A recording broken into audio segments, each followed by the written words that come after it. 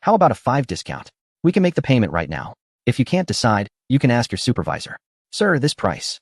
Before the sales representative could finish her sentence, Zhou Yuqing waved his hand, directly interrupting her, saying, I don't like haggling. If you can sell it, sell it. If not, we'll look at villas. Got it. Please hold on. Zhou Yuqing's sharp gaze and strong presence made the sales representative dare not say anything further and quickly went out to make a call. Zhou Qingjian and Su Xiaowan exchanged surprised glances. This was the first time they had seen their son so assertive. 5 minutes later, the sales representative came back with a beaming face and said, Sir, our supervisor has agreed.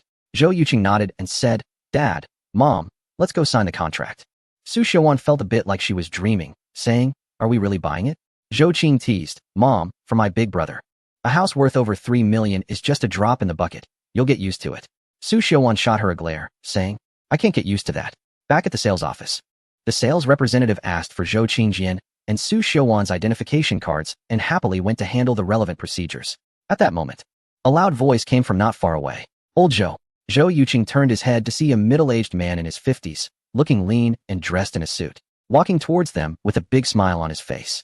He was accompanied by a young couple, the man tall and handsome, and the girl quite pretty. Upon seeing the visitor, Zhou Yuqing keenly noticed that his father's expression darkened slightly. His usually well-mannered mother directly took little Yaya and stepped aside. Zhou Qing, what's going on? Zhou Yuqing nudged Zhou Qing and whispered. Zhou Qing said resentfully, His name is Lu Da, and he is our father's enemy. Last year, the deputy director of the county education department retired, and this position was originally confirmed for our father, but somehow he managed to snatch it away. That would have been fine, but after Lu Da took office, he has been making things difficult for our father frequently. There was a time when Dad was quite upset because of him. Zhou Yuqing's eyes flashed with cold light and said, What a jerk. Lu Da walked up to Zhou Qingjian with a smile that didn't reach his eyes and said, Old Zhou, are you here to look at properties? Haha. I thought you were planning to stay in the civil servant community for a lifetime. Zhou Qingjian glanced at him and replied, Old Lu, just take care of your own matters. I have no interest in having any personal relationship with you, a big leader. As soon as these words were out, Zhou Yuqing immediately realized that the two had definitely fallen out. Otherwise, Zhou Qingjian wouldn't be so rude. Lu Da was not the least bit angry and said with a grin, Do you know why you can't become the deputy director? It's because of your bad temper. Oh, Old Zhou, who is this young handsome guy? Could he be your son who is in prison? Zhou Qingjian's expression changed, and he angrily said, Lu Da, what do you mean by that? Lu Da slapped his own mouth and said, Sorry, Old Zhou, I spoke out of turn just now. Even if your son had been in prison, I shouldn't have said that. By the way, let me introduce you. This is my son Lu Haiquan, a graduate of the Qingjiang Police Academy, and he has already been accepted into the criminal police team of the Yunhai Police Department. This is my future daughter-in-law Gu Xiaoxiao, who has been admitted to our county government's education department. After graduation, they will join the workforce. You should take care of them in the future. Zhou Qingjian certainly understood Lu Da's intention in saying all this, which was merely to elevate his own son Lu Haiquan by belittling others. Zhou Qingjian looked down on such childish tactics and said lightly, With you as the deputy director, I don't need to take care of anyone. Do you have anything else? If not, then I won't keep you company. Lu Haiquan frowned and said, Why are you so rude? Gu Xiaoxiao echoed, Exactly. You're not young anymore. And you speak so harshly. No wonder you can't get promoted. Seeing that the other party's son and future daughter-in-law were both involved, Zhou Yuqing couldn't sit still any longer and immediately took over the conversation. Mr. Lu, your father is a leader in various matters. Yet he keeps bringing up the fact that I was in prison. Do you think that's polite? Lu Haiquan raised an eyebrow and said, Zhou Yuqing, I've heard about your situation. My dad is just speaking the truth. Zhou Yuqing took out an ID from his pocket and said, Then it seems necessary for you to get to know me again. Officer Lu, I am Zhou Yuqing, a specially invited consultant for the technical department of the Yunhai Police Department. This is impossible. Lu Haiquan was about to speak when Lu Da exclaimed in surprise. Zhou Qingjian said with pride, Old Lu, my son's injustice has been rectified. The Yunhai Police Department recognized his excellent network technology skills and hired him as a consultant. Speaking of which, he will be a colleague with your son in the future. Zhou Yuqing put away his credentials and smiled as he said, I have a good relationship with the Secretary of the Police, Shun Qinggang, Deputy Secretary Zhu Jiang, and the captain of the criminal police team, Zhang Wei. Uncle Lu, don't worry. I will definitely greet them and take good care of your son, ensuring he won't suffer any grievances. Lu Haiquan scoffed, You really know how to boast. Do you know what level of leader Secretary Shen is? Zhou Yuqing replied, He is the deputy mayor of Yunhai City and the secretary of the police. A deputy ministerial level leader. Officer Lu, you might not know, but special positions like technical consultants must be approved by him. By the way, you just said you were accepted into the criminal police team. I can help you call Captain Zhang and get you into the first team. Lu Haiquan said, sure. I don't believe it. Go ahead and call him right now. Chapter 79. The fox, assuming the tiger's might, Zhou Yuqin didn't waste any time and directly took out his phone. Just as he was about to dial Zhang Wei's number, his phone rang. It was a call from Shen Qinggang. What a coincidence. Zhou Yuqin glanced at Lu Haiquan and answered the call. Hello, Director Shun. What can I do for you? Luo Hao was beaten to death by fellow inmates. Dead. Zhou Yuqin's expression changed, and he quickly moved to a corner where no one was around. Was that person bought off? Not clear yet. We're still investigating. I called to let you know that your grievances with Luo Hao have ended today. Thank you for your kindness. In fact, I completely let go the moment Luo Hao was imprisoned. I hope you can use your hacking skills to do something more meaningful in the future. Zhou Yuqin knew that he couldn't hide the fact that he secretly sent a video to Yin Qingfeng from Shen Qinggang. I will focus my energy on starting a business from now on. Both of them were smart individuals, so their conversation was brief and to the point. Shen Qinggang asked, how is Xiaoyu? A smile appeared on Zhou Yuqin's face as he replied, her little mouth is incredibly sweet. My parents adore her. Shen Qinggang laughed heartily. While the two were on the phone, Luda was busy trying to curry favor with Zhou Qingjian. Nowadays, mobile phones have poor call privacy. Even if Zhou Yuqin and Luda were just a few meters apart, he could hear the conversation clearly. Luda listened intently and heard Zhou Yuqin refer to the person on the other end as Director Shun, who informed him that a person named Luo Hao was beaten to death by fellow inmates. So the question arose, who is this Director Shun? Connecting it to Zhou Yuqin's claim of being familiar with the commissioner of Yunhai Police Department, Shen Qinggang, Luda figured that this person was likely Shen Qinggang. As a result, Luda's attitude towards Zhou Qingjian took a complete turn, shifting from aggressive to reminiscing about their 15 years of camaraderie. Zhou Qing's eyes widened in disbelief. It was her first time witnessing someone with such thick skin. No, this was simply shameless. Zhou Qingjian observed Lu De performing in front of him without showing any signs of reaction. After a while, he sighed and said, I finally understand where I lost. Old Lu, you're better than me. I truly respect you now. Luda awkwardly replied, Old Zhou, I really admire your work skills. It was all my fault before, and I apologize. Please don't take it to heart. I promise I won't cause you any trouble in the future or make things difficult for you. Just as Zhou Yuqin finished the call and returned, he happened to overhear him and said, Uncle Lu, are you implying that you have caused trouble for my dad and made things difficult for him before? Luda slapped his own face and said, that was all my fault. Lu Haiquan felt embarrassed by his father's actions and grabbed his wrist, saying, Dad, what are you doing? Even if they know the leader of the Yunhai Police Department, what does it matter? Shut your mouth. Luda scolded his son and turned to Zhou Yuqin with a smile, saying, Xiao Zhou, I admit that I have wronged your father, but it really has nothing to do with Haiquan. Please don't involve him in this. Zhou Yuqin smiled and replied, Uncle Lu, you are overthinking it. Director Shun and Deputy Director Zhu are both upright leaders. How could they possibly unfairly treat someone without reason? Besides, I don't have that kind of influence. Lu Haiquan added, I think so too. Luda scolded in a low voice, shut up. Lu Haiquan's face turned red with anger. Gu Xiaoxiao also felt her pride wounded.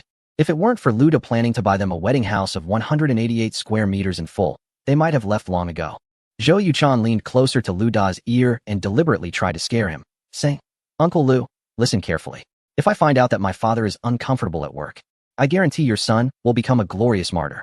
Upon hearing this, Luda's face changed dramatically, and he quickly replied, I understand.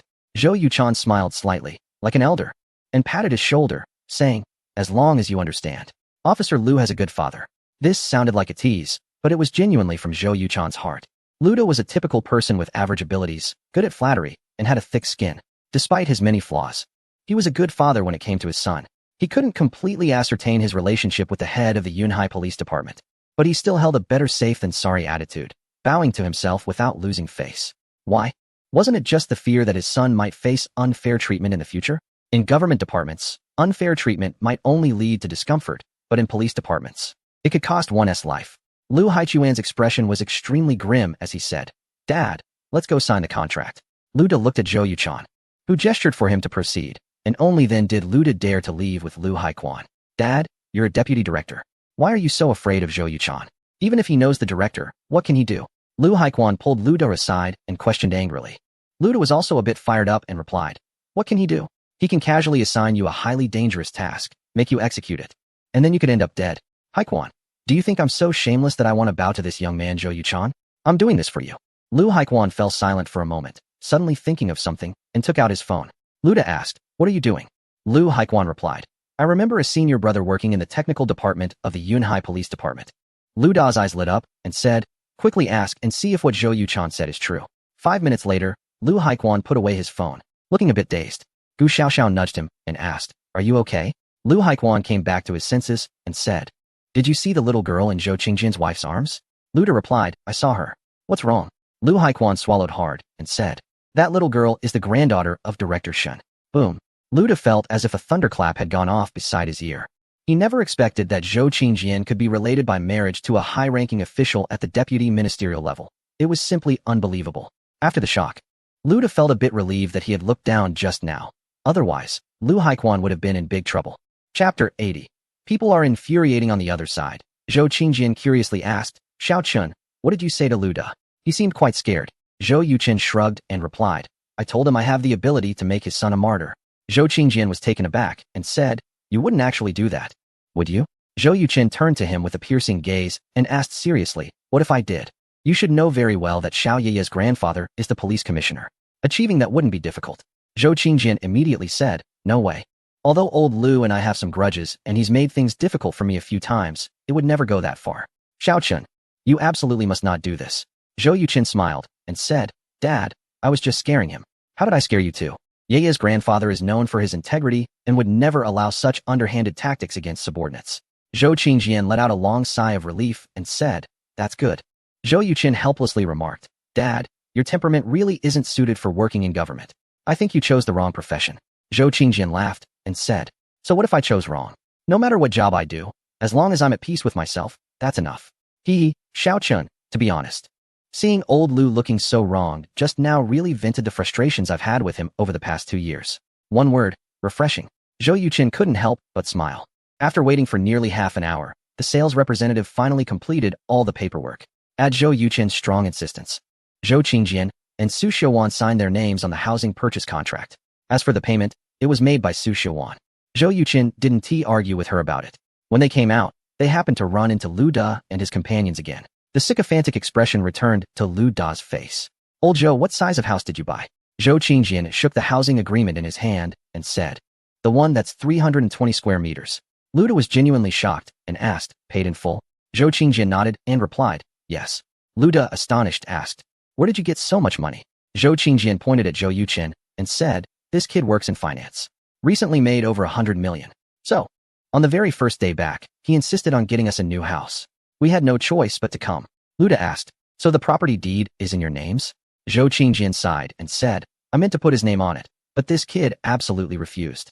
"Sigh. We're already halfway in the grave. Why put our names on it?" Lu Da felt genuinely uncomfortable this time. Both he and Zhou Yuqin had sons. But while other sons bought their parents a house, his own had to use up a lifetime of savings to buy a house for his son. The gap was simply too vast. Originally feeling proud that his son had been admitted to the police department, Lu Da now felt no joy at all. "Old Zhou, you have a good son." Lu Da barely managed to smile. Zhou Qingjian waved his hand and said, "Actually, the house issue isn't a big deal. I'm considering whether to resign." Lu Da quickly replied, "Old Zhou, I was wrong about the past.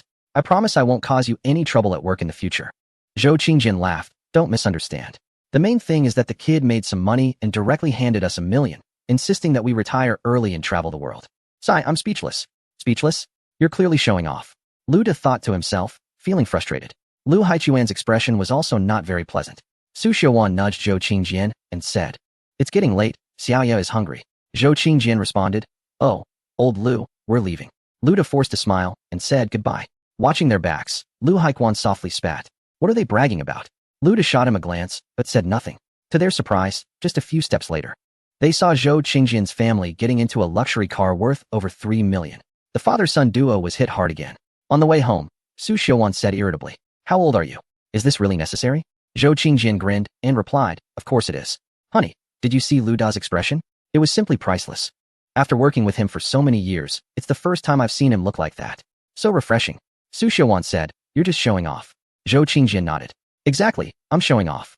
At our age, it's all about 2 things. Health and whether the kids are successful. I haven't lost in health, and I've won in the latter." Su Xiuwan slapped her forehead and said helplessly, "I really can't with you." Xiaoya seemed to find it amusing and imitated Su Xiuwan, saying, "I really can't with you." Ha ha. Laughter erupted in the car. Zhou Yuqing's return home stirred up quite a storm in the civil servant community. Upon learning that Zhou Yuqing had become wealthy, familiar faces were quick to send congratulations, even bringing gifts. That evening, Zhou Qingjian and Su Xiaowan's friends and colleagues all came over, ostensibly to celebrate. But everyone knew the real reason. By 8 o'clock, the living room was filled with people, and laughter echoed throughout. Everyone praised Zhou Yuqing to the highest degree. Naturally, Zhou Qingjian and Su Xiaowan were hailed as the most successful parents. This was exactly what Zhou Yuqing wanted. When he went to prison, his parents lost face. Now that he was back, he wanted to restore all the dignity they had lost, though a bit vain and foolish. This was something he felt he had to do for his parents. As for the mere 30 or 40,000 he spent on cigarettes, Zhou Yuqing didn't think much of it at all. Zhou Qingjian was sitting on the sofa with a few friends, casually smoking and mentioning his plans to move soon. After repeated inquiries from everyone, he reluctantly revealed that Zhou Yuqing had bought a spacious flat for them in a nice community. Well, that was quite impressive. Praises poured down on Zhou Qingjian and Su Xiaowan like a torrential rain. This time, their compliments were heartfelt, and their eyes were filled with envy. For people of their age, nothing is more gratifying than seeing their children succeed and show filial piety. Clearly, Zhou Yuqing excelled in both aspects. Chapter 81. Shen Jingyun's phone call while the elderly couple was entertaining guests.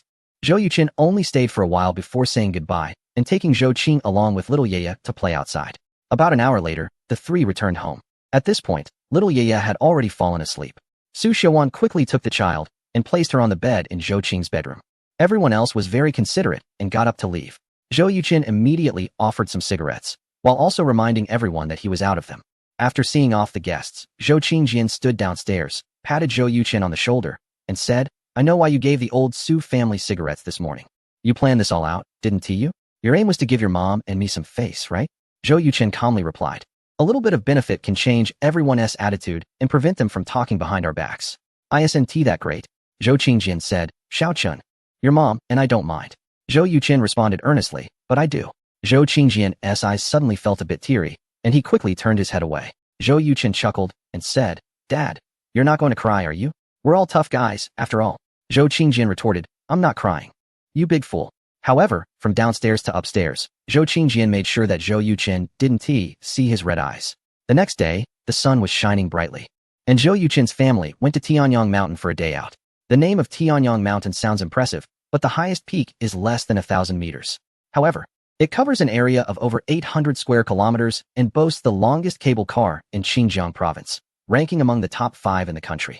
Little Yaya was riding the cable car for the first time and loved it, going back and forth 6 times in one morning. Zhou Yuqing felt nauseous from all the rides, but she was still full of enthusiasm, insisting on riding the cable car again. After lunch, Zhou Qingjian and Su Xiaowan accompanied the little girl for one more ride, and only then did she happily follow Zhou Yuqing back home. When it was time to part, Su Xiaowan was crying as she hugged little Yaya. Zhou Qingjian's expression wasn't great either. Zhou Yuqing said, "Dad, Mom, if you miss little Yaya, you can come stay with me for a few days." Su Xiaowan wiped her tears and replied, "We'll come over when you sort out your relationship." Zhou Yuqing knew his mom was referring to his relationship with Shen Jingyun, but it was inconvenient to say it openly with little Yaya around. "Don't worry, Mom. She will never run away from me," Zhou Yuqing said with a smile. Su Xiaowan replied, "As long as you're confident." Little Yaya, missing her grandmother, asked if she could come to play with her dad, to which Zhou Yuqing nodded. Little Yaya eagerly agreed. "Okay, next time I come over, I want to ride the cable car again." Su Xiaowan responded, "All right." Zhou Yuqing said, "Sweetheart, say goodbye to Grandpa and Grandma." "Goodbye, Grandpa, Grandma. See you." Only after Zhou Yuqing's car was out of sight did Zhou Qingjian and Su Xiaowan head back upstairs. "Wife, I'm planning to move to Guihe this week. What do you think?" As soon as Zhou Qingjian entered the house, he began discussing the move with Su Xiaowan. Su Xiaowan frowned slightly and said discontentedly, "What's this? Now that we have a new house, you're already looking down on this old place?" Zhou Qingjian rolled his eyes and replied, "Where are you thinking? Next time, your son might very well bring his future girlfriend over. Are you still going to host them here? It could be as soon as next week." Su Xiaowan suddenly stood up from the sofa and said, "You're right. We need to move over as soon as possible. Hurry and find a moving company. Let us try to move before Wednesday." Zhou Qingjian said, "No problem." When Zhou Yuqing, Zhou Qing, and little Yaya returned to Yunhai, it was already 7 p.m. The siblings had clear roles. One gave little Yaya a bath while the other went to the kitchen to cook noodles. Zhou Yuqing made the famous Shaanxi-style sauce noodles. The preparation was quite simple. First, he kneaded the dough and cut it into thin strips. Then, he diced egg crepes, wood ear mushrooms, carrots, garlic sprouts, cucumbers, and tofu, stir-frying them in a pan before adding water to create the sauce. Once the noodles were cooked, he added them to the sauce, and the dish was complete. As the two girls finished tidying up and came out of the bedroom, Zhou Yuqin had just placed the sauce noodles on the table. Delicious. Zhou Qing and little Yaya, both food lovers, were enjoying their meal. Zhou Yuqin smiled slightly, took a tissue, and wiped little Yaya's mouth, saying, Zhou Qing, you've been staying here these days. Is everything okay with school? On the way back, Zhou Qing had told Zhou Yuqin that she would be staying at his place until Su Jingyun finished her studies, as she was worried about him taking care of little Yaya alone. Zhou Yuqin agreed, but was concerned about it affecting Zhou Qing's studies. Zhou Qing said, Brother, just follow my plan. After you drop off little Yaya in the morning, you can drop me off, and then pick up little Yaya in the afternoon before picking me up. There won't be any issues. Zhou Yuqin replied, All right, you've worked hard these days. Zhou Qing smiled, It's not hard at all. I love sleeping with little Yaya. Little Yaya immediately looked up and said, I also like sleeping with my aunt. Zhou Yuqin curiously asked why. Isn't it good with dad? Little Yaya made a disgusted face and said, Because you smell bad, but my aunt smells nice. Haha. Zhou Qing burst into laughter, leaving Zhou Yuqin speechless. At 9 p.m., Shun Jingyun called Zhou Yuqin. Are you back? Yes. Are uncle and auntie doing well? They're fine. Did little Yaya misbehave? Not only is she obedient, but her little mouth is also sweeter than honey. When we came back, her grandma cried like crazy. We waited downstairs for 20 minutes before they let us go. That's good. Where's Yaya? She's in the bedroom listening to Zhou Qing tell stories. Zhou Qing will help me take care of her these days. Great. I'll call Zhou Qing. All right. After hanging up the phone, Zhou Yuqin went into his study to read. After reaching a master level in hacking skills, Zhou Yuqin set his sights on his major in university, finance. However, the field of finance encompasses a wide range of subjects, and Zhou Yuqin chose to focus on investment, which includes stock trading and futures trading. After 2 years in university and 4 years of diligent study in a certain city, the comprehensive development system assessed Zhou Yuqin's investment ability as entry-level, 99. Just a step away from mastery. Chapter 82 Detoxification through Kung Fu while in Luo County. Zhou Yuqing spent an entire night reading halfway through a hefty book titled Financial Alchemy. This book is claimed to be the most profound investment manual in history. Authored by a financial genius from a certain country who passed away 3 years ago. This individual was a legendary figure, having grown up in a slum. Entered a well-known financial district at the age of 22, and founded an investment company at 28. At the time, the registered capital of the investment company was $1 million, and 30 years later, it controlled stocks worth over $300 billion, growing by a staggering 300,000 times. This genius was also referred to as the god of investment in the Western world. Unfortunately, he passed away from cancer at the age of 55, leaving many to speculate about his untapped potential. With 10 days left on the validity of a comprehension scroll, Zhou Yuqing planned to delve into financial alchemy and several other complex investment tomes.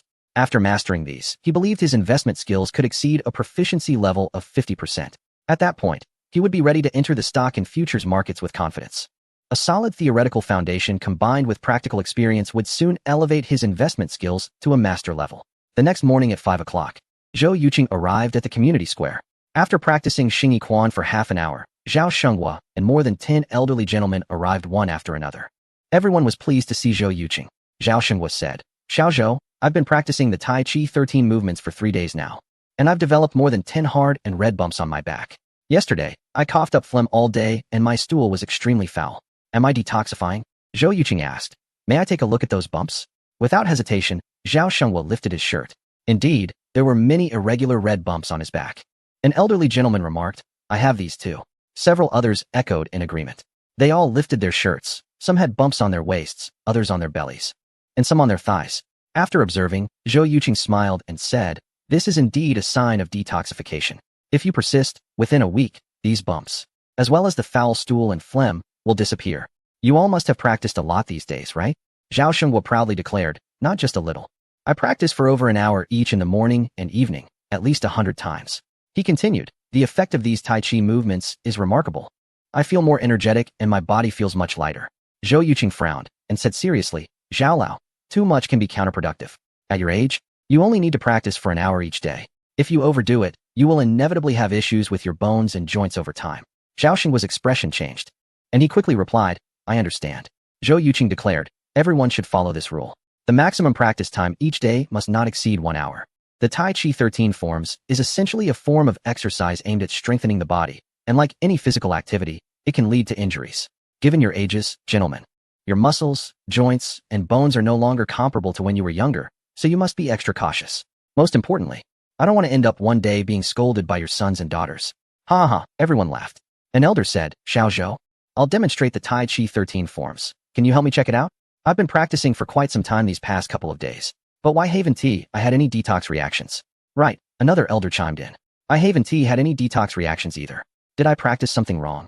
Several other elders echoed their concerns. Zhou Yuqin replied, no need to rush. Let us take it one by one. I'll help you make some adjustments. Let us start with the elder who has had detox reactions. I'll go first. Zhao Shenghua volunteered and took the lead. The Tai Chi 13 forms consists of only 13 movements, and it can be completed in about 2.5 minutes. Zhao Shenghua executed the forms very smoothly, almost without pause, and his movements were quite correct, but his breathing wasn't perfectly coordinated with his actions.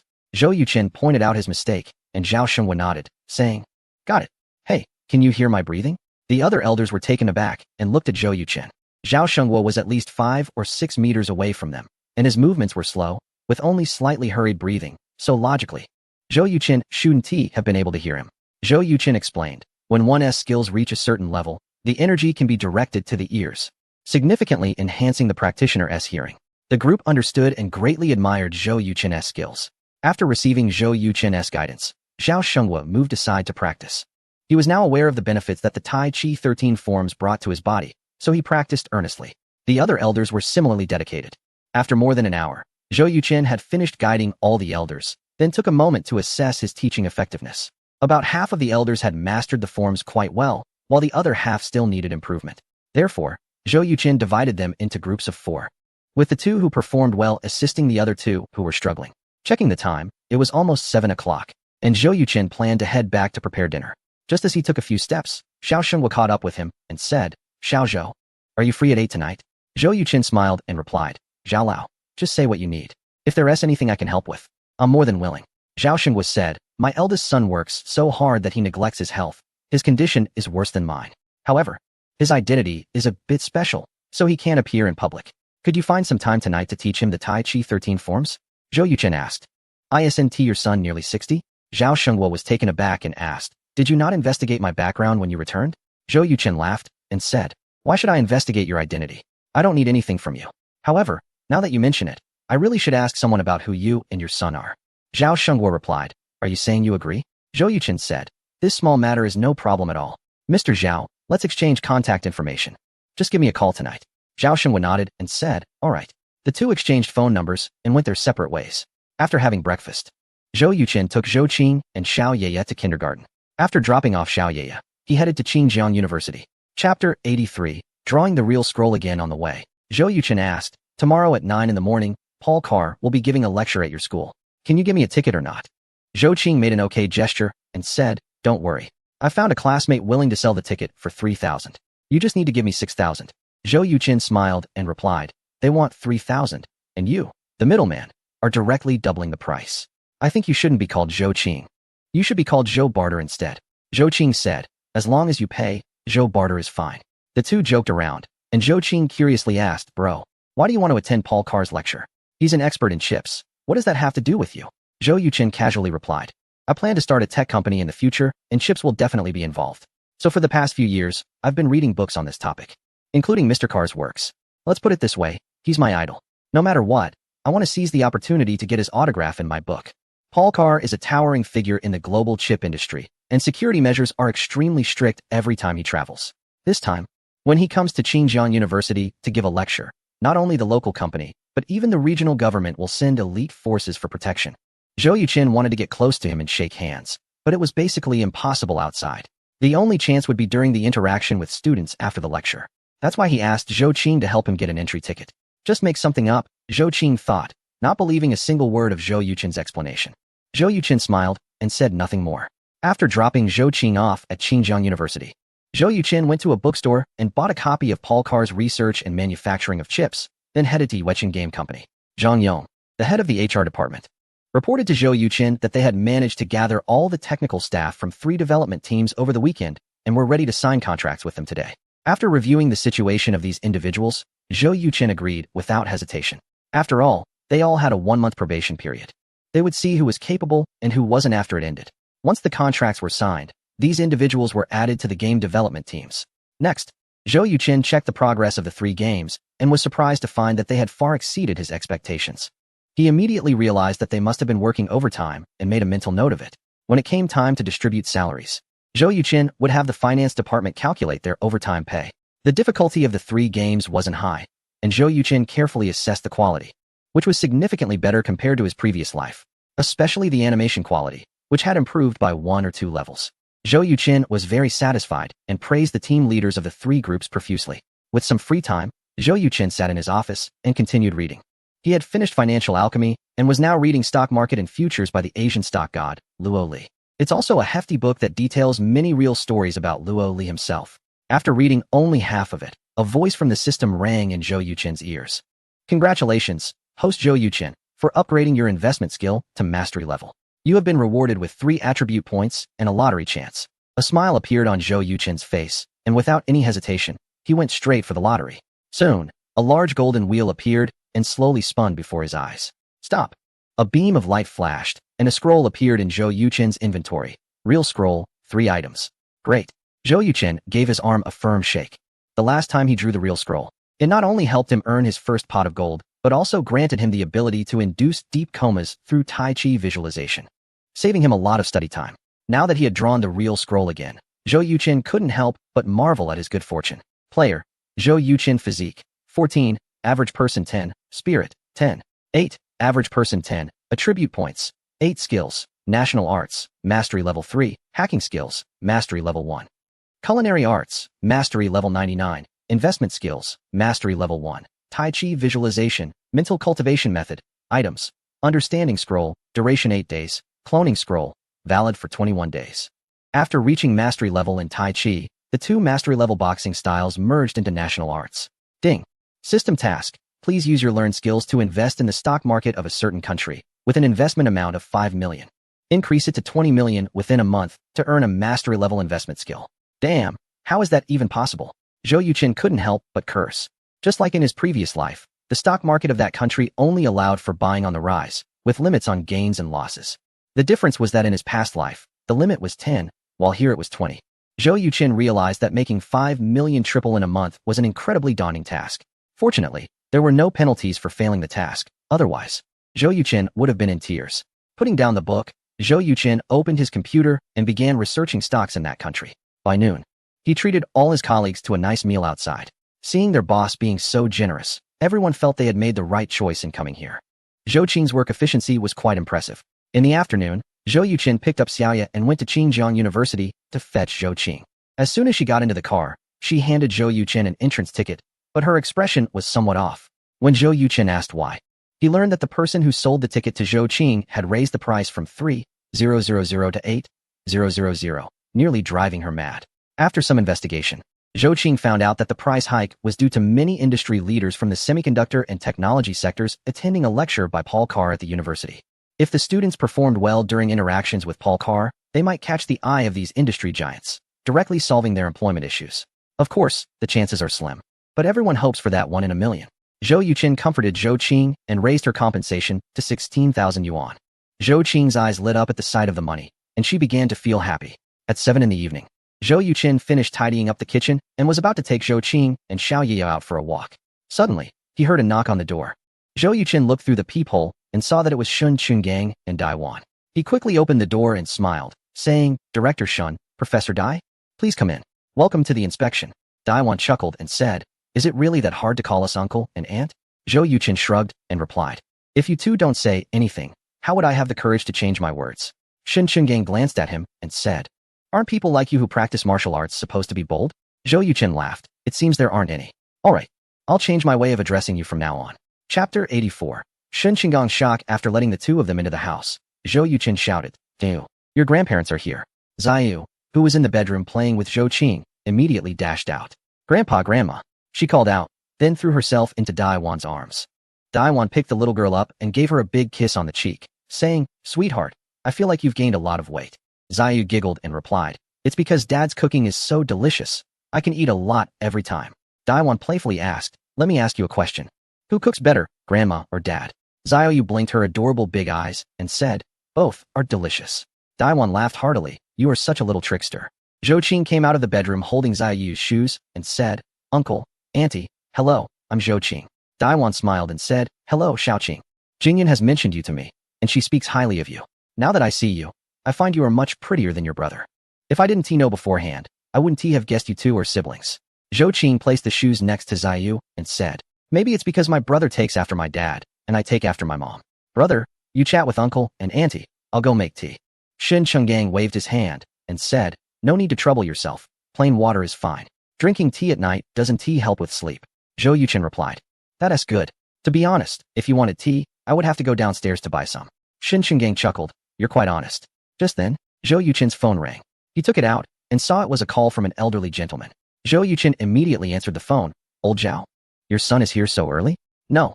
I wanted to tell you that he is on a business trip to another city these days and might not be able to come. Oh, that's fine. I have plenty of time. Just give me a call when he arrives, and I'll come. All right, thank you. After hanging up, Zhou Yuchen felt a spark of curiosity and asked, Uncle Shun, do you know an elderly gentleman named Zhao Xinhua? I think he might be a retired general from a military district. Shen Qinggang's heart skipped a beat, and a look of shock appeared on his face as he quickly asked, was that him on the phone just now? Zhou Yuchen nodded, yes. Shen Qinggang's pupils constricted, and he asked, how do you know him? Zhou Yuchen explained, I practice boxing in the community square every morning. And he and a group of elderly gentlemen do Tai Chi nearby. He seems quite interested in martial arts, so we got to know each other over time. Shen Qinggang said, you just mentioned his son? What does that mean? Zhou Yuchen replied, these days, I've been teaching a set of health Tai Chi forms to him and those elderly gentlemen. Old Zhao thinks it's very effective. So he invited me to his home tonight to teach his son. As a result, his son went to a meeting in a certain city. So we can only schedule another time. Seeing that Shen Qinggang seemed a bit nervous and serious, Daiwan curiously asked, Old Shun, who is this Mr. Zhao? Shen Qinggang replied, Mr. Zhao is a retired general from a certain military command. You should be quite familiar with his son. Daiwan asked who? Shen Qinggang solemnly said, the former head of Yunhai City, the deputy leader of a certain country, Zhao Yinjing. Even Daiwan, who was usually composed, couldn't help but gasp in shock upon hearing this name. Her eyes filled with disbelief. It was already quite legendary for someone who had been imprisoned to know a retired general. Now, he was actually going to teach a current deputy leader of the nation Tai Chi. This was truly hard to believe. Zhou Qing was equally stunned, covering her mouth and staring blankly at Zhou Yuqing. Zhou Yuqing, however, was much stronger than the two of them. He first froze for a moment, then laughed and said, no wonder Mr. Zhao has always kept his identity a secret. Turns out he's quite impressive. When I see Mr. Zhao tomorrow morning, I'll ask him how he raises his son. Who knows? I might even be able to train Xiaoya to become a future female leader. Shen Qinggang was a bit taken aback, looking at him as if he were a fool, but also with a hint of admiration. Since revealing Zhao Xinghua's identity, Shen Qinggang had been observing Zhou Yuqing to see how he would react. He initially thought Zhou Yuqing would be shocked, incredulous, or even anxious. Considering the vast difference between them, one could describe it as being worlds apart. Even Shen Qinggang himself couldn't remain calm. He never expected Zhou Yuqing's reaction to be so lighthearted, even whimsically wanting to discuss parenting methods with the general. This truly impressed Shen Qinggang. Zhou Qing slapped her forehead and said, brother, I really admire you. Zhou Yuqing replied, I was just joking. I suspected Mr. Zhao had an extraordinary identity, but I didn't expect it to be to this extent. Shen Qinggang said, since you know Mr. Zhao's identity, you'd better be careful with your words from now on. Zhou Yuqing shook his head and said, there's nothing to be careful about. Mr. Zhao has a fiery temper and doesn't tolerate nonsense. If I'm too reserved in front of him, it might annoy him or even lead him to look down on me. So, no matter how high his status is or how impressive his son is, I want to change the way we interact. Daiwan praised exactly. The question is, can you actually do that? Many people want to maintain their independence and confidence in front of a high-ranking leader to impress them, but very few can truly achieve it. Zhou Yuqing smiled and said, desireless, thus strong. I have a big heart, so I should be fine. By the way, Uncle Shun, should I mention you in front of Mr. Zhao? Shen Qinggang waved his hand and said, if they don't ask, don't bring it up. If they do ask, just tell the truth. Zhou Yuqing replied, understood. The quiet little Yaya said, Dad, I want to play on the slide. Daiwan smiled and replied, Grandpa and Grandma will go with you to play on the slide. Okay. Little Yaya nodded eagerly and said, okay. Shen Qinggang stood up and said, the world is big, but our little Yaya is the biggest. Let's go play on the slide. Zhou Qing quickly took out Yaya's outdoor clothes from the bedroom to help her change. Chapter 85. Be my witness. Seeing Zhou Qing's swift actions, Daiwan smiled and said, Zhou Qing, thank you for taking such good care of Xiao Yaya these past 2 days. Zhou Qing was taken aback and replied, Auntie, you mustn't say that. I am Xiao Yaya's biological aunt. This is what I should do. Daiwan nodded, a glimmer of appreciation flashing in her eyes. After accompanying Xiao Yaya on the slide for half an hour, Shen Qinggang and Daiwan headed back. On the way, Daiwan suddenly said, Xiao Yaya's grandparents are remarkable. They have raised their siblings very well. Lao Shun, if one day Jingyun and Xiao Zhou get together, will it have a negative impact on you? Shen Qinggang frowned and asked, are you interested in Xiao Zhou? Daiwan countered, is that not acceptable? Shen Qinggang was silent for a moment and replied, Xiao Yeye seems to be increasingly dependent on him. Daiwan expressed some dissatisfaction, saying, you still haven't answered my question. Shen Qinggang said, there will definitely be some negative impact, but it will be negligible. Daiwan nodded and said, that's good. A spark of insight crossed Shen Qinggang's eyes as he said, if Jingyun really likes Xiao Zhou, I won't oppose it, but I would want them to marry later. Daiwan asked in confusion why? Shen Qinggang explained, undeniably. In terms of ability and talent, Xiao Zhou is the most outstanding young person I have ever seen, bar none. But that doesn't guarantee his success. People like Xiao Zhou usually end up in one of two ways. Either they achieve great success or they fail spectacularly. If he succeeds, everything is fine. But if he fails, then the two of them might have to suffer. Daiwan adjusted her glasses and said, you are completely considering this from a father's perspective. But to outsiders, this is a typical case of being able to share wealth but not hardships. Shen Qinggang replied confidently, I only care about whether Jingyun and Xiao Yeye will live well. Everything else is outside my consideration. Daiwan was rendered speechless upon hearing this. The next morning, Zhou Yuqin gave another round of guidance on the Tai Chi 13 forms to the elderly gentleman. This time, the focus was on those who were not performing the forms correctly. After the guidance, Zhou Yuqin had them practice in groups while he chatted with Zhao Shenghua in a secluded corner. Old Zhao, I know your identity now. Zhao Shenghua raised an eyebrow and asked, do tell. You are the former Major General Commander of the Yunhai military region. And your son is the Deputy Mayor of Yunhai City, right? That's correct. Xiao Zhou, now that you know my identity, do you feel a bit reserved when you see me? A little. After all, you are one of the most prominent figures in the country. Your presence could shake the entire Yunhai or even the country. I'm just an ordinary young person. How could I dare to act recklessly in front of you? Zhao Shenghua examined him and said, is that so? But I feel like you haven't changed much. Zhou Yuqin replied, the change is mainly internal, not external. Old Zhao, you mentioned before that you owe me a favor, right? Zhao Shenghua nodded and said, right. Zhou Yuqin continued, if we add the Taiji 13 postures, it seems you owe me 2 favors. Zhao Shenghua felt a bit displeased and asked, Xiao Zhou, what exactly do you want to say? Zhou Yuqin replied, I would like to ask you for a favor. Zhao Shenghua inquired calmly, what kind of favor? Zhou Yuqin said seriously, if one day I get married, I hope you can be my witness. This idea had popped into Zhou Yuqin's mind after learning about Zhao Shenghua's identity the night before. Having a retired major general or the current vice consul as the officiant would certainly elevate Zhou Yuqin's standing. His issues with Shun Jingyun would no longer be problems, nor would they affect Shen Qinggang's career. Zhao Shenghua was slightly taken aback, seemingly not expecting such a request from Zhou Yuqin. He asked, don't you already have a daughter? Zhou Yuqin smiled wryly, having a daughter doesn't mean I have a wife. Zhao Shenghua immediately became interested and said, tell me more. Zhou Yuqin rolled his eyes and said, how can a dignified general be so nosy? Zhao Shenghua raised an eyebrow. Since you want me to be your witness, shouldn't I know your situation? Zhao Shenghua was not offended by Zhou Yuqin's blunt remarks. On the contrary, he was pleased. The last thing he wanted was for Zhou Yuqin to treat him with caution and hesitation just because he knew his status. It seemed that Zhou Yuqin was not treating him differently because of his identity, which made Zhao Shenghua feel comfortable. Zhou Yuqin's eyes lit up. Old Zhao, does that mean you agree?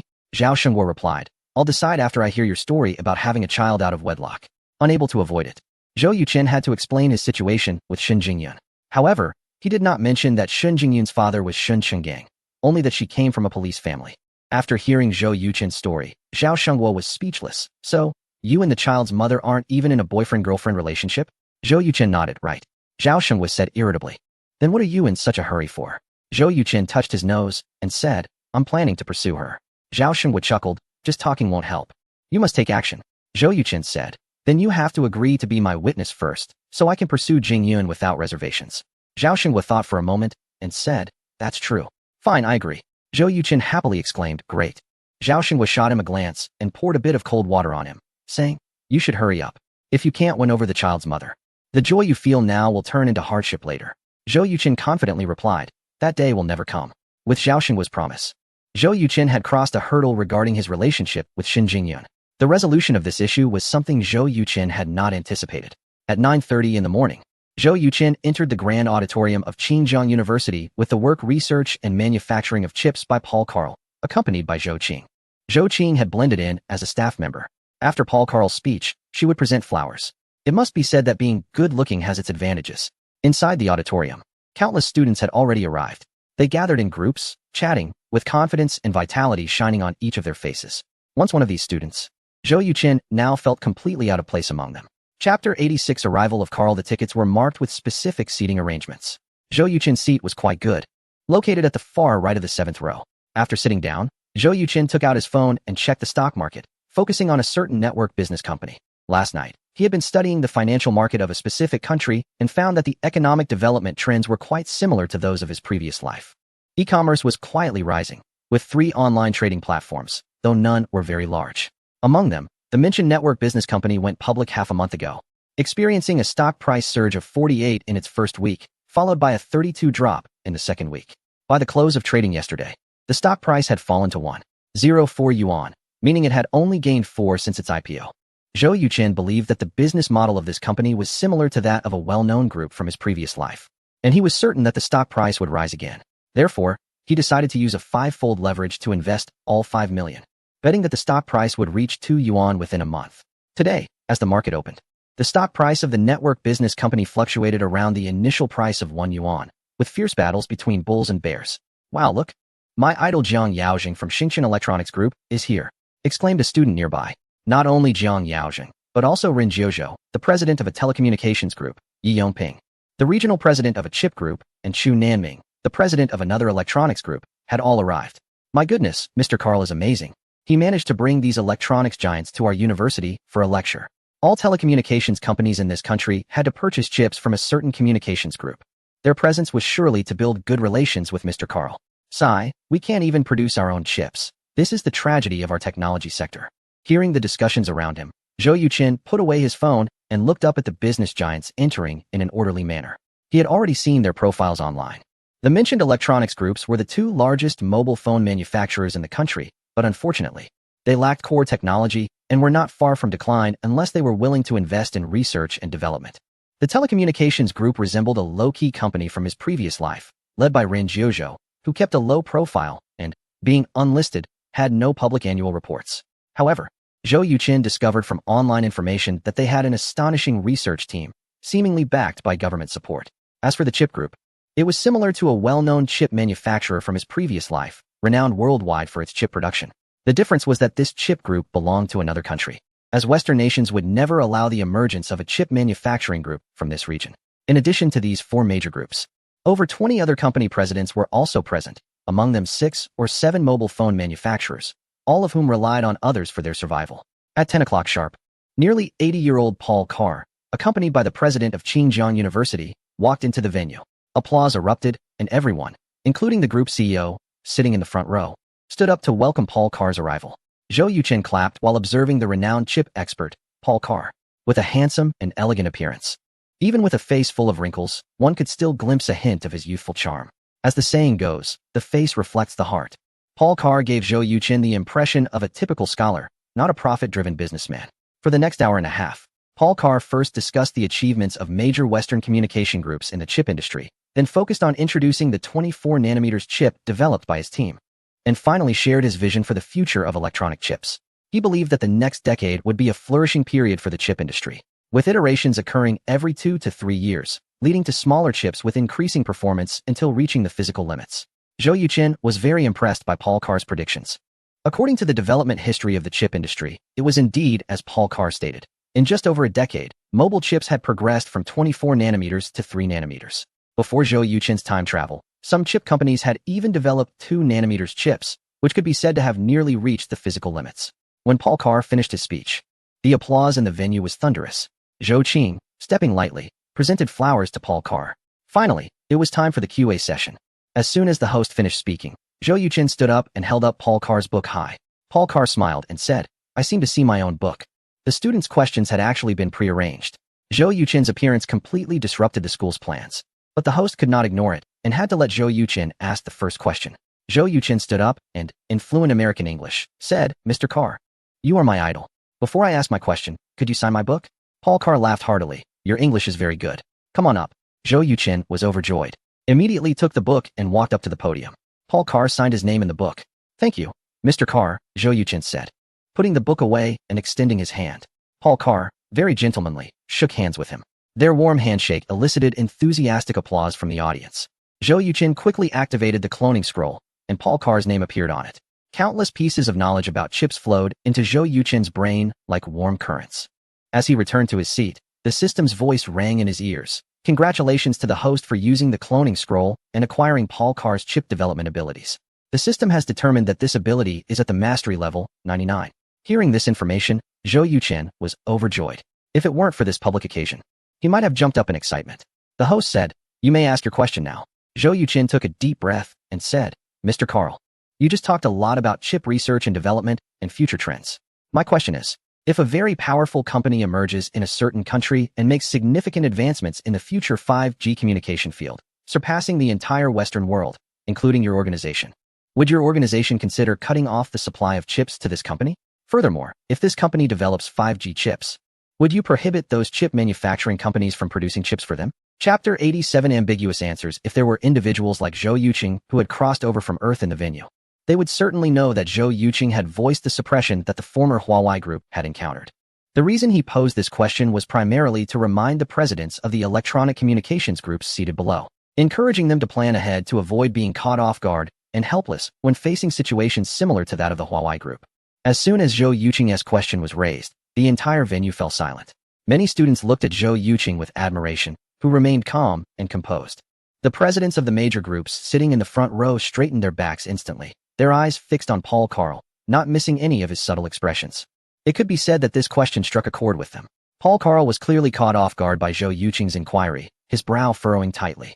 After a full half-minute, he finally spoke. However, he did not answer directly, but instead posed a counter-question. "What do you think about the saying that science knows no borders?" Without hesitation, Zhou Yuqing replied, "Science indeed knows no borders, but scientists do, and so do tech companies." "Mr. Carl, you have not answered my question." Paul Carl fell silent again, and after a sigh, he said, "I don't know." The audience erupted in murmurs. This ambiguous answer undoubtedly indicated to everyone that what Zhou Yuqing had mentioned was highly likely to occur at some point in the future. The prevalent theory within the tech industry of the region that it is better to buy than to build could very well become a sword that interrupts the technological progress of the entire nation. The thought of potentially facing a chip supply cutoff caused the faces of the tech company presidents to grow increasingly grim.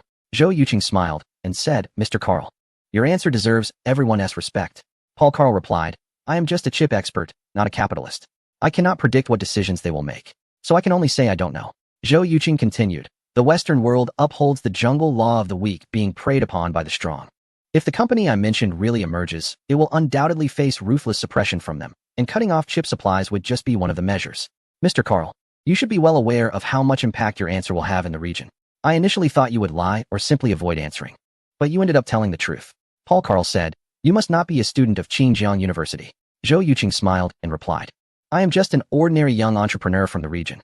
Paul Carl nodded and did not say anything further. During the moment he was engaged in conversation with other university students, Zhou Yuqing sent a text message to Zhou Qing and quietly left Xinjiang University. Back in his car, Zhou Yuqing gave his arm a vigorous shake. Today was definitely his lucky day. The skills in chip research and development have reached a mastery level of 99. As long as Zhou Yuqing studies diligently and utilizes the all-round development system, he could become the world's leading chip master in just 2 months. At that point, he could establish a chip conglomerate and grow it into a powerful entity. However, progress must be made step by step. The scenarios seen in online novels, where protagonists gain systems and can dominate effortlessly, do not exist in reality. Zhou Yuqin must tread carefully. Before he has the ability to challenge the West, he needs to maintain a low profile.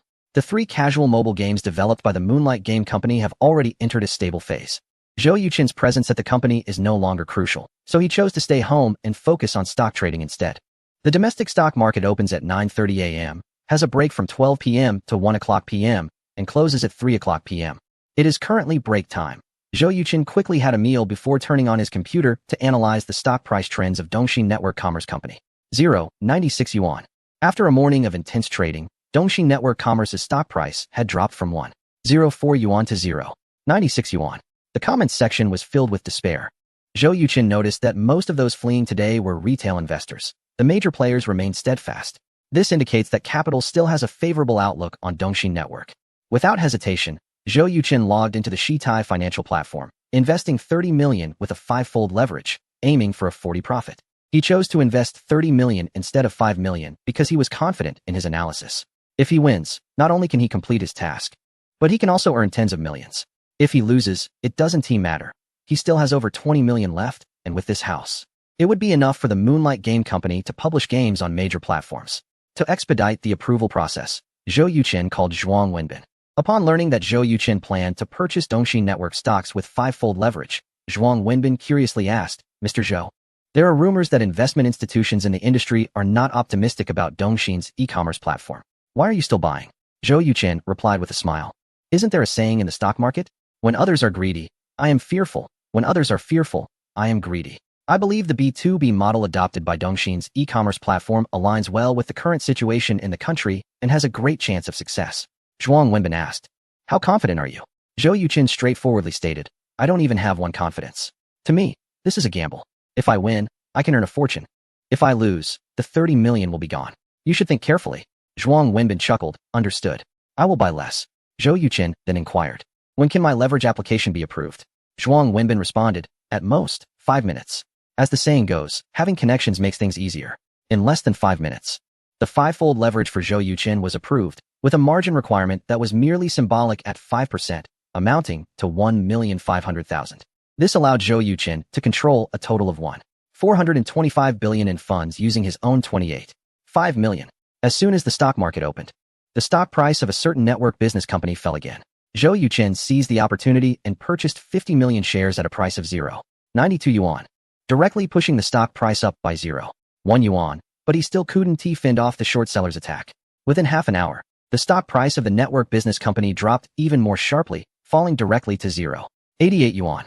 Zhou Yuqin understood that this was due to retail investors selling off their stocks as soon as they saw the price spike to the opening price, effectively handing their shares over to him. Without any hesitation, Zhou Yuqin invested all his remaining funds, and ultimately, he acquired the shares of the network business company at an average price of 0.89 yuan. Chapter 88. Shen Jingyun's gratitude after Zhou Yuqin's frantic push. The stock price of Dongxin Network Business Company rose to 1 yuan. However, it quickly fell again. By the end of trading, the stock price was at 0.86 yuan, leading to significant losses from Zhou Yuqin's actions. Nevertheless, Zhou Yuqin was not anxious.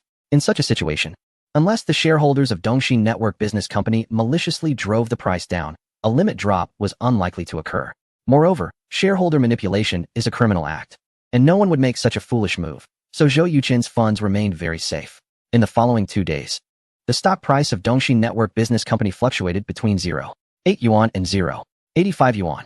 Zhou Yuqin invested another 10 million with 5 times leverage, bringing his average cost down to 0.87 yuan.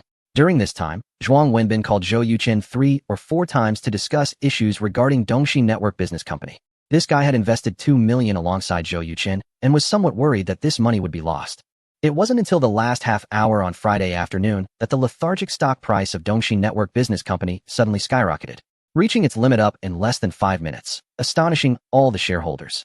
Zhuang Wenbin was overjoyed and hurriedly searched online for the reason behind the surge. He discovered that at 2 o'clock that afternoon, a venture capital firm from a neighboring country had reached an agreement with Dongxin Network Business Company, which secured a staggering investment of $6 billion.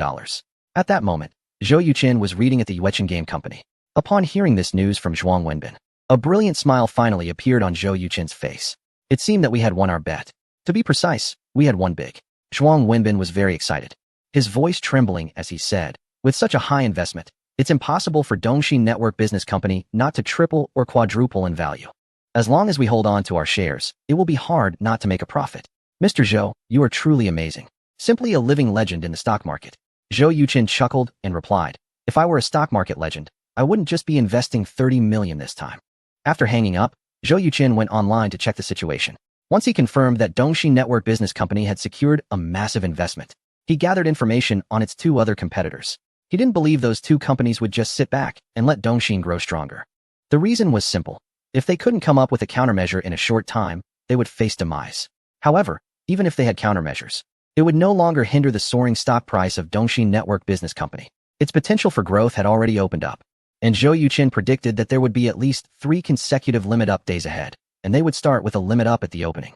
Ordinary retail investors would probably find it hard to buy in, as no one would be willing to sell. At 5 in the afternoon, Zhou Yuqin picked up the little girl and went to the kitchen to get busy. Today, Shen Jingyun, who had gone to study at the Qingjiang Party School, was returning, and Zhou Yuqin planned to prepare a seafood feast to treat her well. Originally, I wanted to invite Qing to come along last week, but she stubbornly refused. saying she didn't want to be the third wheel for that family of three. Click. Half an hour later, the door opened. Little Yaya, who had been listening attentively for any sounds outside, ran out of the bedroom. Mom, seeing Shun Jingyun walking in with a suitcase. Yaya shouted and hurried towards her with her short little legs. Shun Jingyun quickly set down her luggage and picked up little Yaya. Sweetheart, did you miss mommy? I missed you so much, woo woo woo. As she spoke, tears streamed down little Yaya's face. Shun Jingyun hurriedly asked, oh dear, why are you crying? Little Yaya was sobbing so hard she could barely speak. Mom, please don't be away for so long next time, okay? Yaya misses you. Shun Jingyun's eyes turned red as she replied, okay, mommy promises you. After a warm embrace between mother and daughter, little Yaya calmed down a bit. Zhou Yuqin placed a large platter filled with various seafood on the table and smiled at the stunning Shun Jingyun, saying, you're back? Shun Jingyun walked up to him, suddenly opened her arms, gave Zhou Yuqin a quick hug, and softly said, thank you. Zhou Yuqin was taken aback by this unexpected gesture. Just as he was about to hug her back, Shun Jingyun had already released him and stepped back as if avoiding something unpleasant. Zhou Yuqin sighed, you hugged me, but I didn't get to hug you back. I feel like I've missed out. Shun Jingyun laughed, missing out is a blessing. Remembering the warmth of her embrace, Zhou Yuqin nodded, it really is a blessing. Shun Jingyun could easily guess Zhou Yuqin's mischievous thoughts, and a blush crept onto her face.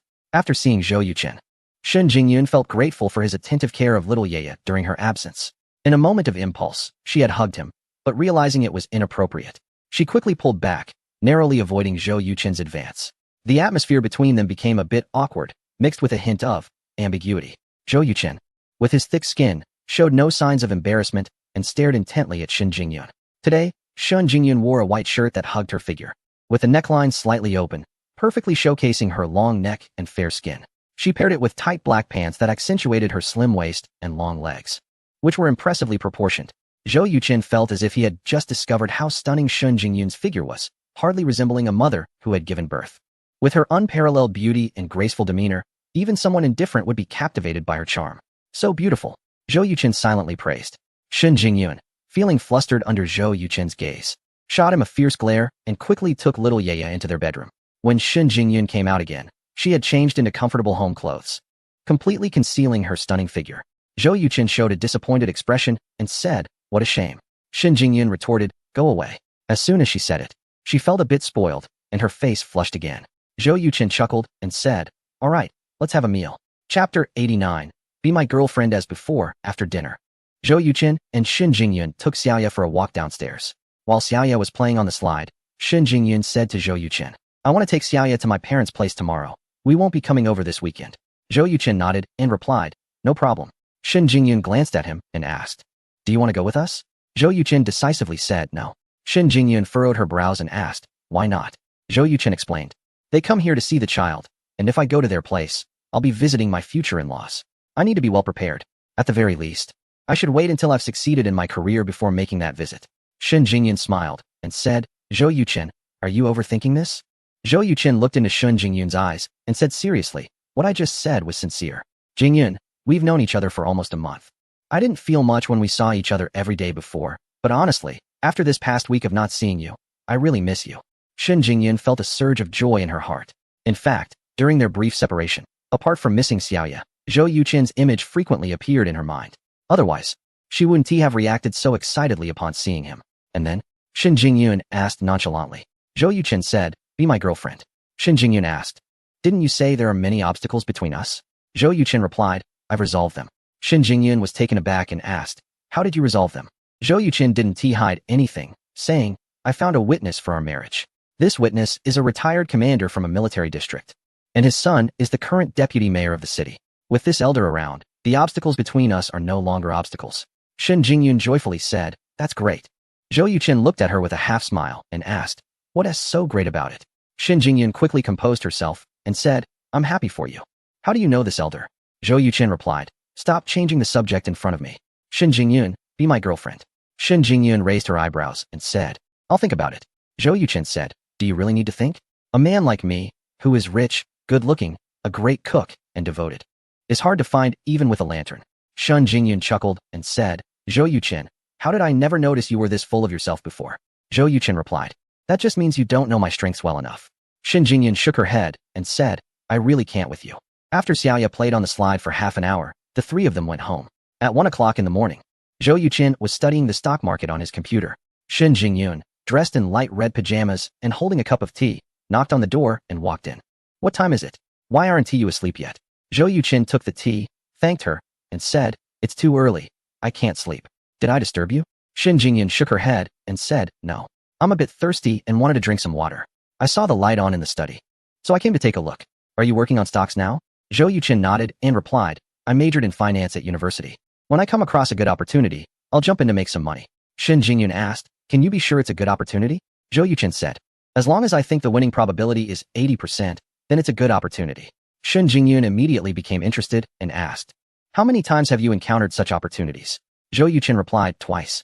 Once was with crude oil futures, and this time it's with stocks from a certain business network company. Shin Jingyun gave him a thumbs up and said, impressive. Zhou Yuqin smiled and said, don't worry, once you marry me, I promise you'll never lack money to spend. Shin Jingyun shot him a glare, her face flushed, and walked out. Zhou Yuqin murmured, this sleepwear looks really nice, but it's a bit conservative. It seemed Shin Jingyun heard him, as her footsteps noticeably quickened. In the morning, Zhou Yuqin went to the small square for a morning workout. The elderly men had already started practicing Tai Chi over the course of the week. They had mostly experienced various detox symptoms, primarily diarrhea, needing to go to the restroom multiple times a day, with the stools being extremely foul-smelling. Some had developed red rashes, while others had mouth sores. Zhou Yuqin strictly prohibited them from taking medication and insisted they practice at least 10 sets of exercises daily. The first elderly man to enter the detox phase had completely recovered, and the others were gradually improving. Everyone felt significantly stronger both physically and mentally, so they were all very enthusiastic during practice. Zhou Yuqin stood for half an hour in the three-body stance, then half an hour in the Wuji posture, and finally practiced Xingyi and Tai Chi for 20 minutes, concluding his morning workout. After greeting the elderly men, Zhou Yuqin returned home to prepare breakfast. It truly couldn't be blamed on him for being overly attentive. Ever since his cooking skills reached a proficient level, 99, even the dishes he once found delicious had become bland. He had no desire to savor even the meals from high-end restaurants, let alone simple home-cooked dishes. Among ordinary people, Shin Jingyun's cooking was considered quite good, but to Zhou Yuqin, it was not that it was inedible, but it was certainly quite hard to enjoy. Therefore, whenever he had the chance, he would cook for himself. After preparing breakfast, he noticed that the mother and daughter had not yet woken up, so he started eating alone. Just as he was eating, Shin Jingyun came out of the bedroom holding little Yeya.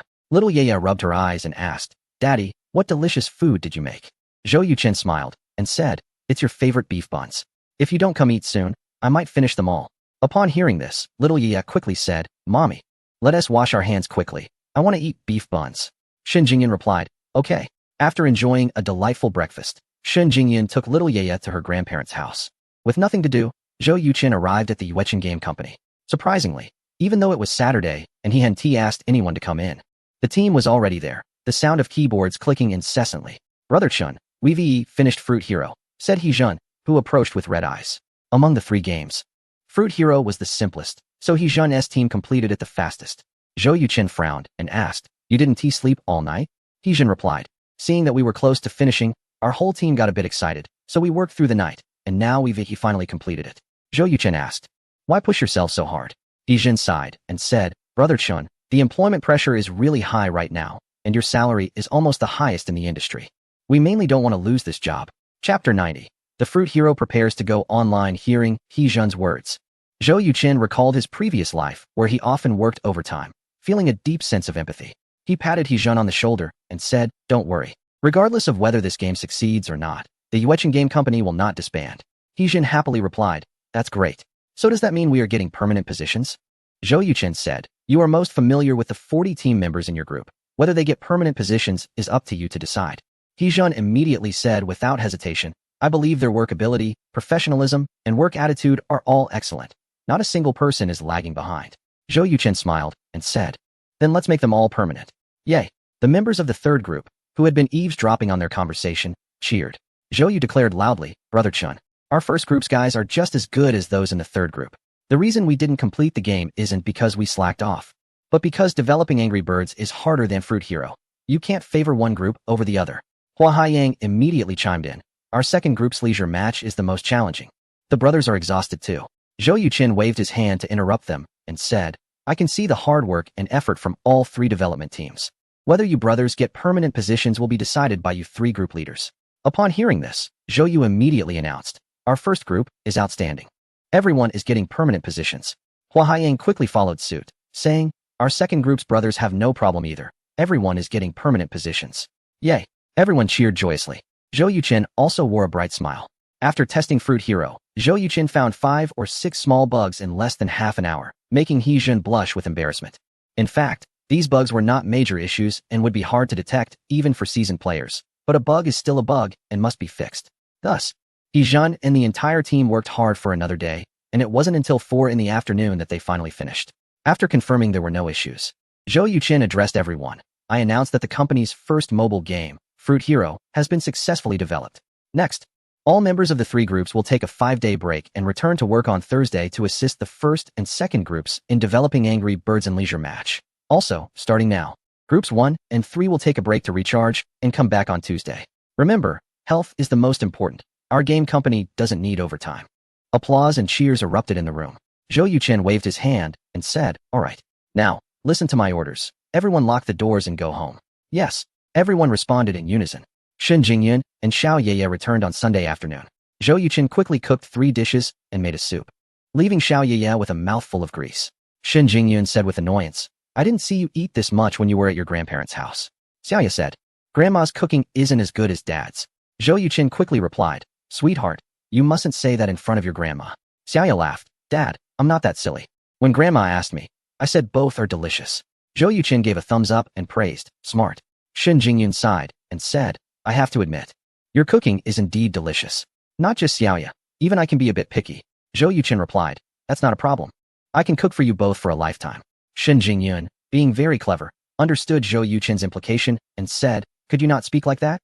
It feels a bit strange. Zhou Yuqin asked, have you thought it over? Shen Jingyun replied, not yet. Zhou Yuqin shrugged and said, no rush, take your time to think. At Xiao Ye's strong insistence, Shen Jingyun finally relented and agreed to sleep at Zhou Yuqin's place that night. Zhou Yuqin felt very happy.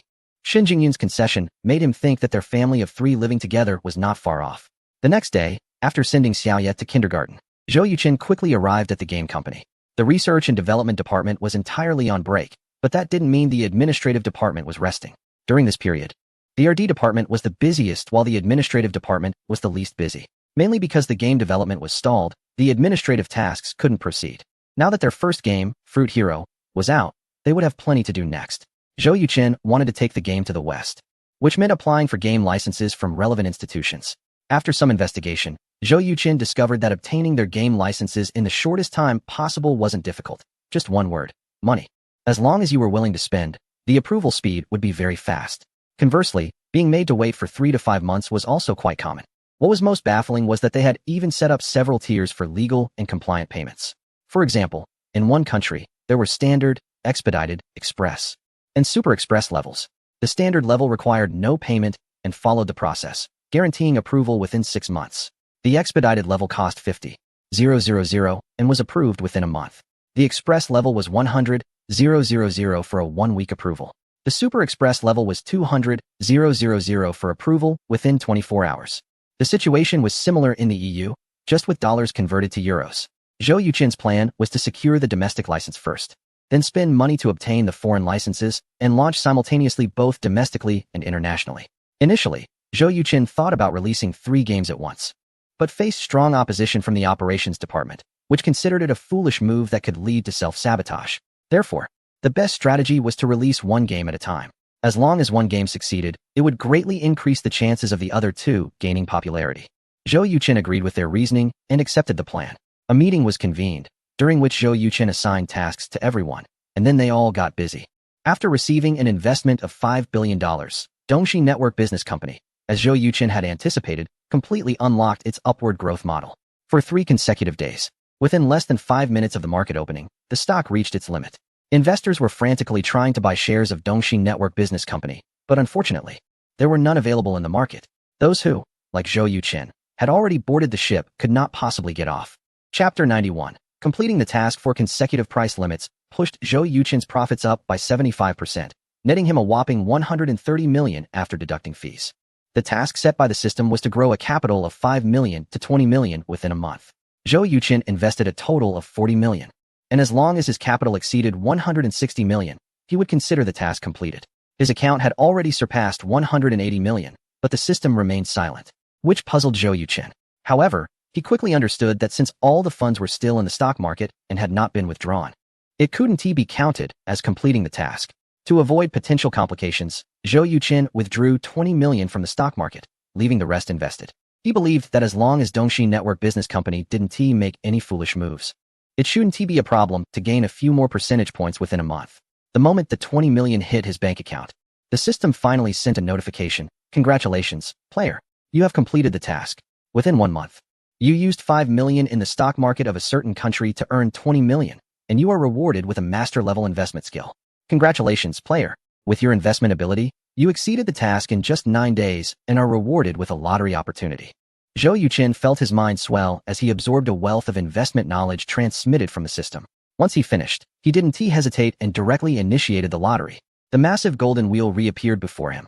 Even after seeing it more than 10 times, Zhou Yuqin still felt a tremendous shock. Stop! The golden wheel came to a halt, and a book fell out, entering Zhou Yuqin's item inventory. What was it?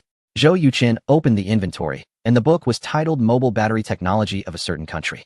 This was likely something only available in the system store. Great! Zhou Yuqin was overjoyed. His original business plan was to establish a gaming company, accumulate capital over 2 years, and then acquire a chip company to produce graphics cards, following the path of a well-known global company. By then, Zhou Yuqin would surely possess master-level chip research and development skills, making that path entirely feasible. However, relying solely on earnings from games to buy a chip company was a dream. Without over 10 billion in funds, chip development was nearly impossible.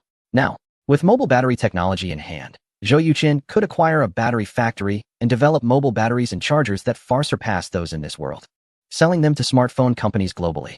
As long as Zhou Yuqin maintained a technological edge, it would be difficult for him not to succeed.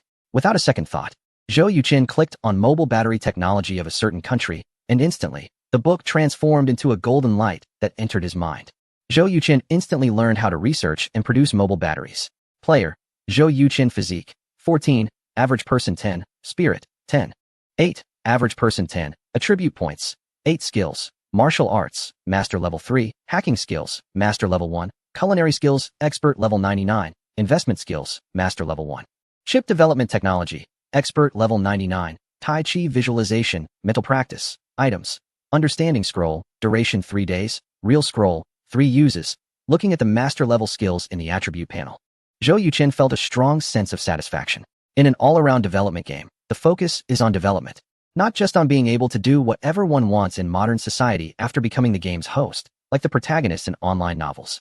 The effort Zhou Yuqin put in to become a master in multiple fields is known only to him, and he has finally achieved success. If it were someone else, for years might not even be enough to master a single master-level skill. Of course, this is also thanks to the foundation laid by his predecessor. Not to mention anything else, just the ability to remember everything at a glance has given Zhou Yuqin a significant advantage. Hey Zhou Yu, what's up? Zhou Yuqin answered a call from Zhou Yu. Brother Yu, Angry Birds is done. I'm on my way.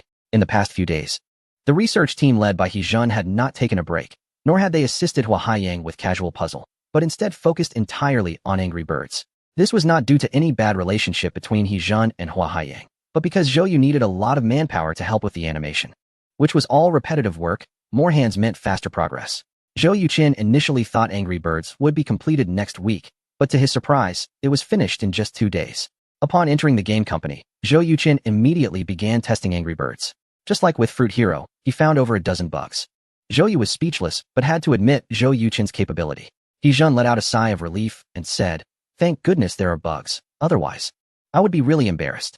Zhou Yu shot him a glance and said, "He Gu, you seem a bit schadenfreude." He Zhen chuckled and replied, as the saying goes, "It's better to share the joy than to enjoy alone. If our brothers have bugs, then we all have bugs. How great is that?" Hua Haiyang immediately chimed in. "You two teams can enjoy yourselves however you like. Our team takes a more meticulous approach. Once we finish, I will thoroughly check everything to ensure there aren't this many bugs." Zhou Yu said, "Don't dream. Under Brother Chen's keen eye, you won't escape." Zhou Yuqin stood up and said, "All right, enough with the nonsense. Zhou Yu, take a few brothers and fix these bugs. The rest of you help Team 3 with Casual Puzzle and aim to finish within a month." Everyone responded in unison, "No problem."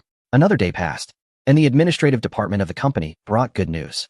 They obtained the game license for Fruit Hero in a certain country in the EU, while the Haiyan Gaming Platform, Excellence Gaming Platform, and Orange Gaming Platform all agreed to sell Fruit Hero abroad. Among them, the Orange Gaming Platform took the highest cut, demanding a 40 share and a deposit of 500,000 in a certain currency. The other two platforms were slightly better, asking for a 30 share and a deposit of 300,000 in another currency. In addition, with the application for an expedited license costing 200,000 and 100,000 in respective currencies. According to the current exchange rate, Zhou Yuqin has already spent 10 million on Fruit Hero. The game hasn't even launched yet, and he's already spent 10 million. This shows Zhou Yuqin's financial strength. If it were another small game company, they probably wouldn't be able to afford it.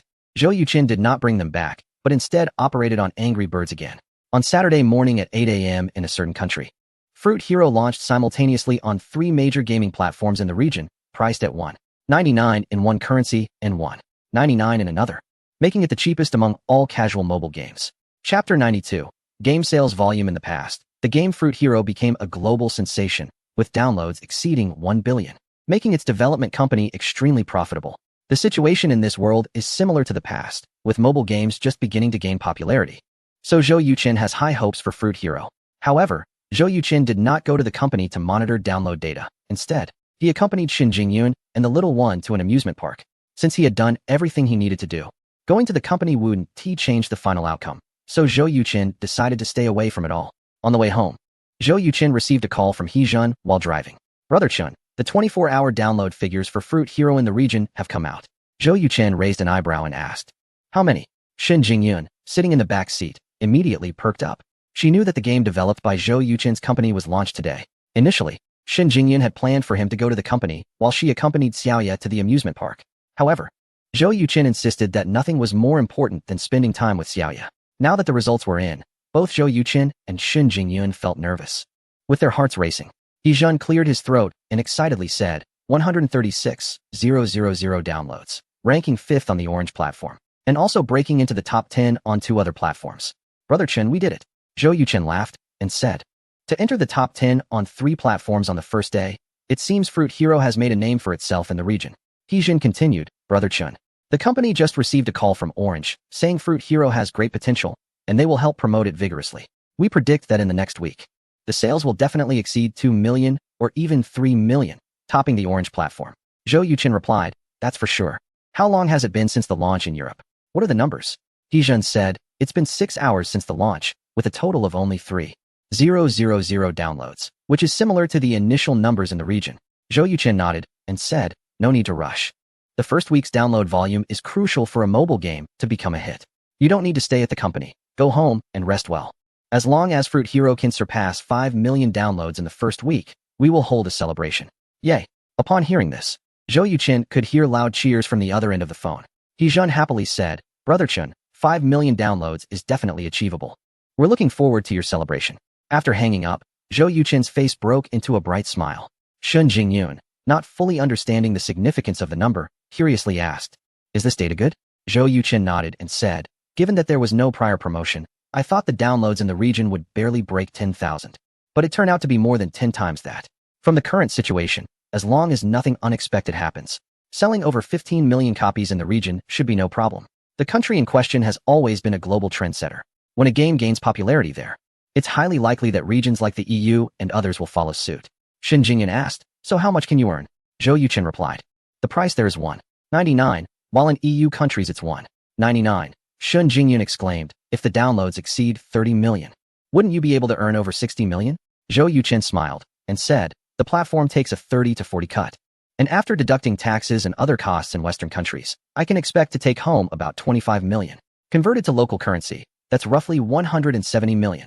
Shen Jingyun, in disbelief, said, one game earning 170 million. Wouldn't 3 games make 500 million? Zhou Yuqin shook his head and replied, unless all 3 games become hits. Shen Jingyun said, even if just this one game becomes a hit, you would already be very successful. Zhou Yuqin chuckled, thanks for the compliment. Once I have the money, I plan to visit the island and set up a trust fund of 100 million for Xiaoya. Shen Jingyun said, aren't you starting a business? Setting up such a large trust fund could have a significant impact on you. Zhou Yuqin replied, it's precisely because I'm uncertain about future success that I want to secure Xiaoya's future while I can. Shen Jingyun felt deeply moved and said, you really don't have to do this. Zhou Yuqin responded, it's my responsibility. Shen Jingyun glanced down at the sleeping Xiaoya in her arms, thinking, darling, you have a good father. The next morning, after dropping Xiaoya off at school, Zhou Yuqin immediately went to the game company. As soon as he walked into the office, there was a loud bang, and confetti flew everywhere as everyone applauded and cheered for him. Zhou Yuqin was delighted and asked, "What is going on?" He Zhan pointed to the large screen at the front and said, "Brother Chun, look at the real-time download data for Fruit Night on the 3 major platforms." Zhou Yuqin immediately looked at the screen. The downloads on the Orange Gaming platform were 283,400, ranking 4th. The Excellence Gaming platform had 196,500 downloads, ranking 5th. The Haiyan Gaming platform had 234,300 downloads, also ranking 4th. "Are you sure there's no mistake?" Zhou Yuqin asked in astonishment, pointing at the data. Just last night at 8 o'clock, Fruit Night had barely reached 110,000 downloads, and now, just 12 hours later, the downloads had surpassed 700,000, which was beyond Zhou Yuqin's expectations. He Zhan said, "The Orange Gaming platform gave us a great spot for recommendations. The Excellence and Haiyan platforms followed suit and also provided us with good placements." Zhou Yuqin raised an eyebrow and asked, "They don't charge?" He Zhan replied, "The 3 platforms have the same pricing, 24 hours free, then 10,000 a day." Zhou Yuqin smirked and said, "I knew they wouldn't be so generous. How about this? Buy for 24 hours every 3 days. Today buy oranges, tomorrow buy Excellence. The day after buy seabirds." Upon hearing this, everyone couldn't help but laugh. He Zhan gave a thumbs up and said, "Brother Chen is wise." Zhou Yuqin replied, "It's not wisdom, it's lack of money. If we're talking about promotion, we might as well hire those skilled online marketers. It's cheaper and the effect is better." Zheng, who was in charge of game promotion and operations, immediately said, "That's right. Especially in that region, official promotion is really not as effective as online marketing. Brother Chun, we have already obtained the domestic version number for Fruit Hero, and we can publish it now. Our idea is to let the marketers promote Fruit Hero's achievements abroad online to increase exposure." Chapter 93. Explosive Success Worldwide. Zheng Tong is the oldest employee at the Yuechen Game Company, already 38 years old. He has previously served as the head of game operations at 3 different game companies, bringing a wealth of experience. He was recruited later by the Human Resources Department of Yuechen Game Company. Zheng Tong played a significant role in getting Fruit Hero launched so quickly. Zhou Yuqin asked, "How much will it cost?" Zheng Tong replied, "It will be around 300,000, and the time frame is 10 days. Zhou Yuqin thought for a moment and said, "Then let's go ahead. When do you plan to launch Fruit Hero in the region?" Zheng Tong answered without hesitation, "When all 3 major gaming platforms surpass 3 million in sales. I've already discussed it with the 3 platforms, and they will highlight the milestone when introducing the game." Zhou Yuqin gave a thumbs up and said, "Impressive. What about Angry Birds? What is the plan?" Zheng Tong had clearly considered this issue as well and said, "We will launch Angry Birds after the hype for Fruit Hero subsides. If it becomes a hit, we will sell it separately. If not, we can bundle the 2 games together and reduce the price by 50%. Talent." Zhou Yuqin mentally tagged Zheng Tong as a valuable asset. Zhou Yu added, "Brother Chun, I think you should give the HR team a bonus. They really have an eye for talent to find someone like old Zheng." Zhou Yuqin chuckled and said, "Save your little schemes. I'm not a stingy person. Once the profits come in, I guarantee all the brothers in the company will receive a big red envelope." Great. Everyone clapped in unison. Whether it was Zhou Yuqin's good luck or the fact that mobile single-player games were indeed struggling in this world, the following week saw the download numbers for Fruit Hero increasing day by day. By the 3rd day, it successfully topped the charts on all 3 major gaming platforms and remained there without budging. In just 1 week, the total downloads for Fruit Hero surpassed 10 million, shocking the global gaming industry. Zheng Tong's original plan was to launch in the region when all 3 platforms crossed 3 million sales, but he never expected it to explode to this extent. There was no need for Yuechen Game Company to advertise. The news had already spread across the internet, and even the local news station covered it. In this era, having a game from the region sweep the globe is absolutely an extraordinary achievement. Due to the strong demand from mobile users, Fruit Hero finally launched. Within 24 hours, the game priced at 399 yuan saw total sales exceed 20 million, surpassing the entire Western market. A mobile casual game that had a development cost of less than 1 million generated over 100 million in net profit in less than 10 days since its launch, leaving industry peers incredibly envious. And this was just the beginning. Given the explosive popularity of Fruit Hero, profits were estimated to exceed 300 million or even 500 million, making it a remarkable financial success. Zhou Yuqin does not like to be in the spotlight. When he saw countless reporters outside the company wanting to interview them, he unhesitatingly handed this challenging task over to Zheng Tong. After a period of observation, Zhou Yuqin felt that Zheng Tong was a capable and experienced manager, and he intended to cultivate him to become the company's CEO. Zheng Tong also clearly sensed Zhou Yuqin's appreciation for him, which made him work even harder. At the government compound in Yanhai, Shin Qinggang was having a meal with Dai Wan at the table. The evening news from Yunhai TV was playing on the television. This was a program that the Shun family watched every afternoon, along with the upcoming Yangshi news. Daiwan said, Xiaozhou's company, Yuechen Games, has developed a mobile game that reportedly made quite a bit of money abroad. Have you heard about it? Shin Qinggang was taken aback and replied, why would I pay attention to such things? To be honest, I don't want Xiaozhou to be involved in something that harms young people. Daiwan rolled her eyes and said, you old fossil, you don't understand the young people in modern society at all. Shin Qinggang felt a bit unconvinced and asked, do you understand? Daiwan proudly responded, of course. Not to mention anything else, just the employment issue in the gaming industry. Do you know how many college students are working in gaming-related jobs? Over 1 million. Experts predict that in the next 3 years, it could reach 3 million. Old Shun, if you dare to go outside and say that gaming harms young people, I guarantee you will be immediately attacked by over 1 million practitioners and tens of millions of gaming enthusiasts. Shin Qinggang said, I'm just talking about it at home. Last year, the government report of Yunhai City showed that the tax revenue from the gaming industry reached 5.2 billion, which really shocked me at the time. Daiwan angrily said, you were just joking with me.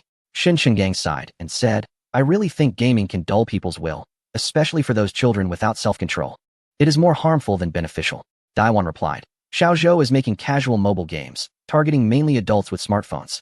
Just as she finished speaking, the name of Yuechen Games suddenly came up on the television, immediately capturing both of their attention. According to reports from several foreign media outlets, the game Fruit Hero, developed by Yuechen Games in Yunhai City, has created a huge sensation in Europe and America, with daily downloads exceeding 3 million, setting a new record for daily downloads of mobile games. So far, the total downloads of Fruit Hero in Europe and America have surpassed 30 million. And in the domestic market, total downloads have exceeded 50 million, ranking first among the 3 major gaming platforms. Mr. Zheng Tong, the head of the operations department of Yuechen Games, was interviewed by our station's reporter. The screen flashed, and Zheng Tong, dressed in a suit with somewhat thinning hair, appeared on the television. He wore a smile, his eyes sparkling with energy, giving a vibrant impression. Mr. Zheng, did your company anticipate that Fruit Hero would achieve such great results? No. Many of our R&D personnel even feel that this game is too simple and has no chance of success. Only our company's president, who is also the creative director of the game, has great confidence in it and has invested heavily to launch it abroad, which has led to today's achievements. Some predict that the global sales of this game are likely to reach 100 million units. What do you think about this? Reaching 100 million is not our goal. We believe that in the next 3 years, the sales of this game are very likely to reach 300 million, or even higher. Mr. Zheng, can you share your next work plans? In the near future, we will launch another mobile game called Angry Birds, and we hope it will be well received by gamers worldwide. Chapter 94. A call from an old classmate. After reading the news about the game company, Shin Qinggang chuckled. I didn't expect this kid to really make a name for himself. He must have made quite a bit of money, right? Daiwan nodded and said, I heard from your precious daughter that Zhou Yuqin has already earned over 200 million from this game. Shin Qinggang exclaimed, wow, did he pay taxes? Daiwan rolled her eyes and replied, he is talking about after-tax income. By the way, there's something I need to tell you in advance. Xiaozhou plans to set up a trust fund of 1 billion for Xiaoyeye in the island region. Shin Qinggang's expression turned serious as he put down his chopsticks and asked, when? Daiwan shook her head. I'm not quite sure about that. Shin Qinggang inquired. Why is he doing this? A hint of admiration flashed in Daiwan's eyes as she said. Xiaozhou explained to Jingyun that he is worried about failing in his future ventures and not being able to provide a good life for Xiaoyeye. So, he wants to take advantage of his current wealth to save up 1 billion for her. Shin Qinggang said discontentedly, he doesn't trust us. Does he think we would let Xiaoyeye live poorly in the future? Daiwan shot him a glance. Can you give Xiaoyeye 1 billion? Shin Qinggang was momentarily speechless. Daiwan continued, I always thought Xiaozhou was a very responsible person, and it seems my judgment was correct. Lao Shun, if he does this, will it affect you? Shin Qinggang thought for a moment and shook his head. No, they're not legally recognized as father and daughter. Even though they are not legally recognized as father and daughter, giving the child a 1 billion trust fund would obviously appear to outsiders as Zhou Yuqin bribing Shin Qinggang. Daiwan said, then let's wait and see. Shin Qinggang asked, what is Jingyun's relationship with Xiaozhou now? They haven't gotten together, have they? Daiwan replied, I'm not sure. However, I can tell you clearly that even if they are together, I wouldn't oppose it. Shin Qinggang fell silent for a moment, saying nothing, and picked up his chopsticks to eat. Hello, is this Lao Zhou? That afternoon, Zhou Yuqin received a call from an unfamiliar number, and the caller directly addressed him as Lao Zhou. This nickname was only used by the brothers from his dorm back in college. Zhou Yuqin thought for a moment, and soon a handsome but somewhat lewd-looking guy appeared in his mind. You are Wu Liang. Ha ha, it's indeed my good brother. 5 years apart. And you can recognize my voice with just one sentence. You could turn to ashes, and I wouldn't forget you. Wu Liang was Zhou Yuchen's best friend and roommate from Yunhai University. His family was in the hotel business and was well off. He was generous and often invited Zhou Yuchen and others out for drinks, meals, and karaoke. His only flaw was his lewdness. Within half a year of entering school, he had 4 girlfriends, and then he encountered a chaotic situation where all 4 of his girlfriends beat him up, leaving him bruised and battered. If it weren't for Zhou Yuchen, it was uncertain whether he would have made it out alive. Although Wu Liang has many girlfriends, his style resembles that of a charming character from a famous novel, being flirtatious yet respectful, treating each girlfriend exceptionally well. Even when his affairs came to light and those girlfriends confronted him, none of them spoke ill of him afterward. Later, Wu Liang even bought each of them an expensive set of cosmetics and a phone as compensation. Achieving this level of consideration, Wu Liang has set a precedent at Yunhai University. Old Zhou, since you've been out for a while, why didn't you come to find me? Behind Luo Hao is organized crime, and your family runs a hotel. If I come to you, it will only bring trouble to your family. Wu Liang, after graduation, did you pursue further studies or inherit the family business? With my grades, there's no way I could pursue further studies. I'm currently the deputy general manager of Longhu Hotel, tied down by my dad. You've probably taken advantage of quite a few waitresses, right? A rabbit doesn't eat the grass by its nest. I'm not that desperate. Old Zhou, when are you free? I want to invite you over for a gathering. Dahua and Dezhong are also in Yunhai. Wu Liang referred to Dahua as Chun Dahua and Dezhong as Sun Zhong. They were all roommates. In their previous dormitory, there were 4 of them. Zhou Yuqing was the leader, Sun Zhong came second, Wu Liang was third, and Chun Dahua, being the youngest, was fourth. During their university years, the 4 had a bond as strong as brothers. After the previous identity was imprisoned, the other 3 visited several times but were refused. Set a time. How about tonight at 7 at my Longhu Hotel? Sounds good. Zhou Yuqing agreed. In the afternoon, after picking up Zhou Yuqing went into the kitchen to prepare a meal for the 2 of them. After Shen Jingyan returned, Zhou Yuqing informed her and then headed to Longhu Hotel. Haha, old Zhou, I've missed you so much. In the hotel lobby, a handsome young man with flowing long hair cheered upon seeing Zhou Yuqing and opened his arms to walk toward him. This person was none other than Wu Liang. Zhou Yuqing embraced him tightly and said, Wu Liang, it's been 5 years. You seem much more composed than before. Wu Liang rolled his eyes and replied, You mean my weight, right? Zhou Yuqing couldn't help but laugh. Good to see your sense of humor hasn't changed. Wu Liang put his arm around Zhou Yuqing's shoulder and said, The heir and the Sandhaven tea arrived yet. Let us go to the private room and wait for them. Zhou Yuqing nodded. All right. Many classmates become more pragmatic after entering society. Zhou Yuqing was thrilled that Wu Liang hadn't changed and still regarded him as a brother. Entering room 6, Wu Liang personally brewed a pot of tea and poured some for Zhou Yuqing. By the way, Wu Liang, how did you get my contact information? Wu Liang replied, Guwen Guang. He brought a group of foreigners over for lunch today, and, knowing our good relationship, he gave me your phone number. Old Zhou, I have to say, you really don't treat me like a brother. You haven't called me even once all these years. Zhou Yuchen sighed and said, I don't want to drag you down. Wu Liang nodded and replied, I understand. The situation with Luo Hao and his father has spread like wildfire in our class group. It's shocking, not only drug dealing, but also firearms and explosives involved. It's truly outrageous. How are you doing now? Zhou Yuchen smiled and said, The authorities have cleared my name. I'm now working in game development and occasionally dabble in futures and stocks. After all, we are in finance. We can't neglect our professional skills. Wu Liang slapped his forehead and said, Don't mention it. Not long ago, I lost over 2 million in crude oil trading. And my father gave me a serious scolding. Chapter 95, Brotherhood, you deserved it. A loud voice came from outside. Zhou Yuchen turned around and saw a tall man in a suit, about 1.8 meters tall and well-built, pushing the door open. Behind him stood a shorter man wearing glasses with a thin face. The strong man was Chun Dahua, the 4th member of their dormitory, while the other was Sun Zhong, the 2nd member. Dahua, Zhong, long time no see, Zhou Yuchen said with a smile as he stood up. Old Zhou, you finally showed up. Chun Dahua exclaimed, excitedly giving him a bear hug. Zhou Yuchen deliberately spoke in a hoarse voice. If you don't let go, I won't be able to breathe. Chun Dahua laughed heartily and released Zhou Yuchen, saying, Don't be like that. Zhou Yuchen patted his shoulder and was about to greet Sun Zhong when he noticed that Sun Zhong had already taken his seat. Wu Liang's expression darkened as he said, Second brother, that's old Zhou's seat.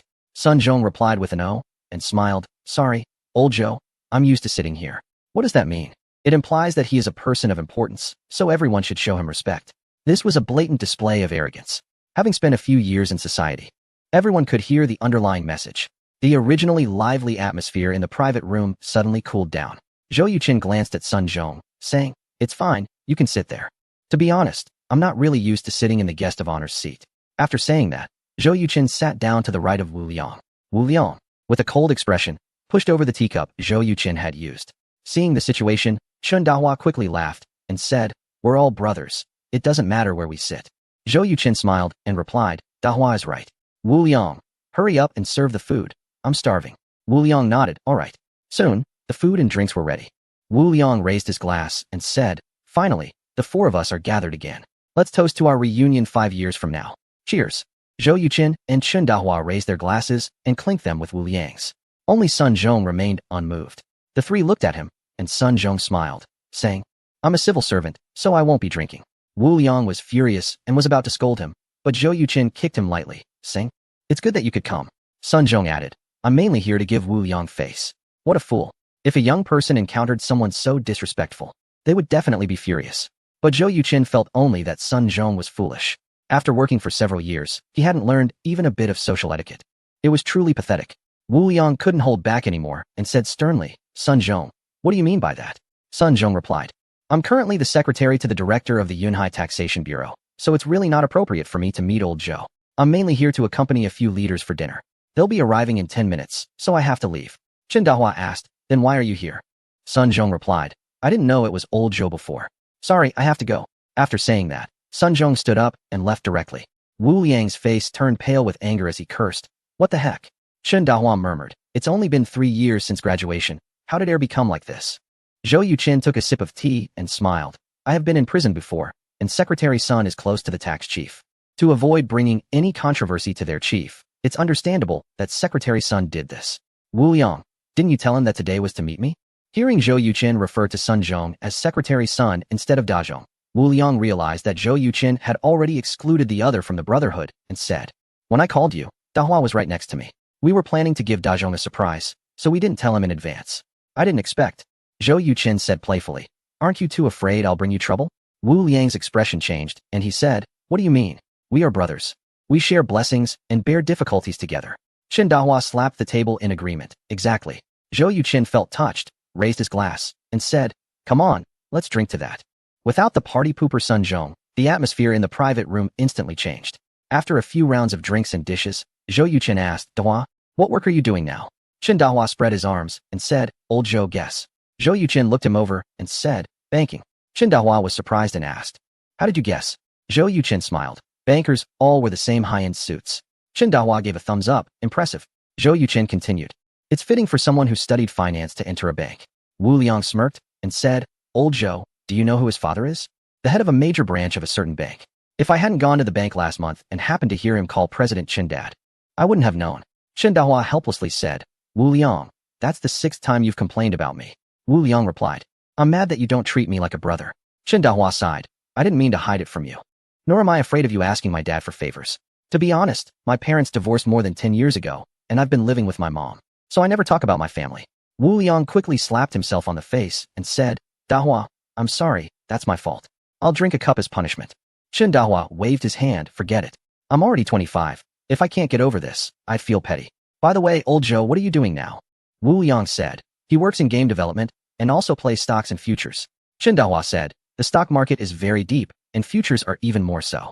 I've worked in a bank for 3 years, and I've seen many lose money in stocks and futures, but hardly anyone makes a profit." "Wu Liang, you only lost 2 million, which is already quite good. There are those who lost their entire fortune and ended up jumping off buildings every year. There are dozens of such cases."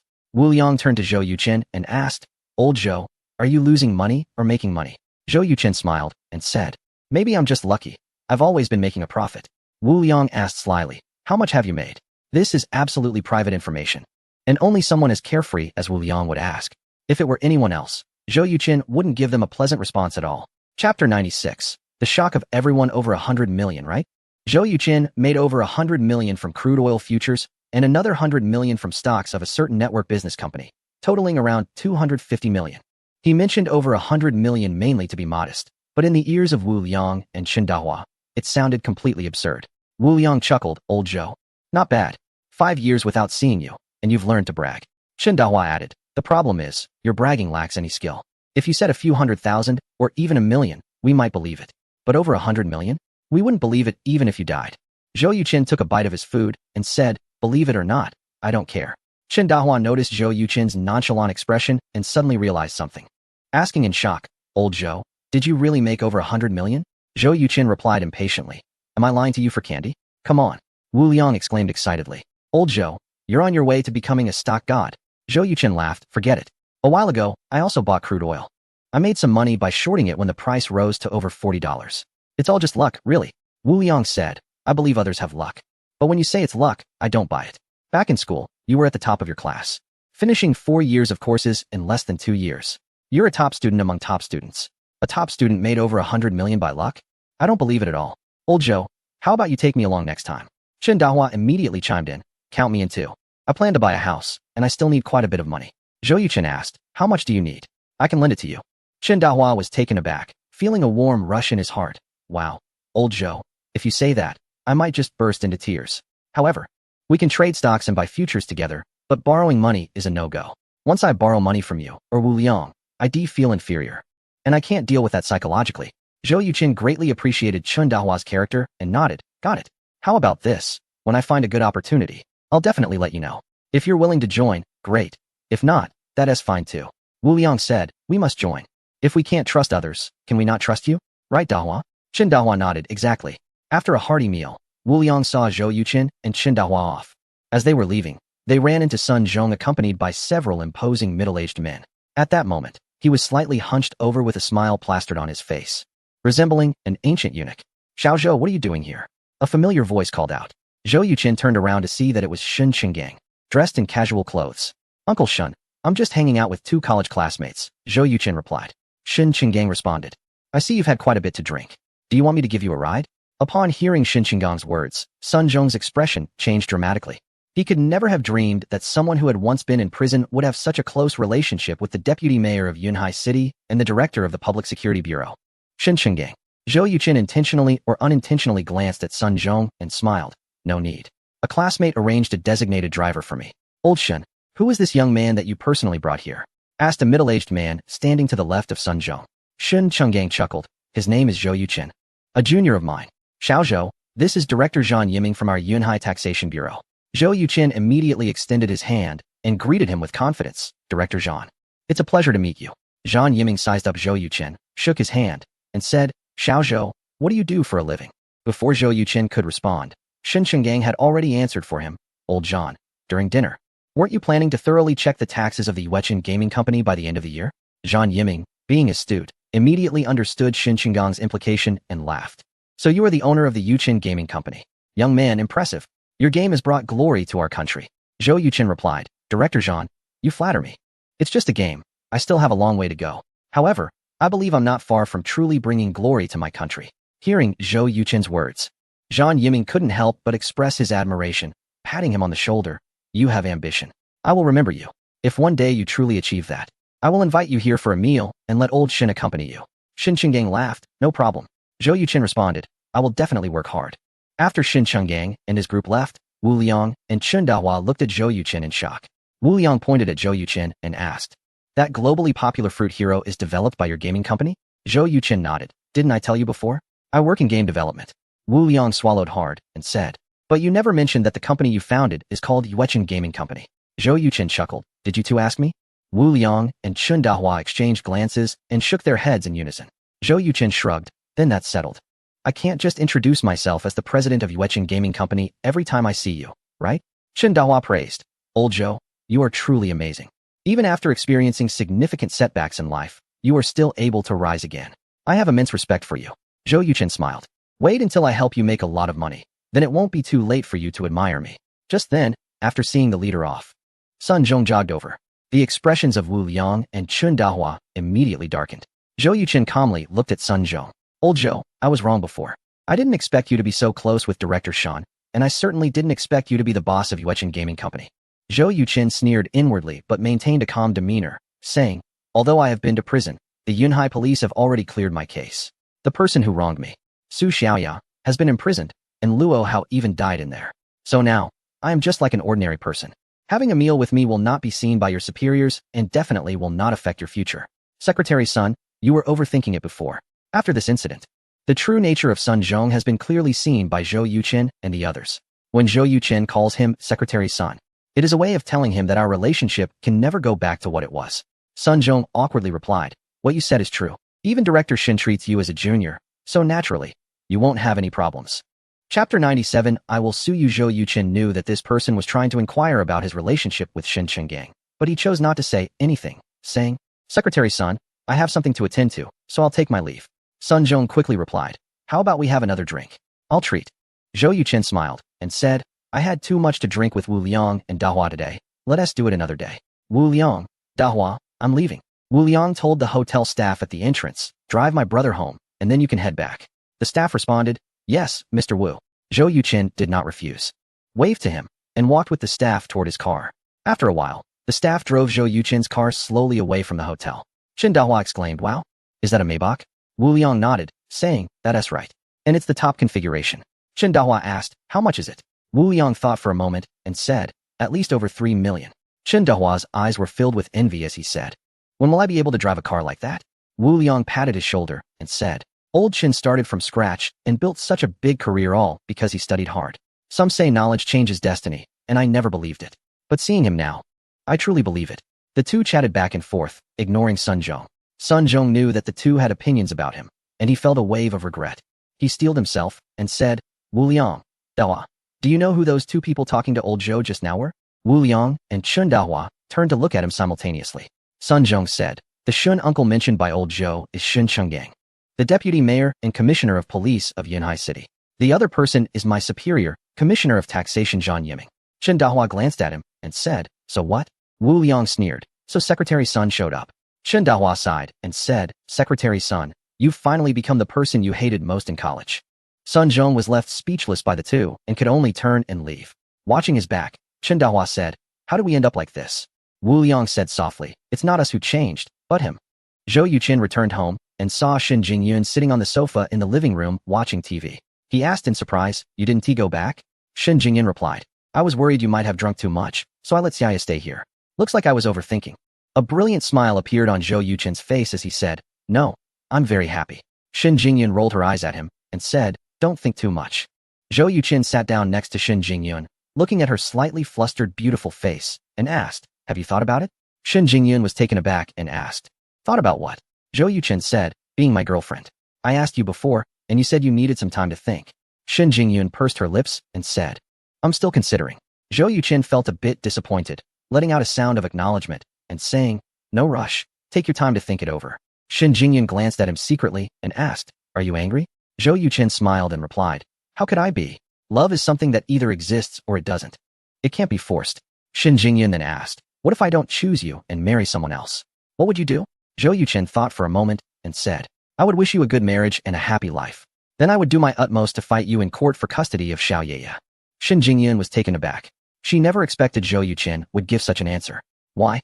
Zhou Yuqin said seriously, I absolutely cannot allow Xiao Yeye to live with a stranger, especially after she turns 12. You should understand what I mean. Shin Jingyun replied, you're thinking too badly of people. Zhou Yuqin responded, the hardest thing to gauge in this world is people's hearts, and hearts are not constant.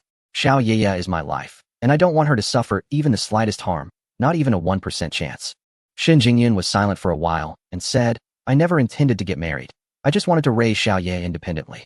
It wasn't until you appeared that I realized I was wrong. Children need a father. Yuqin, you are a very excellent father. Zhou Yuqin replied, I will also be a very excellent husband. Shin Jingyun nodded and said, I believe you. Can you give me a little time? Zhou Yuqin asked, then can you move in with Xiao Yeye? Isn't there a concept of trial marriage online? We could try living together for a while. Shin Jingyun laughed and said, I'm not even your girlfriend yet, and you want me to live with you. What if you become too wild? Zhou Yuqin said, living together can help cultivate feelings. As for becoming wild, that is something that will never happen. Shin Jingyun thought for a moment and said, I'll consider it. Zhou Yuqin slapped his forehead and helplessly said, do those who work in public service always like to consider things? Shin Jingyun chuckled, her laughter blooming like flowers, making Zhou Yuqin unable to look away. Shin Jingyun felt her cheeks flush under his gaze and playfully said, have you looked enough? Zhou Yuqin shook his head and said, not at all. I could never get enough in a lifetime. You're lucky to be born in modern times. If it were ancient times, you would definitely be a disaster for the country. Shin Jingyun picked up a sofa cushion and playfully hit him, pretending to be angry. Are you praising me or mocking me? Zhou Yuqin laughed and said, of course I'm praising you. By the way, I want to ask you something. Is Sun Zhong your colleague? Shen Jingyan nodded and said, yes. He is the secretary of our department head and just started 2 months ago. Do you know him? Zhou Yuchen replied. He used to be a brother in my dorm. Now, haha, he is in a hurry to distance himself from me. Shen Jingyun's expression changed, and she quickly asked, what happened? Zhou Yuchen recounted what happened tonight, saying, they say the environment can change a person, but this guy has changed way too fast, and his thick skin is off the charts. Shen Jingyun replied, but he's not smart. One could even describe him as foolish. Zhou Yuchen laughed and said, our views are surprisingly. In the private room, he treated me that way. Although I was a bit angry, I felt he was more foolish. His behavior not only completely offended me, but also exposed his character. Who would dare to be sincere with him in the future? Shen Jingyun said, Sun Zhong has been pursuing me. Zhou Yuchen teased. First there was Yang Xuelin, now Sun Zhong. Shen Di, your charm is truly remarkable. Besides those two, are there any others? Chapter 98. Bonus turmoil. Shen Jingyun said, to be honest, there's still a lot. Zhou Yuchen replied, when will you take me for a tour? I need to tell them you are already taken. Shen Jingyun stood up and smiled. I will give you that opportunity. After saying this, she walked into the bedroom she shared with Xiaoya. Zhou Yuchen touched his nose, suddenly feeling as if he had fallen into a deep pit. After taking a hot shower, Zhou Yuchen went to his own bedroom, picked up a substantial English book about chips, and began to read seriously. After reaching a master level in investment skills, Zhou Yuchen unhesitatingly chose chip research and development technology. For more than 10 consecutive days, Zhou Yuchen had already read 3 substantial works. With the knowledge and ability of Paul Karl, even without the understanding scroll, Zhou Yuchen could still easily comprehend the contents of these works. After studying for 3 hours straight, Zhou Yuchen felt a bit tired, so he returned to his bedroom, sat cross-legged on the bed, and meditated. It must be said that the Tai Chi visualization method really helped Zhou Yuchen a lot, saving him a tremendous amount of time for studying. Otherwise, he could never have acquired so many master-level skills in such a short time. About 2 hours later, Zhou Yuchen woke up from his meditation and returned to the study to continue reading. He studied until 5 in the morning and finished the entire substantial book. But his chip research and development technology remained stuck at the proficiency level 99, not moving at all. Zhou Yuchen was not in a hurry. He changed into sportswear and went out to practice boxing. Soon, the elderly gentleman began to arrive at the small square. Seeing Zhou Yuchen with his eyes closed, practicing a stance, everyone refrained from disturbing him. Half an hour later, after finishing his boxing practice, Zhou Yuchen looked around and didn't see Zhao Shenghua. So he asked an elderly gentleman who had just finished practicing the Tai Chi 13 forms, Old Zhang, where has Old Zhao gone? I feel like I haven't seen him in over 10 days. Previously, Zhao Shenghua had invited him to teach Vice General Zhao Yinjing the Tai Chi 13 forms. But after such a long time, not only had Zhao Shenghua not sought him out, but he had also disappeared. This puzzled Zhou Yuchen, prompting him to inquire with Old Zhang. Old Zhang said, he went to Yindu to see his newly born great-grandson. Zhou Yuchen responded, oh, that's great news. Old Zhang nodded, indeed. Alas, I only have 2 great-granddaughters and still no great-grandsons. Zhou Yuchen smiled. Don't worry, I believe you will have one soon. Old Zhang said, I appreciate your kind words. Back at home, Zhou Yuchen dove into the kitchen. After preparing breakfast, Shen Jingyun helped the child get up to eat. As usual, Shen Jingyun went to work while Zhou Yuchen took the child to school. At exactly 9 o'clock, Zhou Yuchen walked into the Yuechen Gaming Company and glanced at the large screen. Since the launch of Fruit Hero, the large screen had been in a 24-hour non-shutdown state. On the left is the real-time sales of Fruit Night abroad, and on the right is the real-time sales in the domestic market. The numbers on both sides are constantly changing almost every second. Currently, the sales of Fruit Night abroad have exceeded 25 million copies, while the domestic sales have also reached over 66 million copies, which can be considered a great success. Seeing such impressive results for Fruit Night, the game Explosive Birds, which has already obtained licenses in Europe and another region, is also being pushed forward vigorously. There's no way around it. Launching Explosive Birds now would be counterproductive. In the previous life, the global success of Fruit Night must have its reasons. Although Zhou Yuchen anticipated the popularity of Fruit Night, he did not expect it to surpass the success of its previous life. This indicates that Zhou Yuchen greatly underestimated the potential of mobile games. Brother Chun, the 3 major gaming platforms have transferred the funds, reported Wang Yuqi, the finance supervisor. Zhou Yuchen was taken aback and said, hasn't it been less than a month? Wang Yuqi replied, we launched on June 17th, and now it's July 4th. They settle accounts monthly, and this payment is for June. Zhou Yuchen acknowledged and asked, how much in total? Wang Yuqi handed the accounts to Zhou Yuchen and said, according to your instructions, if we convert everything into the local currency and deduct taxes from various countries, it totals around 180 million. I've checked the exchange rates and calculated with colleagues multiple times. There shouldn't be any issues. Zhou Yuchen nodded and said, that's good. I've reviewed the salary list from the HR department. You can distribute the funds according to that. As for everyone's bonuses, I will draft them personally. Wang Yuqi replied, understood. That afternoon, everyone received text messages about their salaries. Upon seeing the amounts, they were all very disappointed. With Fruit Night performing so well, they expected Zhou Yuqin to grant them bonuses, but to their surprise, there was nothing. One of the art team leaders, who had a fiery temper, went directly to Zhou Yu and asked, "You go. Didn't you say there would be a bonus? Why hasn't anyone seen it?"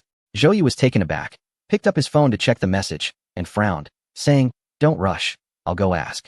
Finding Hijun, Zhou Yu asked directly, "Have you distributed the bonuses?" Hijun's team was the development team for Fruit Night, and if bonuses were to be given, they would definitely receive the most.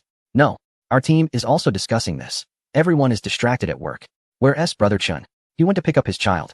I'll go ask Wang Yuqi. I'm coming with you." On their way to the finance office, they happened to run into Wang Yuqi. "Old Wang, what is going on with the bonuses that Brother Chun promised?"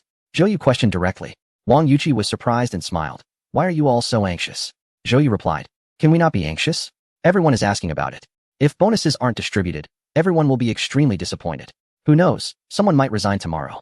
Wang Yuqi frowned and said, "Is someone going to resign just because there are no bonuses? I really want to see who would be willing to take a job with a monthly salary of 20,000. Hijun quickly said, "Old Wang, don't listen to Zhou Yu's nonsense. Give us a clear answer. Is there a bonus or not? If not, we need to get back and do some persuasion work." Wang Yuqi replied irritably, "After all this time, don't you know what kind of person Yugo is? Don't worry, everyone in the company will receive a bonus. Among them, your group's bonus is the highest." Chapter 99. Meeting the superstar, Zhou Yu's face lit up with joy as he asked, "How much?" Wang Yuqi shook the list in his hand and said, "Each member from your team and Haiyang's team will receive a bonus of 50,000, while each member from Hijun's team will receive 80,000. As for you mid-level members, your bonuses will be delayed until all 3 games are launched." "Brother, you mentioned that he hasn't forgotten about the 7-digit amount he promised you before." Zhou Yu exclaimed, "Is Brother you really going to give us a 7-digit sum?" Wang Yuqi replied softly, "If the 3 games perform well, every member could earn over 6 digits in bonuses. It's quite normal for you to get 1,000,000. Zhou Yu excitedly said, "Chen Ge is so generous. I need to hurry back and tell them." Wang Yuqi smiled and said, "Tell the brothers not to rush. The money will be in everyone's accounts by tomorrow afternoon at the latest." Zhou Yu replied, "Understood." 2 minutes later, there was a loud cheer erupting from the Yuezhan Game Company. "Wow, Chen Ge is so generous. Last month, I couldn't even find a job. And now I'm getting 70,000 a month. This is so dramatic. 70,000. The members of Team 3 are getting 100,000 each. Don't worry. Once Angry Birds is launched next month, we can also get 100,000. Working for such a generous boss like Chen Ge makes it all worthwhile." After a while, the members of Teams 2 and 3 also caught wind of the news, and the cheers grew even louder. In his previous life, Zhou Yuqin understood a principle.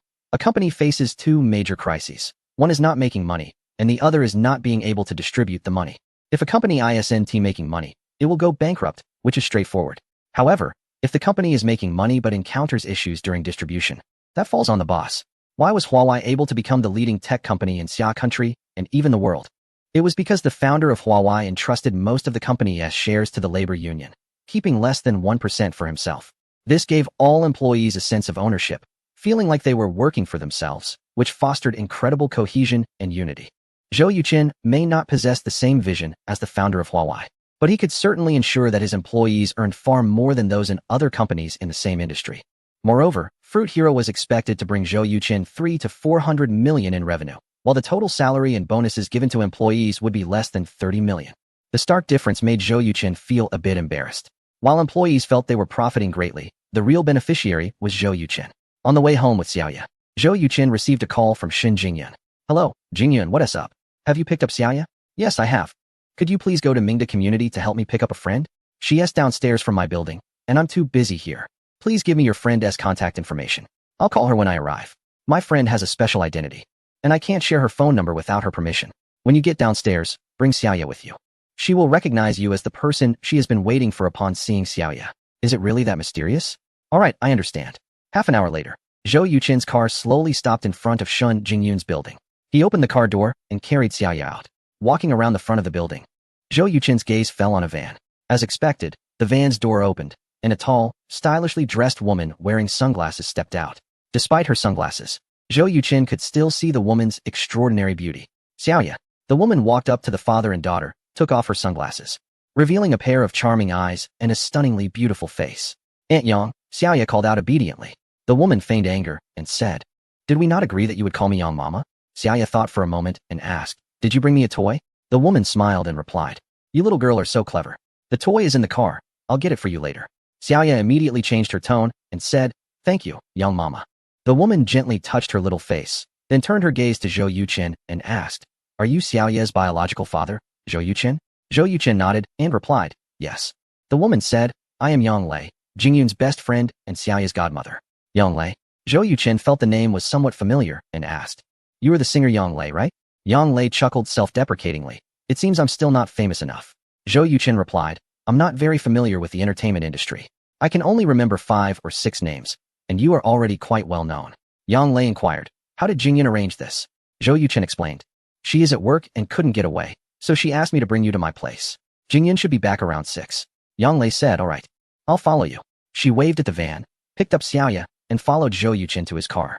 Zhou Yuqin opened the door, took Xiaoya from Yang Lei, and placed her inside the car. Once Yang Lei got in, he closed the door. From Zhou Yuqin's actions, Yang Lei could tell he was a very thoughtful and perceptive person, and a hint of admiration flashed in her eyes. In less than 5 minutes, Zhou Yuqin arrived at the entrance of his community. After getting out and speaking with the security guard about registering the van's license plate, Zhou Yuqin got back in the car and drove inside. Yang Lei remarked in surprise, "You live so close to Jingyun." Zhou Yuqin replied, "I just moved to Yinhai 2 months ago. To conveniently take care of and pick up the kids, I bought a house near them." Yang Lei nodded and said, "You are quite considerate." Zhou Yuqin parked the car and opened the back door. Yang Lei came out carrying Xiaoya. A person also got off the following van. A middle-aged woman holding a teddy bear, likely Yang Lei's manager. She glanced at Zhou Yuqin with a hint of caution and said, "Mr. Zhou, I am Li Hui, Yang Lei's manager. May I come to your home for a glass of water?" Zhou Yuqin nodded and smiled. "Of course, that is no problem. To be honest, I don't want to spread any rumors about Miss Yang either." He wasn't upset by Li Hui's distrust. If he were in her position, he wouldn't feel comfortable letting a female artist go to a stranger's home. Li Hui's expression noticeably relaxed as she said, "Then I will trouble you." Chapter 100. I'm testing him in the elevator. Zhou Yuqin was holding Xiaoyu while leading Li Hui and Yang Lei into his home. "Wow, your house must be over 300 square meters, right?" Yang Lei asked in surprise, gazing at the spacious and luxurious living room. Zhou Yuqin poured a glass of water for her and Li Hui, saying, "It's 320 square meters." Yang Lei responded, "That must cost several million. Did you buy it outright?" Zhou Yuqin nodded. "Yes, a total of 45 million. Is your family very wealthy?" Yang Lei asked. As a rising star singer, she had worked for 2 to 3 years and earned just over 100 million. She couldn't believe Zhou Yuqin, being so young, could earn over 40 million by himself.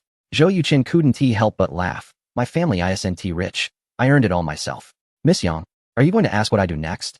"I work in finance and game development." "Sorry, I've been a bit too curious. Mainly because Jingyun didn't tell me anything about you. If it weren't for my surprise visit this time, I wouldn't even know you existed," Yang Lei admitted. "It's okay," Zhou Yuqin replied. "Miss Yang, Ms. Li, could you please play with Xiaoyu for a bit? I'll go make dinner." Li Hui stood up, asking, "Do you need any help?" Zhou Yuqin waved his hand. "No need, I can manage by myself."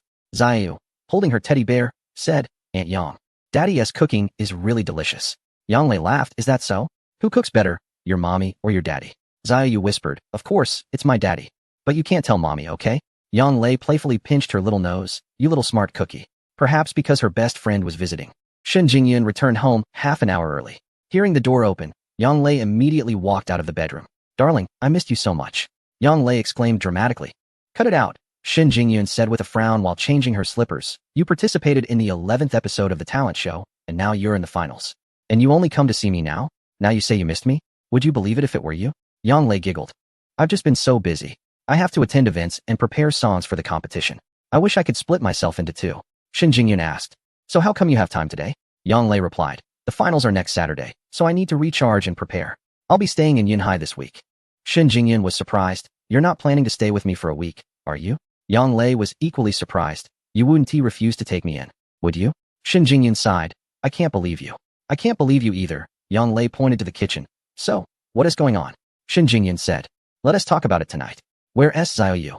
"She is in the bedroom playing with Sister Hui," Yang Lei replied. Shen Jingyun said. "Then you take a break.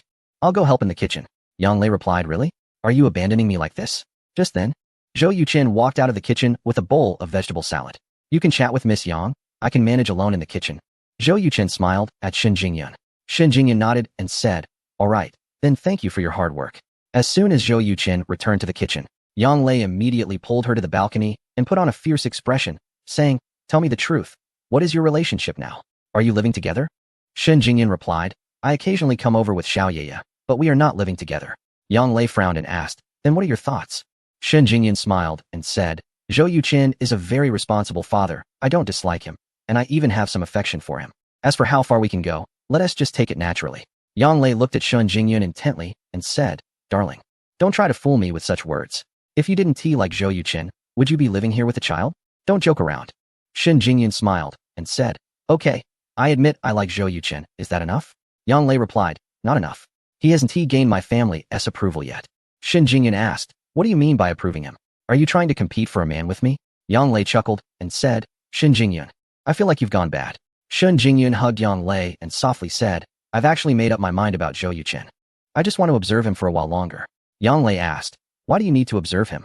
Shen Jingyan explained, "Because he went from being a broke ordinary person to a billionaire in just 2 months. When someone suddenly becomes rich, their true nature often gets exposed. And I want to see how he will act." Yang Lei admired, "Darling, you're always so rational." In the kitchen, Zhou Yuqin had a slight smile on his face. Shen Jingyan thought her conversation with Yang Lei was quiet enough, but in reality, it didn't escape Zhou Yuqin's ears. With his level of skill, as long as he directed his energy to his ears, his hearing would enhance tenfold. From the moment Shen Jingyan entered until now, he had heard every word exchanged between her and Yang Lei clearly. Zhou Yuqin wasn't angry about Shen Jingyan's so-called observation of him. Instead, he found her very clever and wise. What Shen Jingyan said was true. A person who suddenly becomes wealthy often displays many irrational behaviors. In his past life, Zhou Yuqin was a typical example. In the first week after becoming a billionaire, he spent 5 million to hire 3 beautiful car models to indulge himself. Not to mention the luxury cars and watches. In the following 2 years, he had an endless stream of girlfriends. It was only when he learned he had cancer and was about to die that Zhou Yuqin suddenly realized he didn't even have someone to confide in. Those so-called girlfriends only see his money, and those business partners are incessantly asking him how to handle his company shares. The desolation in Zhou Yuqin's heart is understandable. Now that he has the chance to live again and has family and children, he certainly won't make the same mistakes again. Therefore, Shen Jingyan's probing is destined to be futile. With this in mind, Zhou Yuqin's smile became even brighter.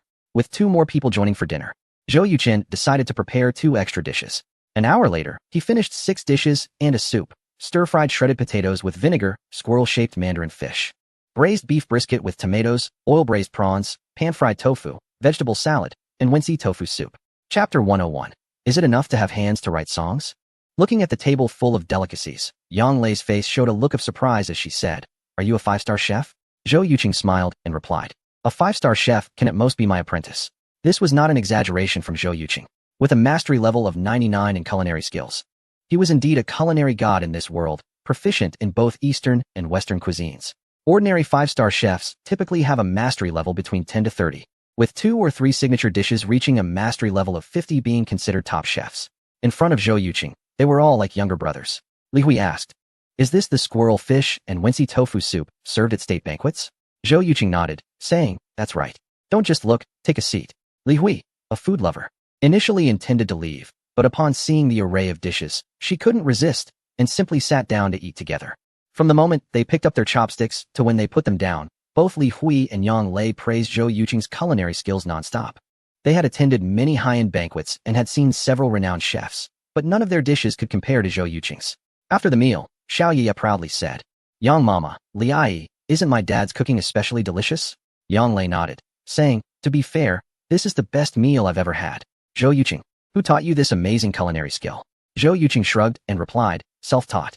Yang Lei exclaimed, "That's impossible." Zhou Yuqing laughed. "You have to admit that there are geniuses in this world, and I'm just one of them." Yang Lei said, "To win a woman's heart, you must first win her stomach." Zhou Yuqing, I have high hopes for you. Strive to win over Jingyan soon. When you do, I'll come over for meals whenever I have time. Shen Jingyan said with annoyance, "Yang Lei, you really are something. He only took 1 meal to make you betray your allegiance. Your stance is too unstable." Yang Lei defended herself, saying, "A man who is rich, skilled in cooking, and responsible is hard to find. If you don't want him, I will." Knowing Shen Jingyun's feelings, Yang Lei's jokes became noticeably bolder. Zhou Yuqing chuckled, "Yang Lei, your words are worth a bowl of plain boiled cabbage." Yang Lei's eyes lit up, "Plain boiled cabbage. Can you make that?" Zhou Yuqing confidently replied, I can make any dish served at state banquets. Since you plan to stay with Jingyun for a few days. How about this? I'll treat you to boiled cabbage the day after tomorrow afternoon. Yang Lei happily said, it's a deal. Zhou Yuqing added, but I have a condition. You need to say good things about me in front of Jingyun and create a favorable impression. Yang Lei snapped her fingers, saying, no problem.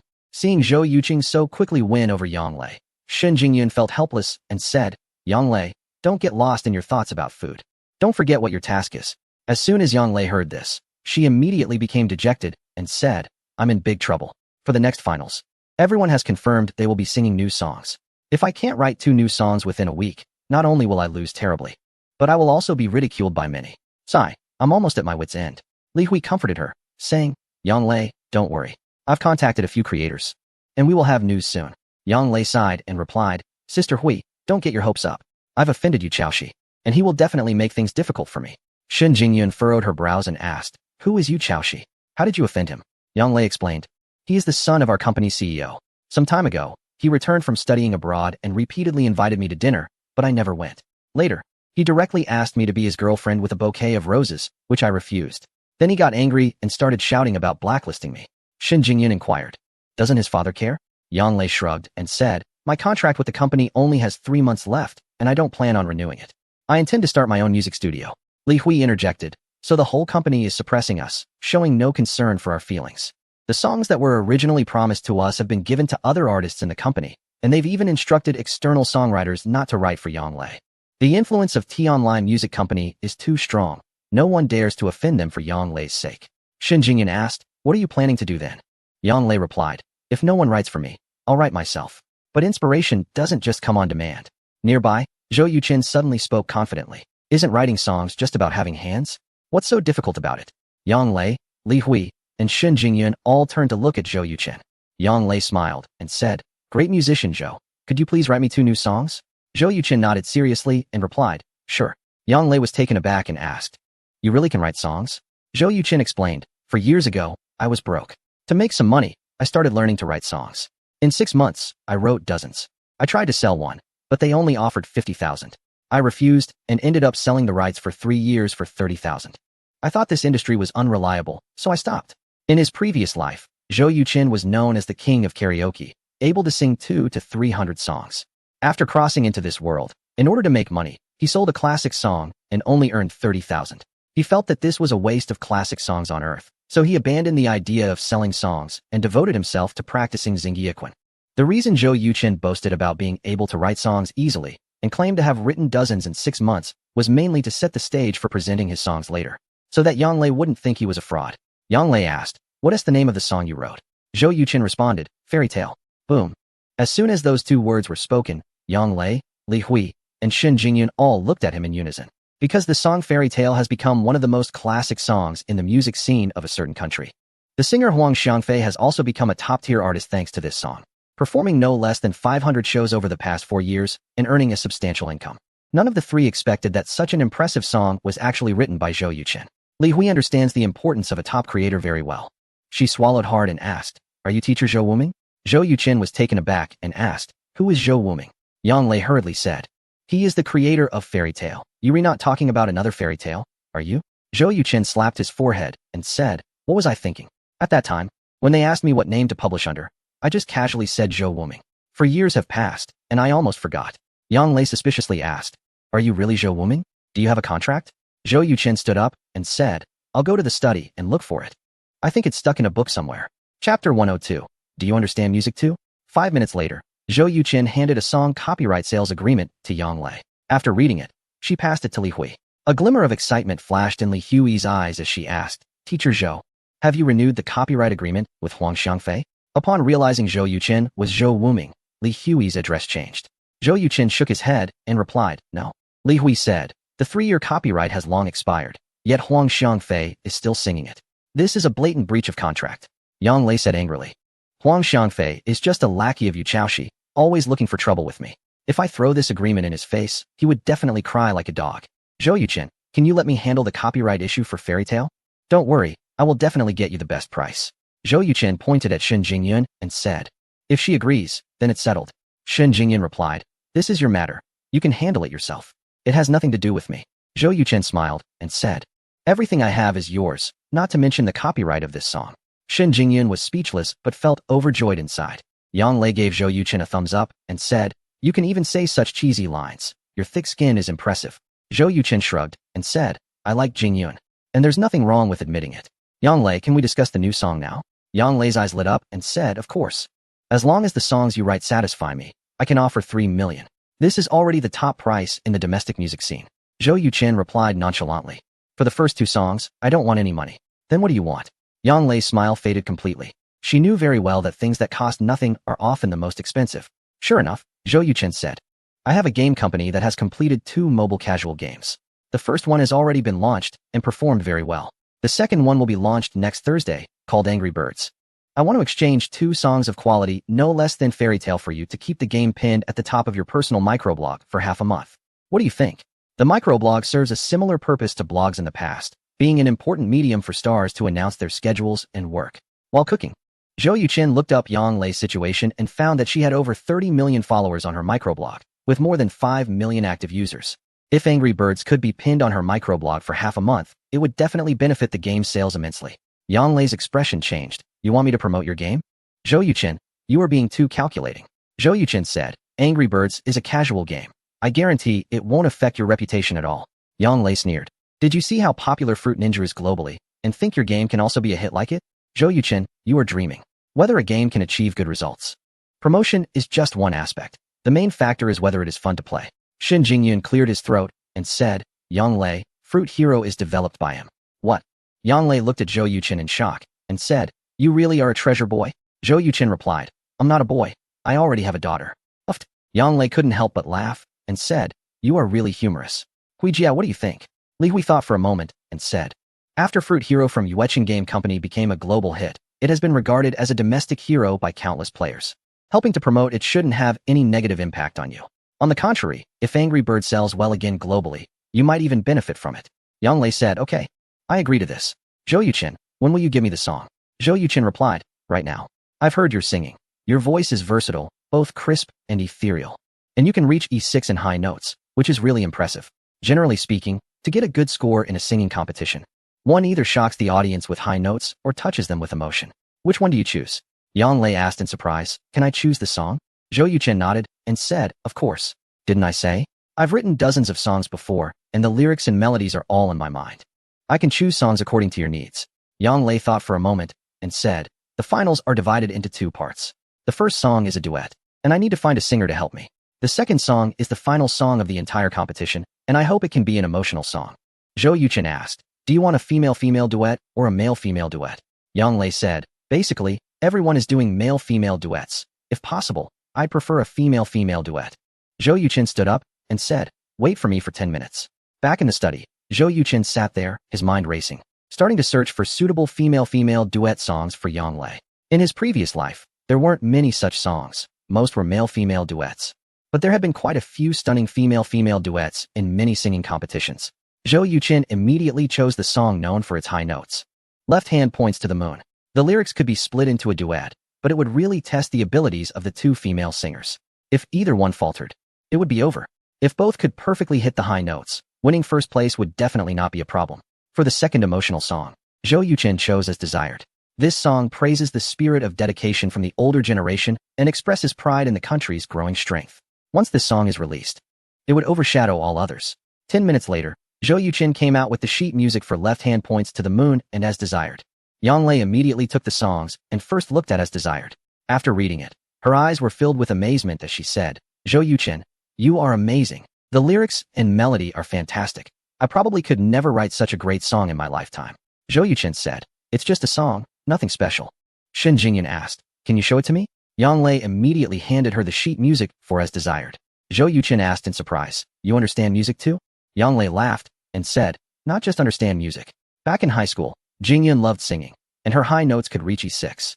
She knows how to play 6 instruments. And even the local music academy was impressed. It's a pity that she followed her family's advice and didn't pursue a singing career. Otherwise, with her looks and talent, she would definitely be a top-tier singer by now." Chapter 103. Shin Jingyun's dream. Shin Jingyun shot her a glance and said, "Stop boasting about me. I'm not as amazing as you say." Yang Lei replied, "I'm not exaggerating. You know, when we held the National High School Music Competition in Yanhai, I was determined to win first place, but it was taken away by Jingyun. Zhou Yuqin, holding the somewhat impatient little Ye, chuckled, "Sweetheart, did you hear that? Your mom was the champion of the National High School Music Competition." Little Ye proudly said, "My mom is the best mom in the world. And my dad is also the best dad in the world." Shen Jingyun smiled, little smooth talker. Little Ye said, "Dad, I want to go play on the slide." "Okay." Zhou Yuqin stood up and said, "You two enjoy the music. I'll take the little one downstairs to play for a while." After the father and daughter left, Shen Jingyun and Yang Lei both lowered their heads to seriously look at the lyrics and melody in their hands. After a while, Yang Lei directly threw the sheet music onto the table. Shen Jingyun asked, "What's wrong? Is your song not good?" Yang Lei sighed, "It's not that it's bad. It's actually very good. It's just that the key is too high. In the entire entertainment industry, only about 3 or 4 people can manage to sing it. And they are all veterans in the music circle. How could I possibly invite them?" Shen Jingyun picked up the sheet music on the table, glanced over it, and said, "E6 key, almost all high notes throughout. This was specially written for you. Once sung, it will definitely shock everyone." Yang Lei's heart stirred. "Darling, I've been somewhat sidelined by the company, and it's hard to invite a star to help me out. Can you be my guest singer and showcase your extraordinary voice?" Shen Jingyun quickly shook her head. "I haven't sung in many years. How could I sing Left Hand Points to the Moon? Besides, I'm just an ordinary person. Helping you sing will only lower your score." Li Hui smiled and said, "Miss Shun, with your looks and temperament, standing on stage with Yang Lei would be 2 beautiful scenic views. Even if you don't sing, you can still win half the battle. Yang Lei, I strongly support you in inviting Miss Shun as your guest singer." Yang Lei snapped her fingers. "I think so too. Darling, wasn't your dream to be a singer that everyone loves? Now is the best opportunity to realize that dream." Shen Jingyun shook her head. "I have little Ye now. I don't want to be in the spotlight." Yang Lei said, "Who said you need to be in the spotlight? I'm just asking you to sing a song for me in the competition. If you don't want to be a singer, you don't have to sing afterward. Darling, having the skill to slay dragons, but no dragon to slay, I don't believe you're really content with that." Shen Jingyun fell silent. Ever since elementary school, she had loved singing. Every morning, she would wake up early to find a place to practice her voice. Even as the college entrance examination approached, she never stopped. Later, her dream of singing was forcibly crushed by Shun Qinggang and Dai Wan, leading her to apply for a finance major at Xinjiang University. However, during her time in university, Shen Jingyun still chose to take music as an elective, until she started working, by a twist of fate. She had a brief encounter with a certain individual and gave birth to a little girl named Yeya, at which point she completely abandoned that dream. Now, Yang Lei's words made Shen Jingyun's heart waver. Yes, why couldn't she sing just once? Even if it were just once, it would fulfill her dream. Seeing Shen Jingyun's expression, Yang Lei knew her friend was moved, so she pressed on. "Isn't the fantasy novel you wrote, The Magic Witch, about to be published? We could use it as an advertisement on television." "Absolutely not," Shen Jingyun quickly replied. "I can't afford to lose face like that. I'm already very happy that The Magic Witch can be published. As for its sales, it doesn't matter to me. If kids like it, they'll buy it. If they don't, they won't. There's no need for advertising." It turned out that while working, Shen Jingyun didn't remain idle. Over the course of 2 years, she wrote a fantasy novel titled The Magic Witch, which is very suitable for young readers aged 8 to 18. With the help of Dai Wan, Shen Jingyun submitted The Magic Witch to a publishing house, which after review, asked her to make 2 revisions before it met the publishing standards. Next Wednesday is the day The Magic Witch will be available in bookstores nationwide. If they advertised it on a popular singing show, it would undoubtedly be a great boon for its sales. Zhang Lei sighed and said, "You're just too traditional. We're in an era where even good wine fears a deep alley. Good things need promotion. Otherwise, who will know how good your work is? You should learn from that certain individual. The games he developed are so popular, and he used 2 guaranteed hit songs to have me promote it, showing he understands the importance of publicity very well." Shen Jingyun replied, "He is he, and I am I. Don't mix us together." Zhang Lei laughed. "Once you two become a couple, it will be hard not to mix the two." Returning to the main topic, she asked, "So, will you agree or not?" Shen Jingyun thought for a moment and said, "I can be a guest singer for As You Wish, but Left Hand Points to the Moon is too difficult for me. I really can't sing it." Zhang Lei happily replied, "No problem. We'll sing As You Wish together, and I'll handle Left Hand Points to the Moon solo. Haha, today is really my lucky day. Not only did I get 2 new songs, but I also found a guest singer." Shen Jingyun picked up the sheet music for As You Wish and praised, "To be honest, I really like this song. The patriotism expressed in it is moving." Zhang Lei nodded, "I like it too. I have to admit, that certain individual is a musical genius. If he wanted to enter the entertainment industry, just based on Fairy Tale, As You Wish, and Left Hand Points to the Moon, he could become a top producer.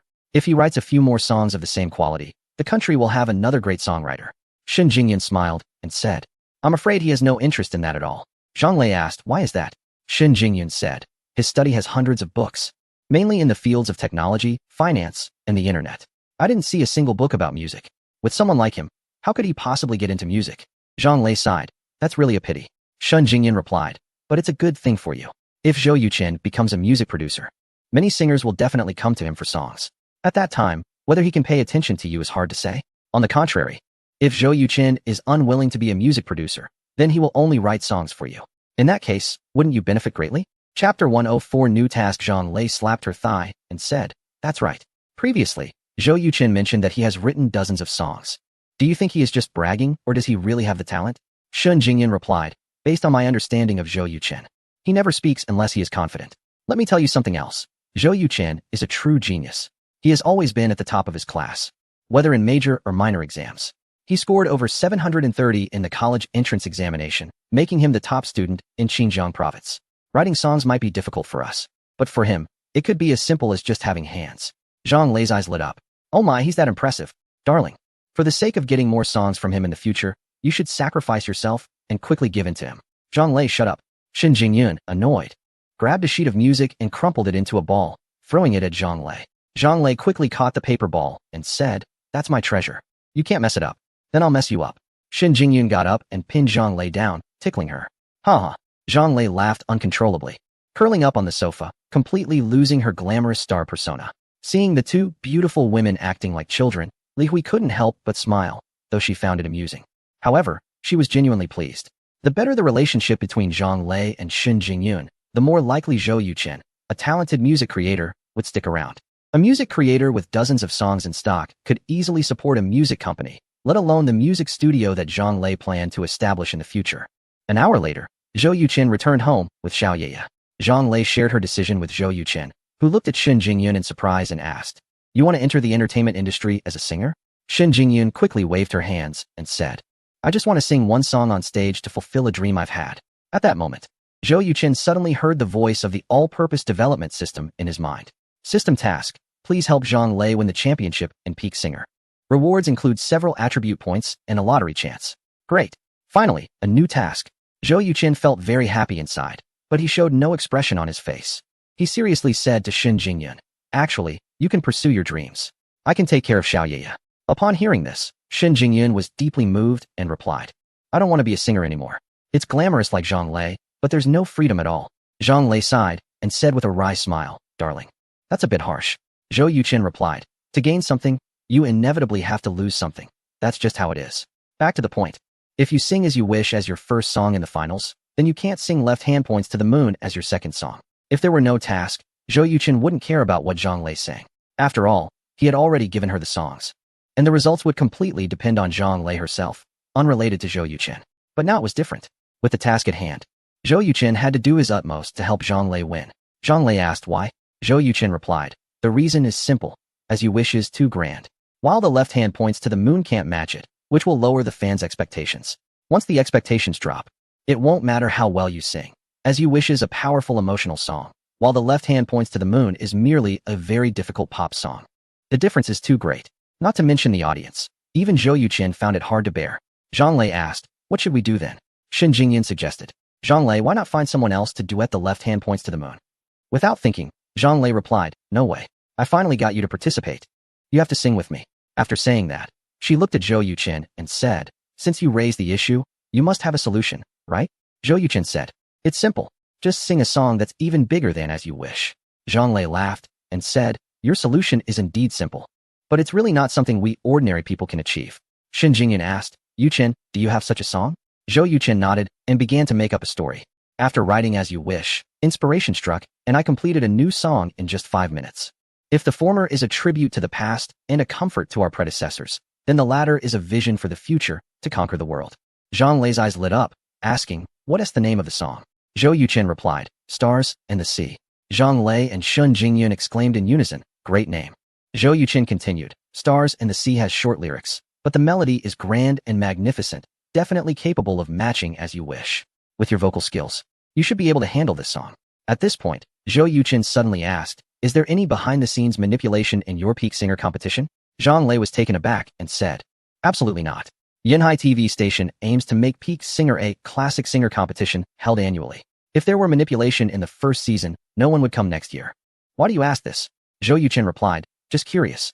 As long as you can sing both As You Wish in Stars and The Sea well, even if there is manipulation, they will have to think twice about whether they have the guts to do so. Zhang Lei said, then hurry up and write it. I'm getting a bit impatient. Zhou Yuqin smiled and said, it seems we haven't discussed the price of the song yet. Zhang Lei immediately lost her temper, asking, what do you want? Zhou Yuqin said, besides Fruit Hero and Angry Birds, our company has developed a third mobile game called Leisure Match. On the release day, your WeChat account will help me pin it for half a month. Zhang Lei furrowed her brows and asked, before it was 2 songs for half a month. Why has it changed to 1 now? Zhou Yuqin confidently said, because you will win the championship of Peak Singer with this song. 1 trophy in exchange for half a month of game promotion. You 1T lose out. Zhang Lei asked, what if I don't win? Zhou Yuqin said without hesitation, that just means your singing skills are poor and have ruined my song. Zhang Lei gritted her teeth and replied, you really are quite confident. Fine, I agree. Hurry up and write it. If I don't like this song, the agreement is off. Zhou Yuqin laughed. As long as you're a musician, you 1T dislike it. 15 minutes later, after Zhang Lei finished reading the sheet music for Stars and Sea, her stunning face was filled with shock as she said, Zhou Yuqin, you are amazing. Can I ask you to write an album for me? Chapter 105. The Little Bird is popular. Zhou Yuqin waved his hand and said, music creation is not challenging at all. I don't want to waste time and energy on it. This statement immediately left Zhang Lei feeling down. How can music creation not be challenging? Is this something a person would say? It's just too unreasonable. But the thing is, he indeed has the credentials to say this. Shen Jingyan smiled and said, all right, stop boasting. We admit you are a great genius. Is that enough? Zhou Yuqin shrugged and replied, I always have been. Shen Jingyan said, I really can't stand you. It's getting late. Zhang Lei and I will take Xiaoyeye home. Tomorrow is Saturday, so you should rest well and don't bother preparing breakfast. Zhou Yuqin nodded and said, okay. In the following days, Zhang Lei and Shen Jingyun got busy. Zhang Lei was mainly arranging the 2 songs as desired and left hand points to the moon, while Shen Jingyun practiced singing as desired every day. On Wednesday, Shen Jingyun's fantasy novel Magical Girl finally hit the shelves in major bookstores across the region. Zhang Lei, being very supportive, directly pinned Magical Girl on her social media. Perhaps due to Zhang Lei's recommendation, Magical Girl sold over 10,000 copies on its first day. Zhou Yuqin learned this news from Zhang Lei at the dinner table the next afternoon, looking astonished as he asked, you're also a writer? Shen Jingyan seemed a bit shy and said, this is my first time writing a fantasy novel. I wouldn't dare to call myself a writer. Zhou Yuqin replied, selling 10,000 copies on the first day of your first work is already quite impressive. A sales figure of 10,000 copies is considered a very good achievement for any writer. Works that sell over 100 or 200,000 copies are rare classics. Even those well-known authors with countless fans find it difficult to achieve that. Shen Jingyan said, I owe it to Zhang Lei for promoting me on social media. Zhou Yuqin shook his head and replied, promotion can indeed attract many fans to the book, but whether they buy it or not ultimately depends on the quality of the book. Jingyun, you've inherited your grandmother's talent. Zhang Lei interjected, oh please. Professor Dai writes traditional novels, while Jingyun writes fantasy novels for children. There's a big difference. Zhou Yuqin explained, what I mean is, both she and Professor Dai published through traditional publishers and didn't publish online. In that sense, they are of the same lineage. Zhang Lei nodded and said, that's true. By the way, Zhou Yuqin, is your Furious Little Bird going live today? Zhou Yuqin replied, it will be available globally at 8 o'clock tonight. Zhang Lei said, then here's the problem. According to your plan, I need to help you promote Furious Little Bird on social media, but right now Jingyun's Magical Girl is up there. What should we do? Zhou Yuqin chuckled and said, then just keep promoting Magical Girl. When my 4th casual game goes live, you can help me pin it then. Zhang Lei rolled her eyes and said, you really don't want to take any losses, do you? Zhou Yuqin said, your support for Magical Girl is like providing timely help in a snowstorm, while for Angry Birds, it's just an embellishment. If I had to choose, I would certainly go for the former. Zhang Lei asked with a half smile, what if both are timely help? Zhou Yuqin replied without hesitation, still Magical Girl. It's not easy for Jingyun to write a book. It takes 1 or 2 years. My game was completed in less than a month. Compared to the 2, Magical Girl is more important. Zhang Lei scoffed, isn't Jingyun more important? Zhou Yuqin chuckled, exactly. In my heart, Jingyun is more important than I am. Shen Jingyun felt a sweetness in her heart and smiled. Xiaoyeye asked, Daddy, what about me? Zhou Yuqin patted Xiaoyeye's head and said, you are Daddy and Mommy's angel. So of course, you are the most important. Xiaoyeye beamed a cute smile and then lowered her head to continue eating her plain cabbage. After dinner, Zhou Yuqin took Xiaoyeye outside to play, while Zhang Lei and Shen Jingyun went to the karaoke room. With only 2 days left until the competition, they had to rehearse at the TV station tomorrow night, so they needed to practice as much as possible. In recent days, they had been returning home around 11 or 12 at night. So Zhou Yuqin had been the one to hold Xiao Yeye to sleep. At 8 o'clock sharp, Explosive Birds, developed by Yueqin Game Company, was launched on the global mobile platforms. Since its release, Fruit Hero had sold 30 million copies abroad and over 100 million domestically. This little-known company from the Summer Nation overnight became one of the most famous and influential game companies in the world. The success of Fruit Hero had drawn the attention of countless game companies to mobile gaming. Game development experts worldwide were plentiful, and many had created numerous mini-games in less than a month. On the Orange platform alone, over 40 games had been launched, but they all failed without exception. The best-selling one managed only 500,000 copies, not even a fraction of Fruit Hero. The main reason was the low playability and lack of engaging features for players. Before the launch of Explosive Birds, Zheng Tong had promoted it online. And both players and game companies were eager to see if Explosive Birds could replicate the success of Fruit Hero and achieve another remarkable feat like Fruit Hero. Explosive Birds was priced at $1.99 and $1.99 abroad and $3.99 domestically.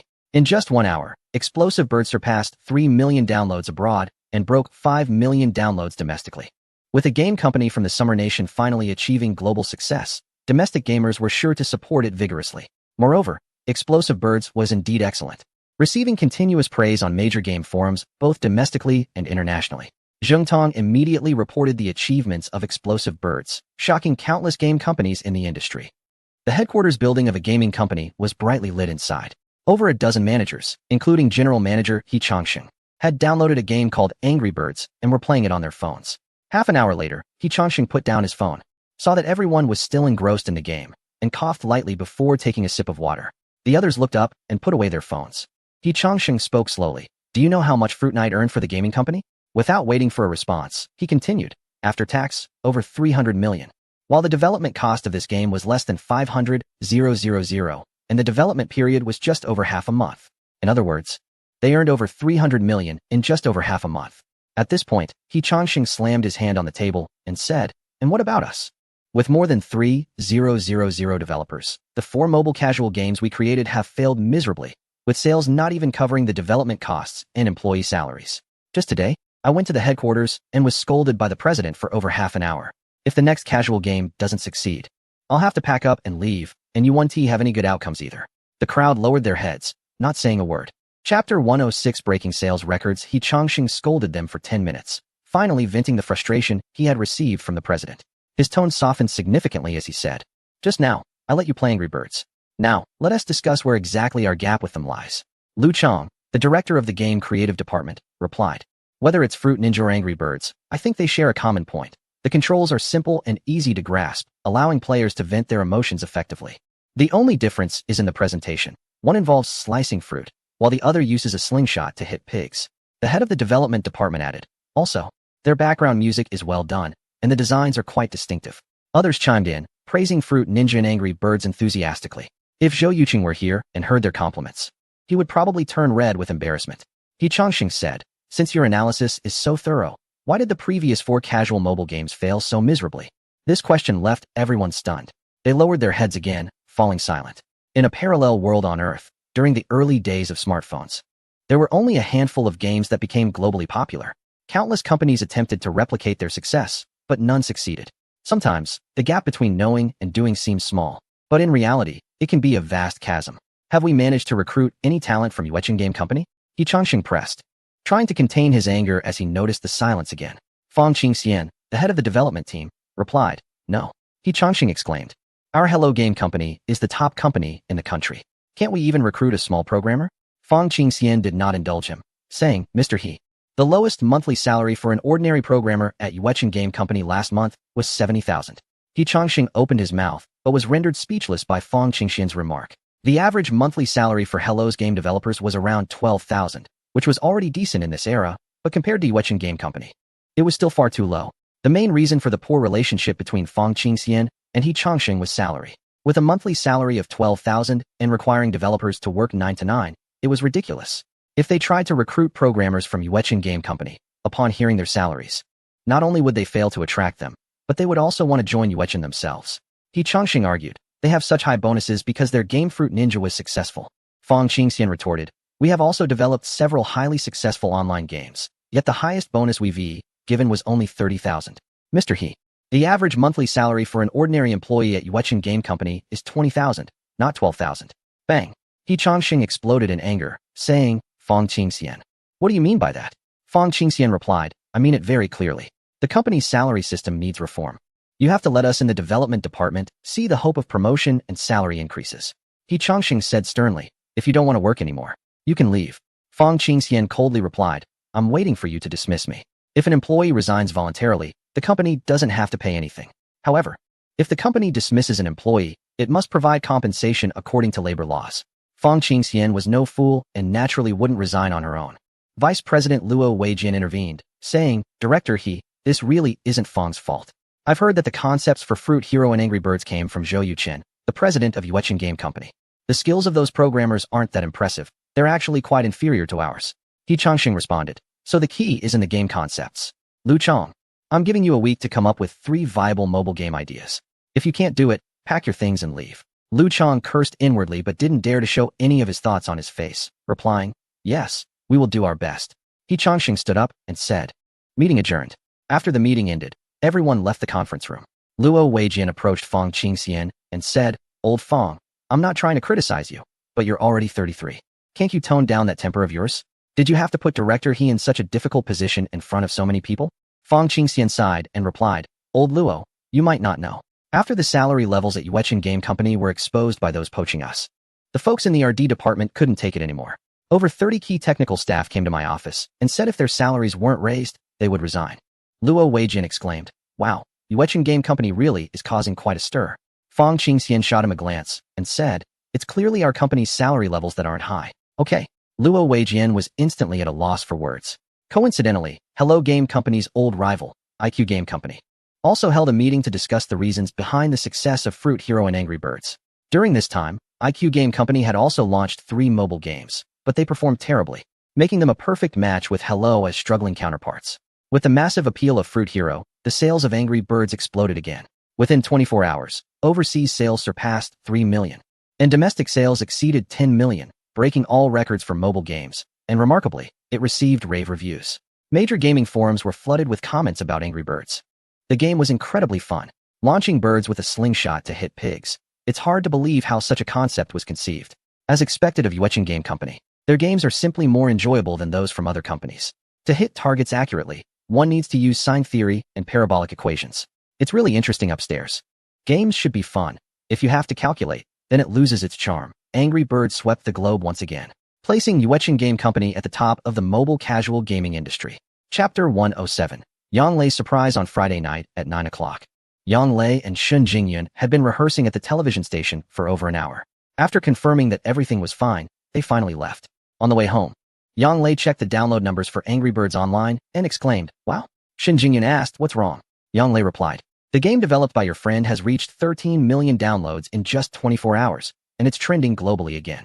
Some predict that Angry Birds could surpass 300 million downloads worldwide. Even 500 million, just like Fruit Ninja. Shin Jingyun glanced at the online reports and smiled. I knew it would turn out this way. Yang Lei sighed. I've worked hard for a year, and he earns more in a week. Why is there such a huge gap between people? Li Hui in the car couldn't help but interject. Someone online did the math. Fruit Ninja has already brought at least 230 million in net profit to the game company, and it's likely to exceed 400 million by the end of the year. Angry Birds is priced the same as Fruit Ninja, so if the download numbers are similar, then Zhou's value will reach 800 million.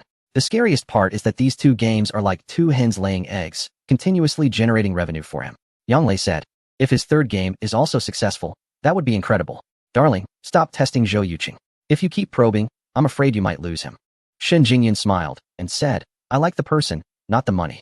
If he is meant for me, he won't be lost. If he does get lost, it just means he isn't my true match. Yang Lei, someone who can't resist external temptations after getting wealthy, will definitely face problems in the future. I want someone who can grow old with me, not someone who will falter halfway. Yang Lei rolled her eyes and retorted, that's a typical romantic ideal. If you like someone, you stay together. If you don't, you just part ways. Why complicate things?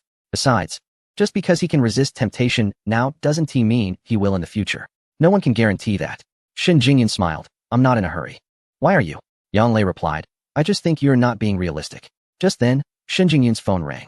She picked it up to see it was Zhou Yuqing calling and quickly answered. Hello, Mom. Are you home yet? Shin Jingyan checked the time. It was already 9:30. Almost home. Sweetheart, why aren't you asleep yet? Little Yaya said, I miss you, Wa. Shin Jingyun's heart melted, and she quickly said, Sweetheart, don't cry. Where's Dad? Little Yaya replied, Dad is right next to me, but I want you to hug me to sleep. Shin Jingyun said, okay. I'll come find you as soon as I get home. Sweetheart, let Dad take the phone. Soon, Zhou Yuqing's voice came through. Jingyun, I really can't handle this. After hearing the story, this little girl suddenly started crying. Maybe she misses you since she hasn't seen you for a few days. I'm heading over to your place soon. Thank you for your hard work these days. You'd better not say such polite things in the future. It makes me feel like I'm just helping to look after the child. Shin Jingyun smiled and said, all right, my fault. We'll see each other shortly.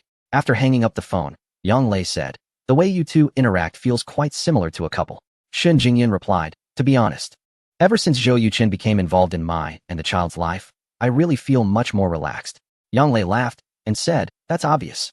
Zhou Yuqing is talented, wealthy, can cook, and has a good temper. No matter whose child he is taking care of, the mother will feel at ease. Jingyun, I advise you not to be too confident. If one day you really lose him, I bet you will definitely regret it in the future.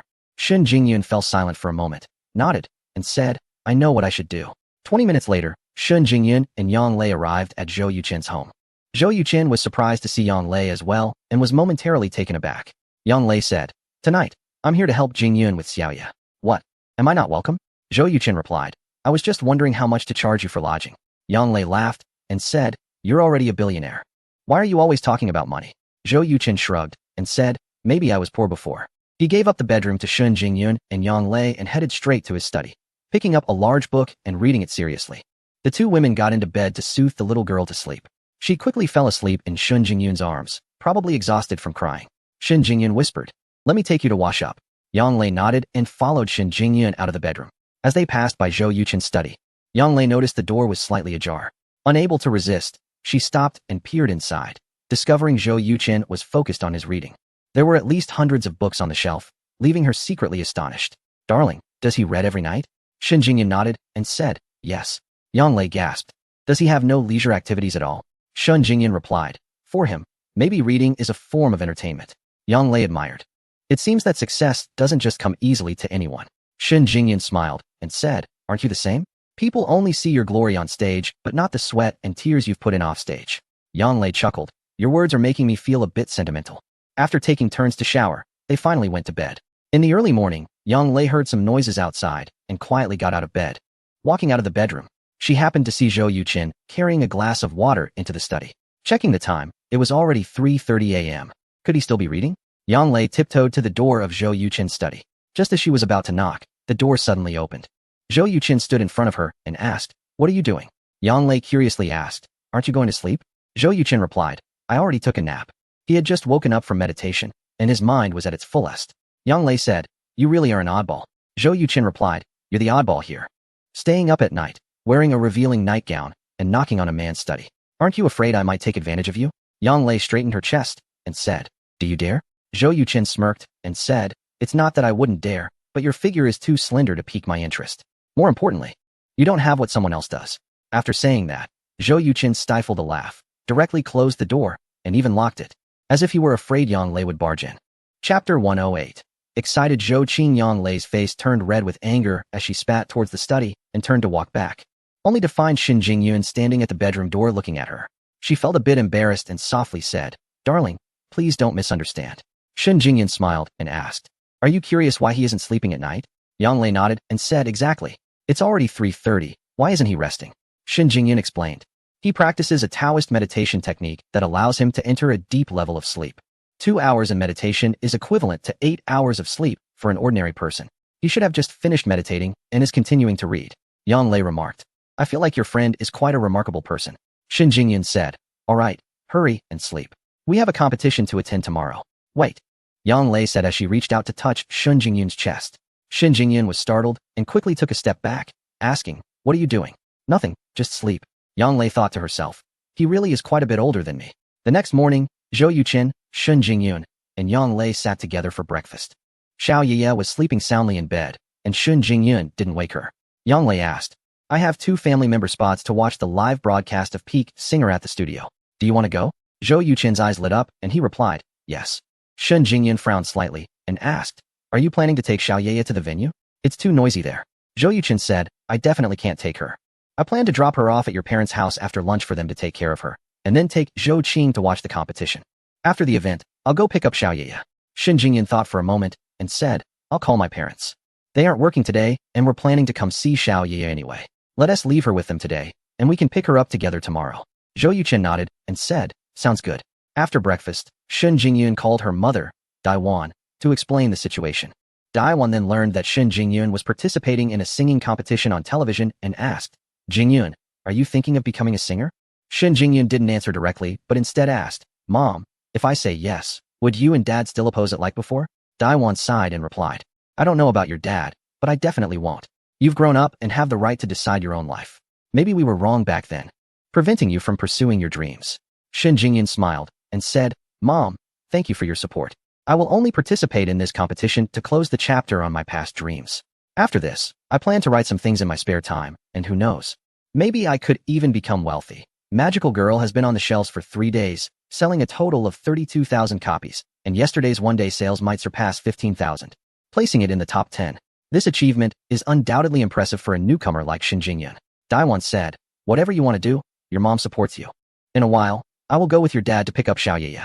You can take her back tomorrow night. Shen Jingyun said, Mom, please don't trouble yourselves. When the child wakes up, I will have Yuchen take her over. Daiwan replied, that is fine. Speaking of which, Xiao Zhou is really a good child. You and him. Mom. Shen Jingyun quickly interrupted Daiwan, saying, I need to go to the TV station with Zhang Lei. We can talk about it later. After hanging up the phone, Shen Jingyun saw the smile on Zhou Yuchen's face and asked, what are you smiling about? Zhou Yuchen said, I'm happy. It seems Aunt Dai doesn't dislike me. Shen Jingyun rolled her eyes at him and said, since you've heard it, I want to repeat it. Zhou Yuchen made an okay gesture and said, don't worry. After the little girl wakes up, I will have her eat breakfast, and then safely send her to Aunt Dai. Shen Jingyun said, then we're leaving. Zhou Yuchen nodded and said, go ahead. After the two women left, Zhou Yuchen called Zhou Qing to ask if she wanted to go see the live recording of a singing competition. Zhou Qing couldn't help but let out a shriek, almost deafening Zhou Yuchen. Bro, are you serious? Zhou Qing asked excitedly. Zhou Yuchen explained the relationship between Shen Jingyun and Yang Lei. Yang Lei stayed at my place last night, and Jingyun will participate in the competition as one of her backup singers. Yang Lei gave me 2 tickets. If you don't want to go, I'll give them to someone else. Zhou Qing quickly replied, I want to go. Oh my gosh, I can't believe I have a chance to meet Yang Lei. And I didn't expect my future sister-in-law to sing on stage with her. This is incredible. Bro, I really love you. Zhou Yuchen said, cut it out. I don't want to die. I'll pick you up from school at 5 in the afternoon. We'll grab something to eat outside, and then head straight to the TV station. Got it. Zhou Qing immediately replied, got it. At Xinjiang University. Zhou Qing hung up the phone and immediately felt the attention from her roommates. Zhou Qing, explain clearly, what is this about Yang Lei? What future sister-in-law? I feel like I've heard something amazing, Wang Tong said. Zhou Qing giggled. Tonight, my brother is taking me to see the live competition of the singing show. Ah! Wang Tong and Zhu Lina simultaneously screamed. Zhou Qing quickly covered her ears. Zhu Lina said incredulously, even if you have money, you can't buy tickets for the live show of that competition. How did your brother get them? Zhou Qing proudly replied, Yang Lei is very close friends with my future sister-in-law, and my sister-in-law will be singing as a backup singer with Yang Lei. Wang Tong was envious to the point of tears. Why don't I have such a good sister-in-law? Zhou Qing, can you take me in too? Zhou Qing shook her head and said, if I had that ability, I would definitely take you. Unfortunately, Yang Lei only gave my brother 2 tickets. Zhu Lina said, your brother is too good to you. If he sold those tickets on the black market, they would fetch at least 200,000. Zhou Qing said irritably, he definitely won't sell it. Yelena replied, Zhou Qing, I have an album of Zhang Lei's here. Can you help me get her signature? Zhou Qing snapped her fingers and said, no problem. Wang Tong quickly added, I'll go buy one today. Zhou Qing laughed and said, you're just trying to catch up at the last minute, definitely a fake fan. Wang Tong replied, as long as I can get a signature, I'll do whatever you say. Chapter 109 Researching Hongda. After Xiaoye woke up, Zhou Yuchen served her breakfast and then drove the little one to the home of Shun Qinggang and Daiwan. Xiaoye was very well behaved, understanding that her parents had things to attend to, and did not cry or make a fuss. Upon arriving at the entrance of the government housing complex, Zhou Yuchen called Daiwan. After a while, Shun Qinggang appeared in front of Zhou Yuchen. Zhou Yuchen opened the car door and handed Xiaoye to him, saying, Uncle Shun, please take Xiaoye home. I won't go in. Shun Qinggang took Xiaoye and replied, sure, you take care of your business. Xiaoye said, Daddy, don't forget to come pick me up. Zhou Yuchen smiled and said, don't worry, I won't forget. Shun Qinggang pretended to be dissatisfied and said, you're already thinking about leaving before we even get home. Sweetheart, don't you like your grandparents? Xiaoya hurriedly replied, "Of course not. I really like my grandparents. It's just that I have to go to kindergarten on Monday." Shin Shingang smiled and asked, "So do you want to see the goldfish today?" Xiaoya raised her eyebrows and nodded vigorously, saying, "I really want to." Shin Shingang said, "All right, your grandparents will take you to see the goldfish today." Seeing the grandfather and granddaughter chatting happily as they left, Zhou Yuqin then got back into the car and headed to a mobile phone battery manufacturing plant in the suburbs. This mobile phone battery factory was owned by Hongda Electronics Group, covering an area of 230 acres, with over 200 skilled workers and 4 complete production lines for mobile phone batteries. It had previously supplied batteries for 3 brands of mobile phone manufacturers, producing 200,000 batteries daily. Zhou Yuqin had come across the news of Hongda Electronics Group's bankruptcy while browsing online the night before. It was unfortunate for Zhu Hongda, the president of Hongda Electronics Group. 3 months ago, the government arrested 4 corrupt officials, one of whom embezzled over 80 million. During the interrogation, he revealed a notebook that clearly documented Zhu Hongda bribing him 3 times, totaling 15 million. Consequently, Zhu Hongda was also implicated. As the saying goes, birds of a feather flock together, and in times of crisis, they each flew their own way. Zhu Hongda's young wife, whom he had married last year, took off with 130 million from the group's account the same night. She learned he had no hope of getting out, fleeing abroad.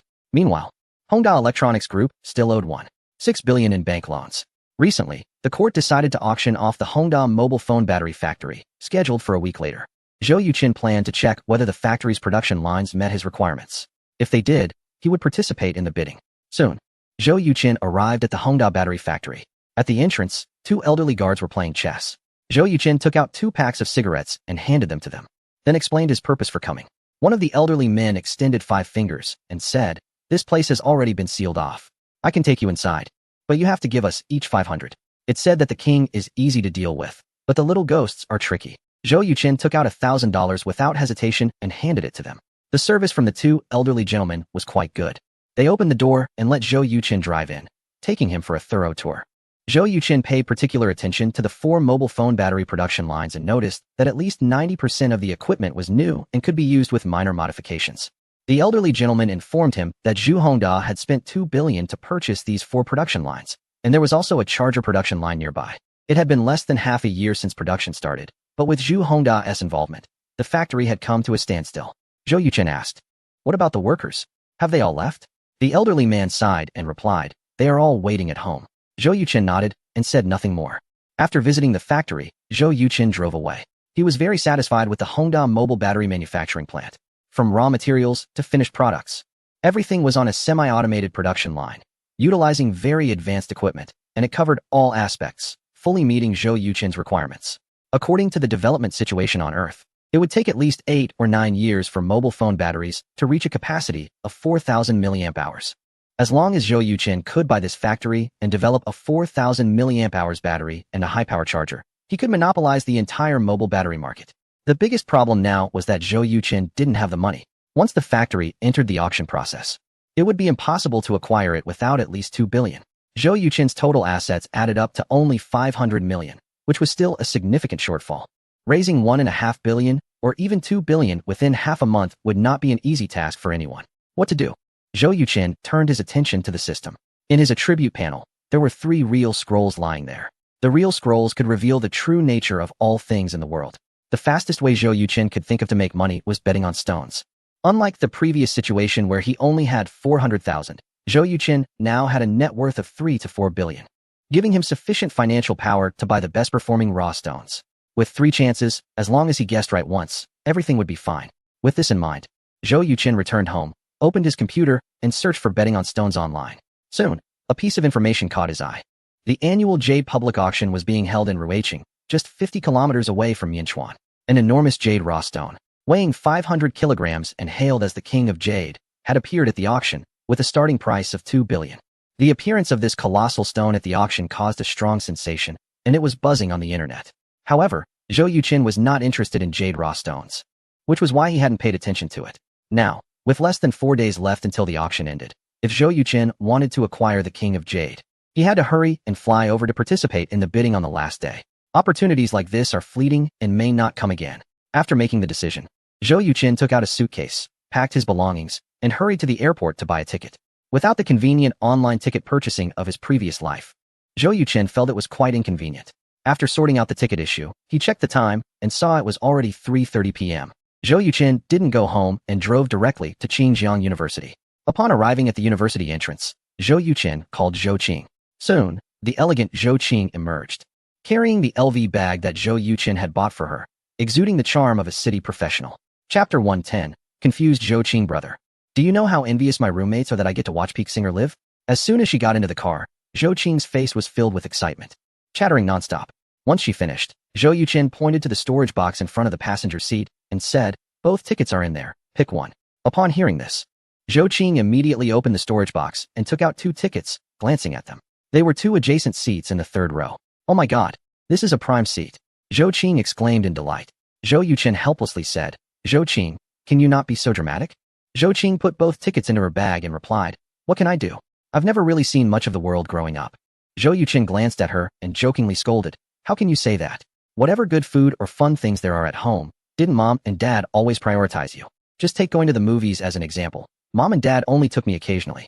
You, on the other hand, must have watched over 10 or 20 movies in a year, right? And visiting grandparents up north? I've only been twice in my whole life. Can you even count how many times you've been? In comparison, I'm the one who hasn't seen much of the world, okay?" Zhou Qing giggled, "Brother, those are all old stories. You don't need to get so worked up." Zhou Yuqin rolled his eyes at her and said, "I'm not worked up. I'm criticizing your irresponsible way of speaking." Zhou Qing replied, Yes, Zhou boss, you're the boss. Whatever you say is right. Now, where are we going to eat?" Zhou Yuqin said, "There's a northeastern private restaurant not far from the TV station. How about we try it out?" Zhou Qing agreed, "Sounds good. How long will it take us to get there?" Zhou Yuqin replied, "About 40 minutes. Zhou Qing responded with an O, took out her orange phone from her bag, and said, "Then I'll play a bit of Angry Birds." Soon, Zhou Yuqin heard the familiar music. "Are you playing Angry Birds?" "Yes. And there's also a game called Fruit Ninja." "Brother, have you heard of these 2 games? Very familiar. Do you think they're fun?" "Of course. These are leisure games developed by our country's Yueqin Game Company and have become a global sensation." "Brother, do you know the global sales of Fruit Ninja?" Before Zhou Yuqin could answer, Zhou Qing continued, "It's almost 80 million abroad and 120 million domestically, practically capturing everyone with a smartphone. Some netizens calculated that Yueqin Game Company could earn at least 300 million from Fruit Ninja, and the development cost was less than 1 million. Now with Angry Birds launched, it's continuing the success of Fruit Ninja. In just 3 days, total sales are nearly 30 million, making a fortune." Zhou Yuqin said lightly, "I think you should focus more on your studies rather than on games." Zhou Qing pouted and said, "Have you heard of work-life balance?" "Brother, speaking of which, you're in the same industry. Why can't you develop such great games?" Hearing her sister's soul-searching question, Zhou Yuqin was momentarily at a loss for words. Previously, he had only mentioned that he had established a gaming company without revealing its name. So Zhou Qing was unaware that the owner of the Yueqin Gaming Company was her brother. Just then, Zhou Yuqin's phone rang. It was a call from Zheng Tong. "Old Zheng, what's up?" "Yuga, I have 2 good news to report. One is that the downloads of Angry Birds have surpassed 30 million. And the other is that an advertising company from a certain region wants to insert ads into our Fruit Hero and Angry Birds games. They will come to the company for discussions the day after tomorrow." Zhou Qing, who was engrossed in the game, failed to adjust her angle properly, causing a bird to be launched into the sky, missing the target by a wide margin. However, she remained oblivious to this and turned to Zhou Yuqin with a shocked expression. Zhou Yuqin calmly said, "Traveling from afar to our Yueqin Gaming Company. It seems they are quite sincere. Old Zheng, I need to make a trip tomorrow. So you will take people to negotiate with those foreign partners. Angry Birds hasn't taken off yet, so it's not suitable for ad insertion to avoid player backlash. Even for the ads in Fruit Hero, they must not exceed 15 seconds, and we will only sell an exclusive for 1 year. One ad, 150 million in traffic. I need to think this through. Zhou, shouldn't we hire some people to strengthen our administrative departments? Draft a detailed organizational structure for the departments. I need to study it carefully." "Okay, Old Zheng, my plan is to develop a mobile version of Casual Match first, then create a PC version, with all in-game purchases as the revenue model. I have a strong intuition that this game has immense potential. Once it becomes popular, it could sell well for 7 to 8 years, bringing in tens of billions or even hundreds of billions in revenue." In his past life, Casual Match was a global sensation. Zhou Yuqin clearly remembered that the year before he crossed over was the 10th anniversary of Casual Match, with profits reaching a staggering 1.4 billion. When assigning tasks, Zhou Yuqin entrusted this game to Hua Haiyang for development, mainly because he valued his steadiness and patience. Zhou Yuqin designed a total of 2,000 levels for Casual Match, and currently, 1,200 levels have been completed. If it sells well, there will be thousands more levels waiting for players to conquer. If it doesn't do well, They could add 200 more high difficulty levels and then wrap it up. However, Zhou Yuqin was very confident about casual match. He believed that since Fruit Hero and Angry Bird succeeded in this world, there was no reason for casual match to fail. Yuga, I didn't expect that among the 3 games, you are most optimistic about casual matched. Fruit Hero and Angry Birds can only last 3 to 4 years at most. It will be a true mobile gaming era once 4G or 5G communication is developed. On that day, these 2 games will undoubtedly fail, and only the casual puzzle game may survive. As he spoke, a remarkable light appeared in Zhou Yuqin's eyes. He said, next, I plan to develop 2 more games, both mobile and PC versions. My goal is to monopolize the global mobile game market with these 5 casual games and capture a portion of the market on the PC side. By then, we will have the capital to create a gaming empire truly belonging to Yuezhen. Lao Zhong, I'm sharing this with you to let you know that you need to do well, as in the future, the Yuezhen Game Company will be under your leadership. Chapter 111. Singer backstage. Zhou Tongyi listened and couldn't help but feel greatly encouraged, saying, thank you. Yugo, I will definitely not let you down. I believe in you. After hanging up the phone, Zhou Yuqin glanced at Zhou Qing, who was in a daze, and smiled. What's wrong? Can't I develop a few globally popular games? Zhou Qing came to her senses and said, you can. It's just a bit hard to believe. Brother, are you really the CEO of Yuezhen Game Company? Zhou Yuqin rolled his eyes and said, use your brain. Think about the origin of the name Yuezhen. Zhou Qing silently repeated Yuezhen twice, then exclaimed, Yu is from Zhou, and Chun is from Zhou Yuqin. This name takes 1 character from both you and your daughter. Zhou Yuqin said, not too stupid. Zhou Qing asked, brother, did you really earn 3 billion? Zhou Yuqin replied, yes, I indeed earned 3 billion from the games. Zhou Qing, being very clever, immediately picked up on the underlying issue and asked, do you have other businesses? Zhou Yuqin said, stop prying. Zhou Qing acted cute. Come on, tell me. How much money do you have now? Zhou Yuqin shook his head and said, I haven't calculated, but it should be no less than 5 billion. In the stock market, the shares Zhou Yuqin held in Dongxi Network Business Company had reached 230 million. However, the fastest growing asset was not the Dongxi stocks, but the more than 10,000 tokens of another cryptocurrency he owned. After purchasing the tokens, Zhou Yuqin hadn't paid attention for a long time. Recently, he accidentally saw a news report about the cryptocurrency skyrocketing for half a month. Curious, he opened his account and found that the price had risen to 18,100, and his account balance had astonishingly reached 202 million. The momentum of this cryptocurrency seemed even more explosive than those in his previous life. However, Zhou Yuqin did not plan to cash out. In his previous life, the most powerful Bitcoin had peaked at 60,000, and now it was only a little over 2,000, which really wasn't much. 5 billion. Zhou Qing exclaimed, oh my brother, you're amazing. Zhou Yuqin casually replied, it's still early. Wait until my assets break 100 billion. Then you can praise me. After that, Zhou Qing was too engrossed in chatting with Zhou Yuqin to play games anymore. When they arrived at the Northeastern restaurant, the siblings had a delightful meal and then headed straight to the television station. Upon entering the spacious studio, they found that half of the seats were already filled.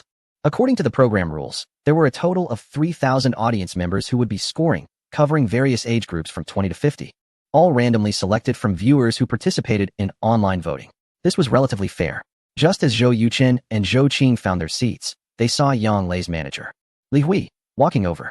Teacher Zhou, Miss Zhou, there's still some time before the performance. Would you like to rest backstage? Zhou Qing's eyes lit up as she quietly tugged at Zhou Yuqin's sleeve, urging him to agree quickly. The backstage of a star performance was such a mysterious place, and Zhou Qing didn't want to miss this chance to visit.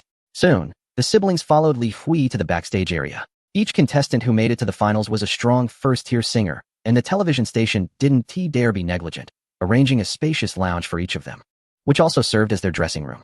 When Li Hui led them into lounge number 5, Shen Jingyun and Yang Lei were sitting in front of the mirror doing their makeup. Shen Jingyun wore a blue long dress that revealed her delicate collarbone, adorned with a diamond necklace that sparkled brilliantly under the lights. Although she was sitting and not standing, she still exuded an air of dignity and elegance that made her seem untouchable. Yang Lei wore a matching red long dress and also sported a diamond necklace, clearly indicating that they were styled similarly. It was likely that the clothing and jewelry brands endorsed by Yang Lei had provided both of them with these outfits. Zhou Qing.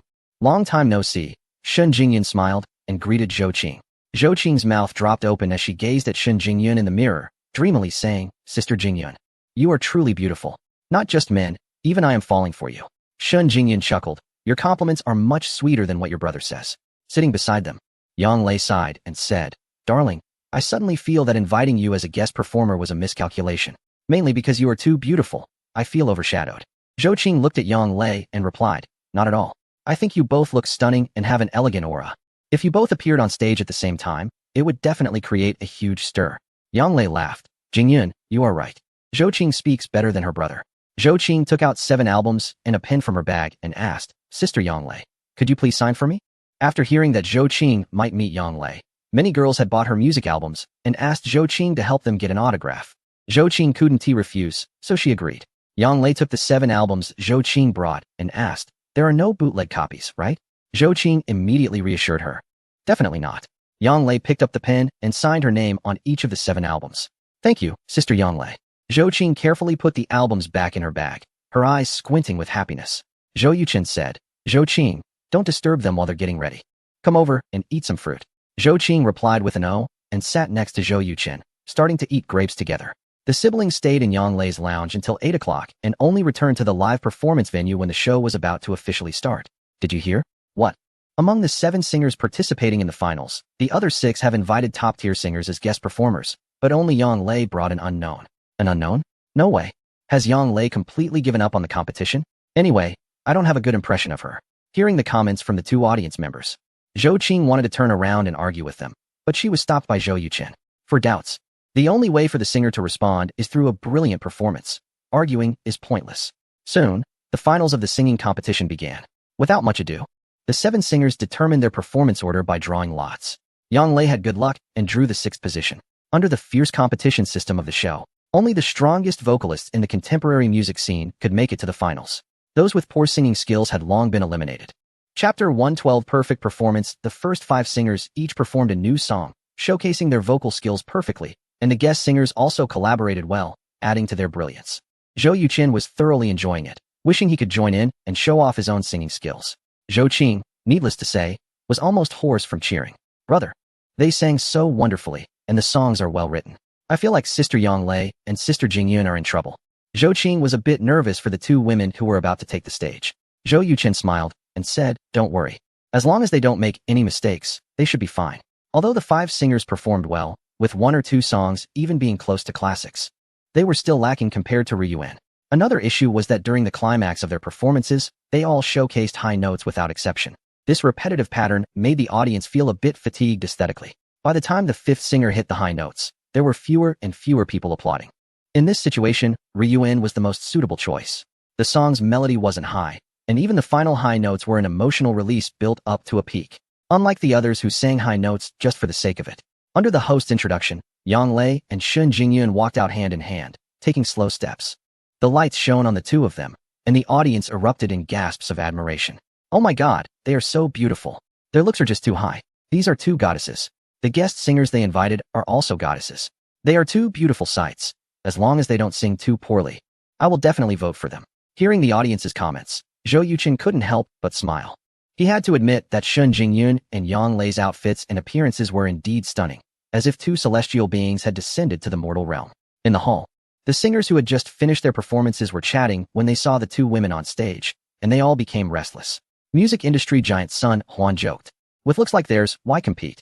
Just give the championship to Yang Lei. The top female singer Gu Xiuer exclaimed, they are so beautiful. Is this Miss Shun Jingyun Yang Lei's secret weapon? With such looks and temperament, it's a pity she isn't a star. Soon, the names of the song and its creators appeared on the big screen. Sun Huan exclaimed softly, look at the lyricist and composer of this song. A leading singer named Zhang Yang frowned and said, Zhou Wuming? I think I have some impression of that name. Gu Xiuer slapped her thigh and said, I remember now. Zhou Wuming is the lyricist and composer of Fairy Tale. My new song ranked 2nd that year, only to be defeated by his Fairy Tale. Zhang Yang nodded in agreement. That's right. That year, Fairy Tale swept the music scene, and Zhou Wuming became well known in the industry. But he has been very mysterious, completely disappearing for the past few years. I didn't expect him to make a comeback. Sun Huan sat up straight and said, it's going to be a great performance. Today he may surprise us all. Several singers discussed Zhou Wuming, and the conversation was broadcast live on television. The name Zhou Wuming was so unique that it quickly caught the attention of the audience in front of their screens. After a melodious tune, Shun Jingyun was the first to grab the microphone. You are the distant road, the light in the fog of the mountains and fields. I am a child walking in your gaze. The brief lyrics instantly brought silence to the venue. This was Zhou Yuchen's first time hearing Shun Jingyun sing. Her voice was as pure as water, gentle as the wind, with a faint warmth that seemed to resonate deeply within the hearts of listeners. Those who can become singers typically possess good vocal qualities. The biggest difference lies in the richness of emotional expression. Clearly, Shun Jingyun's singing was exceptional in this regard, immediately drawing everyone into her emotions. It was no wonder Yang Lei asked Shun Jingyun to sing the first line. In contrast to Shun Jingyun's voice, Yang Lei's was ethereal yet beautiful, evoking vivid imagery. The two took turns expressing everything conveyed in Ryuan with great fervor. The mountains and rivers are safe, and the fireworks are ordinary, but you gaze as you wish. Children, sleep soundly in dreams, as you love dearly. When the climax of the second verse arrived, the lyrics struck a strong chord with everyone, conjuring images of revolutionary martyrs bravely charging toward the enemy's guns without fear of sacrifice. With emotions running high, both Yang Lei and Shun Jingyun raised their voices significantly, singing the final verse together. And I will dream the reunion you dream of. May your wishes be eternal. Walk the long road you choose, such love for you. The two women's emotions erupted completely, their eyes turning red. Their singing felt like a tribute to the spirits of those ancestors, telling them that the nation had embarked on a path of rejuvenation. This prosperous age is as you wish. Not only the ordinary audience, but even the singers in the hall were deeply moved. After the song ended, there was a moment of silence for 5 or 6 seconds, followed by an overwhelming applause that nearly shook the entire studio. Yang Lei and Shun Jingyun exchanged smiles and bowed to the audience, which elicited even more enthusiastic applause. The program restricted any speaking from the singers on stage and prohibited campaigning. Therefore, after the performance, the two left the stage. Shun Jingyun, being an amateur, did not accompany Yang Lei to the singer's lounge. Instead, she went to the resting area, changed out of her performance outfit, and quietly took a seat in the front row, a spot that had been arranged for her in advance by the production team. On the other side, when Yang Lei entered the singer's lounge, all the singers stood up and applauded her. Yang Lei was taken aback and quickly expressed her gratitude. Gu Xiaoer asked, Yang Lei, where's that beautiful assistant of yours? Why didn't she come? Yang Lei replied, Jingyun doesn't he really like being in the spotlight? She agreed to help this time mainly because she loves this song. Gu Xiaoer said, for any singer, there's probably no one who doesn't like this song as you wish. It's written very well, and you all sang it wonderfully. Sun Huan said, the creator of this song is Zhou Wuming. Didn't he write Fairy Tale 4 years ago? Yang Lei nodded and said, that's right. Sun Huan suddenly became interested and asked, are you familiar with him? Yang Lei replied, well, somewhat. Sun Huan continued, after the release of his Fairy Tale, it almost swept all the charts. I thought the Chinese music scene might have another great talent, but unexpectedly, he never showed up again. Many people in the industry said he had run out of ideas. Now it seems that's not the case at all. Chapter 113 Popularity Exchange feature Yang Lei did not let go of the opportunity to get back at Huang Xiangfei, saying, I asked Teacher Zhou this question. He said that 4 years ago, the other party was only willing to pay 50,000 to buy the copyright of Fairy Tale. Teacher Zhou disagreed, and in a hurry for money, he sold the 3-year copyright of Fairy Tale for 30,000. After this incident, he felt that such a small amount of money was not worth the effort he put into writing the song, so he chose other work. Gu Xiaoer exclaimed, 50,000 to buy the copyright of Fairy Tale? Is this a joke? Everyone in the entertainment industry is savvy. As soon as Gu Xiaoer said this, everyone immediately realized that her relationship with Huang Xiangfei must be extremely poor. Yang Lei naturally understood what Gu Xiaoer meant, shrugged, and said, that was indeed the case at the time. I even saw the contract they signed. Sun Huan felt that discussing this issue during a live broadcast was not appropriate. So he changed the topic. Is your next song called Stars and Sea also a work by Teacher Zhou? Yang Lei nodded and said, Teacher Zhou is a genius creator. This song, As You Wish, was originally supposed to be sung solo by me in the second performance, following a highly difficult song called Left Hand Points to the Moon, since I couldn't find a suitable duet partner. And Jingyun liked As You Wish. I decided to place As You Wish in the first performance. After Teacher Zhou learned of my decision, he thought As You Wish is a song with great sentiment and must be followed by a song with even greater sentiment. Thus Stars and Sea came into being. In his words, if As You Wish comforts the predecessors, and the current prosperous world is as they wished, then Stars and Sea encourages everyone to conquer the infinite future. Upon hearing this, everyone gasped. My goodness, what kind of creator can produce 2 songs with such grand sentiment in one go? Sun Huan said, I am now full of anticipation for your song Stars and Sea. There are over 100 million viewers watching Peak Singer on television. After Yang Lei and the others spoke, Zhou Wuming's fame skyrocketed. Ding! A system prompt sounded in Zhou Yuqin's ear. Congratulations to the player for breaking through a popularity of 100,000 in reality. The system has activated the popularity exchange feature. Popularity value? Zhou Yuqin's heart stirred, and he quickly entered the system, discovering that an additional popularity value had indeed appeared in his attribute panel. Player, Zhou Yuqin Physique, 14, Ordinary Person 10, Spirit, 10. 8. Ordinary person 10. Popularity value 100. 000 attribute points. 8 skills. National martial arts, master level 3. Hacking skills, master level 2. Culinary skills, expert level 99. Investment skills, master level 2. Chip development technology, expert level 99. Tai Chi visualization, mental discipline. Items. Real scroll, 3 times. What is this popularity value? Zhou Yuqin wondered. And the system provided him with an answer directly. The popularity value can be exchanged for all items in the system shop. Every 10,000 popularity points are equivalent to 1 attribute point for items, and these points cannot be added to the player's personal attributes. After listening to the system's explanation, Zhou Yuqin understood that popularity points are essentially the currency used to purchase items in the store. As long as there is enough currency, players can buy everything available. He was thrilled to discover this aspect of the game store. He felt that having Yang Lei perform the song at the television station was indeed a wise decision, as it revealed the true method of exchange in the system store. Previously, Zhou Yuqin had been worried about his attribute points, but now he had completely figured it out. As long as he could gain massive popularity, he could exchange for the items and technical materials he needed through the system store. With this thought, a bright smile appeared on Zhou Yuqin's face. In the first singer showdown, everything went smoothly, and Yang Lei won first place with a significant advantage thanks to her performance of Ryuan. According to the competition rules, she had the opportunity to choose the order of appearance for the second round first. The grand song Starry Sea was undoubtedly best suited for the last performance, and Yang Lei made this choice without hesitation. After the first 6 performances, the emotions expressed in Starry Sea ignited the audience's sense of national pride, and she once again took first place, leading the second place by a wide margin. Zhou Yuqin's popularity points also exceeded 300,000 as a result.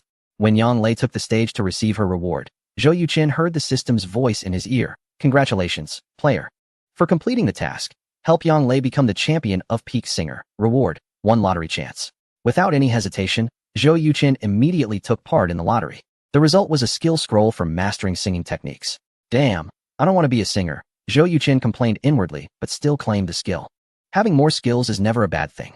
After all the performances ended, Zhou Yuqin took Shen Jingyun and Zhou Qing back. Yang Lei needed to dine with the other singers, so she didn't come along. Sister Jingyun, you sang so beautifully, not at all inferior to Sister Yang Lei, Zhou Qing said excitedly on the way back. Shen Jingyun smiled and replied, it's your brother who writes well, it just fits my vocal range perfectly. Zhou Qing was taken aback and asked, what do you mean he writes well? Shen Jingyun explained, don't you know? Your brother is the creator of Rian and Starry Sea, Zhou Wuming. Zhou Qing exclaimed, brother, when did you learn to write songs? Zhou Yuqin replied casually, when I got out of prison back then, I learned many skills to make money. Writing songs was just one of them. Zhou Qing pouted and said, sometimes, you really know how to annoy me. So what if you're a bit smarter and learn quicker? What's so impressive about that? Shen Jingyun chuckled, Zhou Qing, why do I feel like you're actually complimenting him? Zhou Qing slapped her forehead and said, you're right. Zhou Yuqin remarked, that's just a sign of lacking both intelligence and emotional intelligence. Zhou Qing, do you know that your sister Jingyun has written a fantasy novel called Magical Girl, which was published by a certain publishing house 3 days ago? Zhou Qing was so shocked that her eyes almost popped out, saying, that publishing house. Oh my, Sister Jingyun, you are amazing. Shen Jingyun replied, you're just flattering me. Can't you tell? Zhou Qing said, this is not flattery. A book that can catch the attention of that publishing house is definitely not an ordinary one. Shen Jingyun added, to be honest, I also didn't expect my first book to be favored by that publishing house. Chapter 114. Urgently heading to the Emerald Auction, Zhou Yuqin's heart stirred, and he asked, do you have any ideas for your next book? Shen Jingyun shook her head and said, it's too soon for that. Zhou Yuqin started to ramble. You might find this funny, but 3 years ago, I planned to write a Western fantasy novel and publish it abroad. I had the story all figured out, but unfortunately, my writing skills were limited and I couldn't get it down on paper. Jingyun, how about I tell you the story I came up with, and you write it instead? What do you think? Shen Jingyun asked, what is the name of this story? Zhou Yuqin replied with 4 words, Harry Potter. In a previous life, anyone from Earth would know about Harry Potter. This book is arguably the most successful fantasy work in Western history, translated into over 70 languages, with total sales reaching 500 million copies worldwide. The author, Rowling, became a billionaire thanks to Harry Potter. A few days ago, after learning that Shen Jingyun's fantasy novel Magical Girl was published, Zhou Yuqin thought of sharing the story of Harry Potter with her. As for how it would turn out, and whether it could be as successful as Rowling, that would depend on Shen Jingyun's abilities. Shen Jingyun pondered for a moment and said, could you write me a story outline? Zhou Yuqin replied, no problem. Also, I need to go out of town tomorrow and won't be back until around Tuesday. Shen Jingyun nodded and said, You can leave Xiaoya with me. Just focus on your business. Since Zhou Qing would be staying at Zhou Yuchen's home, Xin Jingyan also stayed there. The two women chatted in the children's bedroom until 1 in the morning before finally falling asleep. The next morning, after breakfast, Zhou Yuchen took a suitcase and drove straight to Yunhai Airport. Upon arriving, he parked the car in the lot. The flight took off at 11:10 in the morning and arrived at Ruiqing Airport at 2:55 in the afternoon. Zhou Yuchen didn't bother eating and immediately took a taxi to the Emerald Auction. The auction ended at 5:30 in the afternoon, so Zhou Yuchen had some time. The driver, who enjoyed chatting, told him many stories about the ups and downs of fortune upon learning he was heading to the auction. Brother, do you know about this year's top bid? Weighing 500 kilograms, with a small opening on top, it's definitely a premium quality jade. If 1/5 of it is this type of jade, it could sell for at least 3 billion. The driver spoke animatedly, his expression lively, as if the top bid was already in his grasp. Zhou Yuchen asked, does the top bid have a buyer yet? The driver replied, I've heard that many large companies want to buy it, but bidding 2 billion for an uncertain raw stone is too risky. Everyone is apprehensive. If they lose, it could really hurt. Zhou Yuchen nodded, that makes sense. Soon, the car arrived at the Emerald Auction. At the entrance, Zhou Yuchen was stopped by someone. It turned out that not everyone could enter the auction. There are 2 ways to enter. One is by becoming a member, and the other is by paying a deposit of 1 million. After the auction ends, the organizers will refund the entire deposit. Zhou Yuchen could only choose the second option. After paying 1 million and receiving a pass, he walked straight in. The so-called jade auction was actually a huge marketplace, with hundreds of stalls, each densely packed with numbered raw stones. At this moment, the auction hall was already crowded, with everyone using flashlights to carefully inspect the raw stones in front of them. Zhou Yuchen knew nothing about betting on stones, and with limited time, he took big strides towards the top bid displayed at the front. There were 3 raw stones on the stand, with the top bid being number 1. The other 2 stones were about 1/3 the size of the top bid and had windows opened, numbered 2 and 3. Perhaps because everyone had already carefully observed these 3 stones in the previous days, there were only a few people at the stand. Zhou Yuchen approached and directly used a real scroll on the number 1 stone. Item, Jade Raw Stone Source, Myanmar Old Mine Value, between 30 million to 40 million. Seeing the information from the real scroll, Zhou Yuchen was completely stunned. A top bid with a base price of 200 million contained only materials worth over 30 million. This was simply a huge pitfall. Whoever won the bid would be in big trouble. Zhou Yuchen sighed internally and walked over to the number 2 stone. This stone had a base price of 50 million, significantly cheaper than the top bid. Item, Jade Raw Stone Source, Myanmar Old Mine Value, about 300 million. Zhou Yuchen felt somewhat disappointed. Even if he could buy it for 100 million, he would only make 200 million, which wouldn't solve his problem at all. Moreover, ordinary raw stones usually sold for 3 to 4 times their price at the auction, making it impossible to buy for just 100 million. There was still one last real scroll. Without any hesitation, Zhou Yuchen used it on the number 3 stone, which had a base price of 40 million. Item, Jade Raw Stone Source, Myanmar Old Mine Value, about 2 billion. Seeing this information, Zhou Yuchen couldn't help but feel overjoyed. This was great. As long as he secured this raw stone, he could sell it for 2 billion, and combined with the 4 to 500 million he had, it would be enough for him to buy the Hongda battery manufacturing plant. After using the 3 scrolls, it no longer made sense for Zhou Yuchen to stay at the auction. He went to the consultation desk to inquire in detail about the auction. From the staff, he learned that to participate in the auction, one must demonstrate their financial strength to the organizing committee, and each bidder's account must have no less than 10 million. Upon hearing this, Zhou Yuchen immediately found the organizing committee, showed his savings, and received an entry ticket. After leaving the jade auction, Zhou Yuchen casually had a meal outside and checked into a 5-star hotel. That night, he received a call from Xiaoya, who was crying uncontrollably. Zhou Yuchen put in an enormous effort to finally win over Xiaoya. Ever since their father-daughter reunion, Zhou Yuchen had been spending almost every day with her, and their bond had completely developed. Naturally, Xiaoya was unhappy about not being able to see him for several days. The next morning, Zhou Yuchen received some good news. The organizing committee decided to auction the rough stones numbered 1 to 10 ahead of schedule, with the auction set for 2:30 p.m. that day. Zhou Yuchen, being quite clever, immediately understood the committee's intention. If the top 10 rough stones were auctioned last, many jade merchants and jewelry companies would surely hold back their strength to compete for them, which would negatively impact the prices of the other rough stones. Conversely, by resolving the most expensive rough stones first, those who did not win the bids would naturally allocate their funds to other rough stones. This arrangement was undoubtedly beneficial for both buyers and sellers. Chapter 1:15 Intense competition. At 2 o'clock in the afternoon, Zhou Yuchen entered the auction venue. His number was quite auspicious, 88. After finding his seat and sitting down, Zhou Yuchen took out his phone to check business news. After a while, a man sat down next to him. a formidable presence. Sensing the fierce aura emanating from the man, Zhou Yuqin's heart tightened, and he glanced over. The man was in his 40s, with a buzz cut and an unremarkable appearance, but his eyes were sharp like knives, making him intimidating. It seemed that he noticed Zhou Yuqin's gaze as he turned to look at him. Zhou Yuqin smiled slightly as a greeting, but the man did not respond and simply turned his head away. At that moment, a young man dressed in a sharp suit entered the room. Zhou Yuqin could distinctly sense a strong killing intent radiating from the middle-aged man. There was some enmity there. Zhou Yuqin didn't want to get involved in any trouble and continued to focus on his phone. At 2:30, the auction officially began. The auctioneer was a man in his 30s who knew how to stir the atmosphere. Under his professional hosting, the competition on-site was intense. Each piece of raw stone, from number 10 to number 4, sold for 4 times the starting price, with some even reaching 5 times. During this time, the 2 buyers of raw stones number 8 and 5 chose to open them on the spot. As a result, the 8th raw stone collapsed, causing the owner to lose over 20 million. The 5th raw stone increased in value, and the owner made at least 200 million.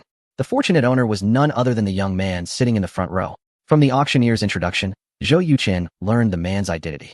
He was Zhao Bufan, the son of Zhao Feng, president of Elegant Jewelry Company. Finally, it was time for raw stone number 3. As soon as the auctioneer finished the introduction, Zhou Yuqin raised his paddle. 100 million. Immediately, the price surged to 2.5 times the starting bid. Zhou Yuqin became the focal point of the entire room, with many participants dropping their paddles. Even the middle-aged man beside him shot a surprised glance in his direction.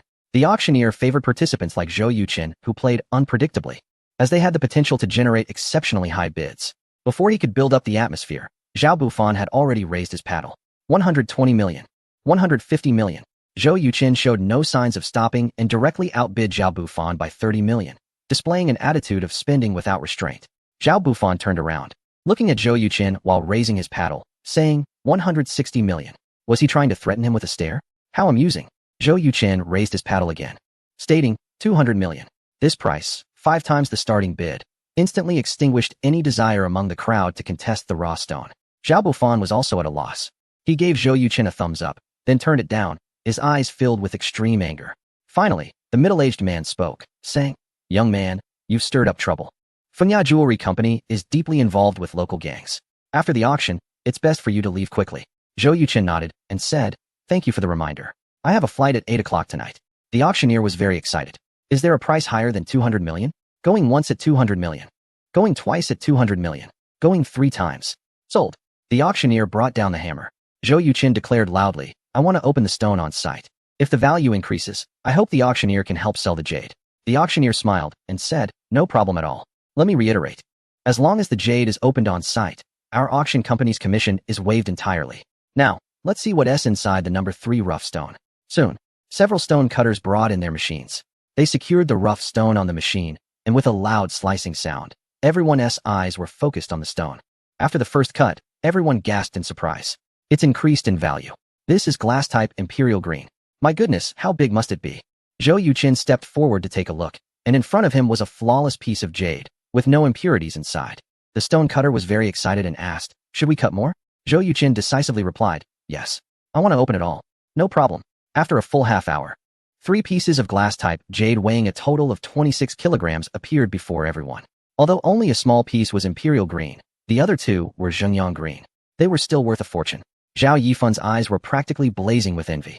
If it weren't for Zhou Yuqin, that rare jade would have been his. Thinking of this, Zhao Yifan's heart was filled with resentment, wishing he could tear Zhou Yuqin to shreds. The auctioneer asked, Sir, would you like to auction these 3 pieces of jade?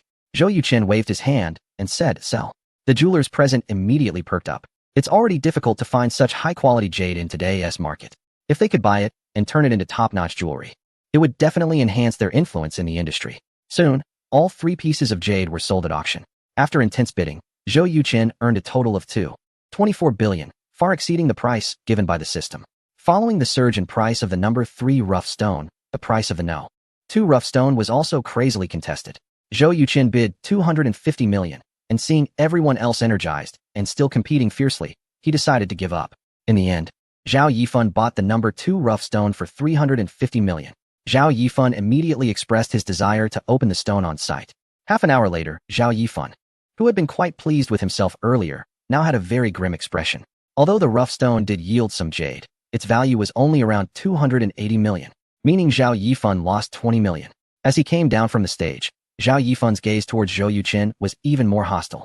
Zhou Yuqin cursed inwardly, thinking, "You lost your bet on the stone? What does it have to do with me? Why are you suddenly so angry with me?" This person, who looked average, had a really small mind. Finally, it was time for the bidding for the top prize. Zhou Yuqin noticed that several bosses of jewelry companies sitting in the front row straightened their backs, clearly ready to compete fiercely. Whoever could secure this top bid would gain significant influence and undoubtedly become the biggest joke in the industry. After a fierce competition, the top bid was won by an international jewelry company at a price of 860 million. The company was full of confidence and demanded that the organizing committee assist them in unveiling the stones. The result was a complete disaster. The venue erupted in an uproar. The face of the Asia-Pacific president of the company was darker than a pot bottom, and without even taking the unveiled jewels, he left without looking back. Chapter 116. Using a knife to kill after the auction ended, Zhou Yuqin found the relevant department of the organizing committee and retrieved his deposit. Just as he was about to take a taxi back to the hotel, Zhao Yifan and a group of well-dressed strong men surrounded him. The taxi driver sensed something was wrong and quickly drove away. Zhou Yuqin took a glance around and noticed that although the strong men were in suits, they couldn't hide their rough demeanor, making their intentions clear. "Is there something you need?" As a master of traditional martial arts skilled in Tai Chi and Xingyi, Zhou Yuqin was naturally unafraid. He looked at Zhao Yifan and calmly asked. Zhao Yifan smiled and said, "Brother, congratulations on making 2 billion. Such a great thing. We thought we'd take you out to celebrate. What do you think?" Zhou Yuqin replied, "Thank you for your kindness, but I need to catch a flight tonight, so I really don't have time." Zhao Yifan's smile faded, and he coldly said, "Look at what's on the waist of my brother here." Zhou Yuqin turned to look at the strong man, who unbuttoned his suit to reveal a black handgun. Zhao Yifan laughed. "Can we talk now?" Zhou Yuqin shook his head and said, "How do I know if it's real or fake? How about this? Have him shoot at me. If it's real, I'll go with you." Hearing Zhou Yuqin's words, Zhao Yifan was taken aback and said, "Are you out of your mind? Do you even know what you just said?" Zhou Yuqin patted his shoulder and said, "You don't have the killing intent, which means you haven't killed anyone. This guy with the gun has the killing intent. He must have taken at least 5 lives. But trying to kill me with that gun? That's unlikely." Zhao Yifan's expression changed. "I get it. You won't shed tears until you see the coffin. Since that's the case, don't blame me for being rude. What are you doing?" Before Zhao Yifan could finish, a thunderous shout interrupted him. Everyone turned to see a middle-aged man sprinting towards them at high speed. Zhou Yuqin recognized him as the man who had sat next to him at the auction. Apart from him, there were many others in the distance. But everyone was just watching the spectacle, and no one stepped forward to intervene. "Brother, are you okay?" The middle-aged man reached Zhou Yuqin's side, looking concerned. Zhou Yuqin didn't understand his intentions and replied, "I'm fine." The middle-aged man looked sternly at Zhao Yifan and said, "How dare you rob someone in broad daylight? You really are bold."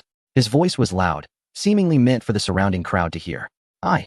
Zhao Yifan was about to explain when the middle-aged man shouted, "Watch out, he has a gun." He lifted his leg and kicked the armed strong man, sending him flying 4 to 5 meters away. Zhao Yifan was furious. "Damn it, beat him up." More than a dozen strong men rushed towards the middle-aged man and Zhou Yuqin. Zhou Yuqin felt that the middle-aged man was acting strangely and recalled the hatred he had shown towards Zhao Yifan at the auction, leading him to a sudden realization. Did he want to use this incident to eliminate Zhao Yifan? If that's the case, then he has dragged me into this as well? With this thought, Zhou Yuqin quickly executed a serpentine footwork to evade the punches and kicks of several burly men, turning to run backward and creating distance from the middle-aged man. The burly men immediately howled and chased after him. As Zhou Yuqin ran, he observed the middle-aged man. He saw that the man's strikes were as fierce as a tiger descending the mountain, showcasing immense strength, likely practicing a form of martial arts with dark energy cultivation. In less than 10 seconds, the middle-aged man had knocked down 4 burly men and charged in front of Zhao Yifan, throwing a punch at his chest. With this guy's explosive power, that punch would surely be fatal for Zhao Yifan. Damn, this guy really intends to kill Zhao Yifan under the guise of being a hero. I've been used by him. Zhou Yuqin cursed inwardly. With a thud, the punch landed on Zhao Yifan's chest, producing a muffled sound. Zhao Yifan staggered back 2 steps, first feeling a sharp pain like being pricked by needles. Then he felt nothing at all. Zhou Yuqin, with hearing 10 times that of an average person, immediately discerned that the middle-aged man had used dark energy from the sound of the punch hitting Zhao Yifan. Zhao Yifan wouldn't feel anything now, but within a week, he would spit blood for several days and ultimately die from ruptured internal organs. The middle-aged man shouted, "Brother, I'll cover you, you run." As Zhou Yuqin ran, he shouted back, "Who are you?" The middle-aged man replied, "I'm just a bystander who can't stand idly by. These guys must be after your money from selling jade, so you better hurry and get away." Zhou Yuqin felt that the act had gone on long enough and said, "Thank you. Big brother, I'm off then. With that, Zhou Yuqin took off running, disappearing from sight. Damn, this young man runs really fast. Of course, if he didn't run fast, he wouldn't just lose money, he might lose his life. Do you know who Zhao Yifan is? He's the local tyrant in Ruiqing. That young man dared to compete for the third raw jade stone with him, offering a jade worth 2 billion. It would be strange for Zhao Yifan to let him go. The onlookers were buzzing with chatter. Just then, there was a gunshot. Following the sound, everyone saw the burly man who was kicked down first firing a shot at the middle-aged man. Unfortunately, the shot missed the middle-aged man and hit Zhao Yifan instead. Zhao Yifan looked down at the blood hole in his chest, his eyes filled with fear. He opened his mouth to say something, but in the end, he said nothing and collapsed to the ground, dead. A murder. A shriek rang out, and everyone began to flee at lightning speed. The middle-aged man glanced at Zhao Yifan, a cold smile curling at the corner of his mouth. It turned out he had already noticed the burly man with the gun, so he played it dangerously, deliberately blocking his line of sight so that he couldn't see Zhao Yifan behind him, creating a space for him to fire. The moment the burly man pulled the trigger, the middle-aged man quickly dodged, and the bullet grazed past him, hitting Zhao Yifan perfectly.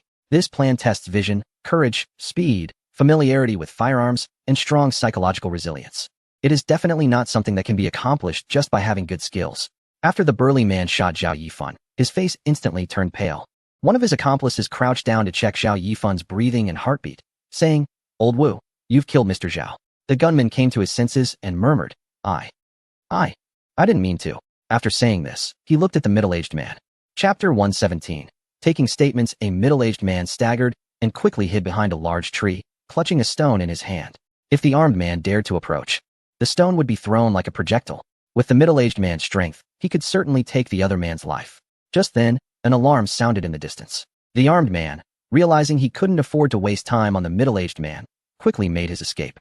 He knew that if he stayed, not only would the police sentence him to death, but the victim's father would also not let him go. Therefore, the only option left for the armed man was to leave the city. Soon, 3 police cars stopped, and several officers stepped out. "What's going on?" asked the leading officer, a thin man in his 30s with a serious expression. The middle-aged man threw away the stone and stepped out from behind the tree, declaring loudly, "I called the police." The leading officer looked at Zhao Yifan lying on the ground and asked, "Is someone injured?" The middle-aged man replied, "He was shot dead by his own subordinate." Shot. The expressions of the officers changed. The middle-aged man then detailed the events that transpired. After listening, the leading officer turned to Zhao Yifan's subordinate and asked, "Is there any issue with his account?" One burly man replied, "We didn't intend to rob. We just wanted to get to know that young gentleman." The leading officer scoffed. "Do you even believe that yourself?" The burly man stubbornly replied, "That's just how he felt." The leading officer continued, "Why did your companion have a gun?" Gulp. The burly man swallowed hard and said, "I don't know." The leading officer's gaze turned sharp. As soon as a gun is involved, it becomes a major case. Not to mention someone has died here. Everyone is coming with me to the police station for questioning. He turned to 2 young officers, Xiao Wang, Xiao Zhang. "Go check the surveillance here immediately. We must find that armed person." "Yes, Captain." The 2 young officers responded and left. The middle-aged man said, "Officer, I was acting in good faith. I shouldn't need to go, right?" The leading officer replied, "No, you must come, along with the young man who was robbed." "By the way, where is he?" The middle-aged man said, "He ran away." "Ran away?" The leading officer scoffed. "This guy really has a sense of loyalty." "I didn't run." Zhou Yuqin walked out from a distance, speaking calmly. The leading officer said, "Then you should come with me to the station as well." Zhou Yuqin asked, "May I see your identification?" The leading officer was taken aback, then took out his ID and said, "Of course." Zhou Yuqin took a glance at it. It read that he was Captain Lu Cheng of the Criminal Investigation Team. Returning Lu Cheng's ID, Zhou Yuqin took out his own ID and said, "Captain Lu, hello. I am Zhou Yuqin, a technical advisor for the local police department." "You?" Lu Cheng was a bit surprised. He took a look at Zhou Yuqin's ID and said, "Advisor Zhou, I'm sorry, this incident originated from you. Even though we are colleagues, you still need to come with me to the police station." Zhou Yuqin put away his ID and said, "Understood." In fact, at the moment the gunshot rang out, Zhou Yuqin knew he couldn't escape. After seeing Zhao Yifan shot dead, he was left with only a bitter smile. Soon, several police cars arrived, taking Zhao Yifan's body and the more than 10 strong men to the police station. Zhou Yuqin and the middle-aged man climbed into Lu Cheng's car. On the way, Zhou Yuqin learned about the middle-aged man's situation. His name was Xian Yanhai, a retired special forces instructor who had just returned to Ruwei City last month. Although it was confirmed that Xian Yanhai had taken the opportunity to kill Zhao Yifan, Zhou Yuqin still felt the need to thank him for his selfless rescue. Upon arriving at the police station, Zhou Yuqin made a statement in the inquiry room. Without any concealment, He recounted the situation at the auction and how Zhao Yifan had tried to force him to celebrate, focusing on the process where Xian Yanhai had helped him. Advisor Zhou, did you know Xian Yanhai before? No. Then why did he risk his life to save you? Smart. Zhou Yuqin silently gave a thumbs up to the police officer across from him. At the auction, I sat next to him. Perhaps it was his innate sense of justice or he felt some connection to me, which is why he was willing to step in and help. How did Xian Yanhai, a retired Special Forces instructor, get into the auction? Officer, I met him today, and we exchanged no more than 5 sentences. How would I know his background? While Zhou Yuqin was making his statement, Xian Yanhai was also giving his statement in a nearby room. I retired 3 months ago and couldn't find a suitable job. Since Ruwei City is known for jade, I thought about getting into the jewelry business. Coincidentally, a comrade of mine opened a rough stone shop and made a fortune. So I asked him to help me get in. Did you know Zhao Yifan before? Zhao Yifan is very famous in the jade and jewelry industry. I've heard his name, but don't know what he looks like. Today was the first time I saw him. Do you know Zhao Yifan's father, Zhao Feng, the president of Fengya Jewelry Company? Same. I've heard of him, but I've never met him. Xian Yanhai, why did you help Zhou Yuqin? I sat next to Zhou Yuqin at the auction. Although we didn't talk much, I thought this young man was good and wanted to befriend him. Of course, the most important reason is that he has over 2 billion in cash, and I need money for my business. If I could rescue Zhou Yuqin and then borrow 20 to 30 million from him, I believe he would agree. You certainly have a good plan. Zhou Yuqin and Xian Yanhai did not conceal anything about the entire process. They spoke nothing but the truth. After both statements were taken, the police compared them and quickly reached a conclusion. Zhou Yuqin is just a lucky colleague who has discovered jade worth over 2 billion, which has attracted the malicious intentions of Zhao Yifan. Xian Yanhai saw Zhou Yuqin being robbed by Zhao Yifan and decisively stepped in to help, hoping to borrow money from Zhou Yuqin for his jewelry business in return for this favor. Neither of them had the motive to kill Zhao Yifan. On the contrary, the deceased Zhao Yifan had the intention to rob Zhou Yuqin. After some discussion, the police decided to let Zhou Yuqin and Zhao Yifan go. Advisor Zhou, I'm sorry for taking up your time, Lu Cheng said as he escorted Zhou Yuqin out of the inquiry room and apologized. Zhou Yuqin checked the time and smiled. It's still not too late. I have enough time to catch tonight's flight. I can take you. Before he could finish, a harsh voice suddenly interrupted. Are you Zhou Yuqin? Chapter 118. The shock of Xian Yanhai. Zhou Yuqin turned to look, only to see a middle-aged man in his 50s with a fierce expression. His eyes were bloodshot, as if he had just been crying, and his gaze towards Zhou Yuqin was extremely cold and sharp. May I ask who you are? Zhao Feng. I am Zhao Yifan's father. Zhou Yuqin had already guessed the identity of this man and calmly replied, Mr. Zhao? I express my deep condolences for your son's death. Please accept my sympathy. Zhao Feng said indifferently. I usually prefer to let others express their sympathy. Lu Cheng frowned and said, Mr. Zhao, are you threatening Consultant Zhou? Zhao Feng coldly responded, think whatever you want. At that moment, Xian Yanhai also exited the inquiry room. Upon seeing Zhao Feng in the hallway, his pupils constricted and a flash of murderous intent crossed his face. Every grievance has its source, and every debt has its owner. I, Zhao Feng, will not let go of the person who killed my son. Zhao Feng took a deep look at Xian Yanhai and Zhou Yuqin before leaving with a large group of people. Lu Cheng said, Consultant Chen, Mr. Xian. Fengya Jewelry Company has significant power in this city. You should be careful. Zhou Yuqin smiled and said, It's all right.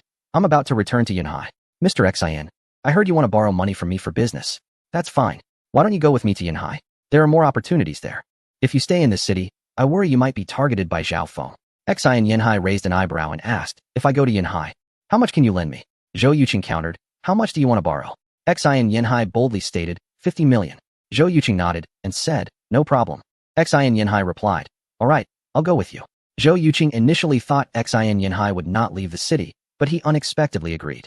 For a moment, he was unsure of Xian Yanhai's true intentions and decided to take things one step at a time. After leaving the police station, the two took a taxi to the Jade public auction parking lot. Xian Yanhai drove his car out of the parking lot and took Zhou Yuqin to the hotel. Upon arriving at the hotel, Zhou Yuqin checked out, placing his luggage in Xian Yanhai's car. The two headed straight for the airport. On the way, Zhou Yuqin glanced at the black Santana that had been following them in the rearview mirror and asked, Mr. Xian, aren't you going home to get something? Xian Yanhai replied calmly, I suddenly don't want to go to Yanhai anymore. After I drop you off at the airport, I'll go back home. Zhou Yuqin smiled slightly and said, Mr. Xian, are you suddenly not wanting to go to Yanhai, or did you never intend to go in the first place? Xian Yanhai's gaze sharpened. What do you mean? Zhou Yuqin said, If I guess correctly, you must have a grudge against Zhao Feng and Zhao Yifan, right? Xian Yanhai was greatly shocked and turned to Zhou Yuqin, asking, How did you come to that conclusion? Zhou Yuqin replied, The eyes are the windows to the soul. Your gaze towards Zhao Yifan at the auction was filled with hatred, and there was a strong aura of killing intent surrounding you.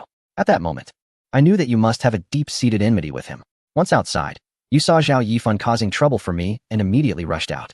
Taking advantage of the opportunity to act bravely, you used a hidden technique to injure Zhao Yifan severely. Even if he wasn't shot dead by his subordinates, it wouldn't be long before he would cough up blood and die. Mr. Xian, am I right? Hearing Zhou Yuchen's words, Xian Yanhai's expression finally changed, and he said sternly, "Who exactly are you?" Previously, Xian Yanhai thought Zhou Yuchen was just a wealthy second-generation individual. But little did he know he was a technical advisor for the local police department. Though Xian Yanhai was somewhat surprised, he only regarded Zhou Yuchen as a computer-savvy tech talent, not taking him seriously. What truly shocked Xian Yanhai was Zhou Yuchen pointing out his plan and realizing that he had secretly plotted against Zhao Yifan. This was no ordinary feat. Zhou Yuchen smiled and said, "Let me finish my words. Mr. Xian, your claim at the police station about borrowing money from me for business was merely to mislead the authorities, making your motive for acting bravely appear more legitimate. In reality, you never intended to do business, nor did you plan to go with me to the local area, right?" Xian Yanhai did not respond, but countered, "If I never intended to go there, then why did I take you to the airport?" Shen Haoyu replied, "You did it to protect me. You know Zhao Feng and Zhao Yifan's character very well and understand that after Zhao Yifan's death, Zhao Feng would definitely not spare me. His only chance would be to intercept me on the way to the airport. Being a soldier, you wouldn't want to see me suffer persecution from Zhao Feng because of your revenge, so you found an excuse to protect me to the airport, right?" After a moment of silence, Xian Yanhai suddenly laughed and said, "Indeed, there are experts among the common people. I should have recognized the true expert by my side." Zhou Yuchen said seriously, "The fact that you can protect me to the airport and don't want me to get involved shows you are a person of integrity and loyalty. Can I know your reason for wanting to kill the Zhao family?" Xian Yanhai replied calmly, "At this point, it doesn't matter if I tell you. I am an instructor for a special forces unit. During a mission, a comrade was shot multiple times while saving me and died in front of me. To repay his life-saving grace, I have been taking care of his family over the years. Unexpectedly, 3 months ago, my sister-in-law jumped to her death from a hotel window. On my way back, my comrade's father was killed in a hit-and-run, leaving behind only an 8-year-old child." Zhou Yuchen quickly understood what had happened and asked, "Was it Zhao Yifan or Zhao Feng?" Xian Yanhai's expression turned as cold as the Siberian chill, his eyes filled with anger as he said, "It was Zhao Yifan who took a liking to my sister-in-law and had her drugged while taking pictures. The old man was killed by someone sent by Zhao Feng to eliminate future troubles. Fortunately, I returned in time to save the child. Otherwise, that child might not be here anymore." Zhou Yuchen furiously exclaimed, "The Zhao father and son truly deserve to die." Xian Yanhai said in a deep voice, "Mr. Zhou, I'm very sorry to involve you in this matter. Don't worry, I will do my utmost to get you safely to the airport." Zhou Yuchen looked ahead at the 2 vans blocking the road and said, "They've already arrived." Xian Yanhai stopped the car, glanced at the trees on either side, and said, "I will hold them off. You hurry and run into the woods." Zhou Yuchen replied calmly, "Running won't help. Given Zhao Feng's character, he will find a way to kill me. If things go wrong, my parents and children might also be affected. The only solution now is to take him out under the pretext of self-defense." Chapter 119, a bloody rampage. At this moment, a group of strong men wielding machetes appeared ahead, numbering around 12 or 13. Each had various tattoos on their arms, and at the forefront stood Zhao Feng, his expression grim. 3 black cars were parked behind them, completely blocking their escape route. 7 or 8 thugs brandished baseball bats, exuding a fierce and menacing aura. Seeing that Zhou Yuchen was not afraid at all, and even suggested taking down Zhao Feng, Xian Yanhai showed a hint of surprise and said, "Mr. Zhou, you don't seem like an ordinary person." Zhou Yuchen replied, "Let us talk after we get through this. Capture the leader first, and I'll find a way to get you out." Xian Yanhai looked at him deeply and said, "If you help me take revenge, my life will be yours from now on." "That's a heavy statement," Zhou Yuchen said as he took out his phone, searching for the recording interface. "After we get out of the car, don't say anything reckless. I need to record Zhao Feng's words as evidence of our self-defense." Soon, Zhou Yuchen set up the recording, opened the car door with Xian Yanhai, and stepped out. "You two have some guts. I thought you wouldn't dare come out of the car," Zhao Feng said, puffing on a cigar.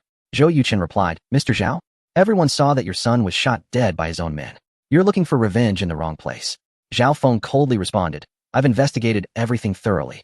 If you hadn't fought with Yifan over the raw stone, he wouldn't have targeted you. If it weren't for this dog surnamed Xian, Yifan wouldn't have been shot. The bastard who fired the gun deserves to die, and you two must accompany my son in death."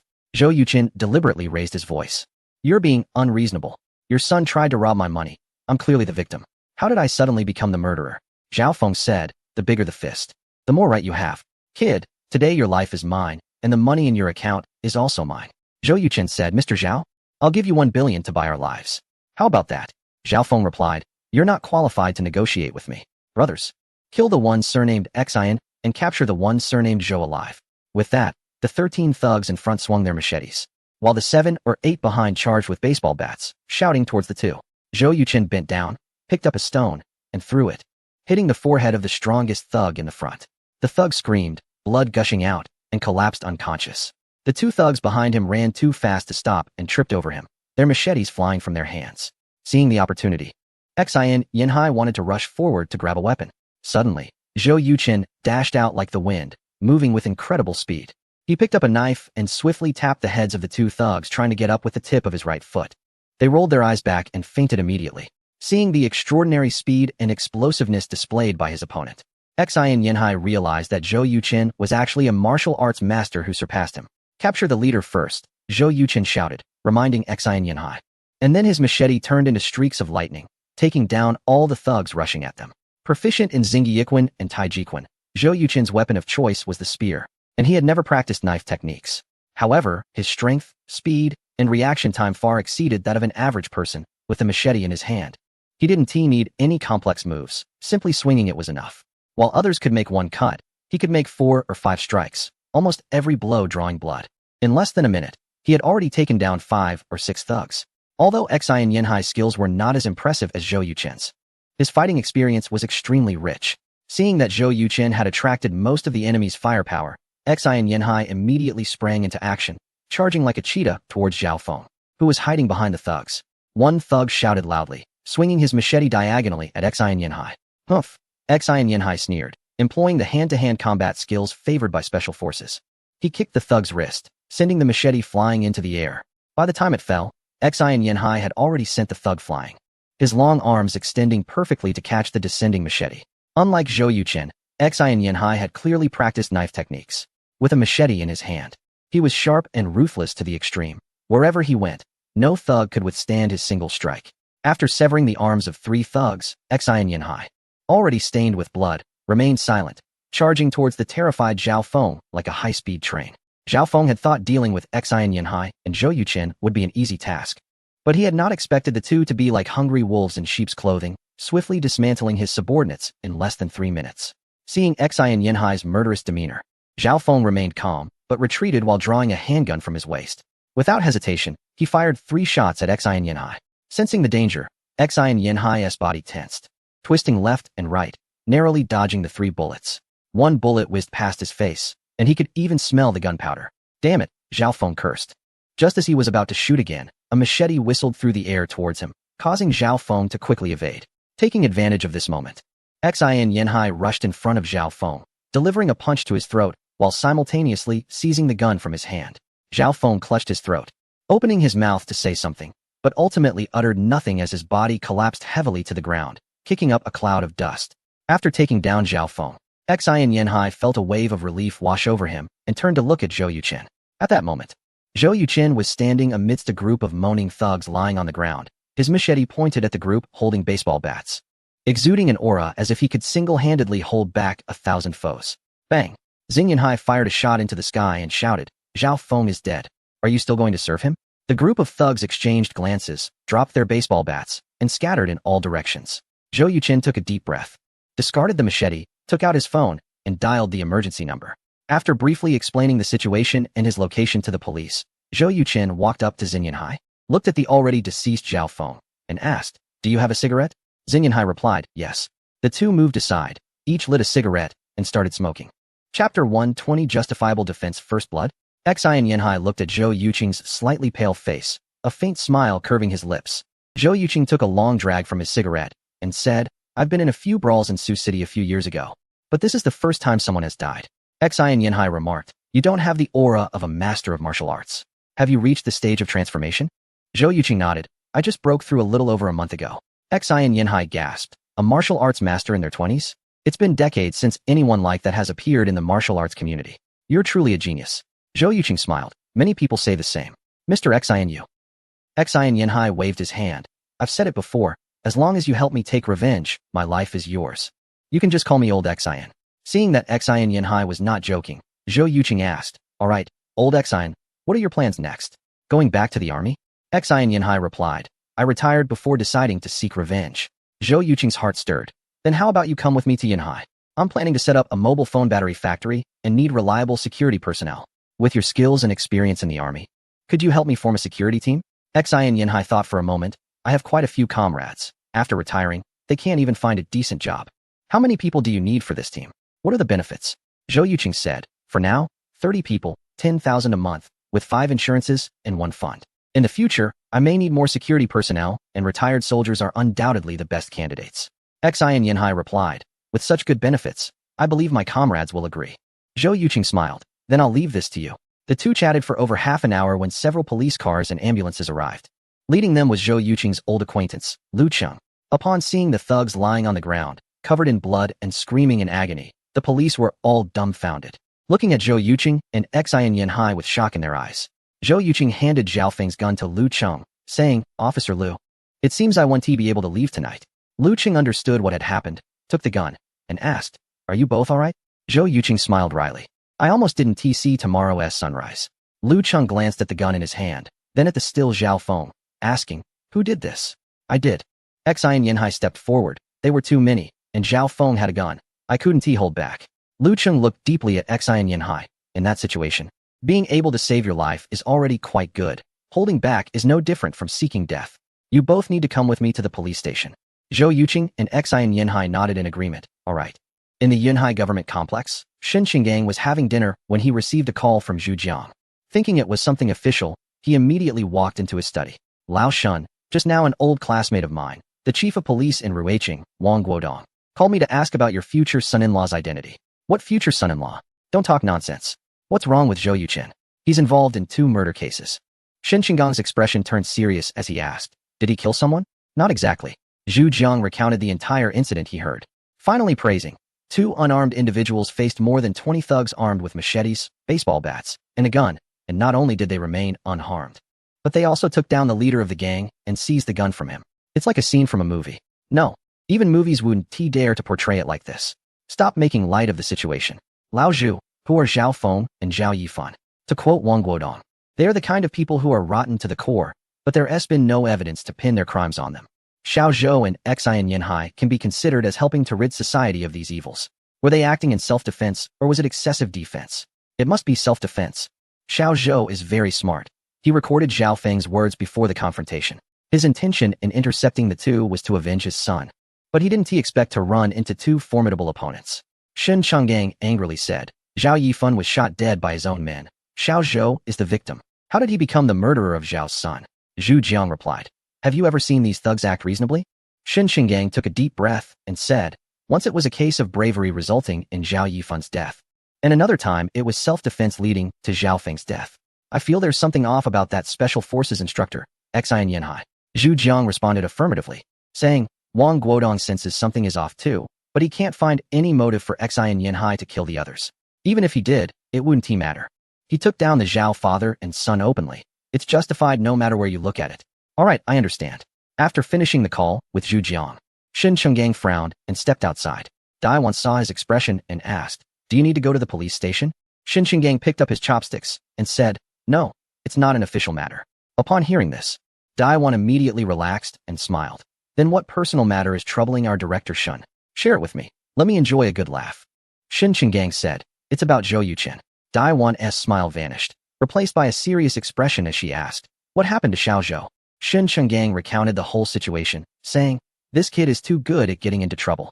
Daiwan replied irritably, when have you seen him actively provoke others? It's clearly others who provoke him. Lao Shun, Xiao Zhou has already completed his bet, earning over 2 billion in 6 months. What do you think about that? Shen Qinggang admitted, I acknowledge this kid has good luck. As for the issue of Xiaoye changing her surname, let him discuss it with Jingyun. I want to interfere. Daiwan said, I wasn't asking about Xiaoye, but about Xiao Zhou and Jingyun. Shen Qinggang replied, for words, let them develop freely. I neither support nor oppose it. Daiwan smiled and said, I'm just like you. In fact, both individuals were very clear in their hearts that their attitude undoubtedly indicated support for a certain person. Almost simultaneously, a voice echoed in that person's mind. Congratulations to the player for completing the system task. gaining the recognition of 2 individuals within a year. Reward: 3 attribute points and a lottery ticket. After taking notes, that person, who was resting with closed eyes in the inquiry room, couldn't help but feel overjoyed. The acknowledgement from the couple not only granted him attribute points and a lottery ticket, but more importantly, it removed any obstacles in his relationship with another individual. I want to draw a lottery. With a thought, a golden spinning wheel appeared before him. Chapter 121, the first permanent scroll stop. The golden roulette came to a halt, and a beam of light flashed. A scroll appeared in Zhou Yuchen's inventory. Loyalty scroll, permanent. Wow. Seeing that he had obtained a permanent loyalty scroll, Zhou Yuchen was instantly thrilled. The loyalty scroll, as the name suggests, is something related to loyalty. After using the loyalty scroll, Zhou Yuchen would be able to see others' loyalty towards him. Over 90% indicates a vow to follow him to the death, never to betray. Between 80 and 90% signifies loyal following, without betrayal for personal gain. Between 70 and 80% means following for a certain purpose, with a betrayal possibility of less than 5%. Below 70%, the likelihood of betrayal gradually increases. If loyalty is negative, then that person is ill-intentioned. For Zhou Yuchen, obtaining the loyalty scroll was akin to acquiring a detector for others' loyalty. Who is loyal and who is treacherous is clear at a glance. Without any hesitation, Zhou Yuchen immediately used the loyalty scroll. Player: Zhou Yuchen. Physique: 14, normal person 10, spirit 10, 8, normal person 10, popularity 920,000 attribute points, 8 skills: national martial arts, master level 7. Hacking skills, master level 2, culinary skills, proficient level 99, singing skills, proficient level 99, investment skills, master level 2, chip development technology, proficient level 99. Tai Chi visualization, mental skill, loyalty monitoring skill, special skill. Items: none with the popularity of Yang Lei's songs as desired in Stars and Sea. Zhou Yuchen, as the creator, gained a significant amount of popularity, especially among Yang Lei's hardcore fans, who were very grateful for Zhou Yuchen's help to their idol. Zhou Yuchen estimated that the vast majority of the 920,000 popularity points should come from Yang Lei's fans. According to the exchange rules, 920,000 popularity points could be exchanged for 92 attribute points. However, good items are generally expensive, so Zhou Yuchen decided to wait until his popularity exceeded 5 million before going to the store to take a good look. Today was destined to be Zhou Yuchen's lucky day. His luck was simply off the charts. First, he made over 2 billion from raw stones. Then he met Xian Yanhai and became close friends. And finally, he gained the recognition of Shun Chenggang and Dai Wan. And lastly, he won the loyalty scroll in a lottery. Zhou Yuchen felt that only the protagonists in online novels could compare to his fortune. Creak. The inquiry room door opened. Lu Cheng walked in with a lunchbox and said, "Consultant Zhou, here has something to eat." "Thank you." Zhou Yuchen took the lunchbox and asked while eating, "Lu team, when can I leave?" Lu Cheng shrugged and replied, "You need to ask the leadership about that." Zhou Yuchen continued, "Could you help me get a book from my suitcase called Design of Semiconductor Integrated Circuits? I'm bored and want to take a look." Lu Cheng asked in surprise, "Are you working on chips?" Zhou Yuchen chuckled and said, "I will do it in the future. I just don't have the capability right now." Lu Cheng gave a thumbs up and replied, "Impressive. I'll go find it for you." Soon, Lu Cheng brought the book to Zhou Yuchen. After finishing his meal, Zhou Yuchen picked up the book and started reading intently. For the next 3 hours, Lu Cheng refilled Zhou Yuchen's water twice and admired him for staying focused on the book. When Zhou Yuchen came out of the police department, it was already 1 in the morning. Lu Cheng drove him to a nearby hotel. On the way, Zhou Yuchen asked, "Lu, when can Lao Xian leave the police station?" Lu Cheng replied, "It's obviously a case of legitimate defense, but since someone died, it will take at least 2 or 3 days before he can be released." Zhou Yuchen responded with an "Oh," and said, "That's good." A glint flashed in Lu Cheng's eyes as he asked, "Advisor Zhou, does Xian Yanhai have a grudge against the Zhao family?" Zhou Yuchen knew that Lu Cheng and the others were suspicious of Xian Yanlong, and he purposely put on a shocked expression, saying, "How is that possible? Lu, are you overthinking it?" Lu Cheng smiled and said maybe. Upon arriving at a nice hotel, Zhou Yuchen checked in. Since Xian Yanhai hadn't been released from the police station, he waited in the hotel while reading. 2 days later, Xian Yanhai finally came out. Zhou Yuchen asked, "Lao Xian, are you okay?" Xian Yanhai replied, "I'm fine. The matter with the Zhao family has passed." "Mr. Zhou, why haven't you returned to Yanhai yet?" Zhou Yuchen smiled and said, "I'm not the kind of person who lacks loyalty. Now that you're out, I can relax. I'll be flying back this afternoon. Do you want to come with me?" Xian Yanhai said, "I need to take my comrade's child to Liuhe and hand him over to the child's grandparents." "Mr. Zhou, could you lend me some money?" Zhou Yuchen raised an eyebrow and asked, "For the child?" Xian Yanhai nodded and said, "I have 120,000. But if you could lend me 380,000 more, that would make it 500,000, which should be enough for the child to live a better life. Zhou Yuqin replied, 380,000 is fine. However, I think you should transfer money to the child's grandparents every month instead of giving them 500,000 all at once. Lao Xian. Sometimes too much money isn't good for the elderly or the child. Xian Yanhai thought for a moment and said, you are right. Once I arrange for the child, I will come to Yanhai to find you. Zhou Yuqin glanced at Xian Yanhai's loyalty rating of 92 and said, okay, when you arrive, I'll pick you up at the airport. The two found a hotel, had lunch, and then went their separate ways. At 7 in the evening, Zhou Yuqin stood at the door of Shun Jingyun's house with a suitcase. He knocked on the door. Who is it? Shun Jingyun's voice came from inside. It's me. Shun Jingyun opened the door with a smile and said, you're finally back. If you had delayed a few more days, I would have been drowned in the little girl's tears. Zhou Yuqin walked into the living room, but didn't see Xiao Yeye. He asked, where's the little girl? Shun Jingyun said, my mom is playing with her downstairs. Was your departure smooth this time? Zhou Yuqin nodded and replied, it went smoothly. Shun Jingyun asked, were you hurt? No. Zhou Yuqin looked up at Shun Jingyun's beautiful face, which seemed to be smiling yet not smiling, and helplessly said, you already know? Shun Jingyun replied calmly, I know. 2 of you fought against more than 20 thugs. Mr. Zhou's skills are really impressive. Zhou Yuqin chuckled bitterly. I didn't expect such a thing to happen. Shun Jingyun said, you can't be blamed for that. I just hope that when you go on business trips in the future, you can consider that there's a little one at home before doing anything. Zhou Yuqin nodded. You and the little one have always been my top priority. Shun Jingyun's face turned red, and she said, I don't need you to consider me. Zhou Yuqin didn't tease her further and asked, is there anything in the fridge? I haven't eaten yet. Shun Jingyun quickly stood up and said, I'll go make something for you. Zhou Yuqin said, no, I'll do it myself. Shun Jingyun playfully asked, why? Are you afraid that what I make won't taste good and might poison you? Zhou Yuqin laughed. If you put it that way, then I won't hold back. Chapter 122. Zhou Yuqing's direct approach. Shun Jingyun walked into the kitchen, served a bowl of noodles to Chun Haoyu, and stir-fried a plate of shredded potatoes, saying, come and eat. Zhou Yuqing put down his phone, walked to the table, and began to eat heartily. Shun Jingyun asked, how is it? Zhou Yuqing nodded and said, quite good. You have the potential to be a great chef. Shun Jingyun sighed and replied, forget it. Compared to your cooking skills, I'm not even as good as an apprentice. Zhou Yuqing smiled and said, if you really want to learn how to cook, I can teach you. Shun Jingyun replied, okay, it's a deal. Before long, Zhou Yuqing finished the noodles and shredded potatoes completely. Shun Jingyun was very pleased and asked, are you full? Zhou Yuqing patted his belly and said, I'm full. Just then, the sound of the door opening came from outside. Daiwan and Xiao Yeye walked in. Daddy. Seeing Zhou Yuqing standing there with a smile, Xiao Yeye was overjoyed and rushed over. Ha.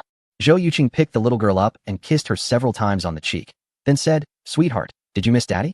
Xiao Yeye wrapped her arms around Zhou Yuqing's neck, her eyes red, and said pitifully, super missed you. Daddy, you didn't keep your promise. You said you would be back yesterday, but it turned into today. Zhou Yuqing made a sad face and said, Daddy was delayed by some matters. That's why I came back a day late. To apologize to Xiao Yeye, Daddy bought a lot of gifts. Do you want to take a look? Xiao Yeye's eyes lit up as she nodded vigorously, saying yes. Zhou Yuqing opened his suitcase, which contained 6 plush toys, all characters from animated shows. And they were very cute. Wow, this is Dodo the elf. This is Rocky the big monster. And there's Neza. Seeing these toys, the little girl jumped up in delight. Zhou Yuqing asked, sweetheart, can you forgive Daddy now? Xiao Yeye said proudly, all right, I forgive you. Zhou Yuqing clasped his hands and said, thank you for your generosity, sweetheart. Daddy promises I will never break my word again. Xiao Yeye found it amusing and mimicked Zhou Yuqing by clasping her hands, saying, I believe you. The father and daughter exchanged playful glances and laughed together. After calming Xiao Yeye down, Zhou Yuqing turned to Daiwan and said straightforwardly, Auntie, I like Jingyun and want to pursue her. Can you support me? Having learned from the system that Shun Qinggang and Daiwan approved of him, Zhou Yuqing had already decided to express his feelings for Shun Jingyun. Being indirect was never Zhou Yuqing's style. He preferred to be decisive and direct, wanting to make sure Shun Jingyun and her family understood his intentions. When Yang Lei visited last time, Zhou Yuqing already sensed that Shun Jingyun had feelings for him, so he naturally had no reservations. Shun Jingyun, both shy and angry, exclaimed, Zhou Yuqing, what are you talking about?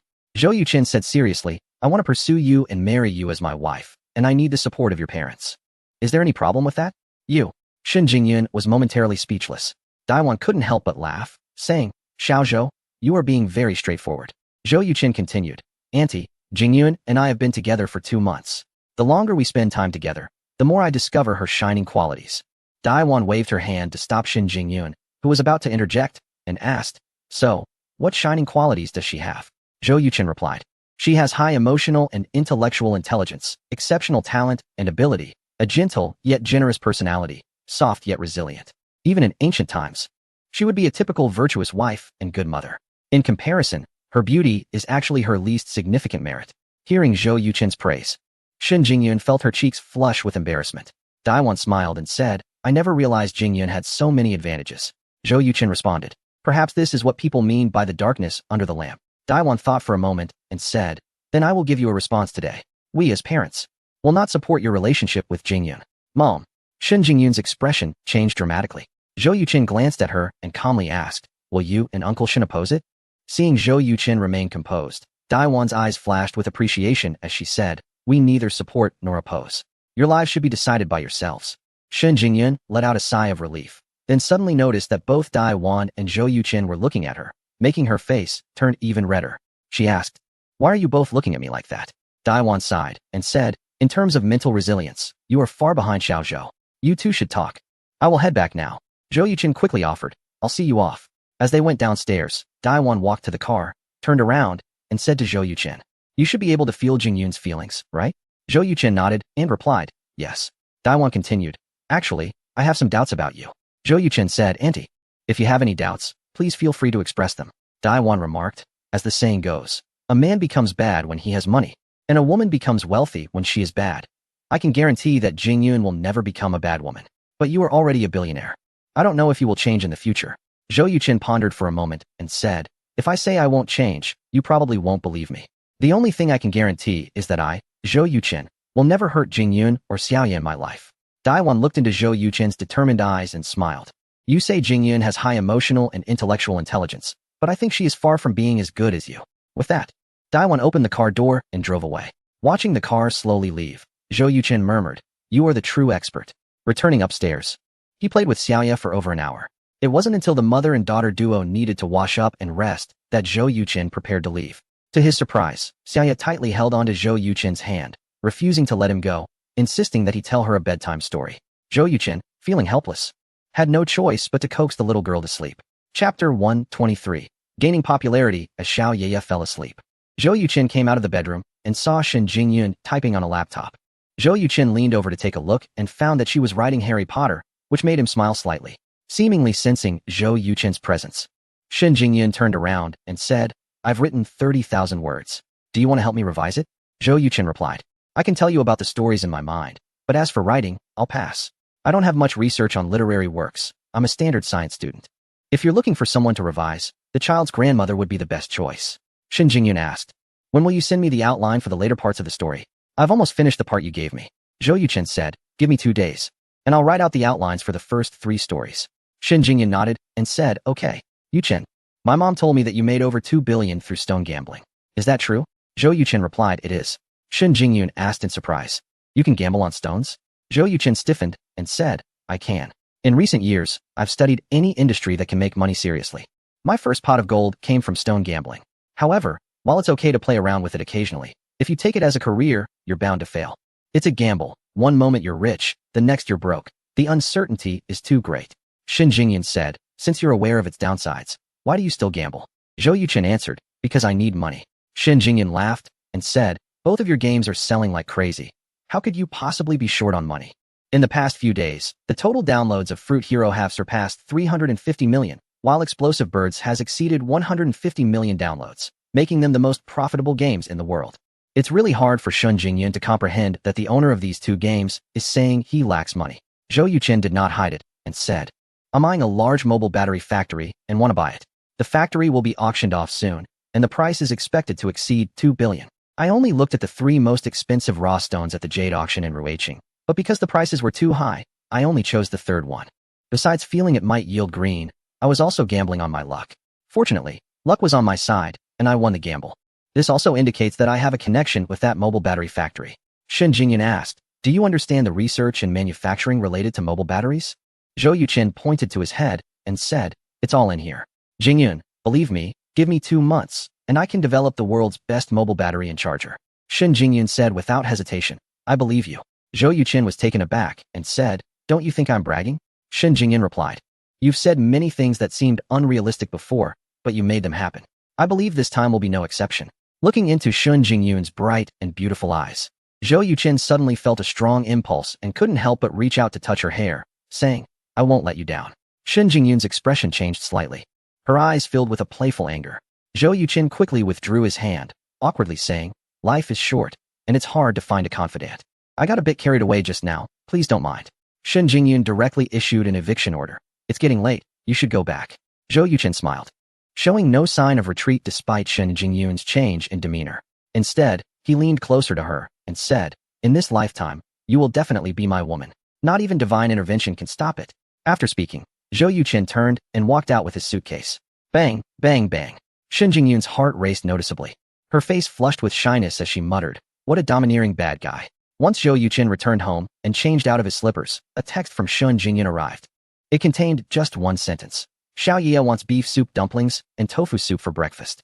Zhou Yuqin smiled and replied with an okay.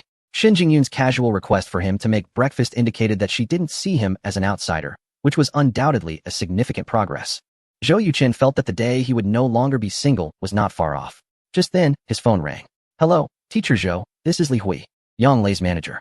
After winning the championship in the Peak Singer competition, Yang Lei's career had skyrocketed, and her popularity was at an all-time high. The two songs, Ru Yuan and Xing Chen De Hai, which she obtained from Zhou Yuqin, had been released and caused a sensation on major music platforms, with downloads exceeding 20 million. Don't think 20 million is a small number. This world is different from the past. The country places great importance on music copyrights, and songs released by singers on major music websites are all chargeable. For instance, Ru Yuan and Xing Chen De Hai are priced at 0.5 yuan each. After deducting the music platform's share and personal income tax, these two songs could bring Yang Lei an income of 10 million. In the music industry, this is definitely a remarkable achievement. This solidified Yang Lei's status as a top diva. Since all of this was brought about by Zhou Yuqin, Li Hui was very courteous to him. Sister Hui, is there something you need? It's about the copyright issue of Fairy Tale. I've already discussed it with Huang Xiangfei's manager, and they are willing to pay 10 million to buy the copyright of Fairy Tale. Meanwhile, the company also agrees to terminate Yang Lei's contract early. Teacher Zhou, what do you think? 10 million is already a considerable amount, and you have achieved your goal of leaving the company early. This is a very good outcome. I have no objections. Thank you so much this time, Teacher Zhou. You're welcome. If there's a chance, just have Yang Lei help promote my game. Absolutely. After hanging up the phone, Zhou Yuqin opened his computer and checked the status of Ru Yuan and Xing Chen De Hai, his mind racing as he considered how to earn popularity points. The simplest way to gain popularity is undoubtedly to become a celebrity, although Zhou Yuqin's looks are average. With the classic songs stored in his mind and the advanced singing skills granted by the system, making a name for himself in the entertainment industry wouldn't be difficult for him. The problem is that being a singer was never Zhou Yuqin's wish and was never part of his life plan, so he had long eliminated that option. However, this doesn't mean that Zhou Yuqin would do nothing. After all, the entertainment industry is the fastest place to accumulate popularity, and Zhou Yuqin certainly wouldn't miss out on that. Therefore, how to gain a massive amount of popularity points without affecting his life and work is what Zhou Yuqin needed to think about. Soon, he found the answer in his mind.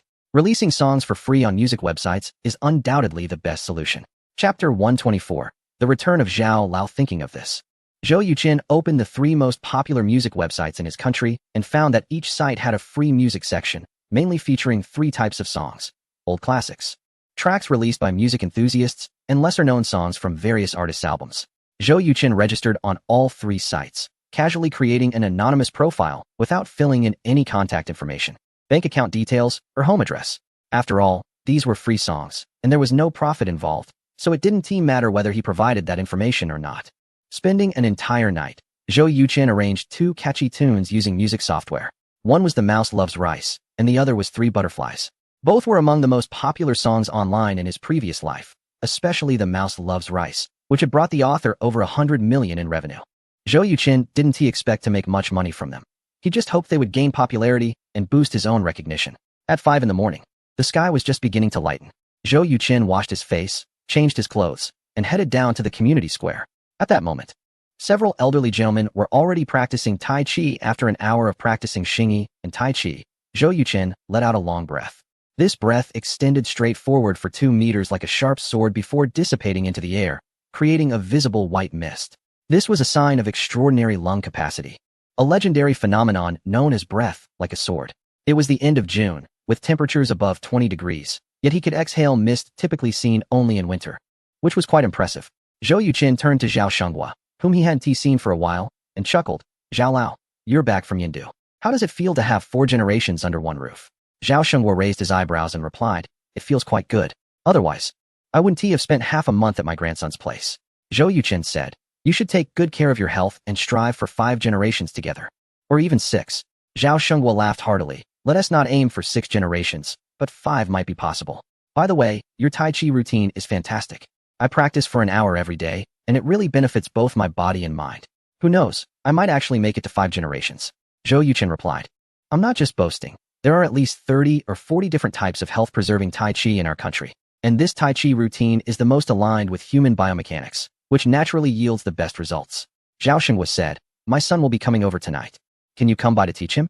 Zhou Yuqin smiled and replied, Zhao Zongling is busy with so many affairs that he might not even know his own schedule. Just give me a call when he arrives. I'll be home for the time being. Zhao Shenghua nodded. All right. Zhou Yuqin said, I want to keep you. I need to go home and make breakfast for the 2 of them. Zhao Shenghua asked, what is your current situation? Have you sorted everything out? Zhou Yuqin smiled wryly and said, the more independent-minded a girl is, the harder it is to win her over. Up to now, she still hasn't agreed to be my girlfriend. However, I have already gained her parents' approval, and the groundwork has been laid. Next, I'll launch a full-scale attack. I won't back down until I achieve my goal. Zhao Shenghua laughed heartily at his words and said, then I wish you success in completing your mission soon. Zhou Yuqin made a victory gesture and turned to head home. An hour later, Zhou Yuqin arrived at Shen Jingyun's door with beef soup dumplings and Wensi tofu soup. Knocking on the door, Shen Jingyun opened the door and let him in, saying, you came at just the right time. I just finished washing up little Yaya. She continued, I had planned everything well, exercising and cooking without any delay. But on my way home, I got caught up chatting with Zhao Lao for a bit, which made me a little late. Zhou Yuqin placed the dumplings and soup on the table, and while he went to the kitchen to get bowls and chopsticks, he said, it's no trouble at all. Shen Jingyun replied, you've worked hard. It's not that. Zhou Yuqin's words trailed off as he suddenly realized that Shen Jingyun was only wearing a light red nightgown, fully showcasing her alluring figure, complemented by her stunning beauty and elegant demeanor, which was incredibly tempting. Seeing Zhou Yuqin's stunned expression, Shen Jingyun immediately realized her oversight, let out a squeal, and rushed back to change clothes, her face flushed. Little Yaya came out of the bathroom and curiously asked, Daddy, what happened to Mommy? I think I heard her shout. Zhou Yuqin chuckled and said, she might have been startled by something. Sweetheart, hurry and wash your hands. I made your favorite beef buns. Little Yaya's eyes lit up, and she happily exclaimed, Daddy, I love you. After saying that, she dashed off to wash her hands. Shen Jingyun changed her clothes and came out of the bedroom, shooting Zhou Yuqin a fierce glare. Zhou Yuqin softly said, this has nothing to do with me. Who told you to dress so attractively? I'm a normal man. It's already impressive that I didn't pounce on you. Shen Jingyun retorted, you men are all the same. Zhou Yuqin shrugged and replied, you can't say that about Yaya's grandfather. Shen Jingyun couldn't help but laugh at his words and playfully said, you're truly incorrigible. After finishing breakfast, Shen Jingyun left for work. Zhou Yuqin took little Yaya to school before heading to the game company, Yuechen.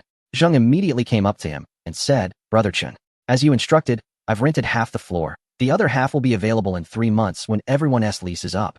After the success of Fruit Hero and Explosive Little Bird, Zhou Yuqin's first actions were to distribute bonuses and improve the working environment for his team. His plan was to rent the entire floor and recruit at least 200 programmers to develop both mobile casual games and large-scale online games.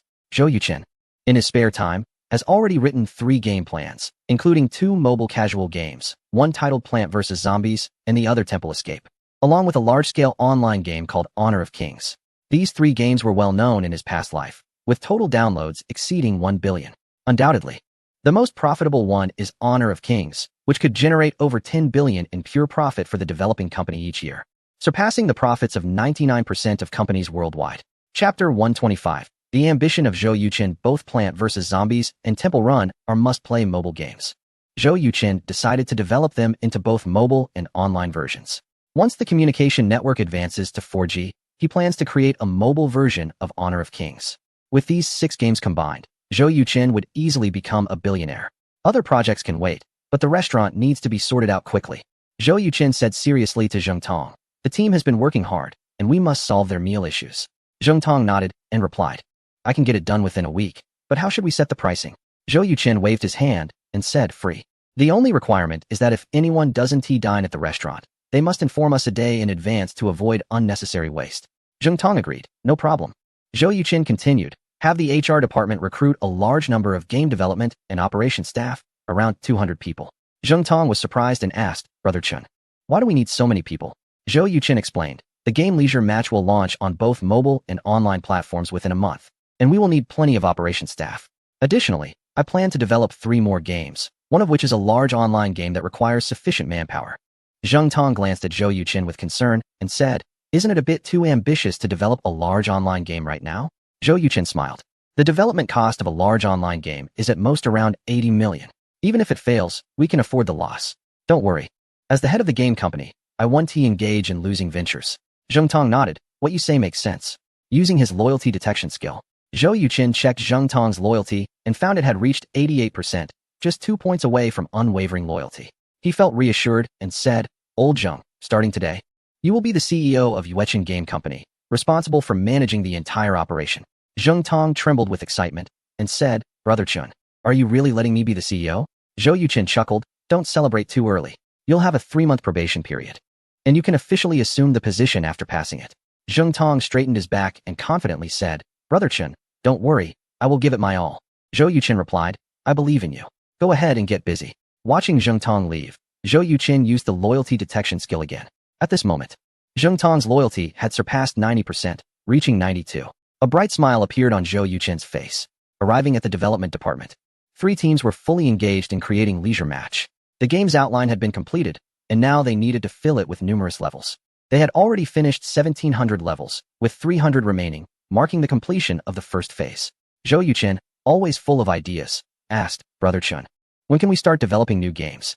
Zhou Yuqin smiled and said, Once Leisure Puzzle is completed, I will give you all a half-month vacation in turns to properly adjust. When you return, there will be a new game proposal waiting for you. Zhou Yu snapped his fingers and happily exclaimed, That's great. Zhou Yuqin continued, Next, I have 2 things to announce. First, I will be recruiting another 200 programmers to strengthen our game development and operation team.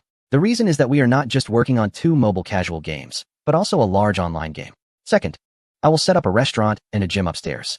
The restaurant will provide free breakfast, lunch, and dinner, and relevant regulations will be released soon. I want to emphasize the gym. Everyone will work out in groups, taking turns to exercise for no less than 40 minutes. Brothers, our company as principle is not only to make money, but also to stay healthy. We need to excel in both areas. Upon hearing this, everyone was stunned. No one expected Zhou Yuqin to be so generous, not only giving them paid leave, but also providing a free restaurant and gym. This would cost at least 7 to 8 million annually. Such a boss was truly impressive. Zhou Yu was the first to regain his composure and shouted, Long live Brother Chun. The others joined in with cheers, Long live Brother Chun. Zhou Yuqin waved his hand and said, Let's get back to work. As he was leaving, Zhou Yuqin glanced at the loyalty levels of the staff through the window. Most were between 60 and 70%, barely acceptable. However, if anyone offered them better benefits, they would surely leave the company. This was understandable. People work to support their families. If there are better options, they would definitely take them. Zhou Yuqin fully understood this. What he found puzzling was the loyalty level of He Zhan, the leader of Group 3. Zhou Yu and Hou Haiyang, the leaders of the other 2 groups, had loyalty levels above 80%, while He Zhan's loyalty level was shockingly below 50%. This figure indicated that he was very likely considering leaving. Why? Zhou Yuqin was somewhat confused. As for benefits, the company was absolutely among the best in the industry. Zhou Yuqin had previously promised that if the game succeeded, he would give a 7-digit bonus to each of the 3 group leaders. Once the money came in next month, he would transfer the bonuses to them. This was something all 3 were aware of. Given their achievements, why would He Zhan be thinking of leaving? Was there another company offering him better treatment? That seemed impossible. Although He Zhan's skills were decent, they hadn't reached an expert level. So what was the reason? Zhou Yuqin was baffled. However, he didn't rashly ask. He just waited for He Zhan to come to him. As for the bonus issue, Zhou Yuqin would give him the money. What is fair. The success of Fruit Night is largely attributed to He Zhan. Zhou Yuqin would never engage in actions that go against his word. After leaving the company, Zhou Yuqin entered a bookstore and purchased 3 books on mobile phone battery manufacturing. Although he had acquired all the technical materials for battery research and development, he still lacked knowledge in many specialized areas. Before acquiring the Hongda mobile phone battery manufacturing plant, he needed to become an expert in this field. Upon returning home, Zhou Yuqin had a simple lunch and then picked up a book titled Principles of Lithium-Ion Battery Manufacturing Process to read. Although he did not fully grasp the intricate details, as a top student, Zhou Yuqin found the content of the book relatively easy to understand. Moreover, he already had a foundational knowledge in this area. Chapter 126 Announcing a Relationship. Hey, Jingyun, what's up? I'm working overtime today, so I might be home late. Then let Xiaoya sleep over at my place. Okay, thanks for that. I'm getting a headache just hearing you say such polite things. By the way, how many people are working late? About 13 or 14. Why? I'm going to bring you dinner. No need. We can just order takeout. Jingyun, you don't really think I'm just delivering dinner, do you? What do you mean? I want to make it clear to your colleagues that you, Shin Jingyun, are already taken. Just wait for me. I'll definitely be there before 7. Without waiting for Shin Jingyun to refuse, Zhou Yuqin hung up the phone directly. Yinhai Tax Bureau Shin Jingyun put down her phone, unable to suppress a smile. This guy is becoming more direct and domineering. Jingyun, your expression seems a bit off. Her colleague and close friend Luo Xinxin leaned over and said. Luo Xinxin was Shin Jingyun's university classmate, and although she was pretty, she still paled in comparison to Shin Jingyun. After Shin Jingyun transferred to the tax bureau, Luo Xinxin was very pleased. When she first started working, it was with Luo Xinxin's help that she managed to get her job sorted out. Your expression is the one that's off, looking all gossipy. I'm just curious. So who called just now? Zhou Yuqin. He's bringing me dinner this afternoon. As her close friend, Luo Xinxin was already aware of Zhou Yuqin's existence, and her eyes lit up. That's great. I finally get to see the guy who's managed to win over our beauty. Hearing such bold words, Shin Jingyun's face turned bright red, and she playfully pinched Luo Xinxin's thigh, saying, What nonsense are you talking about? Ouch! Luo Xinxin exclaimed, covering her injured leg and feigning a pitiful expression. I was just joking. Do you have to be so harsh? Shin Jingyun replied, annoyed, stop pretending. I didn't even use much force. At that moment, Sun Zhong walked into their office. Luo Xinxin immediately stood up to greet him. Secretary Sun, is there something you need? Shin Jingyun also stood up, but didn't say a word. Sun Zhong waved his hand, saying, It's nothing. I just wanted to ask Jingyun what she wants for dinner. With no pretense, Sun Zhong laid his feelings for Shin Jingyun bare on the table. Thank you, Secretary Sunday. My boyfriend is coming over to bring me dinner tonight, so I won't trouble you. Having already used Zhou Yuqin to fend off Yang Xuelin's advances, Shin Jingyun naturally didn't mind using it again. Besides, their relationship had progressed rapidly, and they were only a thin veil away from being a real couple. Sun Zhong's expression changed slightly. You have a boyfriend? I've always had a boyfriend. It's just that for certain reasons, we haven't married. Sun Zhong pressed on. Is he Xiaoya's father? Shin Jingyun nodded and said, Of course. Sun Zhong managed to smile and replied, I really want to meet your boyfriend. A strange glint flashed in Shin Jingyun's eyes as she said, You will meet him. After Sun Zhong left, Luo Xinxin closed the office door and whispered, Did you see that? Secretary Sun's smile is worse than crying. Shin Jingyun shot her a glance and said, Aren't you the one who dislikes him? Why are you so warm to him now? Luo Xinxin replied, You don't understand. The more petty and thick-skinned a man is, the less you can offend him. In the workplace, the risk of offending a jerk is much greater than offending 10 gentlemen. If they want to deal with you, you can't imagine the despicable tricks they might use. It's almost impossible to guard against. Shin Jingyun thought Luo Xinxin made a good point and gave her a thumbs up, saying, Impressive. Luo Xinxin raised her eyebrows proudly and then asked, Jingyun, are you really in a confirmed relationship with Zhou Yuqin? Shin Jingyun shook her head and said, No. Luo Xinxin laughed, I knew it. If you were really in a confirmed relationship and he had you, he might not even bring you lunch. But even so, he's not bad. By the way, when will I find a man willing to bring me lunch? Shin Jingyun replied, You found one today. He can cook for more than 10 people. So we want you to eat takeout. Really? Luo Xinxin said happily, That's great. I need to let the group know, so they don't order takeout for us again. After deciding to bring lunch to Shin Jingyun, Zhou Yuqin immediately went to the supermarket and bought a lot of ingredients along with disposable lunchboxes, chopsticks, and spoons. When he got home, he prepared the ingredients. Seeing that it was almost time, he hurried downstairs and drove to the kindergarten to pick up Xiao. By the time he returned home, it was already past 5 in the afternoon. Zhou Yuqin let the little one watch cartoons for a while and then got busy in the kitchen. For 13 or 14 people, Zhou Yuqin prepared 8 dishes, each with a generous portion. After over an hour of work, he finished the 5 more complicated dishes, planning to make the remaining 3 after father and daughter finished their meal. Zhou Yuqin set aside portions of the 3 dishes suitable for children and brought them to the table. Sweetie, it's time to eat, Zhou Yuqin called out.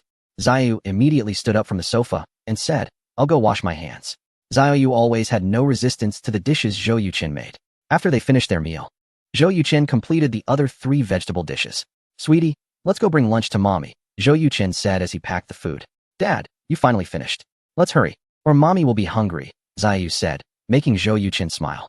40 minutes later, a luxury car smoothly parked in front of the tax office building. Security personnel immediately approached to inquire, Who are you? Who are you looking for? My name is Zhou Yuchen, and I'm here to deliver food to Shun Jingyun and her colleagues. The security personnel glanced inside the car and, upon seeing a lovely little girl in the back seat, their demeanor softened noticeably. They asked, could you give them a call? Of course, Zhou Yuchen replied, pulling out his phone and dialing Shun Jingyun's number. Once the security personnel confirmed there were no issues, they allowed him to pass. After parking the car downstairs, Zhou Yuchen opened the door and carried the little girl, Zhu, out, then retrieved a box from the trunk. At that moment, Shun Jingyun and a beautiful girl of similar age walked out. Mom, Xiaoyu called out, taking her small legs and rushing towards Shun Jingyun. Chapter 127. The embarrassment of Sun Zhong baby. The floor here is made of cement, so don't run around. Otherwise, if you fall, it will hurt a lot, okay? Got it, Xiao Yeye said with a baby voice while hugging Shun Jingyun's neck. That pretty girl is Luo Xinxin. Since she came out, her gaze has been fixed on Zhou Yuchen. He is quite tall, has a good figure, and his temperament is decent, but his looks are somewhat lacking, which disappointed Luo Xinxin, who is a fan of good looks. However, when she saw Zhou Yuchen driving a $3 million luxury car, she thought his appearance didn't seem so bad after all. Hello, brother-in-law. I'm Luo Xinxin, Jingyun's best friend. Previously, Yang Lei claimed to be Shun Jingyun's best friend, and now another person has emerged, which made Zhou Yuchen wonder how many best friends Shun Jingyun really has. He couldn't help but mutter in his heart and smiled as he said, I'm Zhou Yuchen, nice to meet you. Luo Xinxin asked, do you need help moving your boxes? Zhou Yuchen replied, no need. As they walked into the building, Shun Jingyun approached Zhou Yuchen and whispered, you need to pretend to be my boyfriend after we go up. Zhou Yuchen smiled slightly and said, if I perform well, will there be a chance for a promotion? Shun Jingyun rolled her eyes at him and replied, the opportunity will definitely be greater than others. Zhou Yuchen sighed. It seems that having a beautiful wife isn't necessarily a good thing. Luo Xinxin, who was walking in front, almost couldn't hold back her laughter. They weren't even a couple yet, and Zhou Yuchen said something like that. He really had thick skin. When they reached the office, before Shun Jingyun could introduce him, everyone turned their attention to Zhou Yuchen. They already knew that the most beautiful flower in the Yunhai Tax Bureau, or rather, the entire Yunhai city government, had been picked, and that the two even had a daughter. Everyone was quite curious about the man who had captured Shun Jingyun's heart. Upon seeing Zhou Yuchen, everyone couldn't help but feel a bit disappointed. This guy didn't seem much different from themselves. How could it be you? After work, Sun Zhong, who had been waiting for Shun Jingyun's boyfriend without going home, widened his eyes in shock and disbelief. Zhou Yuchen smiled at him and said, Secretary Sun, we meet again. Polite yet distant. After seeing through Sun Zhong's true nature, Zhou Yuchen's attitude towards him could be summed up in 4 words. Respect, yet keep distance.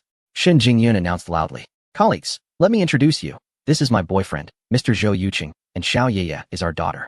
This is impossible. Sun Zhong's mindset broke down as he pointed at Zhou Yuchen. Do you know who he is? Shun Jingyun replied calmly. Of course I know. Sun Zhong exclaimed.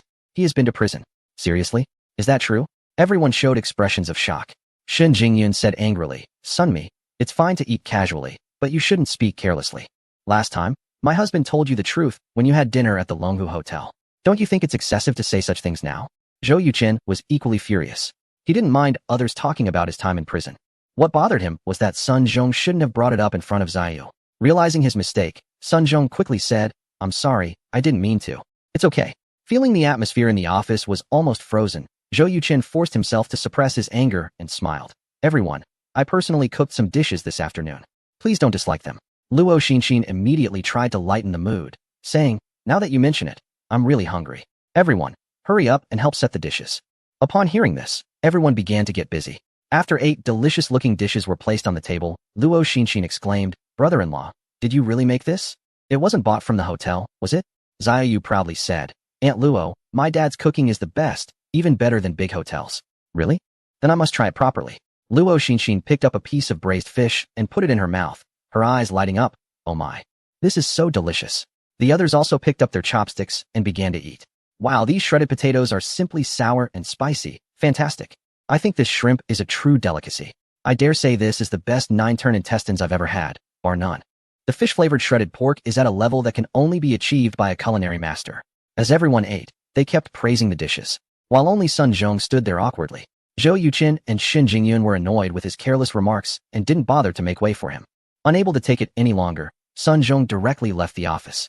As soon as he left, the atmosphere noticeably improved. Luo Xinxin looked at Zhou Yuchen and asked, brother-in-law, have you eaten?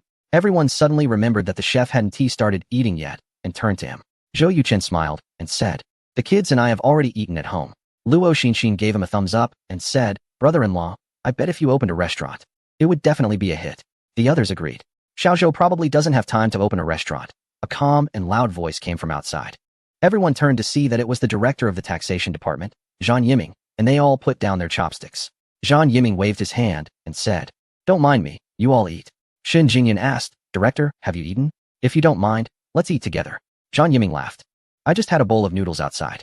Luo Xinxin, being the most lively, pulled Zhang Yiming to sit at the table and said, Director, nothing outside can compare to what my brother-in-law makes.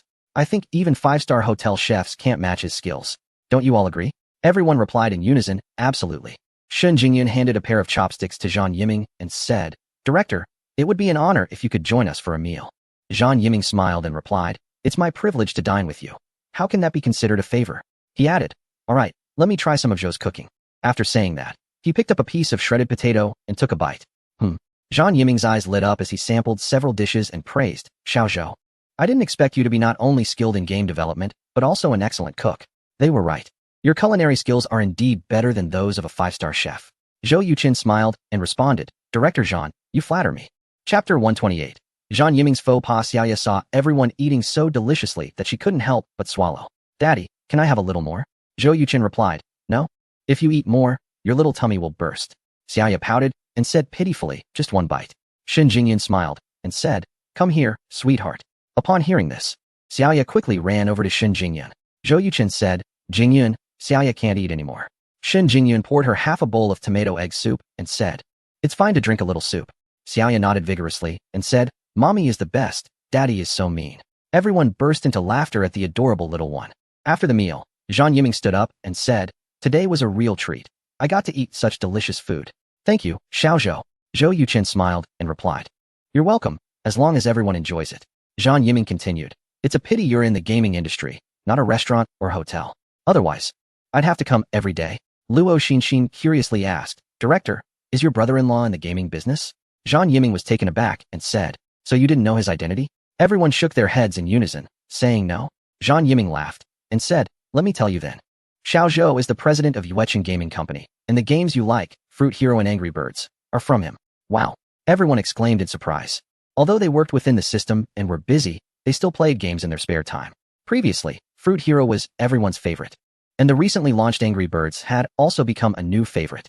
They never expected that the president of the development company for these two games was the young man before them. A female colleague remarked, Jingyun, you really kept it hidden. Shen Jingyan shrugged and said, I didn't mean to hide it. Mainly, you didn't ask. I can't just go around saying the founder of Yuechen Gaming Company is my boyfriend, can I? Luo Xinxin asked. Then what was that thing Secretary Sun mentioned earlier? Zhang Yiming's eyes flashed with interest. What did Sun Zhong say?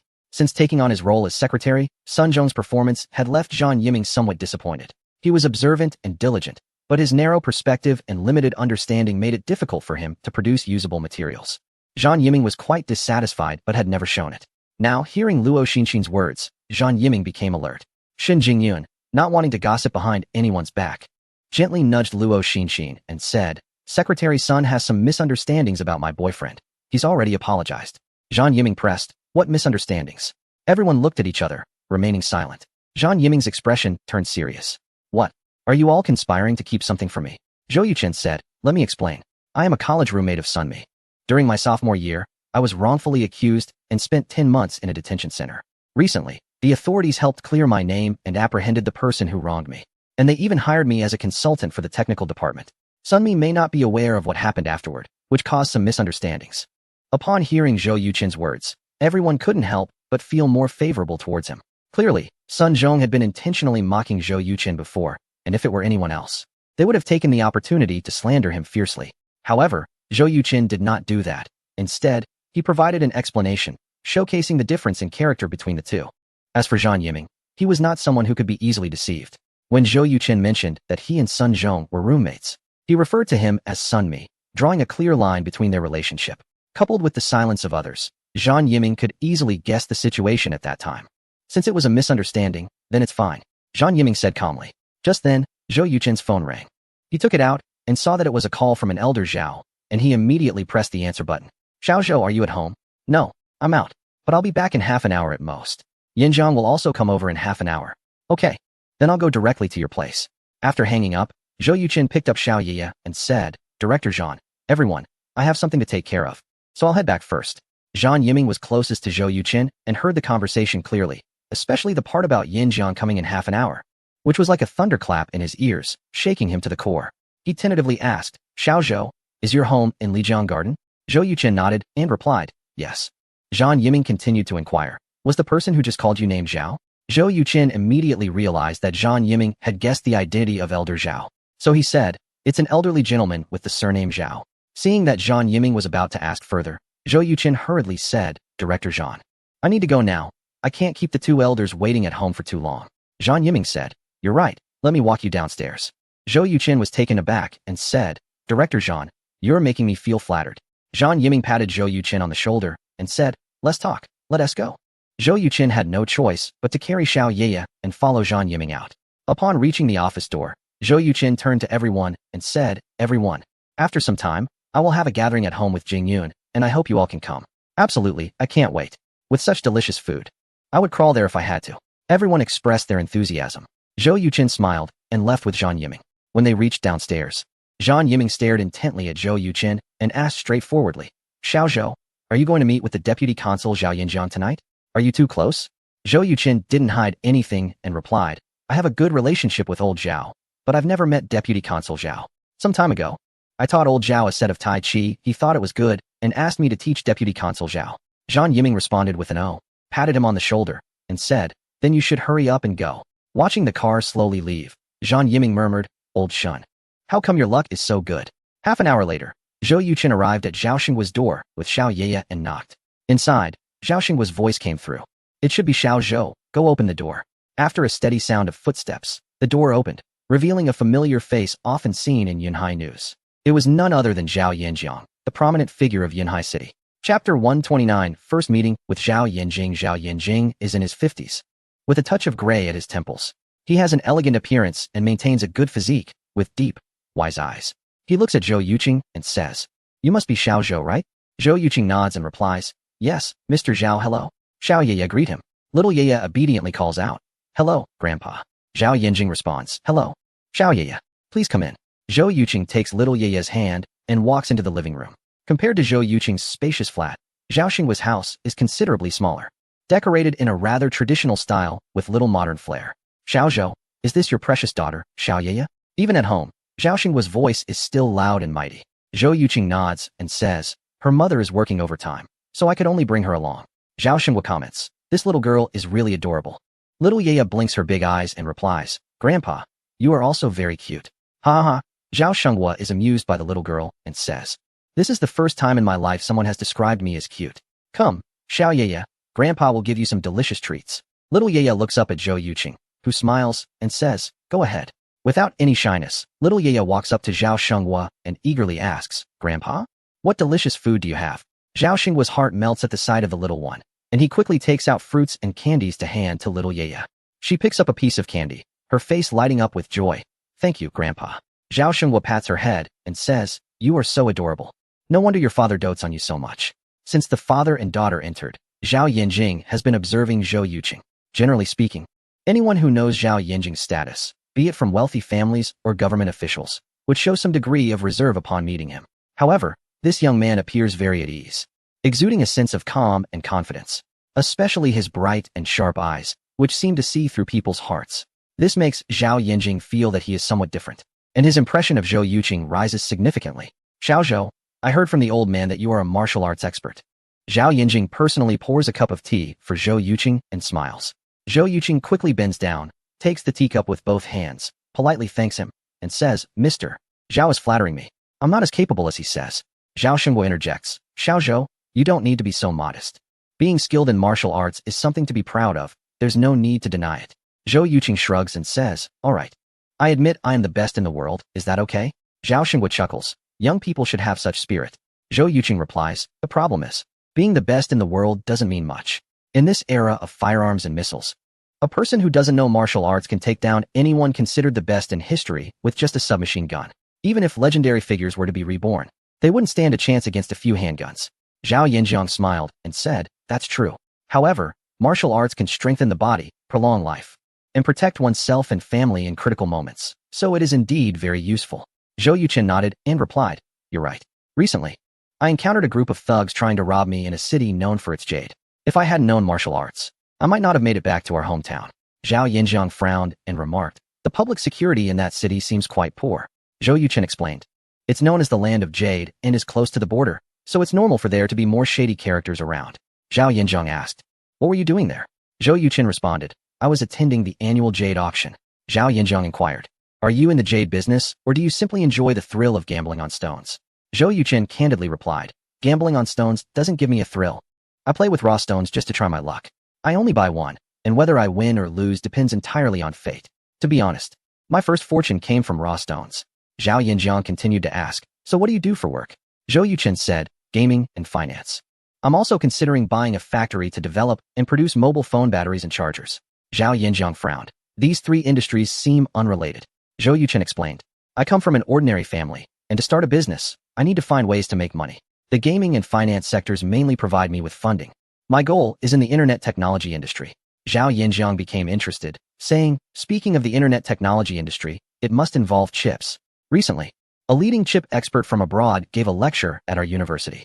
A young person asked him whether foreign companies would impose a chip embargo on our country in the future, and he said he didn't know. "Since you want to enter the internet technology industry, you must have some understanding of this field. What do you think about this issue?" After a few minutes of conversation, Zhao Yinjiang realized that Zhou Yuqin was a bold young man with strong psychological resilience, and he spoke openly about his thoughts, which Zhao Yinjiang found quite rare, prompting him to engage in further discussion. Zhou Yuqin asked, "Is the chip expert you mentioned named Paul Carr?" Zhao Yinjiang nodded. "Yes, do you know him?" Zhou Yuqin replied, "I know him very well. I was the young man who asked him that question." Zhao Yinjiang was surprised. "So it was you. Why did you ask that question?" Zhou Yuqin explained, "I noticed many big shots from domestic tech companies were present, and I wanted to remind them with that question. The theory that buying chips is better than making them, which prevailed for over a decade, is completely wrong. If our domestic companies cannot independently research and manufacture chips, then we will always be reliant on others in the field of cutting-edge technology." Zhao Yinjiang picked up his teacup, took a sip, and uttered 4 words: independence and self-reliance. Zhou Yuqin nodded and said, "A country must achieve independence and autonomy, and the same goes for any industry, especially in the chip industry, which is the lifeblood of the high-tech sector. Once we are constrained, we will forever be at the mercy of others, unable to rise again for generations." Currently, the nation has fallen far behind in chip production and manufacturing compared to others. If we do not catch up, when our technology companies reach a certain stage of development, they will inevitably face a blockade of chip technology from Western countries. Without chips, no matter how strong your company is, the outcome is certain. It will face inevitable failure. Chapter 130. The Importance of Chips. Zhao Yinjing said, "It seems you are a pessimist." Zhou Yuqin replied, "On the contrary, I am an optimist. From now on, as long as everyone can pay attention to the chip field and is willing to invest in chip research and manufacturing, with the intelligence and talent of our people, we will definitely be able to solve this problem. Unfortunately, our technology companies are still too weak, and research and development in the chip field often requires tens of billions or even hundreds of billions of dollars. People simply don't have the money to invest, which has resulted in an ever-widening gap between us." Zhao Yinjing nodded and said, "Yes, fundamentally, it still comes down to being too poor." Zhao Shengguo interjected, "Can we really be poorer than 50 years ago? Back then, we could develop hydrogen bombs and atomic bombs. I don't believe a small chip can stump us." Zhou Yuqin laughed. "Let me put it this way, the core machine for making chips is the lithography machine.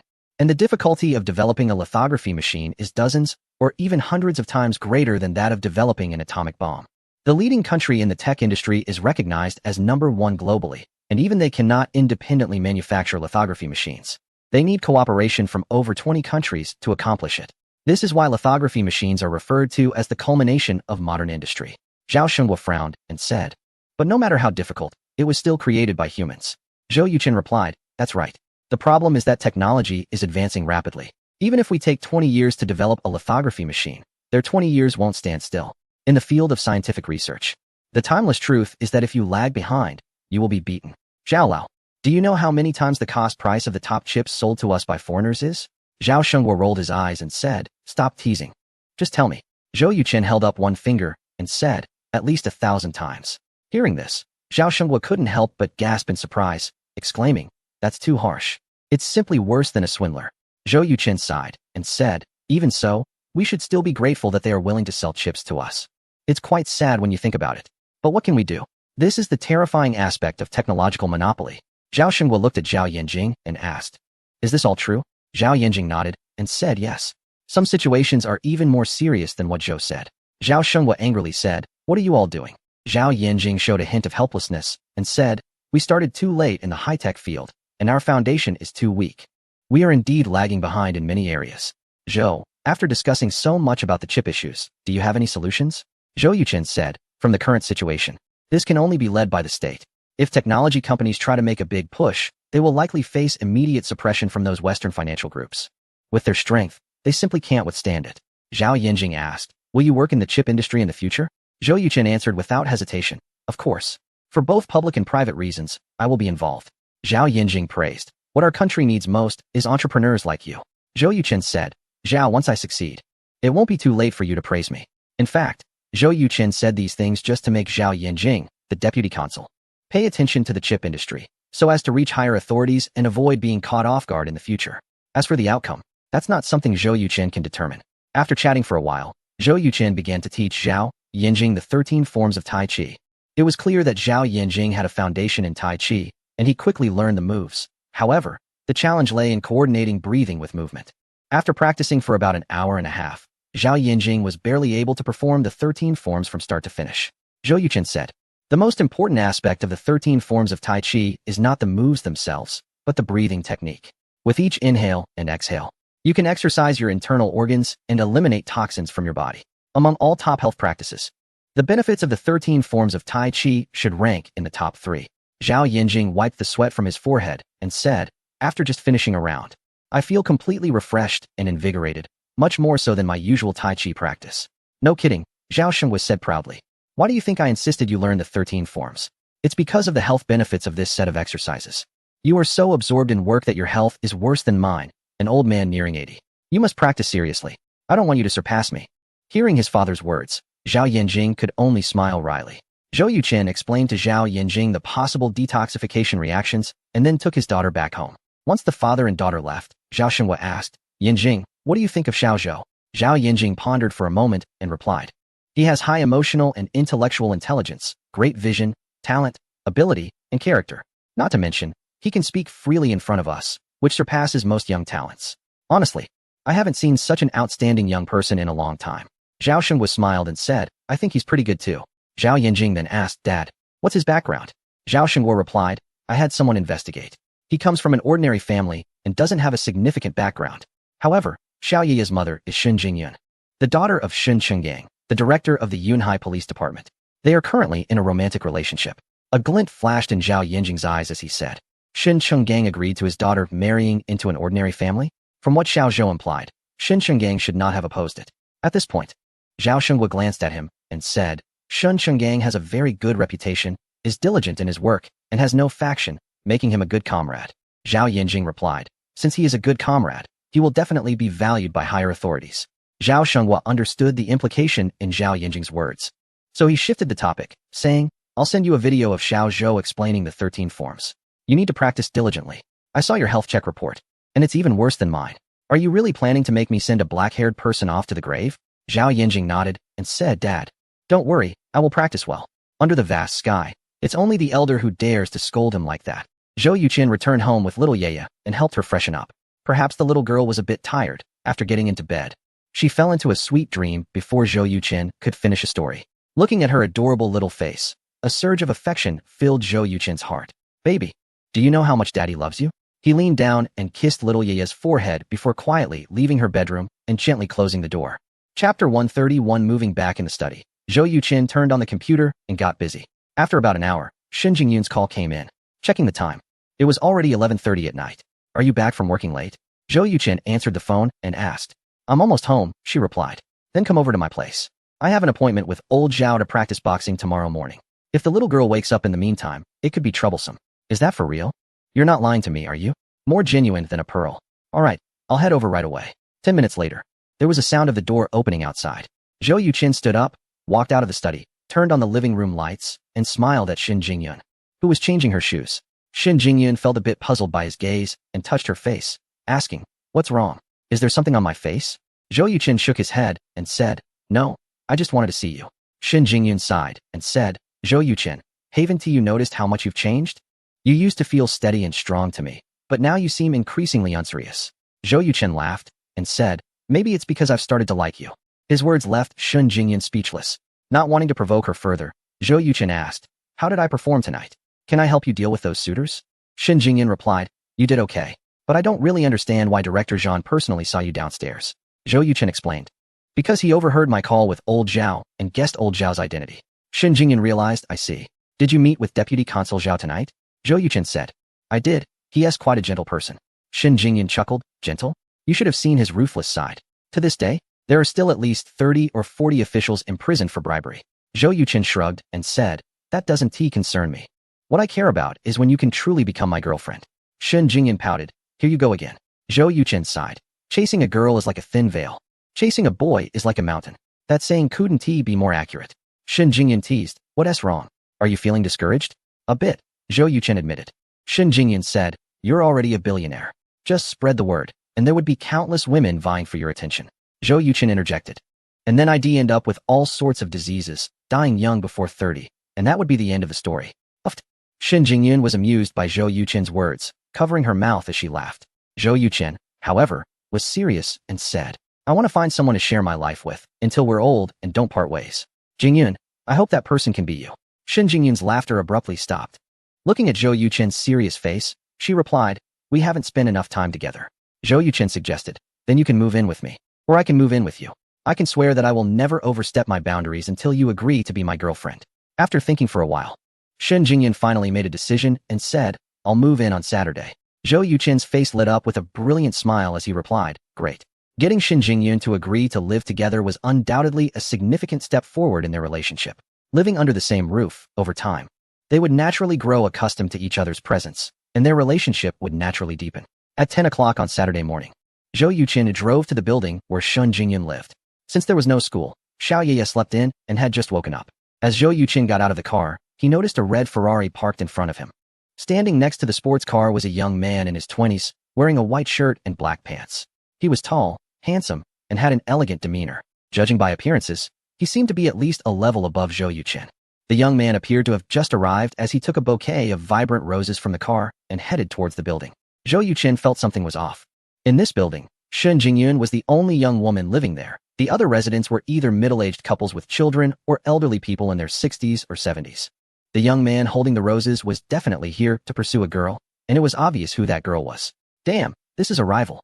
With this thought, Zhou Yuqin quickened his pace and caught up with him at the stairs on the second floor.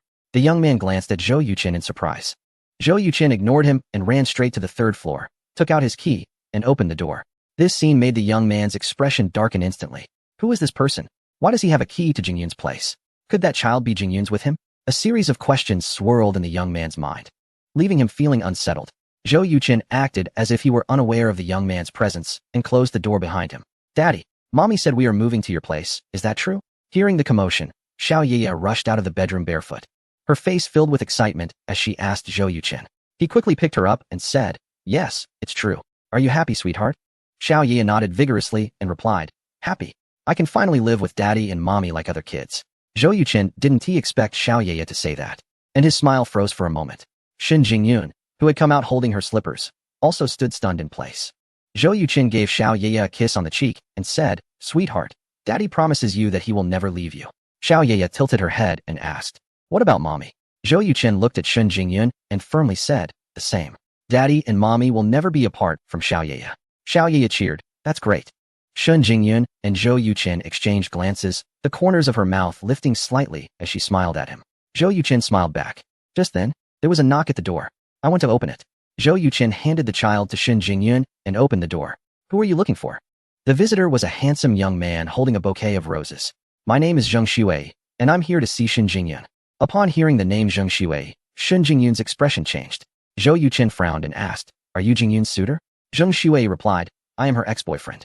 Zhou Yuqin raised an eyebrow and turned to look at Shun Jingyun, who was holding the child, and walked to the door. Chapter 132. Shun Jingyun's first love. Looking at the boy she had liked since childhood, Shun Jingyun surprisingly felt an unusual calmness, with not a single ripple stirring in her heart. Jingyun, long time no see. Zheng Senior, it has indeed been a while since we last met. Have you just returned from abroad? Shun Jingyun's words carried politeness and distance, as if she were speaking to an ordinary friend. I just got back yesterday. After finding out your home address, I came over today. Zhang Xuei handed a bouquet of roses to Shen Jingyun, gazing at her tenderly.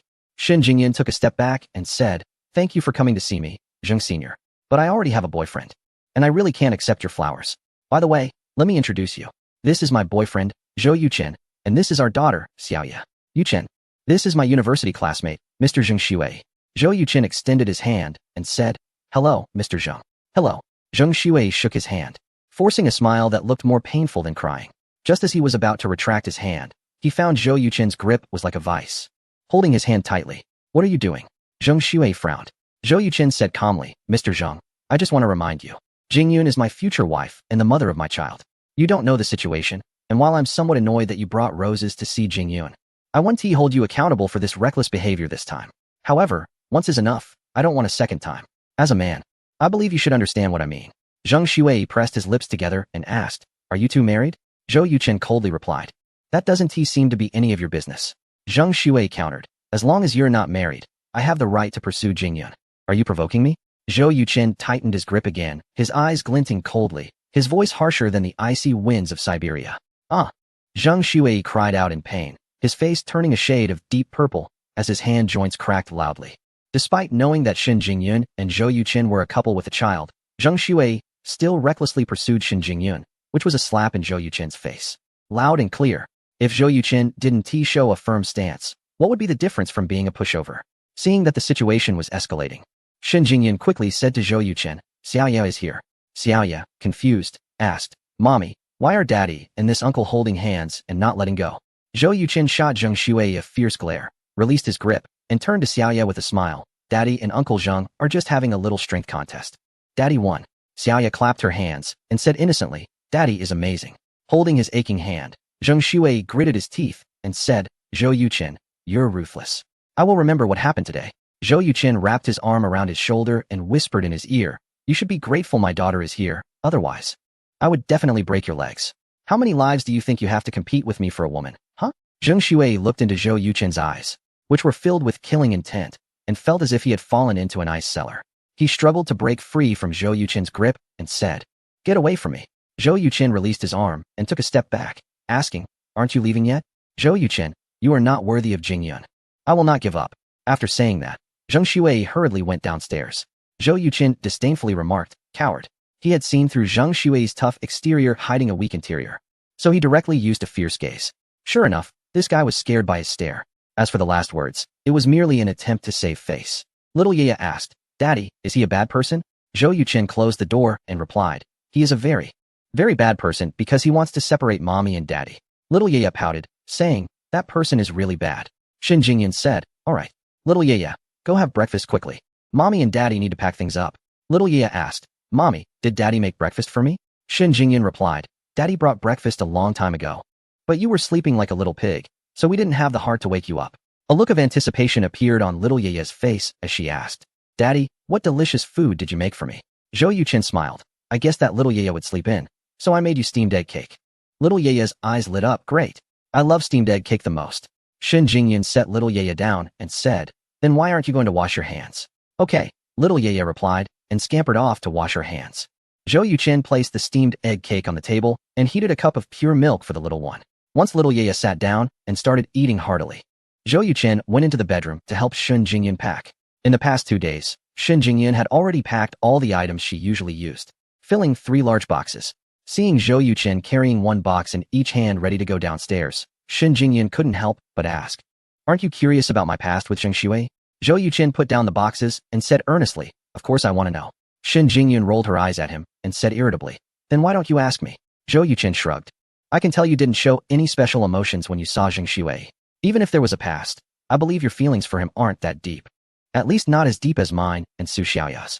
So I respect your wishes. If you want to say it, say it. If not, then don't." Shen Jingyun was amused by Zhou Yuchen's words. "Your feelings for Su Xiaoya really can't be compared to many couples. At least you will definitely never forget her in this lifetime." Zhou Yuchen replied, "Not just this lifetime. I probably won't forget her in the next one either." Shen Jingyun said, "I think it's better to explain this to you, so you won't be suspicious and misunderstand." Zhou Yuchen greatly appreciated Shen Jingyun's wisdom and replied with a smile, "Go ahead, I'm listening." Shen Jingyun recounted her story with Zheng Xuwei. In short, when Shen Jingyun was in college, Zheng Xuwei spent over a year pursuing her obsessively. Later, when she agreed to be his girlfriend, she discovered that he was a scumbag who, while pursuing her, was also involved with the daughter of a wealthy individual. Knowing what kind of person Shen Jingyun was, she couldn't tolerate this betrayal and chose to break up with him immediately. Chapter 133. Brother, you are just one step away from success after listening. Zhou Yuqin curiously asked, is the billionaire's daughter beautiful?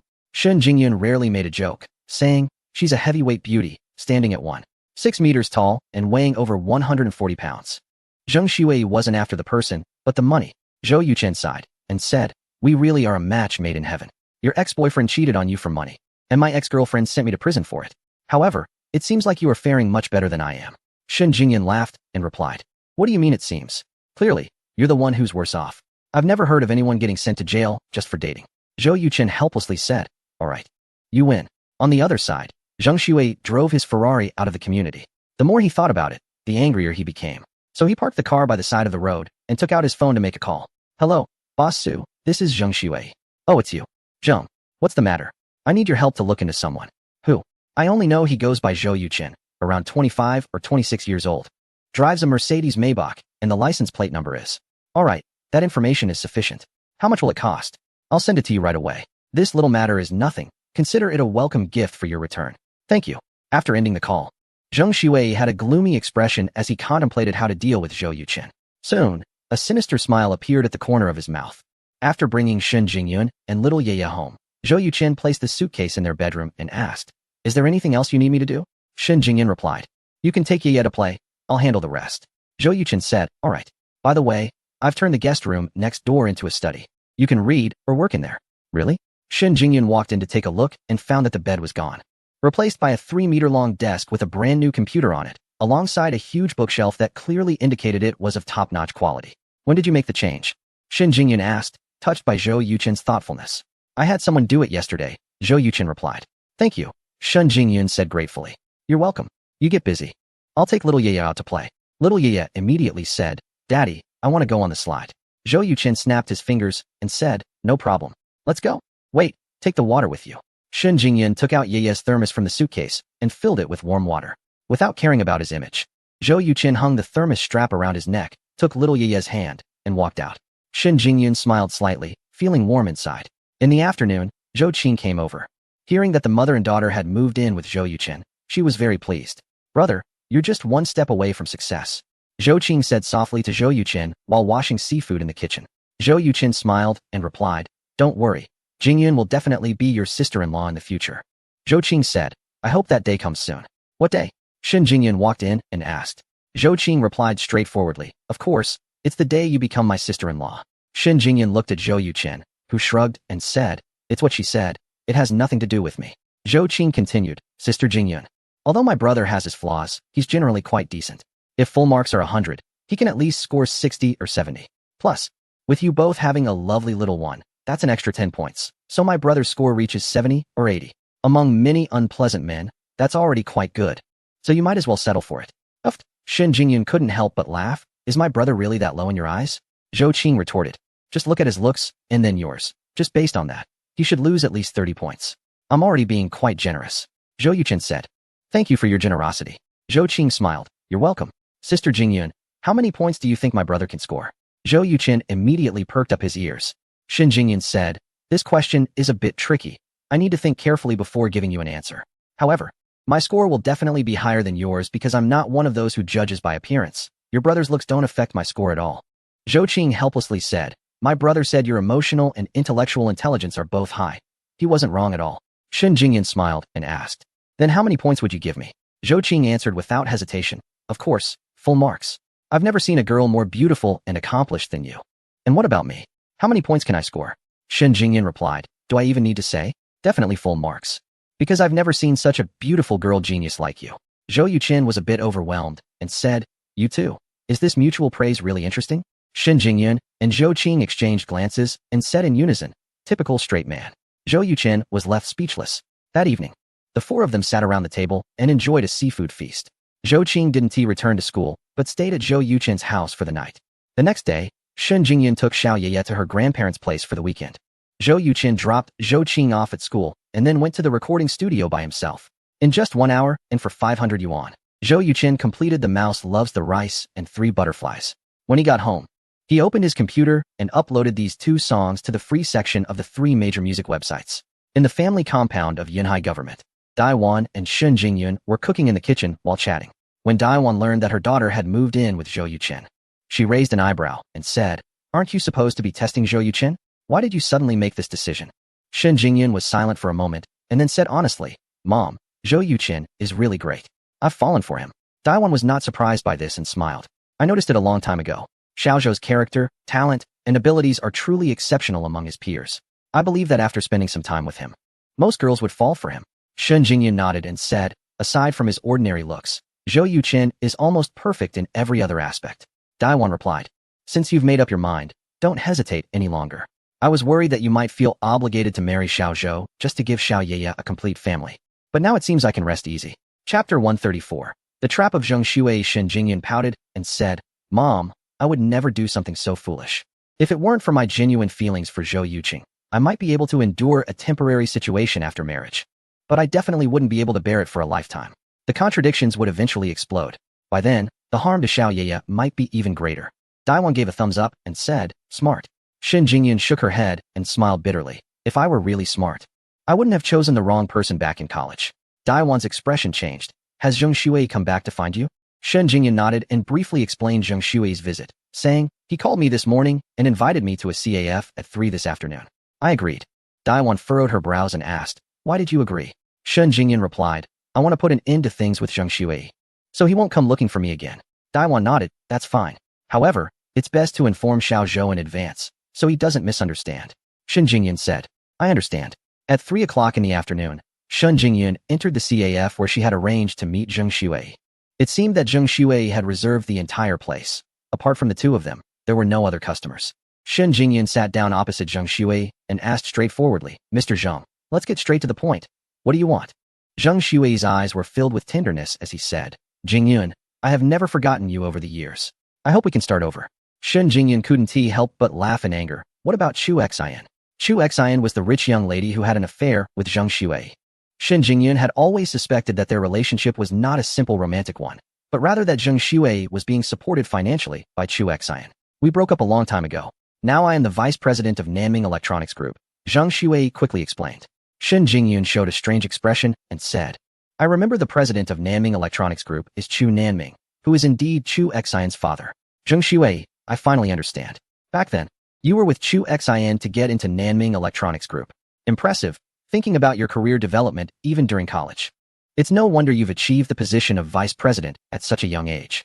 Zheng Shuai said, "Jingyun, I am just a child from an ordinary family. I have to seize every opportunity to rise. After years of hard work, I have succeeded. As long as you are willing to be with me, I will ensure you happiness for a lifetime and treat that child as my own daughter." Hearing Zheng Shuai's words, Shun Jingyun suddenly thought of Zhou Yuqing. Both came from ordinary families and had grand aspirations, yet their paths were completely different. One was calculating and unscrupulous, even willing to sell himself to climb to a high position. The other was diligent in studying and striving for progress, wanting to change his fate through knowledge. Today, both could be considered successful individuals. However, Zhou Yuqin left with dignity, which only evoked genuine admiration. In contrast, Zheng Shuai's actions were completely underhanded, and such behavior would only invite disdain and contempt. The gap between the two was like that between heaven and earth. Even comparing the two together would be an insult to Zhou Yuqin. "Zheng Shuai, our values are fundamentally different. Even without the issue involving Chu Xian, we could never be together. I came here to tell you that I like Zhou Yuqin, and I hope you won't disturb us in the future." Seeing Shun Jingyun getting up to leave, Zheng Shuai immediately stepped forward and grabbed her hand, saying, "Jingyun, Zhou Yuqin is just a criminal who has come out of prison. He is not worthy of you." Shun Jingyun shook off Zheng Shuai's hand, her expression extremely displeased, and retorted, "Zheng Shuai, are you trying to act like a rogue in broad daylight?" Zheng Shuai smiled wryly and said, "I'm sorry, Jingyun. I was just caught up in the moment and didn't mean anything else." Shun Jingyun shot him a cold glance and replied, "In terms of character and ability, you are leagues apart from Zhou Yuqin." After saying that, she angrily walked out. Zheng Shuai, like a piece of sticky candy, immediately chased after her, incessantly expressing his feelings for her, which made Shun Jingyun feel utterly disgusted and furious. She quickly reached her car, opened the door, ducked inside, and immediately started the engine, leaving without a word. She now felt immense regret for coming to this meeting, as it was entirely self-inflicted trouble. Watching the car disappear, Zheng Shuai revealed a brilliant smile. He picked up his phone and made a call. 5 minutes later, a man wearing sunglasses and holding a camera walked out of the CAF. Zheng Shuai asked, "How was the filming?" The man made an okay gesture and replied, "Very good." Zheng Shuai inquired, "Can it be seamless?" The man confidently said, "Don't worry. Our post-production skills are professional. Even experts won't be able to tell, let alone those amateurs." Zheng Shuai asked, "How long will it take?" The man replied, "It can be done tonight." "Mr. Zheng, you really have a good eye. I've been a photographer for many years, and this is the first time I've seen such a beautiful woman." Zheng Shuai smirked, a glint of brilliance flashing in his eyes, and said, "Anyone I take a liking to is bound to be extraordinary, and no woman can escape my grasp, including Shen Jingyun." At this moment, Shen Jingyun was unaware that she had fallen into Zheng Shuai's trap. She returned to the government housing complex, stopped her car, and immediately called Zhou Yuchen, giving Zheng Shuai a thorough scolding. This was the first time Zhou Yuchen had seen her so agitated, and he quickly tried to comfort her. At 8 in the evening, after Shen Jingyun and Xiao Ye finished dinner and returned home, she waited until Xiao Ye fell asleep before entering Zhou Yuchen's study. Zhou Yuchen heard the footsteps and turned his head to Shen Jingyun, saying, "I've sent the outlines of the first 3 parts of Harry Potter to your email. Please make any necessary modifications." Shen Jingyun nodded and replied, "Got it." Zhou Yuchen smiled and asked, "What's wrong? Are you still angry?" Shen Jingyun replied, "I stopped being angry a long time ago. I just couldn't believe there could be someone so shameless. I was quite taken aback by his audacity. In the past, Zheng Shuai was just like you, very dedicated and hardworking, a student with excellent character and academics. How did he change so much in just a few short years?" Chapter 135. What is wrong with you? Zhou Yuchen said, "Society is the best university. Everyone's circumstances are different, so the paths they choose are naturally different. What surprises me is why you told me about the appointment. Are you trying to prevent me from misunderstanding by informing me in advance?" Shen Jingyun was momentarily speechless and didn't know how to explain. Zhou Yuchen revealed a smug look and said, "No need to explain. I already understand your intentions. In the future, if I meet other ladies, I will also inform you." Shen Jingyun pressed her lips together and replied, "Do as you wish. I'm going to check the outline you wrote." Watching her leave, a smile crept onto Zhou Yuchen's face. The next morning, Zhou Yuchen took his daughter to school. Upon arriving at the parking lot, he suddenly noticed an envelope on his car's windshield. Zhou Yuchen picked up the envelope and glanced at it. It had his name written in bold letters. Little Ye curiously asked, "Daddy, what is this?" Zhou Yuchen scanned the area and smiled. "It's a letter someone wrote to Daddy. Sweetheart, we need to hurry, or we'll be late." Half an hour later, Zhou Yuchen dropped little Ye off at kindergarten and returned to his car to open the envelope. Inside were more than 10 photos, all of Shen Jingyun and Zheng Shuai in intimate poses at a CAF. Zhou Yuchen frowned, picked up the photos, and examined them closely, quickly noticing discrepancies. These were all edited photos, with slight differences in brightness. An ordinary person wouldn't be able to tell, but Zhou Yuchen was quite skilled at photo editing. It was nearly impossible to deceive him. Putting down the photos, Zhou Yuchen sneered, "Playing such childish tricks. Zheng Shuai is really immature." Just then, his phone rang. He picked it up to see a strange number. "Hello, I'm Zhou Yuchen. Who are you?" "I'm Zheng Shuai." This guy was really impatient. Zhou Yuchen asked calmly, "How did you get my contact information?" Zheng Shuai smugly replied, "As the vice president of Nanfeng Electronics Group, isn't it easy to obtain your contact information?" Zhou Yuchen said, "What do you want?" Zheng Shuai chuckled, "You should have received the photos I sent you, right?"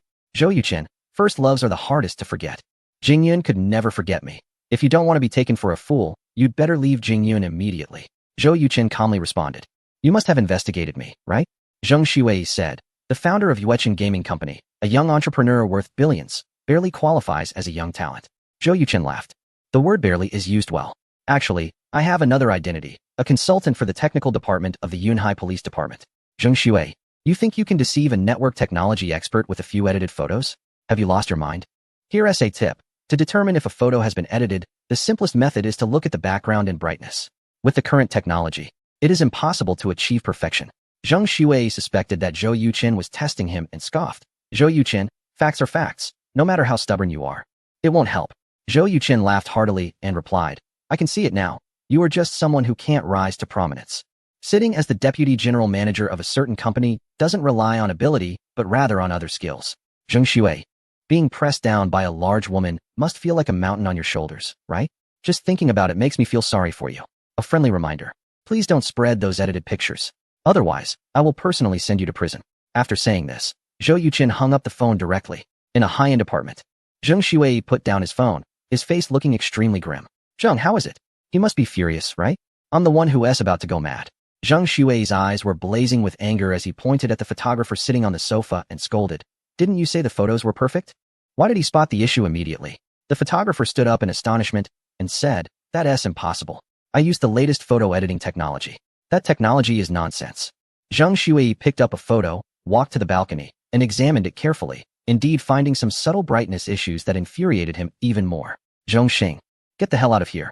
Zheng Shuai returned to the living room and tore the photo to shreds, pointing at the photographer sternly. The photographer named Zheng Xing bit his lip and said, Zheng, about the final payment. After messing things up like this, you still want the final payment? Dream on. Get lost. Seeing Zheng Shuai's rage, Zheng Xing shrank back, not daring to say anything further, and left in a hurry. Zheng Shuai cursed, bastard.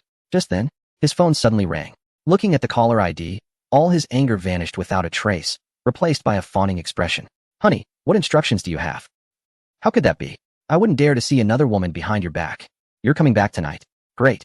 I'll drive to the airport to pick you up. After hanging up, Zheng Shuai's face turned even uglier. The arrival of his wife made him feel overwhelmed. That evening, Shen Jingyun had put the child to sleep and immediately walked into Zhou Yuchen's study, asking straightforwardly, What is wrong with you? She had sensed something was off with Zhou Yuchen's mood since he returned from work in the afternoon. After asking several times without getting a response, she refrained from pressing further due to the child being nearby, but felt increasingly coldness from Zhou Yuchen. What was going on? Shen Jingyun was filled with questions. Zhou Yuchen closed the study door and, in a low voice, asked, Jingyun, answer me honestly, have you never let go of Zheng Shuai? Shen Jingyun was taken aback and said in surprise, What are you joking about? I could never let him go. Zhou Yuchen pressed his lips together and said, I always thought that your reluctance to be my girlfriend was because our relationship hadn't reached that stage yet, but now it seems that I was just being naive. Jingyun, I'm not someone who lacks self-respect. Actually, if you just told me that you don't have feelings for me, I definitely wouldn't bother you. But you also can't treat me like someone you can discard at any time.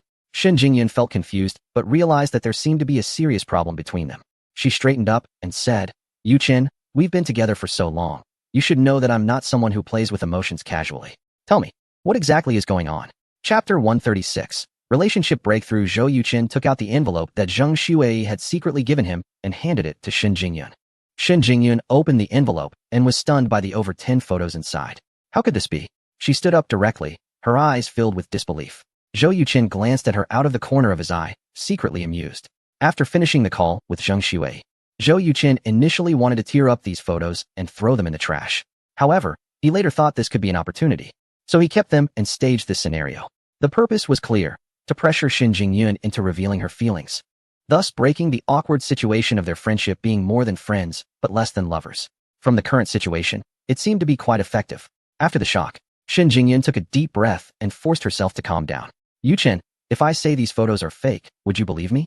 Zhou Yuchen was silent for a moment and replied, If the people in these photos were me and another woman, would you believe they are fake? Shen Jingyun became anxious and said, These photos are clearly fabricated by Zheng Shuai. I only stayed in the CAF for 3 minutes before we parted unhappily. Yuchen, don't fall for his tricks, you have to believe me. Zhou Yuchen secretly gathered his emotions, reddened his eyes, and showed a sorrowful expression. Jingyun, don't say anymore. I actually know I'm not worthy of you. You are like a white swan soaring in the sky, while I'm just a toad on the ground. If it weren't for the coincidence of having Xiaoye, we wouldn't have any intersection at all. I was wrong. I shouldn't have hoped to be with you. In fact, I should have understood when you rejected my confessions multiple times. After saying this, Zhou Yuchen was almost moved to tears himself, let alone Shen Jingyun. Shen Jingyun's eyes turned red as she said, Yuchen, Zhou Yuchen waved his hand, interrupting her. I only ask you one question. Have you ever liked me, even just a little? Shen Jingyun took a deep breath and said, Yuchen, I can tell you clearly that I've liked you for a long time. Otherwise, I wouldn't be living here with Xiaoye. The reason I didn't agree to be your girlfriend is that I know things that come too easily are often not cherished by men like you. Of course, I also wanted to test you. Zhou Yuchen asked, Test me on what? Shen Jingyun replied, Many people suddenly become wealthy and their mindset changes. I want to see if you would completely indulge yourself and become someone no one recognizes after becoming a billionaire. I'm glad you haven't changed. As for the photos, I can swear they are all fake. Zhou Yuchen didn't care about the photos anymore and asked again, Are you sure you really like me? Shen Jingyun nodded and said, I'm sure. Tomorrow I will go find Zheng Shuai and ask him what is going on. Zhou Yuchen said, No need. Shen Jingyun was taken aback and asked, Why? Zhou Yuqin suppressed a laugh and replied, because I believe in you. Shen Jingyan noticed that Zhou Yuqin's expression seemed a bit strange and suddenly had a thought. You are a consultant in the cyber technology division of the police department. You should be able to tell whether these photos are real or fake, right? Zhou Yuqin turned around and said, I'm not very familiar with photo editing software. As soon as he said it, he realized he might have misspoken. Sure enough, Shen Jingyun seized on this flaw, walked up to him, looked into his eyes, and asked, what photo editing software? Zhou Yuqin couldn't evade the question, so he pretended not to understand and asked, what are you talking about? It's a pity you're not an actor. Shen Jingyun confirmed he was acting and angrily walked out. Zhou Yuqin couldn't possibly let her leave at that moment. So he immediately stood up, grabbed Shen Jingyun's arm, pulled her tightly into his embrace, and explained in her ear, Jingyun, you've never agreed to be my girlfriend. Which makes me a bit anxious. I had no choice but to think of using these photos of Zhang Xue to pressure you. Shen Jingyun broke free from Zhou Yuqin's embrace and said, so your scheme has succeeded. Are you particularly happy about it? Zhou Yuqin smiled and said, yes. I am indeed very happy. Especially when I heard you say you like me. I almost jumped for joy. You bad guy, Shen Jingyun said, clenching her fist and throwing a punch. Zhou Yuqin caught her hand and hugged her again, seriously saying, I promise, in this lifetime, I will only love you. No matter what happens in the future, I will never do anything to hurt you or Xiao Yeye. Jingyun, be my girlfriend. Shen Jingyun teased. Now that it's come to this, do I still have a choice? Zhou Yuqin replied, no. Shen Jingyun rolled her eyes and said, then why even ask? The two exchanged glances, and before long, they kissed. The temperature in the study room kept rising. Just as it was about to reach a critical point, Shen Jingyun suddenly came to her senses, pushed away the hand that had slipped into her clothes, and looked at Zhou Yuqin with her beautiful eyes. Zhou Yuqin understood Shen Jingyun's meaning, withdrew his hand awkwardly, and said, I couldn't help it. Shen Jingyun wrapped her arms around Zhou Yuqin's neck and said, you have to promise me. Only after we get our marriage certificate can you touch me. Zhou Yuqin replied, okay, I promise you. Thank you. Shen Jingyun kissed him lightly and turned to leave. Zhou Yuqin murmured, what a little enchantress. What he didn't know was that this enchantress was already blushing crimson. The next morning, Zhou Yuqin finished practicing boxing at the small square and immediately returned to make breakfast. Just as he placed the breakfast on the table, Shen Jingyun walked out of the bedroom with a dazed little Yeye.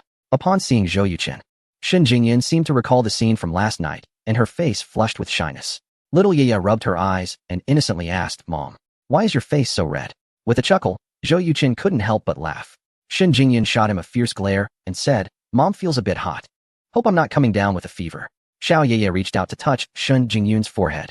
Shen Jingyun grabbed the little one's hand and said, Mom doesn't have a fever. Hurry and wash your hands and face, or you'll be late. Xiao Yeye responded obediently and followed Shen Jingyun to freshen up. After breakfast, Shen Jingyun packed her things and said to the father and daughter, I'm leaving now. Wait a moment. Zhou Yuqin stood up, walked in front of Shen Jingyun, and gave her a kiss on the cheek, saying, this is a perk of being your boyfriend. Drive carefully on your way to work. Shen Jingyun shot him a charming eye roll and replied, got it. Chapter 137. Contest for the factory. After finishing breakfast, Xiaoye was taken to school by Zhou Yuqin, who then headed straight to the Yunhai court. At 9:30 this morning, the government was auctioning the Hongda mobile battery manufacturing plant at the Yunhai court, requiring everyone to enter 20 minutes in advance. Zhou Yuqin hurried over and finally arrived just in time. Upon entering the court, he was surprised to find it completely packed. A quick glance around revealed that Zheng Shui was also present, seated in the front row. It made sense. Considering that the main product of Nanming Electronics Group was mobile phones, it was only natural for them to be interested in acquiring a battery manufacturing plant. As if sensing Zhou Yuqin's gaze, Zhang Shui, who was chatting with a nearby executive, turned to look at him, momentarily taken aback. What are you doing here, Zhou Yuqin? He asked with disdain. Zhou Yuqin smiled and replied, I can come whenever I want. It's none of your business. Zheng Shui coldly retorted, this isn't a place where anyone can just waltz in. Several other bidders nearby turned to look at the two upon hearing Zheng Shui's words. Zhou Yuqin responded, don't underestimate yourself. Not everyone can serve people as well as you do. Everyone knew the reason behind Zheng Shui becoming the vice president of Nanming, and Zhou Yuqin's words made some people unable to hold back their laughter. The laughter reached Zheng Shui's ears, grating on him and turning his face sour. You're just a small-time game company owner. You're not worth mentioning, Zheng Shui said. Whether I'm worth mentioning or not is none of your concern. But you, the infamous kept man, how dare you show your face here? If it were me, I would have found a place to hide and not dare to face anyone. Zhou Yuqin shot back. Zheng Shui's face turned a deep shade of anger. Zhou Yuqin continued, actually, you don't need to be angry. After all, not everyone can live off others. Just like me, there's no one to support me even if I wanted to. Oh, It really is infuriating to see how some have it all. Laughter erupted among the crowd. At that moment, a short and stout woman approached. She wasn't particularly attractive but was dressed in fashionable international brand clothing. However, the overall effect was questionable. The woman had a commanding presence. And as her sharp gaze swept across the room, all laughter immediately ceased. Zheng Xuei put on a smile and said, "Honey, you're here." The woman was Chu Xian, the daughter of Chu Nanming, the president of Nanming Electronics Group. "You have quite the nerve to mock my people," she coldly said after sizing up Zhou Yuchen. Zhou Yuchen asked, "And you are?" Zheng Xuei raised an eyebrow, smugly responding, "This is Chu Xian, the general manager of Nanming Electronics Group." Zhou Yuchen exclaimed, "So you're the one being kept by her?" Zheng Xuei's face instantly turned a shade of deep embarrassment. Everyone else couldn't help but smirk, desperately trying not to laugh out loud. The Nanming Electronic Group is a leading mobile phone manufacturing company in a certain country with a massive scale. No one wants to offend Chu Xian for no reason. Chu Xian shot a cold glare and said, "You need to apologize to Xuei for your words. I can pretend this never happened." Zhou Yuqing replied, "The one who should apologize is him. Spending your money, eating your food, and then showing off with roses at my girlfriend's doorstep. Miss Chu, please manage your dog better in the future. Is that true?" Chu Xian's expression changed, and she turned to look at Zheng Xuei. Zheng Xuei panicked and said, "Wife, don't listen to his nonsense. I never did such a thing." Zhou Yuqing scoffed. "Daring to do, but not to admit. No wonder you can only rely on others." Chu Xian said, "No matter what Xuei has done, you must apologize for your disrespect today." Zhou Yuqing smiled and said, "Sorry, I don't have many strengths, but I do have a strong backbone. If you want me to apologize, that's unlikely." Chu Xian gave him a deep glance and said, "We'll see about that." After saying this, she turned and left, with Zheng Xuei hurriedly following. The crowd looked at him with disdain. Zhou Yuqing casually found a place to sit down. A middle-aged man in his 40s whispered, "Young brother, Chu Xian is known for her vendettas. You better be careful." Zhou Yuqing nodded and said, "Thanks for the reminder. I run a gaming company, while Nanming Electronic Group focuses on mobile phone manufacturing. No matter how powerful they are, it won't affect me much." The middle-aged man asked, "So why are you here for this auction?" Zhou Yuqing smiled and said, "I want to research and sell mobile phone batteries, and the Hongda battery factory seems quite suitable. So I came." The middle-aged man was surprised and said, "You plan to bid on Hongda?" Zhou Yuqing replied, "That's the plan." The man gave a thumbs up and said, "Impressive." Zhou Yuqing asked, "Aren't you here to bid on Hongda?" The middle-aged man said, "I am in real estate. Today, 3 plots of land will be auctioned, and I'm planning to acquire one." Zhou Yuqing remarked, "Land is extremely valuable. If you can win the bid, you'll definitely make a fortune." The middle-aged man chuckled.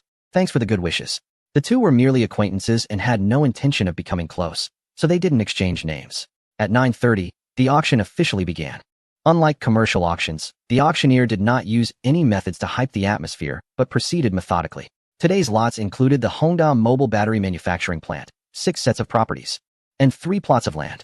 Everyone showed little interest in the properties, but the competition for the land was fierce. Each plot's final price exceeded 1 billion. The middle-aged man next to Zhou Yuqing was pleased, having bought the 3rd plot for 12 billion, though his expression didn't seem particularly happy. It was likely because the price was much higher than he had anticipated. Finally, it was the turn of the Hongda mobile battery manufacturing plant. The court set the base price at 1.5 billion, just enough to pay off the loans owed by the Hongda Group to the bank, which amounted to 1.8 billion.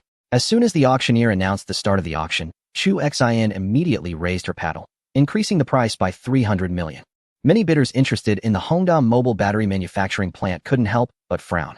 181 billion. A representative from the Star Group, which had been competing fiercely with the Nanning Electronics Group in the mobile market, raised their paddle, adding 10 million. Chu Xian showed no signs of backing down and also increased the bid by 10 million. The two companies quickly entered a back-and-forth struggle. 183 billion. 184 billion. 185 billion. The price continued to rise until it reached 195 billion. At which point the representative from the Star Group shrugged and gave up on raising the bid. Chapter 138. The bet with Chu Xian. Is there a higher bid than 1,950 million? The auctioneer asked. This price seemed to exceed everyone's bottom line, and the room fell silent. Only Zhou Yuchen raised his paddle, saying 1,960 million. Upon hearing this, everyone turned to Zhou Yuchen, their eyes filled with surprise. Who is this young man?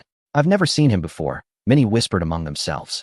Chu Xian turned to look at Zhou Yuchen, her expression darkening. In fact, the maximum price set by the Nanjing Electronics Group for the Hongda mobile phone battery factory was 1,200 million. And Chu Xian's bid had already exceeded that by 30 million. She thought she had defeated the Xingqian Group and that acquiring this factory would be a sure thing. But unexpectedly, a dark horse had emerged. What's worse, this dark horse had a conflict with her before, which made Chu Xian quite furious. Zheng Xuei stood up and said, Zhou Yuqin, do you have that much money? Zhou Yuqin glanced at him and calmly replied, I refuse to answer your foolish question. Ha ha. The crowd burst into laughter. Chu Xian felt embarrassed and angrily commanded, sit down. Zheng Xuei, looking quite foolish, quickly sat back down. The auctioneer looked at Chu Xian and said, the current bid is 1,960 million. Is there a higher bid? After a moment of thought, Chu Xian raised her paddle and said, 1,970 million. Zhou Yuqin showed no hesitation, stating 1,980 million. Chu Xian refrained from making an impulsive bid just for the sake of pride.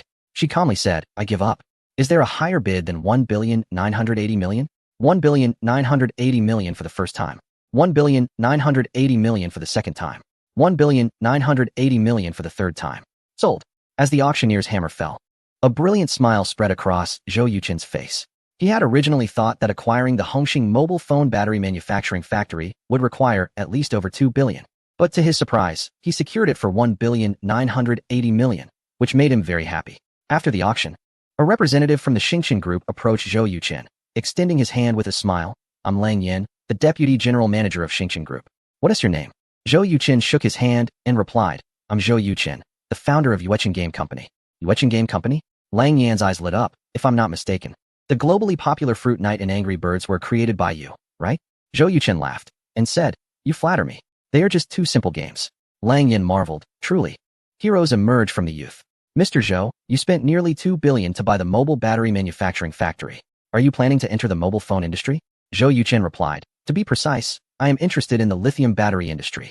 Mr. Lang, if I can develop a 4,000 mAh battery and a 66W high power charger that can fully charge the battery within half an hour, would your company be interested in collaborating with me? Mr. Lang replied, a high-capacity battery with ultra-long standby time and quick charging within half an hour is an irresistible combination. Mr. Zhou, if you can achieve this, not just our company, but I believe smartphone manufacturers worldwide would seek collaboration with you. Zhou Yuqin nodded and said, could you give me a business card? I will contact you once I succeed. Mr. Lang took a business card from his pocket and handed it to Zhou Yuqin, saying, I look forward to your good news. Mr. Lang, do you think it's possible? A cold voice interrupted the conversation. It was Chu Xian. Mr. Lang smiled and asked Ms. Chu, what do you mean? Chu Xian responded, there are countless smartphone manufacturers around the world working on larger capacity batteries and faster charging technologies. But the results have been unsatisfactory. Do you really think a small boss of a game development company can achieve this? Zheng Xuei chimed in, Mr. Lang, I advise you not to waste that business card. Mr. Lang chuckled and said, before the emergence of Yueqin Game Company, who would have predicted that Mr. Zhou could develop 2 mobile casual games that became a global sensation? Since Mr. Zhou is willing to invest nearly 2 billion in acquiring a battery manufacturing plant, I believe he must have some confidence. Zhou Yuqin confidently stated, it's not just confidence, it's 100% certainty. Ms. Chu, would you like to make a bet? Chu Xian raised an eyebrow and asked, what kind of bet?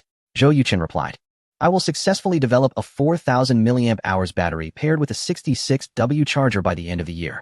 Without hesitation, Chu Xian said, if you succeed, I will give you 10 million, and in the future, our company's batteries will be supplied by you. If you fail, I won't ask for money. But you must publicly apologize to me and Xuei while kneeling. Ms. Chu is quite impressive. Zhou Yuqin's impression of her improved significantly after hearing her words. I don't like taking advantage of others. If I lose, not only will I apologize to you, but I will also give you 10 million. Chu Xian looked at Zhou Yuqin thoughtfully and said, all right, that's very manly of you. Mr. Lang, could you please act as a witness for us? Mr. Lang nodded and said, no problem. After establishing the bet with Chu Xian, Zhou Yuqin went to finalize the payment. The convenience of doing business with the government lies in the swift processing of relevant procedures. If Zhou Yuqin had to find the relevant departments himself, it would take at least 2 or 3 days. However, with all department and bank personnel present today, after submitting the payment, all the necessary stamps were completed in less than 10 minutes.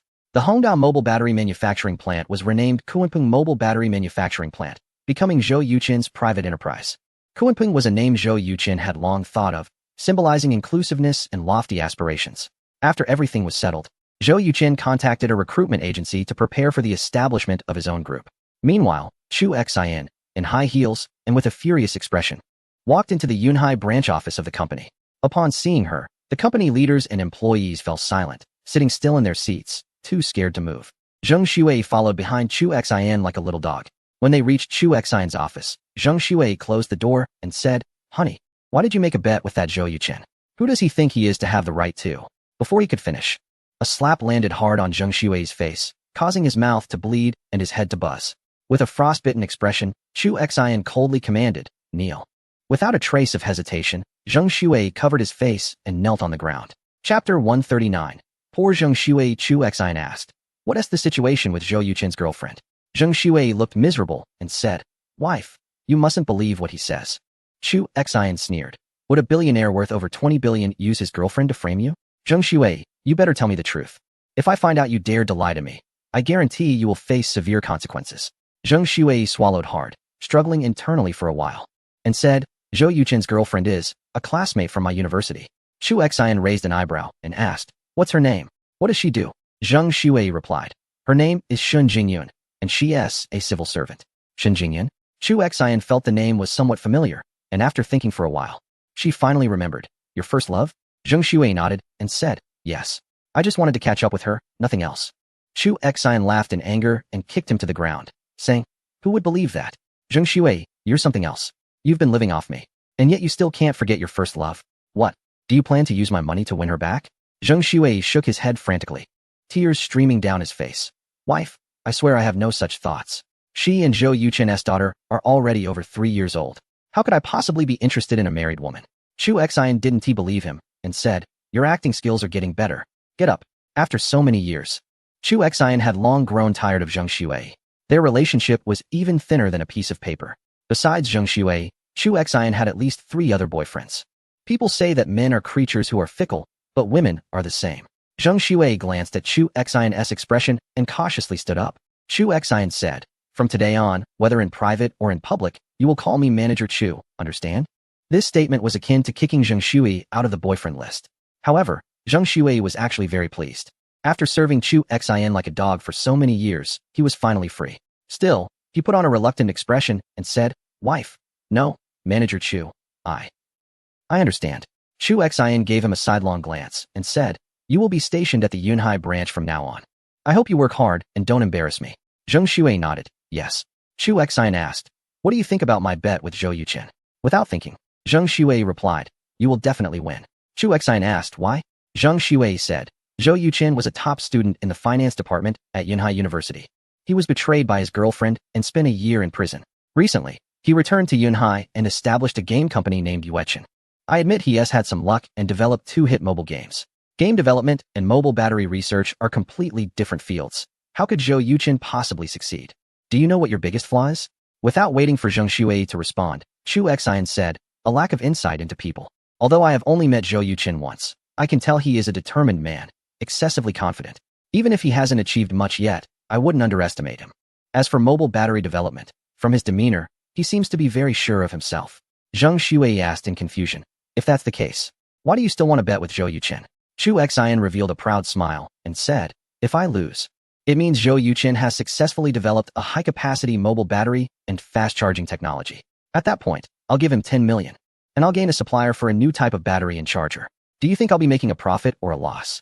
Zheng Shuai suddenly understood, giving Chu Xian a thumbs up, saying, "President Chu, you are brilliant. You've placed yourself in an unbeatable position. Zhou Yuchen is really quite foolish." Chu Xian retorted, "The foolish one is you. Do you think Zhou Yuchen can't see the tricks behind this? He must have realized it, which is why he agreed without hesitation. Among domestic smartphone brands, our Nanming and Xingchen phones have the best sales.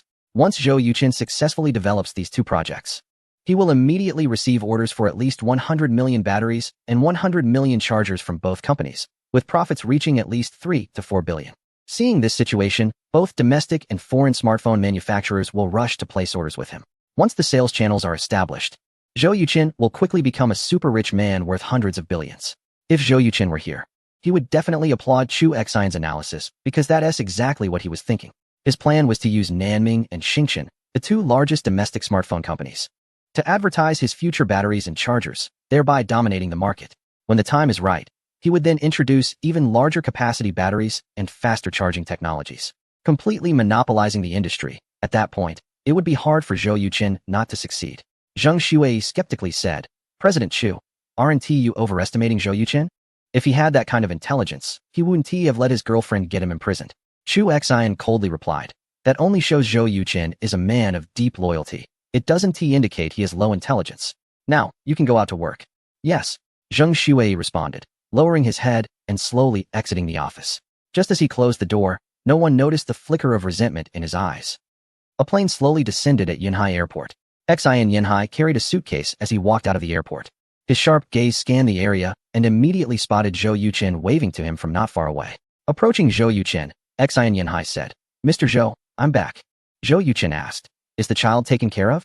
Xian Yinhai nodded and said, His grandfather and uncle's family are all honest people. I've talked to them about it. They will provide 5,000 yuan for the child's living expenses every month until he finishes university. Zhou Yuqin replied, That's good. Let's go. We should grab a meal first. Soon, the two arrived at the parking lot. Zhou Yuqin placed Xian Yinhai's luggage in the trunk and drove him away from the airport. Chapter 140. Gathering of veteran employees on the way to the Kunpeng mobile phone battery manufacturing plant, the two entered a nice restaurant. During the meal, Zhou Yuqin said, Old Xian, you came at the right time. I just spent nearly 2 billion this morning to acquire the factory. There are employee dormitories. You can stay there temporarily. It would be best to quickly form a security team of 30 people. Xian Yinhai replied, I have already contacted more than 10 comrades. With just one call, they will come over. Zhou Yuqin said happily, That's great. Let's get them here quickly. After a moment of hesitation, Xian Yinhai said, Mr. Zhou, my brothers have average family conditions. Could you advance them half a month's salary? Zhou Yuqin responded, As long as they come. I can give each of them 5,000 yuan as a relocation allowance, which won't count towards their monthly salary. Xian Yinhai picked up the tea on the table and gratefully said, Mr. Zhou, I thank you on behalf of them with this tea instead of wine. Zhou Yuqin raised his cup and clinked it with his, chuckling, This is what I, as a boss, should do. After finishing their meal, the two arrived at the Kunpeng mobile phone battery manufacturing plant. At this time, the entrance of the factory was already crowded, mostly with former employees of the battery manufacturing plant. They must have already learned about the change in ownership and were all eagerly waiting for the new factory manager. When Zhou Yuqin and Xian Yinhai got out of the car, everyone surrounded them. Xian Yinhai immediately took on a bodyguard stance, positioning himself in front of Zhou Yuqin. A hint of appreciation flashed in Zhou Yuqin's eyes. Which one of you is our new factory manager? A middle-aged man in his 40s with dark skin asked politely. Zhou Yuqin replied, I am Zhou Yuqin. I just acquired this factory this morning. What do you want? The middle-aged man said, Hello, Mr. Zhou. We are the former employees of the Hongda mobile phone battery manufacturing plant. I am the workshop director, Chu Yuan. Zhou Yuqin extended his hand to Chu Yuan, smiling as he greeted, Hello, Engineer Chu. Chu Yuan seemed surprised by Zhou Yuqin's approachable demeanor, momentarily taken aback, and then hurriedly shook his hand. Seeing Chu Yuan's reaction, Zhou Yuqin mentally labeled him as honest and straightforward, the type who works more and talks less. Knowing the answer but asking anyway, Zhou Yuqin said, Engineer Chu, is there something you all need to discuss here? Chu Yuan pressed his lips together and said, Mr. Zhou, we mainly came to ask if there is a possibility for us to work in the factory again. Zhou Yuqin scanned the crowd and noticed that most of these people were middle-aged, between 35 and 40 years old, with not a single young person in sight.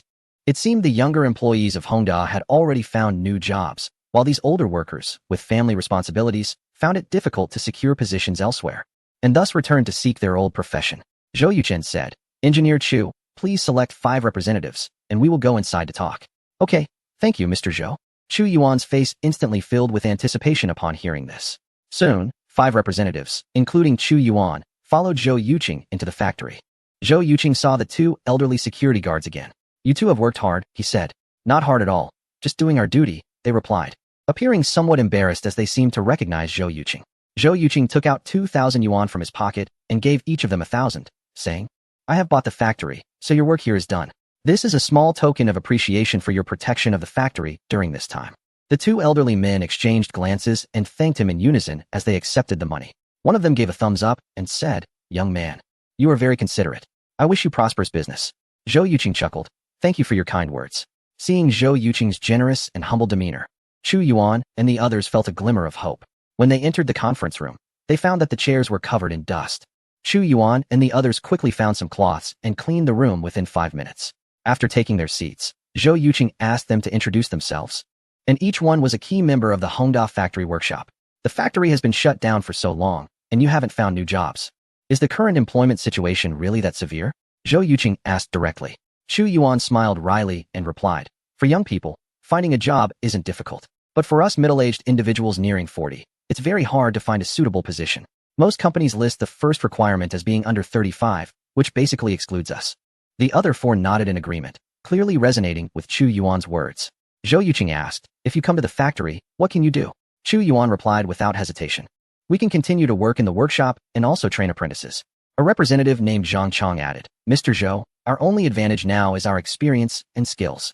After a moment of silence, Zhou Yuqing asked, what are your salary expectations? Chu Yuan said, my previous salary was 7,005. While ordinary workers earned around 4,005 to 5,000, with the company paying for social insurance and housing fund.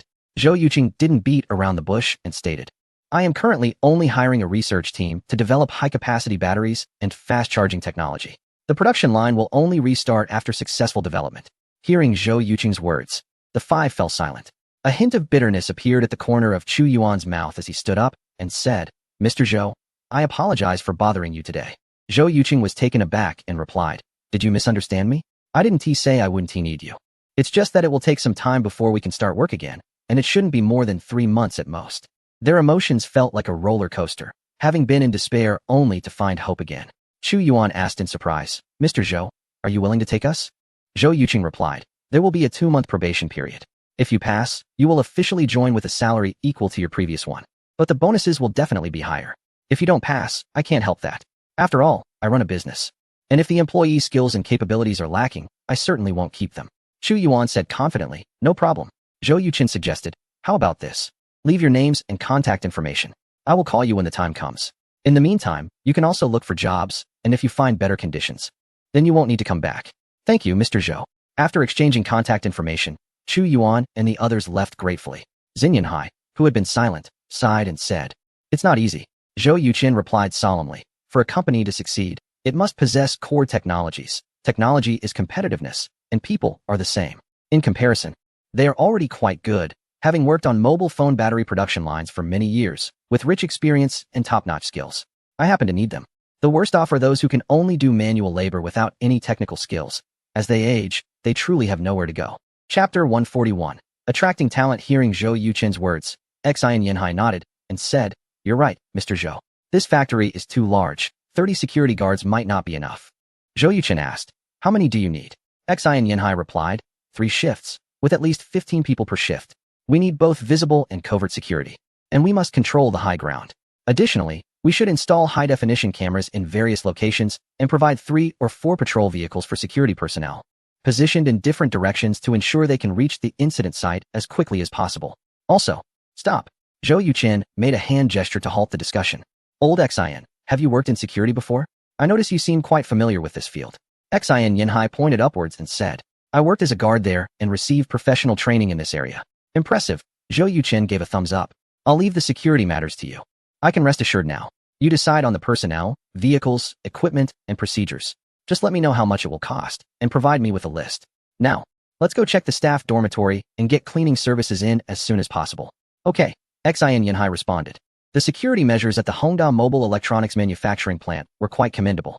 Not only were important areas such as offices, workshops, warehouses, and laboratories well maintained, but the dormitories also had air conditioning, iron beds, cabinets, and desks, all intact, unlike what was depicted on television with those enraged employees looting. Zhou Yuqing quickly found the contact numbers of 3 cleaning companies online and called them all in for cleaning. Noticing it was already past 3 in the afternoon, he said, Old Xian, when the cleaning company arrives, please greet them and ensure the dormitory area is cleaned up first. For now, find a decent hotel to stay at. The company will reimburse you. Xian Yanhai replied, I can buy a blanket and sleep here. Zhou Yuqing laughed. Let's wait until your comrades arrive. You all can go shopping together.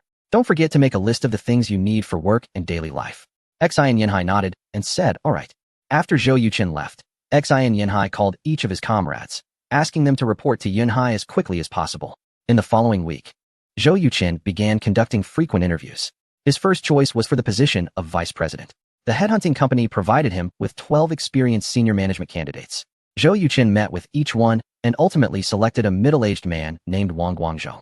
His resume was not particularly impressive compared to the other candidates. However, he was noted for his calm demeanor, rigorous work ethic, and a tendency to avoid taking unnecessary risks. More of a caretaker than a go-getter. Such a person might not be suitable for a managerial role, but was perfect for a steward. What Zhou Yuqin needed was someone to manage the operations effectively and execute his orders without fail. Of course, loyalty was also a critical factor. Zhou Yuqin spoke sincerely with each candidate for 20 minutes. Among them, 8 had loyalty levels below 50%, 3 were around 60%, and only Wang Guangzhong reached 70%. After signing the vice president contract with him, Wang Guangzhong's loyalty increased to 80%, which would be considered extremely loyal in ancient times. An employee who is both capable and loyal to their superior is undoubtedly the favorite of all bosses. And Zhou Yuqin was no exception. After securing Wang Guangzhong, the two quickly established various departments, including human resources, finance, sales, and logistics. Among all the departments, the research and development department was undoubtedly the most important. The research on lithium batteries and charging technology involves fields such as chemistry, materials science, and electrical engineering. Zhou Yuqin took the lead and hired over 80 experts in these areas. The most outstanding one was Zhao Ku, an expert from a prominent electronics company. At 48 years old, he had previously worked at a national research institute, but left due to dissatisfaction with the research environment. He then joined the electronics company, where he led numerous large-scale research projects and obtained several patents. Zhao Ku originally thought he would work at the company until retirement, but 3 years ago, the company's president passed away from cancer. The newly appointed president was unfamiliar with the field and did not prioritize technological research and development, drastically cutting the R&D budget. Zhao Ku was furious and had a severe conflict with the leadership, resulting in predictable outcomes. Zhou Yuqin highly valued Zhao Ku and directly appointed him as the head of the R&D department. On his first day, Zhao Ku brought in 26 core personnel from the electronics company's R&D department, much to Zhou Yuqin's delight.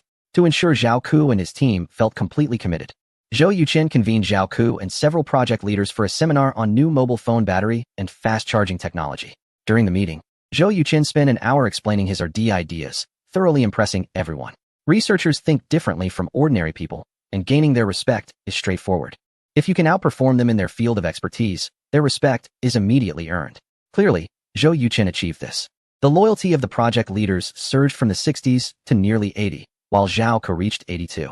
After Zhou Yuqin finished, everyone discussed for 6 hours, ultimately deciding to appoint Zhao Ku as the overall leader of R&D and assigning various challenging tasks to different teams.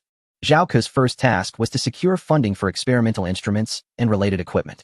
In just 1 week, Zhou Yuqin spent over 80 million, establishing a high-tech laboratory. At this rate, even if they succeeded in research, Zhou Yuqin would run out of money to buy raw materials for producing mobile phone batteries and chargers. System task: develop high-capacity lithium batteries and super-fast charging technology to help the company become a leader in the mobile phone battery industry, rewarding the player with 100 attribute points and a lottery chance. The system task is to develop high-capacity lithium batteries and super-fast charging technology, helping a certain group become the leader in the global mobile phone battery industry, rewarding the player with 500 attribute points and 3 lottery chances. The R&D team had just gotten on track when the game systems task arrived, which made Zhou Yuqin very happy. Such high rewards had never been offered since he obtained the all-round development system. Chapter 142. The invitation from Shun Jingyun. That afternoon, Zhou Yuqin prepared 6 dishes and had a meal at home with Shin Jingyun and Xiao Yeye. After dinner, the 3 of them took a walk in the neighborhood. Xiao Yeye remained fond of the slide in the small square, playing happily with the other children. Shin Jingyun asked, "How is your Kunpeng group doing?" Since they became a couple, their relationship, although not rapidly escalating, had been steadily progressing. At least holding hands, hugging, and even kissing had become quite familiar. Zhou Yuqin replied, "The workflow in each department has been streamlined. From now on, everyone will focus on the R&D department. I just need to spend an hour there each day to solve the problems they encounter, and everything will be fine." Shin Jingyun said, "Tomorrow is Saturday. Do you have time in the afternoon? My parents want to invite you for dinner." Zhou Yuqin felt a jolt and said, "Wife, now that you mention it, I'm suddenly a bit nervous." Shin Jingyun smiled and said, "Come on, it's not like you Haven met them before." Zhou Yuqin rubbed his hands and said, "Tomorrow, I'm going to meet my future in-laws as their future son-in-law. It's different from before. No, you watch over Xiao Yeye. I need to go to the mall to buy some gifts." Shin Jingyun was taken aback and quickly grabbed his hand, saying, "Are you really going to the mall?" Zhou Yuqin replied, "Of course. It's my first visit, so I have to be formal." Shin Jingyun asked, "Do you know what my parents like?" Zhou Yuqin shook his head and said, "I don't know." Shin Jingyun continued, "My dad is a public servant and a police department leader, so his position is special. If you buy something too expensive, do you think he will accept it?" Zhou Yuqin said, "He probably won tea, right?" Shin Jingyun laughed and said, "Definitely won tea. So tell me, what are you going to buy at the mall?" Zhou Yuqin scratched the back of his head and helplessly said, "Wife, can you help me out?" Shin Jingyun said, "Tomorrow morning, let us go to the mall together. Buy 2 packs of cigarettes and a case of wine for my dad, and a set of skincare products for my mom, and that'll be fine. Zhou Yuchen frowned and said, isn't that a bit too light as a gift? Shen Jingyan replied, if you make it heavier, it's just bribery. After all, you're not even his son-in-law yet. Zhou Yuchen said, isn't it up to you whether I become his son-in-law or not? If not, let us not go tomorrow. We can go next week to get a marriage certificate. And then I'll buy gifts to visit them, and it won't be so complicated. Shen Jingyun rolled her eyes at him and scolded, dream on. A burst of laughter came, and Zhao Shengguo walked over with his hands behind his back, saying, Xiao Zhou, it seems your face is thicker than I imagined. Zhou Yuchen replied irritably, Old Zhao, you've been listening for about 5 minutes, right? An elderly man in his 70s or 80s listening to 2 young people talk about love. Aren't you a bit disrespectful? Zhao Shengguo retorted, nonsense. I saw you and came over to chat, not eavesdropping on your conversation. Besides, didn't you invite me to be your witness? I can't possibly not know my future bride, right? As soon as Zhou Yuchen heard this, he immediately put on a grin and said, Old Zhao, you're absolutely right. Let me formally introduce you. This is Old Master Zhao, who used to be a renowned commander of the military district. When we get married in the future, he will be the one to officiate our ceremony. Old Zhao, this is my girlfriend, Shen Jingyun. Shen Jingyun greeted Zhao Shengguo gracefully, saying, Hello, Old Zhao. Zhao Shengguo looked Shen Jingyun up and down and exclaimed, What a beautiful young lady. You two really are a match made in heaven. No wonder Xiao Zhou is willing to ask me to be your officiant. Zhou Yuchen put his arm around Shen Jingyun's shoulders and proudly said, Old Zhao, what do you think? Having someone as good-looking as us for your officiating duties won't tarnish your reputation, right? Shen Jingyun's face turned a bit red as she pinched him and said, Don't talk nonsense. Zhao Shengguo chuckled, The beauty is indeed a beauty. As for the handsome guy, he can only be considered not ugly. Zhou Yuchen replied, Old Zhao, I see you're becoming more and more like an old rascal. Zhao Shengguo said, You've become much more cheerful and interesting than before. When I first met you, I could tell you were quite serious, but now you seem much more relaxed. Haha.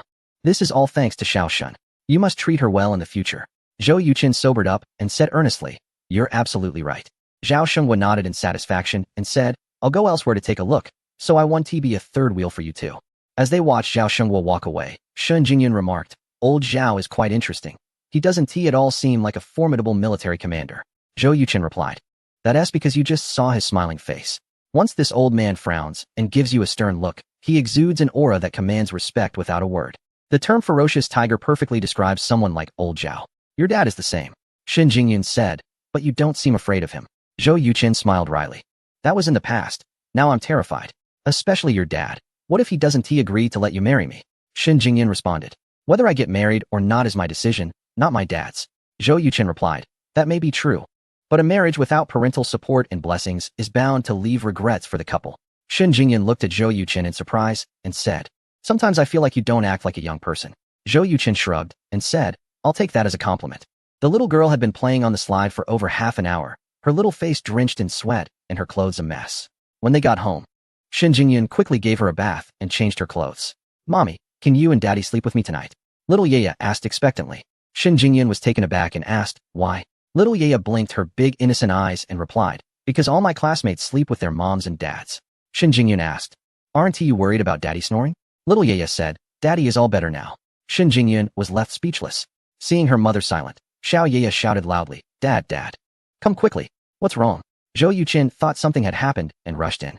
Xiao Yeya patted the space on her left and said, Dad, please put the pillow here. Zhou Yuchen asked in confusion, Why? Xiao Yeya replied, I want you and Mom to hug me while I sleep. Zhou Yuchen looked at Shen Jingyun, who had a helpless expression. All right, Dad will come over right away. With such a good opportunity, Zhou Yuchen naturally couldn't refuse.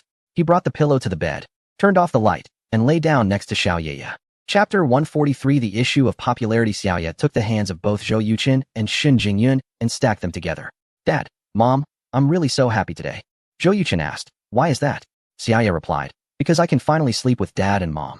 Zhou Yuchen's heart fluttered, and he leaned in to kiss the little one on the cheek, saying, Sweetheart, remember, Dad and Mom will always love you and will always be by your side. Xiao Ye nodded, I remember. Mom, you haven't kissed me yet. Shen Jingyun also gave her a kiss and said, All right, time to sleep. Tomorrow we'll go to Grandma and Grandpa's house to play. Xiao Ye said, No, I want to hear a story. Dad, tell one first, then Mom. Zhou Yuchen agreed. Okay, I'll tell you the story of Snow White and the 7 Dwarfs. Snow White. Xiao Ye repeated, Dad, that's a really nice name. Shen Jingyun asked, Did you make up this story yourself? Zhou Yuqin then remembered that in this world, there were no Grimm's fairy tales or Andersen's fairy tales. So he had to forcefully say, I made it up a long time ago. Xiaoya was clearly very interested and eagerly said, Dad, hurry up and tell it. All right. Zhou Yuqin began to recall and softly told the story of Snow White and the Seven Dwarfs. About halfway through, Xiaoya fell asleep. Shen Jingyun got off the bed and walked out of the bedroom. Zhou Yuqin followed her out and closed the bedroom door. Phew. Zhou Yuqin let out a long sigh of relief. Shen Jingyun smiled and said, What? Can't take it anymore? Zhou Yuqin wrapped his arms around her slender waist and replied, Seeing you, I can hardly take it. Shen Jingyun liked to wear pink pajamas. Although they were not very revealing, they were still very sexy. Mr. Zhou, you will face a lot of temptations in the future. If you can't handle me in pajamas, what will you do when you meet a woman who isn't wearing anything? Since the two confirmed their romantic relationship, Shen Jingyun had become much more casual when talking to Zhou Yuqin, occasionally teasing him like this while driving. Zhou Yuqin shrugged and said, You can tempt me because I have feelings for you. If other women stood in front of me completely naked, I wouldn't even glance at them. I'll remember what you said and hope you stick to your word. After saying this, Shen Jingyun stood on her tiptoes and kissed him on the cheek. Zhou Yuqin did not hesitate and immediately retaliated passionately. 5 minutes later, Shen Jingyun broke free from Zhou Yuqin's embrace, shot him a fierce glare, and blushed as she hurried back to her study. Zhou Yuqin wore a satisfied smile on his face. Not wanting to push his luck, he went to the kitchen, poured 2 glasses of water, and brought one to Shen Jingyun, who was sitting at the computer preparing to write, while he took the other glass back to his own study. Zhou Yuqin opened his computer and checked the download numbers for The Mouse Loves the Rice and 3 Butterflies on 3 major music websites, which had respectively surpassed 2.6 million and 2.4 million downloads. The comments section was filled with praise from fans. However, Zhou Yuqin did not feel pleased with these achievements. His popularity value had reached 3.2 million when the total downloads of the 2 songs exceeded 1 million. Now that their total downloads had surpassed 5 million, his popularity value had only increased to 3.4 million. In other words, the additional 4 million downloads only contributed 20,000 to his popularity, which was quite frustrating. Originally, Zhou Yuqin planned to release songs under the name Wuji to gain popularity points, and then purchase the items he needed in the game shop, thus forming a virtuous cycle. However, it turned out that the all-around development system did not leave him with such a significant loophole. Still, there was hope.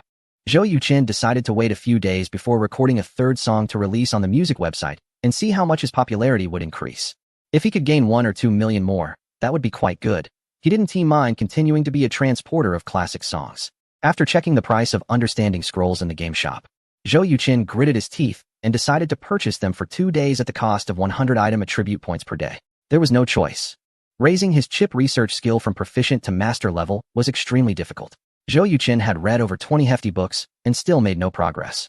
He suspected that he had misunderstandings regarding certain chip knowledge, so he wanted to exchange for Understanding Scrolls from the system shop to help him. Priced at 50 item attribute points per day, it was outrageously expensive. Previously, Zhou Yuqin had been busy with matters related to the Kunpeng Group and did not have much time to read. Now that the Kunpeng Group was on the right track, he had a lot more free time and finally made up his mind to give it a shot for 2 days. He activated the system to exchange for Understanding Scrolls for 2 days.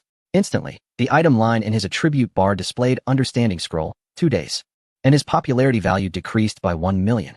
Not wanting to waste time, Zhou Yuqin picked up a book he had previously read. He had a photographic memory, and since he had already gone through it once, he flipped through the pages at an astonishing speed. In less than half an hour, he finished an entire book. With his dramatically increased understanding ability, Zhou Yuqin realized that his suspicions were correct. He indeed had misunderstandings on many issues, and even more alarmingly, a number of contents in the book were incorrect. Damn, this is so misleading. Zhou Yuqin rubbed his temples and picked up another book he had read before. Just like the previous one, this book also contained numerous errors. With the help of the Understanding Scroll, Zhou Yuqin corrected them one by one. The entire night. Apart from 2 hours of unwavering practice in Tai Chi visualization, Zhou Yuqin read through 10 hefty volumes, noting over 200 errors. After stretching, he changed into workout clothes and headed to the small square to practice his punches. As usual, he spent half an hour on Tai Chi followed by half an hour on Xingyi Yiquan, and he felt all mental fatigue dissipate, leaving him refreshed both inside and out. Since it was Saturday, Xiaoya would wake up later, so upon returning, Zhou Yuqin didn't go into the kitchen to make breakfast. Instead, he dove into his study to continue tackling those hefty volumes on chip technology. With the understanding of the scrolls only valid for 2 days, Zhou Yuqin had to make the most of every available moment to quickly become a master-level chip development expert. Chapter 144, I Want to Marry Shen Jingyun. Is this kind of book really that good? He didn't know how much time had passed when a gentle voice entered his ears. Zhou Yuqing didn't need to turn around and know it was Shen Jingyun. Perhaps he was too engrossed in reading. He didn't even notice when Shen Jingyun had stood behind him. Have you been here for a while? Zhou Yuqing grabbed Shen Jingyun's fair and tender hand, rubbing it gently against his face. Shen Jingyun smiled and said, I've come 3 times already. Seeing you so focused, I didn't dare to disturb you. Now that Xiao Yu is awake, I had to call you. Upon hearing this, Zhou Yuqing quickly got up and said, I'll go make breakfast. Shen Jingyun replied, I've already made it. Zhou Yuqing asked, what did you make? Shen Jingyun said, the sandwiches you taught me to make the other day. I don't know how they turned out. Zhou Yuqing chuckled, with a master like me, there's no way my apprentice could go wrong. You should have that confidence. Shen Jingyun shrugged and said, I hope so. 10 minutes later, Xiao Yu finished washing up and sat at the table, asking, Daddy, did you make these sandwiches? Zhou Yuqing replied, these are made by Mommy. Xiao Yu pouted. Shen Jingyun pretended to be sad and said, Ew, are you saying you don't like the breakfast Mommy made? Xiao Yu quickly comforted her, Mommy, don't cry, I really like it. After saying that, she picked up a sandwich and took a big bite. A surprised expression appeared on Xiao Yu's face. Mommy, your sandwich is really delicious. Shen Jingyun gently rubbed her nose and said, I learned from your daddy. Mommy is amazing. Xiao Yu sweetly praised. After finishing breakfast, Zhou Yuqing drove the mother and daughter to the Xingyuan shopping mall. Following Shen Jingyun's instructions, he bought 2 boxes of cigarettes, a case of liquor, and a set of cosmetics. Zhou Yuqing felt they didn't have enough items. So he urged Shen Jingyun to pick out an outfit for each of the older couple. He intended to buy a few boxes of nutritional supplements, but Shen Jingyun firmly disagreed. Seeing her so resolute, he didn't press the issue further. Half an hour later, a luxury car slowly stopped in front of Building 4 of the municipal government staff quarters. As they got out of the car, Xiao Yu dashed ahead, eager to run upstairs.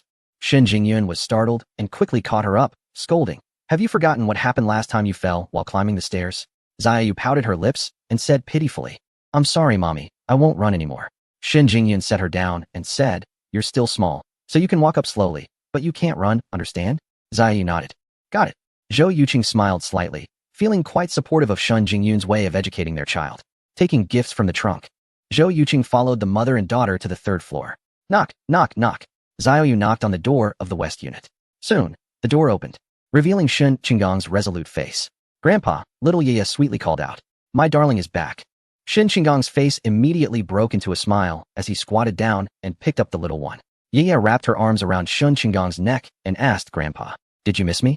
Shen Qinggong kissed her and replied, Of course I did. Did you miss Grandpa? Yaya said I did. Seeing that Shen Qinggong's eyes were only on Yaya, and that he had sidelined both herself and Zhou Yuqing, Shen Jingyun helplessly said, Dad, can we come in now? Only then did Shen Qinggong look at the two, and his expression shifted from sunny to cloudy. You just came to have a meal. Why did you bring so many things?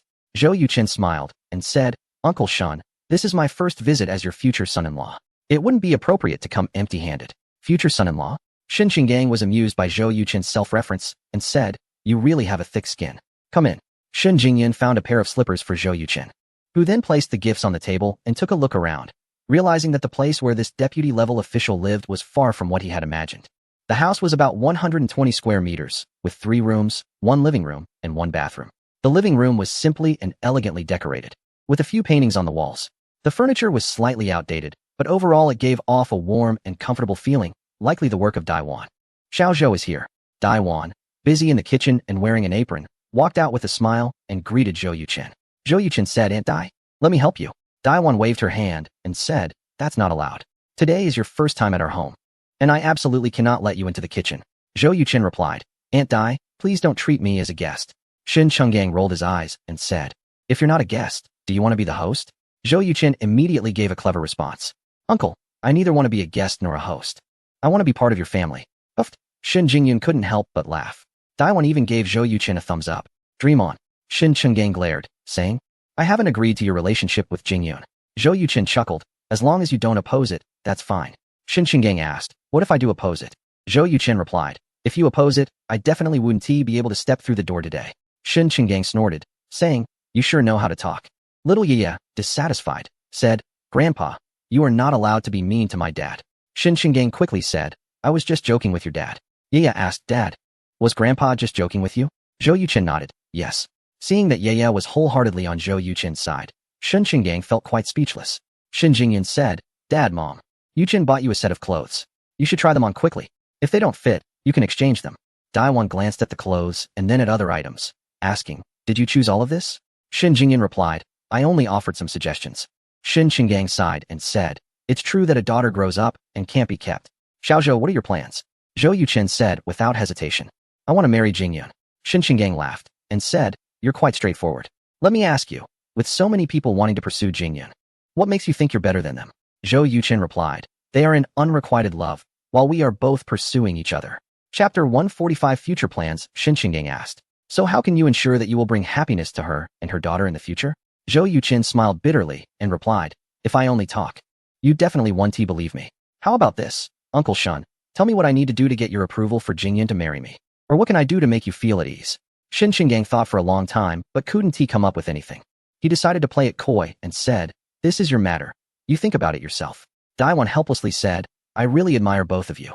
Zhou Yuchen stood up and said, "Aunt Dai, I'll go to the kitchen to cook with you. I feel a bit of danger chatting with Uncle Shun." Daiwan replied, "All right. Just in time. You can teach me how to make the squirrel fish that Xiaya loves the most." Zhou Yuchen laughed, "No problem." The two walked into the kitchen, and Shen Qinggang looked at Shen Jingyun and asked, "I heard from your mom that you two are already living together?"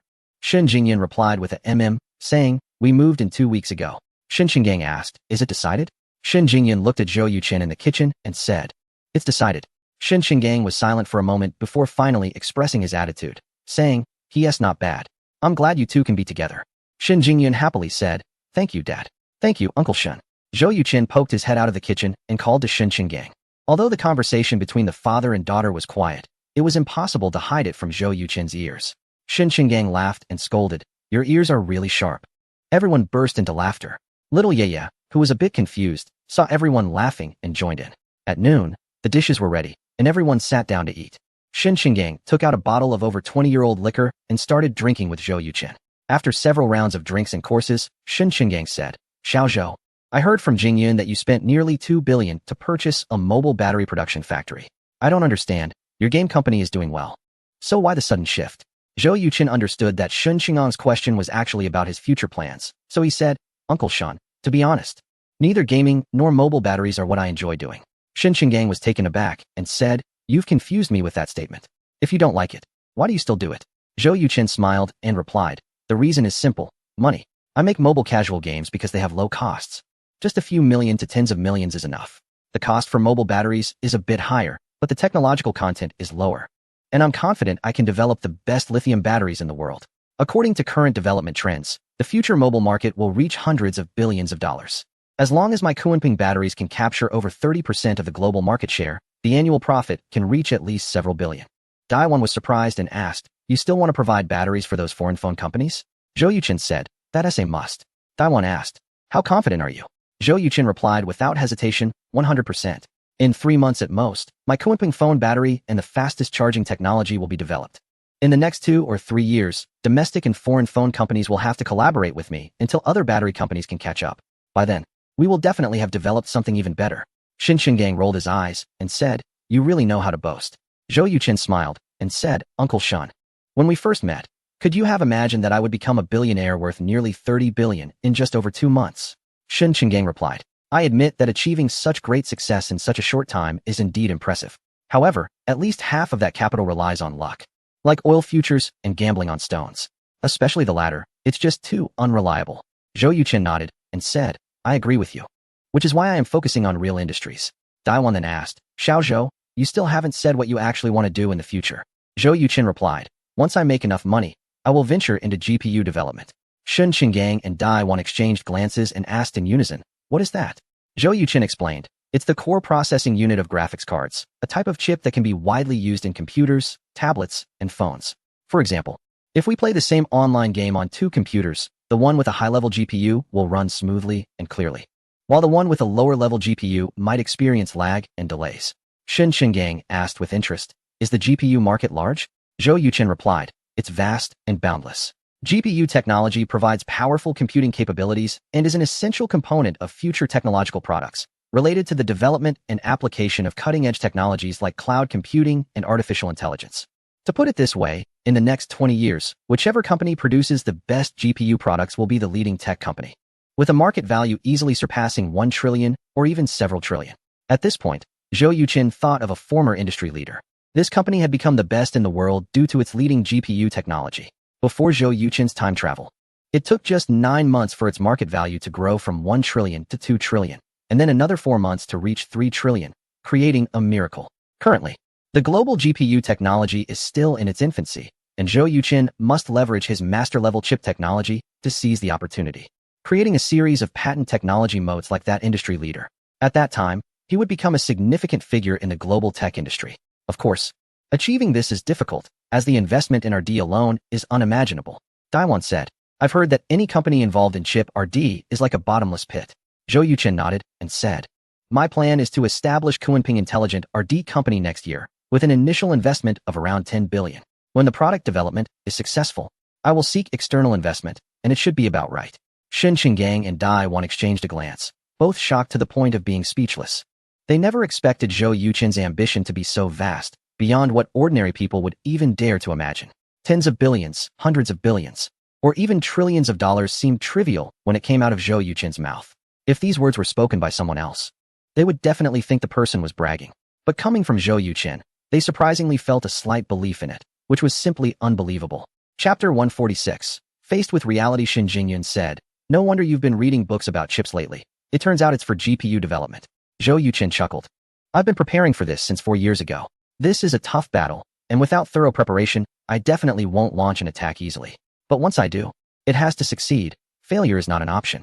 Shen Qinggang frowned and said, there's a saying in military strategy, before considering victory, first consider defeat. What will you do if you fail? Zhou Yuqin replied, if I fail, I'll sell the company and switch to another field. Shen Qinggang looked a bit confused and said, who would buy a failed company? Plus, by then, you'd be broke. How would you switch fields? Zhou Yuqin paused for a moment and then explained, Uncle Shen, you might not understand this industry well. Making chips requires a lot of advanced equipment, which alone is worth billions. So even if the GPU doesn't work out, I can still sell it for at least 2 to 3 billion. With the addition of the gaming company and Kunpeng phone batteries, making a comeback is possible, let alone switching fields. Shen Jingyun asked, what else do you want to do? Zhou Yuqin raised his fingers and counted, new energy vehicle batteries, photovoltaics, the internet, finance, electronic communications, mobile manufacturing, drones, search engines, short videos, and so on. These are all core industries for future development. I can't be that unlucky to fail every time I start a business, can I? Daiwan asked, have you explored knowledge in these industries? Zhou Yuqin replied, I can only say I know a little about each. Daiwan looked at him deeply and said, Xiao Zhou, you truly embody the meaning of knowledge changes destiny. Zhou Yuqin laughed, Uncle Shen, Aunt Dai, don't you think I'm just bragging? Shen Qinggang said, a person who can make over 2 billion in 3 months is not just bragging. People will see your ambition. Daiwan said earnestly, Xiao Zhou, your talent and ability are evident. I just hope that on your path to success, you don't neglect your family.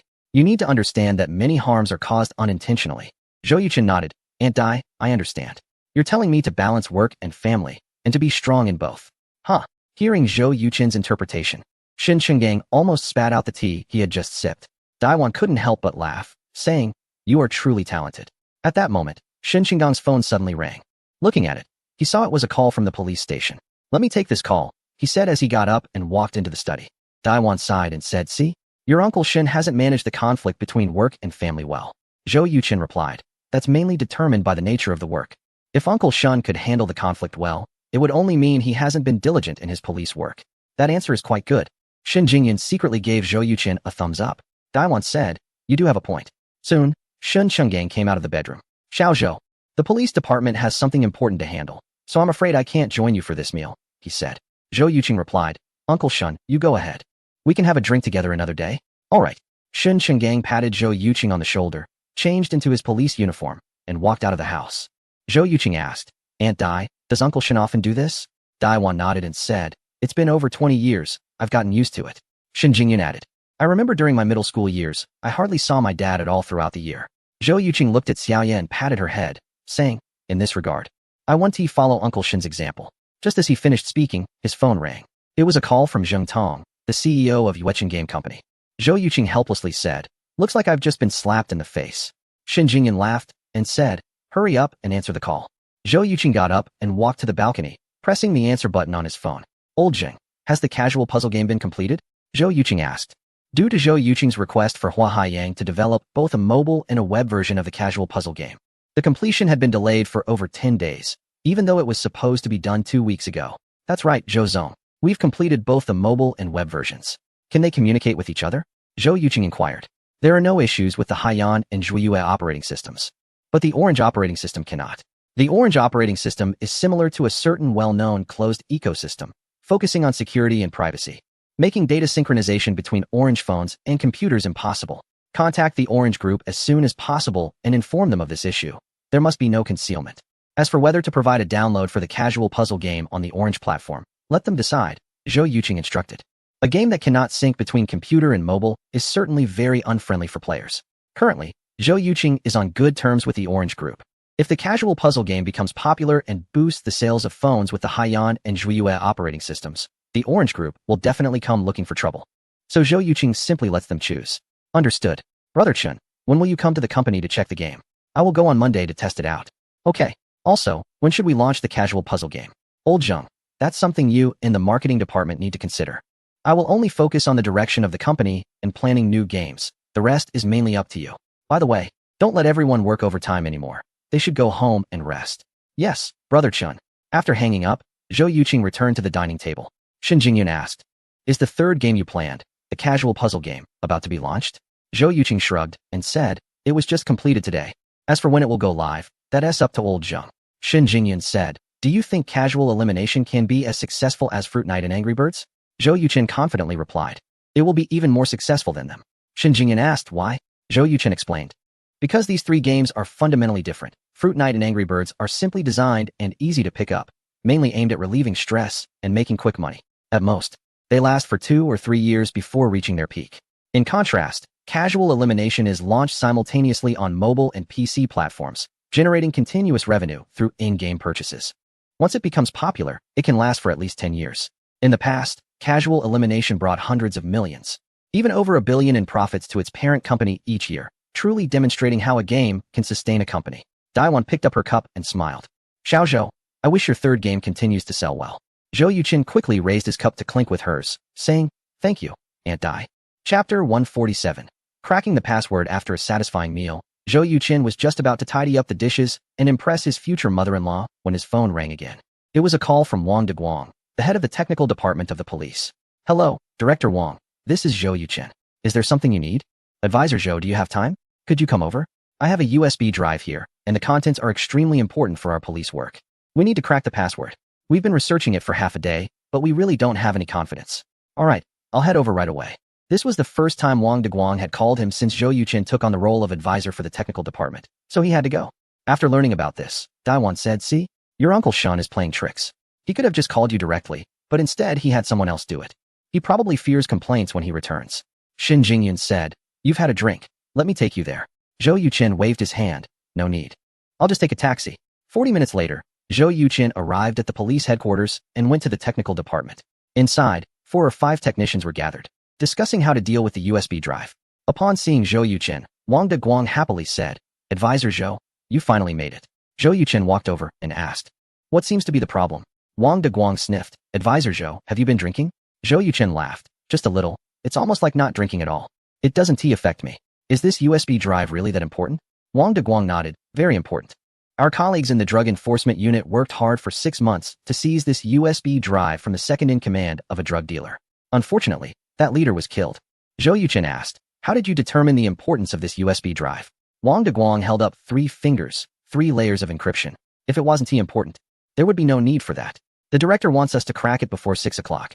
The problem is, we spent 2 hours and Haven T even breached the first layer. We really had no choice but to call you. Zhou Yuqing said, let me take a look. Wang Deguang made space for Zhou Yuqing and explained his thought process. After listening, Zhou Yuqing replied, this is a conventional approach.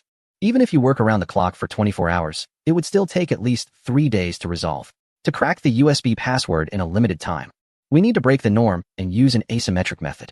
Wang Deguang and the other technicians immediately became interested and asked in unison, what do you mean by an asymmetric method? Zhou Yuqing replied, there's no time to explain. Director Wang, project the computer screen onto the big screen. Watch closely and understand as much as you can. If you don't understand something, you can ask me later. Wang Deguang nodded, okay. With a flurry of movements, Zhou Yuqing crossed his hands, shook his wrists, and produced a series of popping sounds like frying beans. Once he saw that the screen was projected onto the big screen, a spark lit up in his eyes, and he began typing out the program. The speed was astonishing, drawing gasps from the crowd. In this world, there are countless programmers with fast typing speeds, but few can match the speed of Zhou Yuchen. Wang Deguang estimated that Zhou's speed was at least 50% faster than his own, leaving him speechless. However, he was soon captivated by the lines of code appearing on the big screen. Zhou Yuchen's method could be described as completely innovative. The obstacles that had previously blocked them were bypassed by Zhou Yuchen with just over 100 lines of code. My goodness, it can be done this way too. Amazing. Consultant Zhou is truly a genius online. Some technicians were taking photos, while others were jotting down notes, all praising Zhou Yuchen's skills. Wang Deguang quietly reprimanded, "Silence. Do not disturb Consultant Zhou's train of thought." Upon hearing this, everyone quickly fell silent. Zhou Yuchen's gaze was sharp and focused, his mind racing as he utilized his master-level hacking techniques to break through the first 2 layers of encryption walls in just half an hour. Yay! Clap, clap, clap. As Zhou Yuchen paused, the crowd erupted in cheers, and applause followed. Wang Deguang personally handed Zhou Yuchen a cup of coffee, saying, "Consultant Zhou, do you accept students? I really want to resign and start over to learn programming from you. I want to learn too." In front of Consultant Zhou, I feel like a fool. I dare say, Consultant Zhou's decryption skills are unparalleled in the world. Others chimed in agreement. Zhou Yuchen took a sip of coffee and was about to humbly respond when a surprised voice came in. "You all seem so happy. Did you crack the USB password?" The leaders of the police department, who had been in a meeting, heard the applause and cheers and hurried over. The speaker was Shen Qinggang. Wang Deguang quickly replied, "Director, Consultant Zhou has already broken through the first 2 layers of encryption. Now we just need to breach the 3rd layer to get the USB password." Shen Qinggang then noticed that Zhou Yuchen was at the computer and asked in surprise, "Xiao Zhou, when did you arrive?" Zhou Yuchen smiled and said, "I've been here for half an hour." Deputy Director Zhu Jiang frowned and said, "Wang Deguang, Xiao Zhou cracked the 2 layers of the USB encryption in half an hour. Why did it take you over 2 hours to breach the 1st layer? Isn't that a huge gap?" Upon hearing Zhu Jiang's question, the technicians all lowered their heads. Their faces flushed. Wang Deguang chuckled bitterly, "Director Zhu, it's not our fault. The encryption technology of the USB is too complicated. Even if we brought in colleagues from the technical department of the police department, they definitely wouldn't be able to complete the task in 24 hours. Consultant Zhou was able to crack it so quickly because he used many special solutions. These solutions are filled with innovative ideas and are fully qualified to be included in university textbooks." Deputy Director Zhang Ming nodded and said, "That's right. Director Zhu, Consultant Zhou is the best programmer in the world, without exception. You can't compare us to him." Seeing that everyone in the technology department admired Zhou Yuchen's skills, Shen Qinggang was very pleased and chuckled. It seems that recruiting Zhou as our technical consultant for the police department was indeed the right decision. Wang Deguang added, "Director, this isn't just about whether it was right or wrong. It's about how much we've gained. With Consultant Zhou's technical level, he could easily command a monthly salary of several $100,000 at major tech companies." Zhou Yuchen quickly said, "Director Wang, you're overpraising me. I can't accept that." Shen Qinggang asked, "Zhou, how much longer do you need to break through the 3rd layer of encryption?" Zhou Yuchen replied, "It will take about half an hour." Shen Qinggang happily said, "Great, then let's get to work." Chapter 148. Wu Xiongfei's trouble. Zhou Yuchen nodded and began typing on the keyboard again. Shen Qinggang and the others looked at the programs rapidly appearing on the big screen, their eyes nearly blurring. Zhu Jiang quietly remarked, "Indeed, specialization is key. Not to mention anything else, just Zhou's typing speed is impressive." The leaders from the police department nodded in agreement. Shen Qinggang said, "There's no point in holding a meeting right now. Let's just wait here. It's only half an hour anyway." All right. Everyone found chairs to sit down. Half an hour later, Zhou Yuchen hit the enter key and broke through the 3rd layer of encryption. Fantastic. Finally succeeded. The technical team members stood up excitedly. Only Zhou Yuchen's expression looked somewhat grim, his eyes filled with seriousness. Wang Deguang noticed Zhou Yuchen's unusual expression, his smile fading. He looked up at the big screen and quickly recognized the issue with the USB drive. Shen Qinggang approached and asked, "Can it be opened?" Wang Deguang replied, "Director, there's a problem. The other party is using not a 3-layer encryption wall, but a 4-layer encryption wall. What's alarming is that the 4th layer seems to have a self-destruct program. If we make a mistake, the contents will be formatted." Shen Qinggang asked, "What should we do?" Everyone turned to Zhou Yuchen in unison. "Let me take a look." Zhou Yuchen typed dozens of lines of code, a hint of surprise appearing on his face. "I see now." Shen Qinggang asked, "Have you found a solution?" Zhou Yuchen nodded and said, "Among the drug traffickers, there are world-class network technology experts.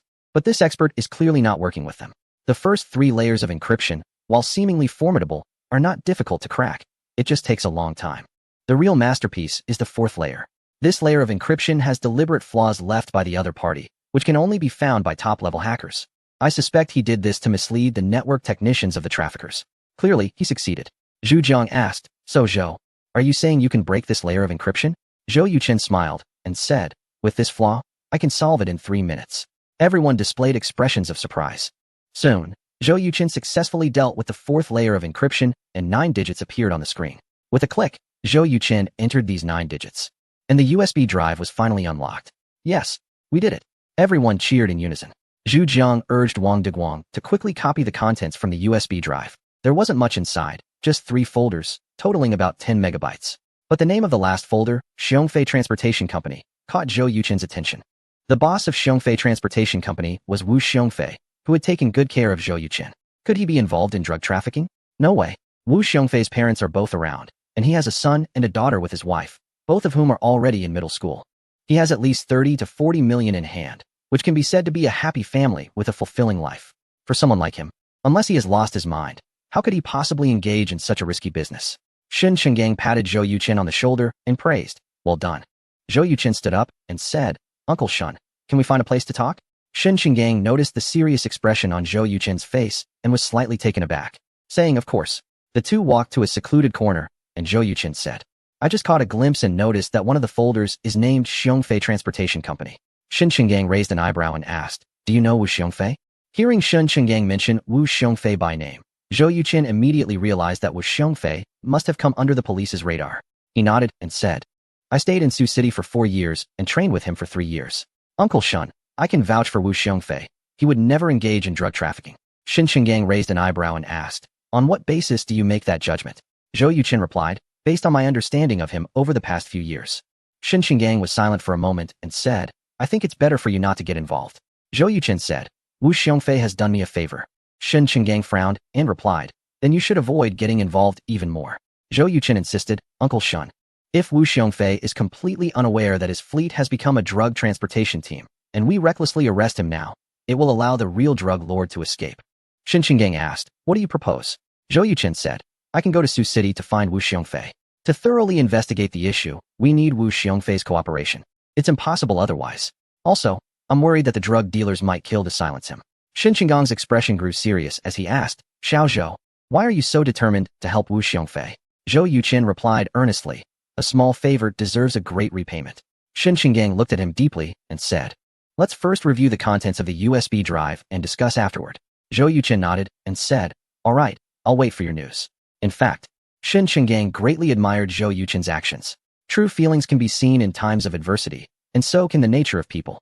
Zhou Yuchen, a young billionaire, chose to help his friend despite knowing that going to Sioux City might pose significant risks.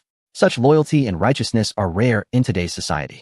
If he treats his friends this way, one can only imagine how he treats his wife and children. Half an hour later, Shen Chenggang had someone bring Zhou Yuchen into the conference room. The large screen in the conference room displayed the timeline, weight, and price of the drugs transported from Xinjiang to Sioux City by Xiongfei Transportation Company. The earliest instance was in February of last year. This means that the Xiongfei fleet has been operating for a year and a half. Shen Chenggang said lightly, Xiao Zhou, do you see? Do you still believe Wu Xiongfei is innocent? Zhou Yuchen said, Xiongfei Transport Company has a total of 4 routes. And the route from Xinjiang to Sucheng is just one of them. If Wu Xiongfei is the mastermind, why only use one transport line? 200 kilograms of goods would only fill 1 box. He could easily expand this business to other provinces. As far as I know, Wu Xiongfei has 4 heads under him, known as the 4 Greats, each managing 1 line. He has long ceased to involve himself in the specific operations. Zhu Jiang picked up a remote control, pressed a few buttons, and 4 faces appeared on the screen. He asked, the 4 Greats you mentioned are these people, right? Zhou Yuchen nodded and replied, yes. Zhu Jiang then asked, do you know who manages the line from Xinjiang to Sucheng? Zhou Yuchen shrugged and said, I've only seen them at the fitness center. As for the internal affairs of the transport company, I'm not clear on that. Chapter 149 Guaranteeing for Wu Xiongfei, Zhu Jiang said. Given Wu Xiongfei's family situation, we actually don't believe he would be involved in drug transportation. Zhou Yuchen replied, I can go to Sioux City and invite him out for drinks. At this critical moment, if he dares to come out, then there should be no problem. Conversely, if he doesn't dare to come out, then we need to raise a question mark. Shen Chenggang said in a deep voice, you need to call him right now. Zhou Yuchen immediately took out his phone and dialed Wu Xiongfei's number. Soon, Wu Xiongfei's voice came through. Ha ha ha, brother, you finally thought of me. Zhou Yuchen pressed the speakerphone and placed the phone on the table. Brother Fei, where are you? It sounds a bit noisy. Today a client came over from Star City. I had a few drinks with him at noon, then went to KTV to sing for over an hour. Just now, I sent the client off, and you called. Brother Fei, I remember Star City is a border city, right? Your business is really getting bigger. Not at all. You should know better than anyone. The transportation business has been tough these past few years. The Star City route can only earn about 3 to 4 million a year. Brother, I heard from Zhang Jie that you established a gaming company and developed 2 globally popular mobile games, making a fortune. Ha ha ha, I knew you would succeed. My judgment was pretty good. In the past few years, if it weren't for you and Jiego looking out for me, I wouldn't be where I am today. When are you coming to Star City? We should have a good drink together. Brother Fei, I'm actually preparing to go to Sioux City now. Do you have time? Come on, do we even need to ask? As long as you come over, I'll definitely accompany you. How about this? I'll wait for you at Zhang Jie's fitness center. Sure, let us not miss each other. After Zhou Yuqing hung up, Shen Qinggang scanned the room and asked, what does everyone think? Huiyu, the head of the narcotics team, said solemnly. From this call, it seems Wu Xiongfei should not know about his convoy transporting drugs. Otherwise, he definitely wouldn't have mentioned Star City or gone to sing at KTV at this time. Zhu Jiang agreed. Huiyu is right. I think so too. Shen Qinggang looked at Zhou Yuqing and said, I need to remind you, whether or not Wu Xiongfei is a drug dealer, you will still be in danger. Zhou Yuqing replied, I understand. That USB drive has 4 layers of protection. Unless that network technician intentionally left a vulnerability, even with my capabilities, it would take at least 24 hours to crack it. In other words, the other party will also think they have 24 hours to eliminate all hidden dangers. Wu Xiongfei should be one of them.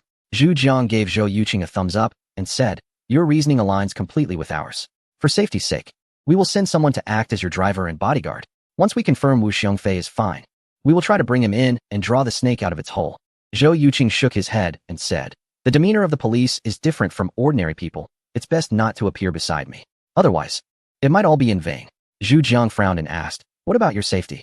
Zhou Yuqing replied, I have the ability to protect myself. Zhu Jiang turned to Shen Qinggang. Shen Qinggang said, then it's settled. Xiao Zhou, be sure to be careful.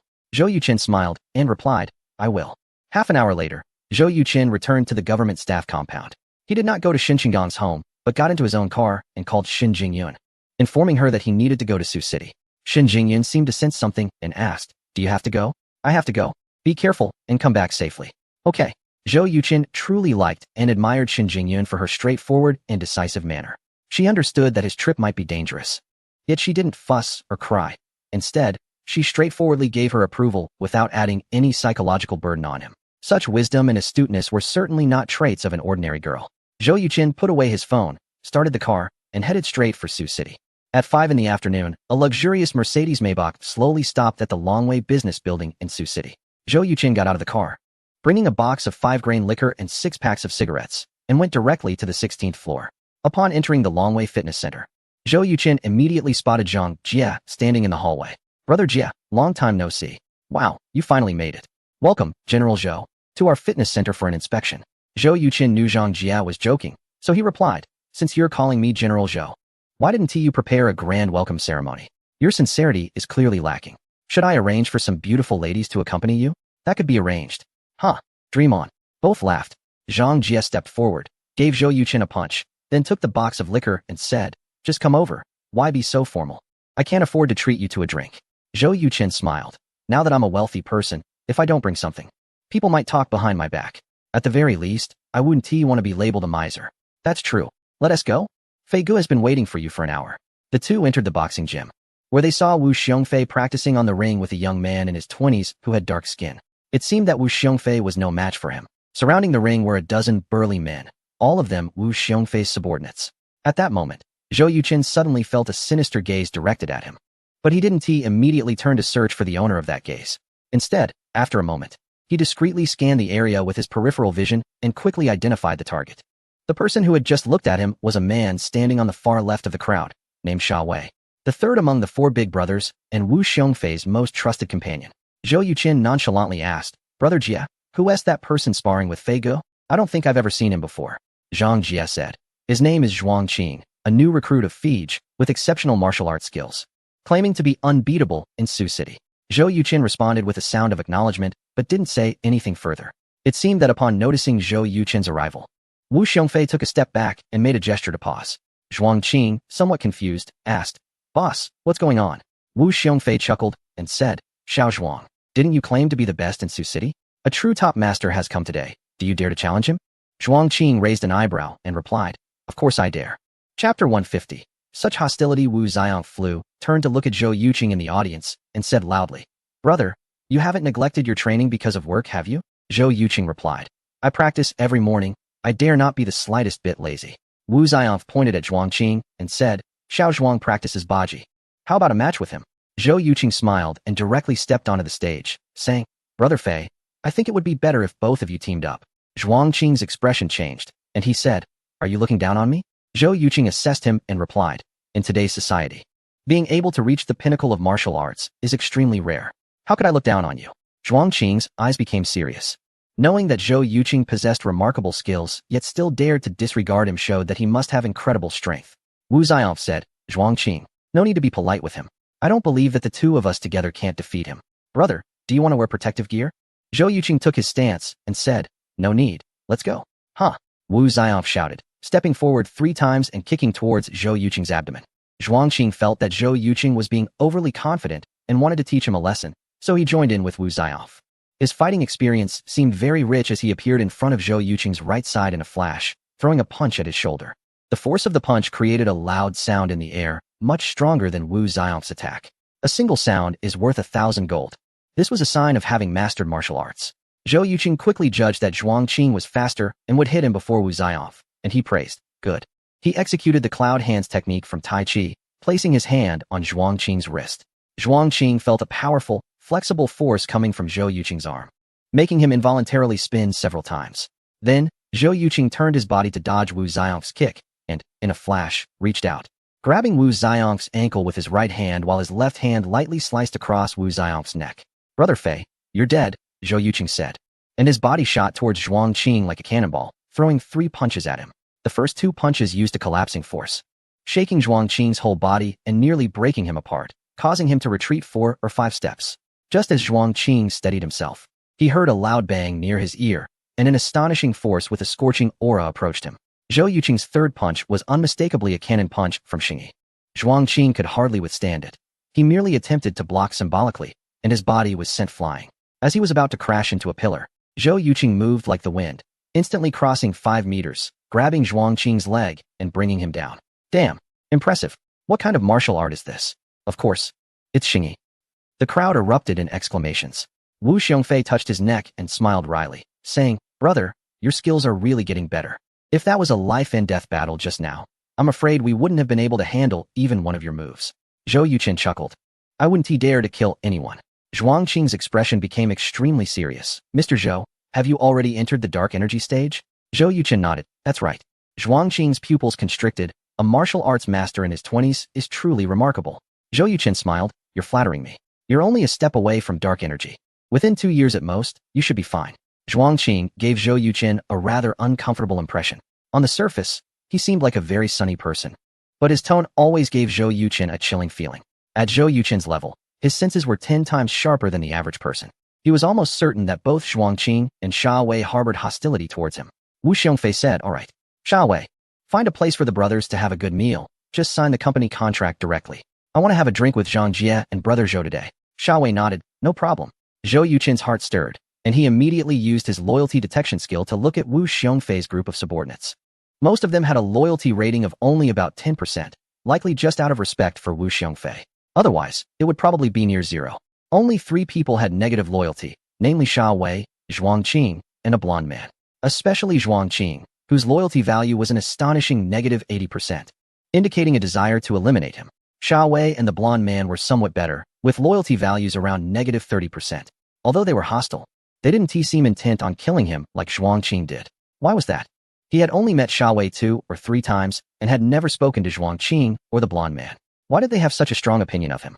The only explanation was that these 3 were involved in drug trafficking and believed his sudden appearance might be related to law enforcement.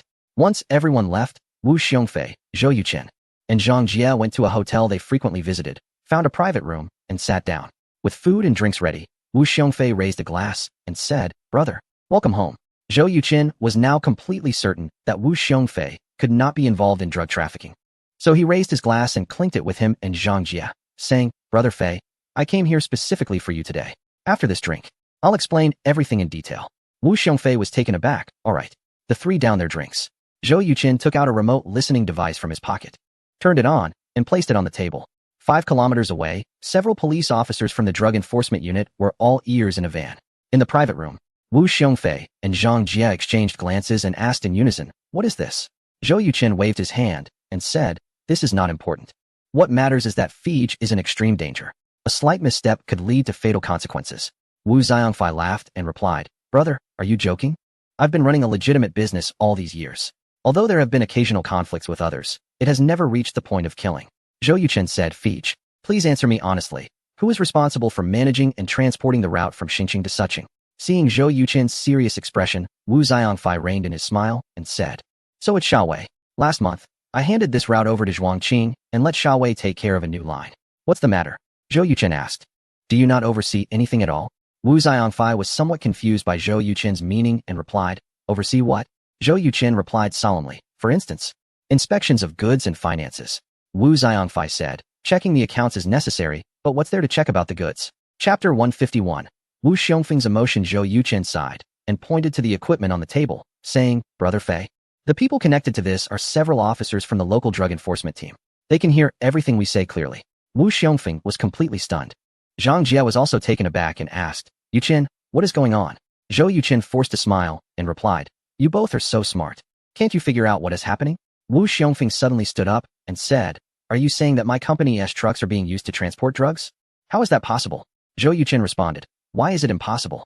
Wu Xiongfeng's face turned extremely pale, and he coldly said, "If I, Wu Xiongfeng, were involved in drug dealing, I'd rather be childless for life and be condemned to the deepest hell after death." Zhou Yuqin said, "Brother Fei, please sit down and let me finish." Wu Xiongfeng angrily retorted, "Sit down? We've known each other for 4 years, and you don't believe me? How could I possibly be in the drug business?" "You." "Brother Fei," Zhou Yuqin interrupted him, "calm down. If I didn't trust you, would I rush over here to find you?" "Exactly," Zhang Jie added, standing up to push Wu Xiongfeng back into his chair. "The fact that Yuqin is telling you this clearly means he believes you. Otherwise, the person sitting opposite you would likely be an officer, not him." Wu Xiongfeng thought for a moment and realized this made sense. "You're right, brother. I'm sorry for my impulsiveness." Zhou Yuqin continued, "The police, after years of effort, have cracked a drug case and found a USB drive from one of the drug lords. It clearly shows that since February of last year, your transportation group has been moving varying amounts of drugs from one city to another every month, totaling 1.2 tons. Wu Xiongfeng's face changed dramatically, his voice trembling. 1.2 tons? How many families would be ruined by this? "Brother, are you sure the contents of that USB drive are real?" Zhou Yuqin replied, "I'm 100 sure." Wu Xiongfeng gritted his teeth and said, "Could it be that Xia Wei has joined some organization and started dealing drugs?" Zhou Yuqin asked, "When did Xia Wei start handling the route from one city to another?" Wu Xiongfeng replied, "At the end of last year. The profits from these routes vary, and I rotate the person in charge every 2 years." Zhou Yuqin said, "I came to find you today because Xia Wei and a blonde man next to him showed obvious hostility towards me. As for Zhuangqing, he was even more ruthless. He actually wanted to kill me." Wu Xiongfeng asked in surprise, "How did you know?" Zhou Yuqin answered, "With my skills. My senses are dozens of times sharper than ordinary people. For instance, if there's a sniper hundreds of meters away trying to kill me, I would sense his killing intent before he even pulls the trigger." Wu Xiongfeng pressed, "What is your relationship with the police?" Zhou Yuqin replied, "I am currently a technical consultant for the local police department.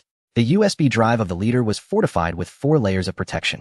After I dealt with it, I discovered a folder named after your logistics company, which led to this trip to Sioux City." Wu Xiongfei glanced at the eavesdropping equipment on the table, then looked up at Zhou Yuqin with a grateful expression and said, "Brother, thank you." Although Zhou Yuqin didn't mention his role in the matter, Wu Xiongfei was no fool. He knew that Zhou must have spoken highly of him in front of the authorities and even vouched for him, which gave him a chance to completely clear his name. Zhou Yuqin said, "Fei Gu, you're in danger. That drug organization is likely to eliminate you.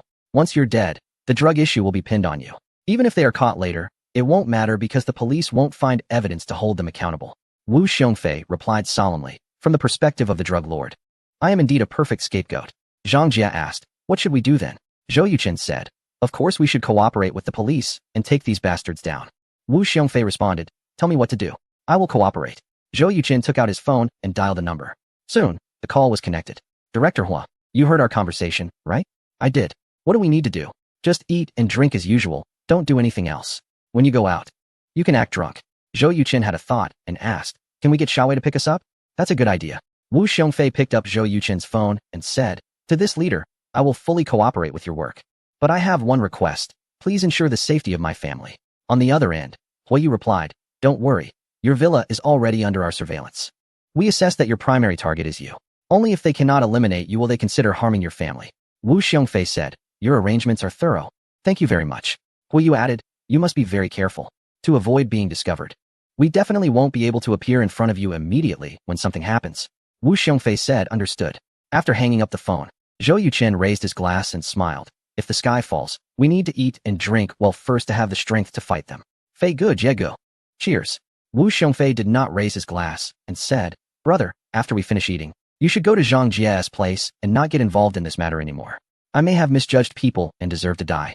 But you have a bright future ahead and absolutely cannot end it here. Otherwise, I will always feel uneasy. Zhou Yuchen replied, Fei Gu, don't forget. I'm a consultant in the cyber technology division of the police department. Although I'm just a consultant, I'm still part of the police force. My staying by your side to protect you is not just brotherly loyalty, it's also my duty. Zhang Jie chimed in, and I'm here too. You can't leave me out. Wu Xiongfei felt a surge of emotion as his eyes reddened. He raised his glass and said, it's an honor for me, Wu Xiongfei, to meet both of you in this lifetime. Cheers. They clinked their glasses and began to drink. During the meal, the three shared many stories from the past, with bursts of laughter echoing around the table. Meanwhile, Zhuangqing and Sha Wei were at a barbecue restaurant by the river with more than 10 brothers. After a few rounds of drinks and various dishes, Zhuangqing exchanged a glance with Sha Wei. Understanding the cue, Sha Wei stood up and said, brothers, I have something to attend to at home, so I need to leave early. I've already settled the bill. So you all take your time and make sure to return only when you're sober. The younger brothers responded in unison, no problem. Zhuangqing offered, Wei Gu, I'll see you off. Sha Wei nodded in agreement. Zhuangqing then turned to a blond man and asked, Ahua, have you eaten enough? The man named Ahua replied, I'm full. I'll go get the car. He dashed to the roadside and drove over a white van. The three got into the vehicle and slowly drove away. Chapter 152. The sinister plan on the road. Zhuangqing, sitting in the passenger seat, turned to Sha Wei and asked, Sha Wei, who is Zhou Yuqing? Seeing the gloomy expression on Zhuangqing's face, Sha Wei couldn't help but shiver, saying, Boss Qing. Zhou Yuqing used to be a sparring partner at the fitness center. If outsiders heard Sha Wei calling Zhuangqing that, they would surely be astonished. Who would have thought that this young man, not yet 30, could have Sha Wei as his subordinate? It was hard to believe. A master of internal strength serving as a sparring partner? What a joke. Zhuangqing's face showed surprise. Sha Wei continued, it's true. The core brothers of the Xiongfei Transport Group all know that Zhou Yuqing is Boss Wu's sparring partner, and he has been for 3 years. Zhuangqing frowned and asked, is it possible he could be with the police? Without thinking, Sha Wei replied, absolutely not. Zhuangqing inquired why? Sha Wei explained. Zhou Yuqing was the top scorer in the college entrance examination in Xinjiang province. He had a bright future ahead, but was wrongfully imprisoned for a year. When he came to Sioux City, he was only 20 and just went to Yanhai 3 months ago. How could he be a police officer? Zhuangqing remarked. He drives a Mercedes worth over 3 million. He seems quite wealthy. Sha Wei said. I heard from Fei Gu that Zhou Yuqing owns a game company and developed 2 mobile games, Fruit Hero and Angry Birds, which became popular worldwide, making him a billionaire. Zhuangqing raised an eyebrow. No wonder the name Zhou Yuqing sounds familiar. It turns out he developed those 2 games. Looks like I was overthinking. Ahua, who had been silent, said, Boss, Fei Gu was killed, and the crucial USB drive has fallen into the hands of the police. I don't quite understand why you haven't left yet. Zhuangqing displayed a smug expression, saying, first of all, the USB drive only contains the distribution channels for the drugs. Nothing else. Even if the police discover it, they will only see Wu Xiongfeng and Luo Qilin as drug lords. Secondly, the USB drive has 4 layers of encryption. Even the world's best hackers would need to work tirelessly for 48 hours to break it, so we have ample time to resolve the issue. Sha Wei asked, what should we do next? A fierce glint flashed in Zhuangqing's eyes. We must quickly eliminate Wu Xiongfeng and Luo Qilin, clearing all traces. Even if the police unlock the USB drive in 2 days, those 2 will only become our scapegoats. Ahua added, Wu Xiongfeng is easy to deal with, but Luo Qilin is far away in Zhengsheng, and time may be tight. Zhuangqing replied casually, I have people over there. They'll take action tonight. Our task is to take out Wu Xiongfeng. Sha Wei, do you have any ideas? Sha Wei almost immediately responded, the child is Fei Ji's lifeline. Calling him Fei Gu while targeting his child would surely infuriate Wu Xiongfeng if he heard it. Zhuangqing frowned and said, no, that's too complicated. Ahua said, isn't he drinking? We can ambush him at the entrance of Wu Xiongfeng's villa. We only need 1 bullet to take him out. Zhuangqing pondered for a moment and replied, to ensure everything goes smoothly, let's each bring a gun. When we see Wu Xiongfeng, we'll shoot at the same time. Sha Wei and Ahua nodded in agreement. All right. After deciding to kill Wu Xiongfeng, Zhuang Qing instructed Ahua to drive to his place, where he took out 2 handguns and distributed them to Sha Wei and Ahua. He himself used a golden handgun, clearly a valuable item. The 3 of them changed the license plates and were about to head to Wu Xiongfeng's villa community when Sha Wei's phone rang. He checked the caller ID and saw it was Wu Xiongfeng. Hello, Brother Fei, what instructions do you have? On the other end, Wu Xiongfeng's voice was somewhat slurred, as if he had drunk too much. Oh, old Sha, send someone over to pick me up. Sha Wei asked, Brother Fei, where are you? I'm at, brother, where are we? Let me say it. Zhang Jia's voice came through. Old Sha, Brother Fei and Yu Chen are drunk. If you're free, come pick them up. If you can't make it, I'll find someone else. I'm fine. Where are you? At the Hongguang Hotel, not far from my fitness center. Okay, I'll be there soon. After hanging up, Sha Wei looked at Zhuang Qing. Zhuang Qing smiled and said, It seems fate is helping us. Ahua, you go with old Sha. If Wu Xiongfeng is really drunk, take him to the outskirts. After taking care of him, find a place to bury him. By then, the police will think Wu Xiongfeng is hiding due to a leak and will be safe. Sha Wei gave a thumbs up, saying, Boss, you're brilliant. Zhuang Qing replied, I'll find a suitable place and send you a text. You can go directly there. Sha Wei agreed. All right. Half an hour later, Sha Wei and Ahua drove a black Santana into box number 6 of the Hongguang Hotel. They saw Wu Xiongfeng and Zhou Yuchen, both red-faced and holding hands, talking endlessly. It was clear they had drunk quite a bit. Zhang Jia, however, was very sober and gave them a wry smile. Brothers, you can't go anywhere tonight. Just come sleep at my place. Brother Fei, there's no need to make it so complicated. I've already booked a hotel. No way. Sucheng is my territory. How can I let you stay in a hotel? If that gets out, it'll be a joke. Old Sha, don't you agree? Sha Wei nodded yes. Brother Fei, let us get in the car first. Okay. Wu Xiongfeng, swaying, took Zhou Yuchen's hand and stood up, saying, Brother, let us go. Zhou Yuchen burped and replied, Then thank you, Brother Fei. The 3 of them helped Zhou Yuchen and Wu Xiongfeng into the Santana. Zhang Jia wanted to get in the car, but Sha Wei immediately said, Brother Jia, the car is too small, there's no room for you. Don't worry, we will safely take them to Fei Ji's home. Just as Zhang Jia was about to speak, Wu Xiongfei said, Zhang Jia, you go back yourself, we don't need you. What good is someone who can't even handle a drink? Zhou Yuchen chimed in. Exactly. A man should drink heartily. Wu Xiongfei corrected him. No, it's about eating meat heartily and drinking heartily.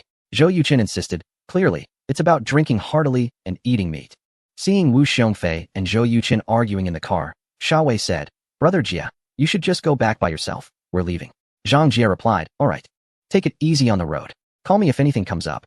Sha Wei made an okay gesture and said, No problem. Watching the car slowly leave, Zhang Jia was filled with worry. He knew very well that if Sha Wei had any issues, now would be the best time for him to act. The reason Wu Xiongfei and Zhou Yuchen didn't want him to get in the car was definitely for his safety. They didn't want him to get involved in this dangerous situation. As for Sha Wei, he naturally didn't want to affect his own actions. With both sides in agreement, Zhang Jia found himself excluded. Chapter 153. Dealing with Zhuang Qing inside the Santana, Wu Xiongfei and Zhou Yuchen had a bit of a scuffle before falling asleep, their snores creating quite a lively atmosphere.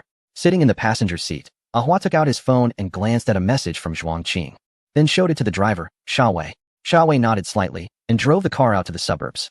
Ahua looked back at the 2 who were sleeping soundly and thought to himself, being able to die painlessly in a drunken state isn't too bad after all.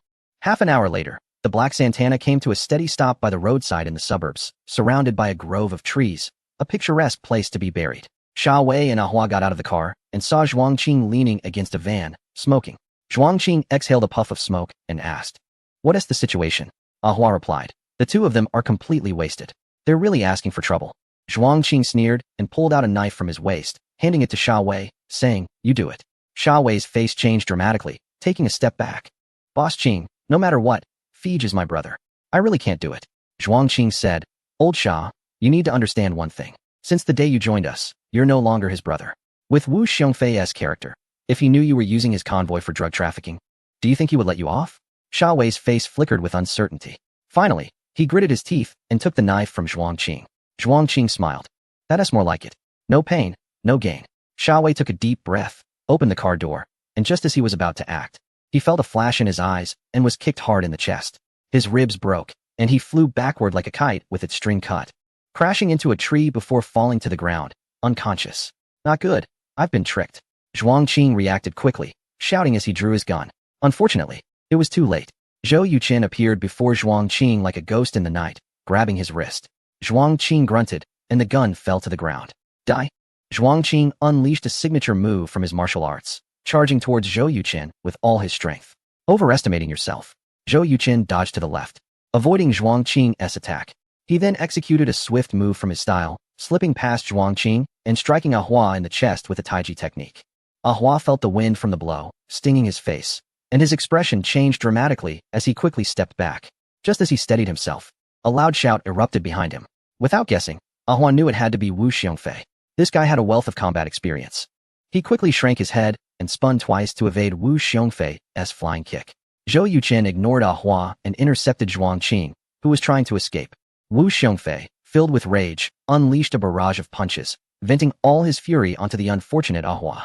Ahua was already no match for Wu Xiongfei. Wu Xiongfei, filled with resentment, struck out and soon found himself at a disadvantage, being forced to retreat repeatedly. Bang! Ahua ultimately couldn't block Wu Xiongfei's punch, resulting in a bloody nose.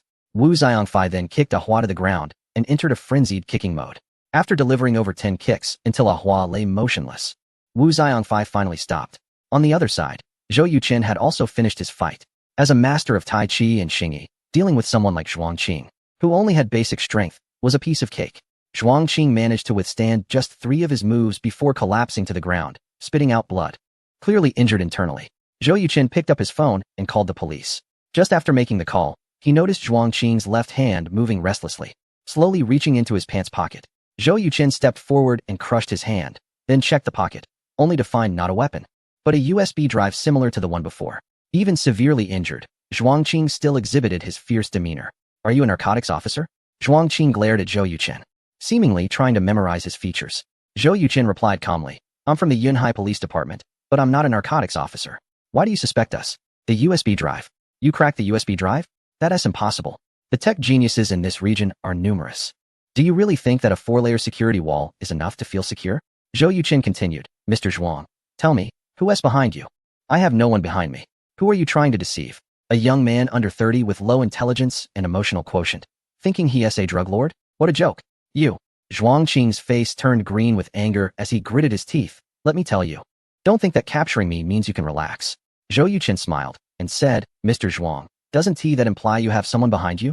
So don't blame me for saying this. Your intelligence and emotional quotient are really not high. Even Wu Xiongfei, filled with rage from betrayal by his trusted ally, couldn't help but laugh at Zhou Yuqin's words. Zhuang Qing, why would Xia Wei willingly follow your orders? Wu Xiongfei asked. Zhuang Qing glanced at him and replied, lack of money. Wu Xiongfei frowned. I offered him over 300,000 in annual salary, which is higher than what golden-collar workers at big companies earn. How could he possibly lack money?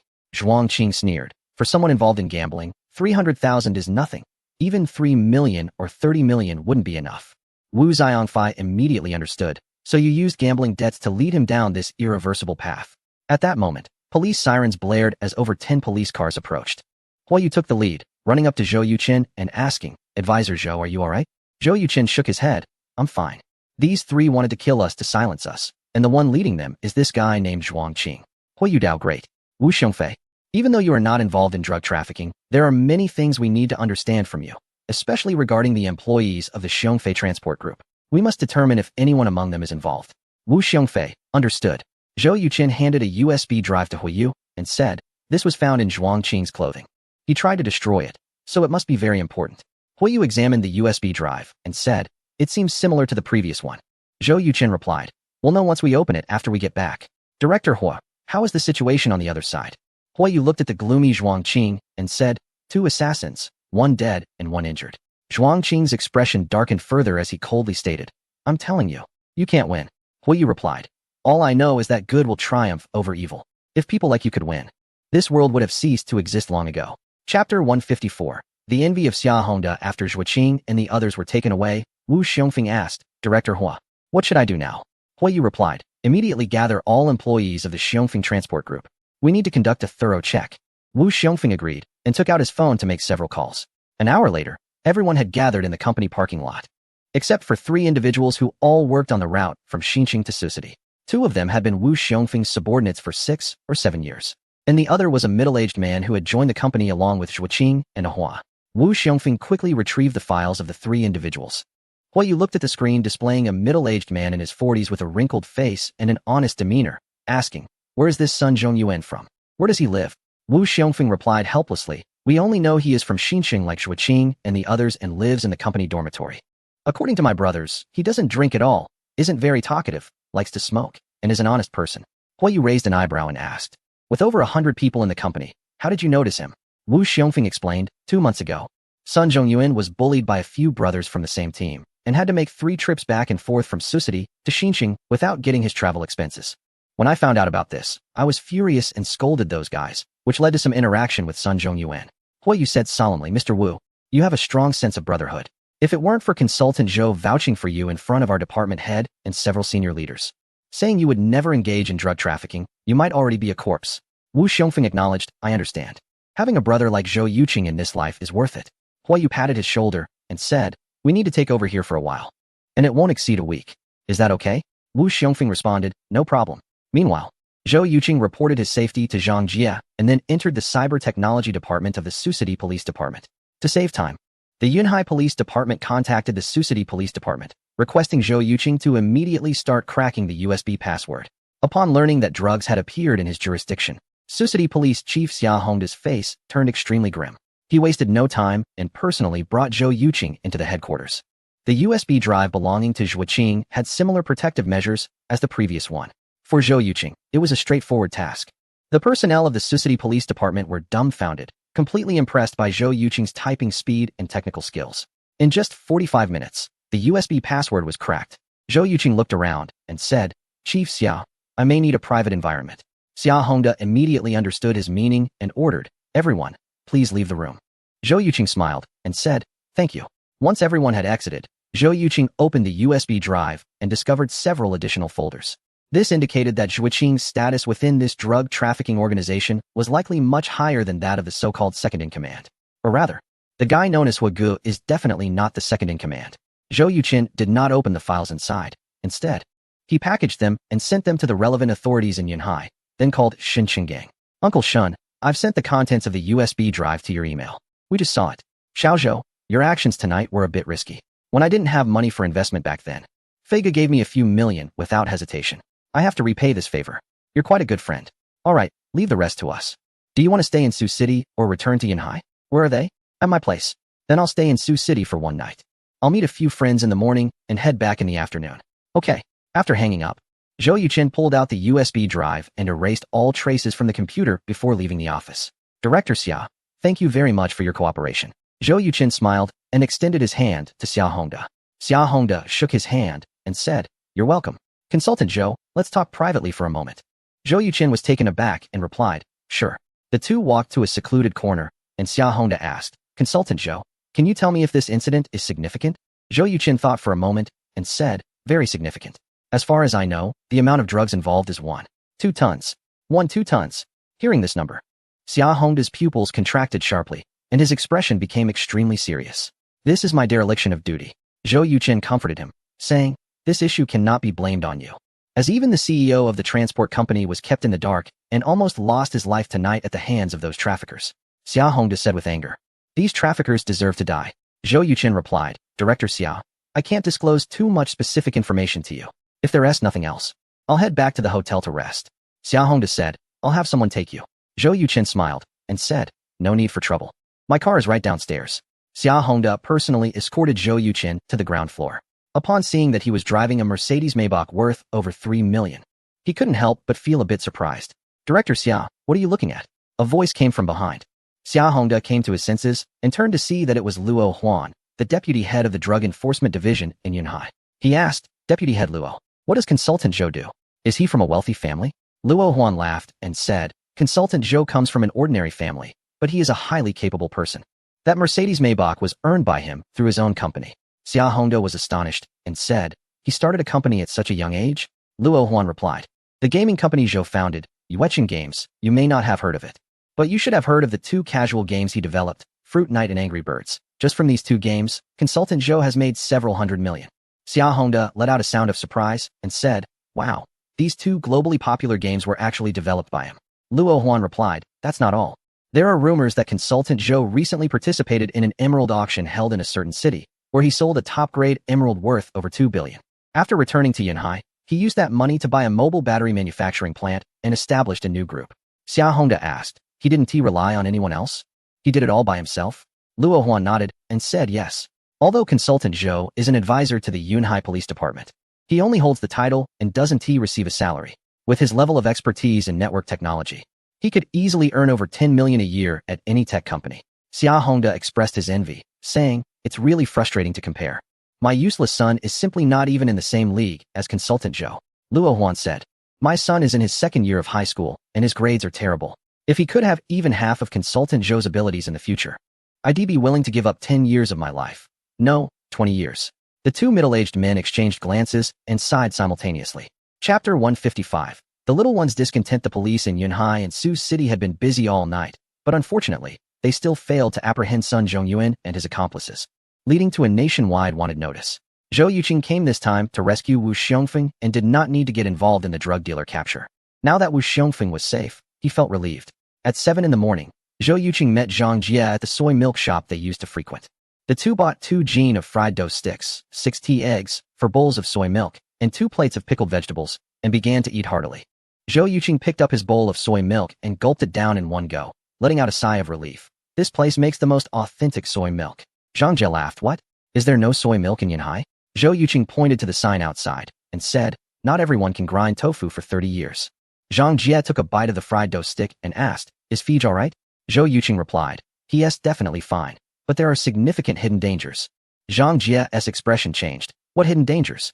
Zhou Yuqing explained. Firstly, there are issues on the business front. After such a big incident, if you were his partner, would you still dare to work with him? And on the government level, if you were a leader and such a serious issue occurred in your jurisdiction, how would you view Fij's company? Zhang Jie sighed. You're right. Fij's company definitely can't operate anymore.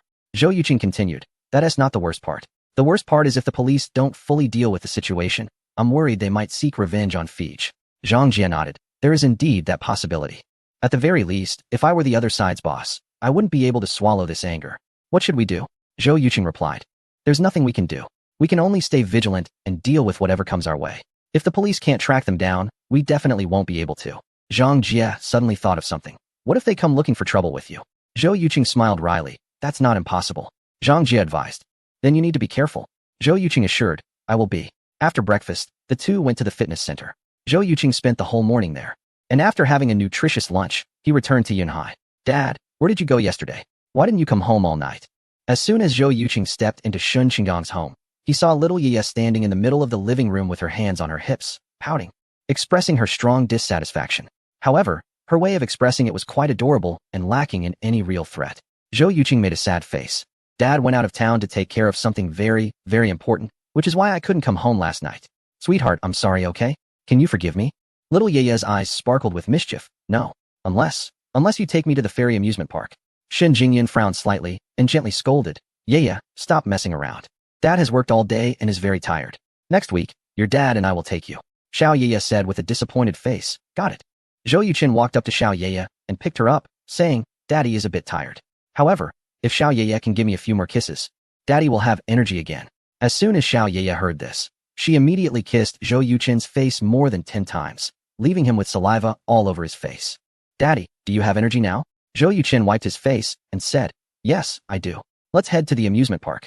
Xiao Ye happily exclaimed, That's great. Shen Jingyan asked, Are you really going? Zhou Yuqing checked the time and replied, It's only a little past 2. The amusement park closes at 9. So we'll have 6 hours of fun once we get there. It's totally fine. Shen Jingyan teased, You're just spoiling her. Zhou Yuqing kissed Xiao Ye's cheek and said, My little princess, if I don't spoil you, who will? Xiao Ye wrapped her arms around Zhou Yuqing's neck and giggled. My daddy is the best daddy in the world. Zhou Yuqing replied, That's a must. Seeing the affectionate interaction between father and daughter warmed Shen Jingyun's heart.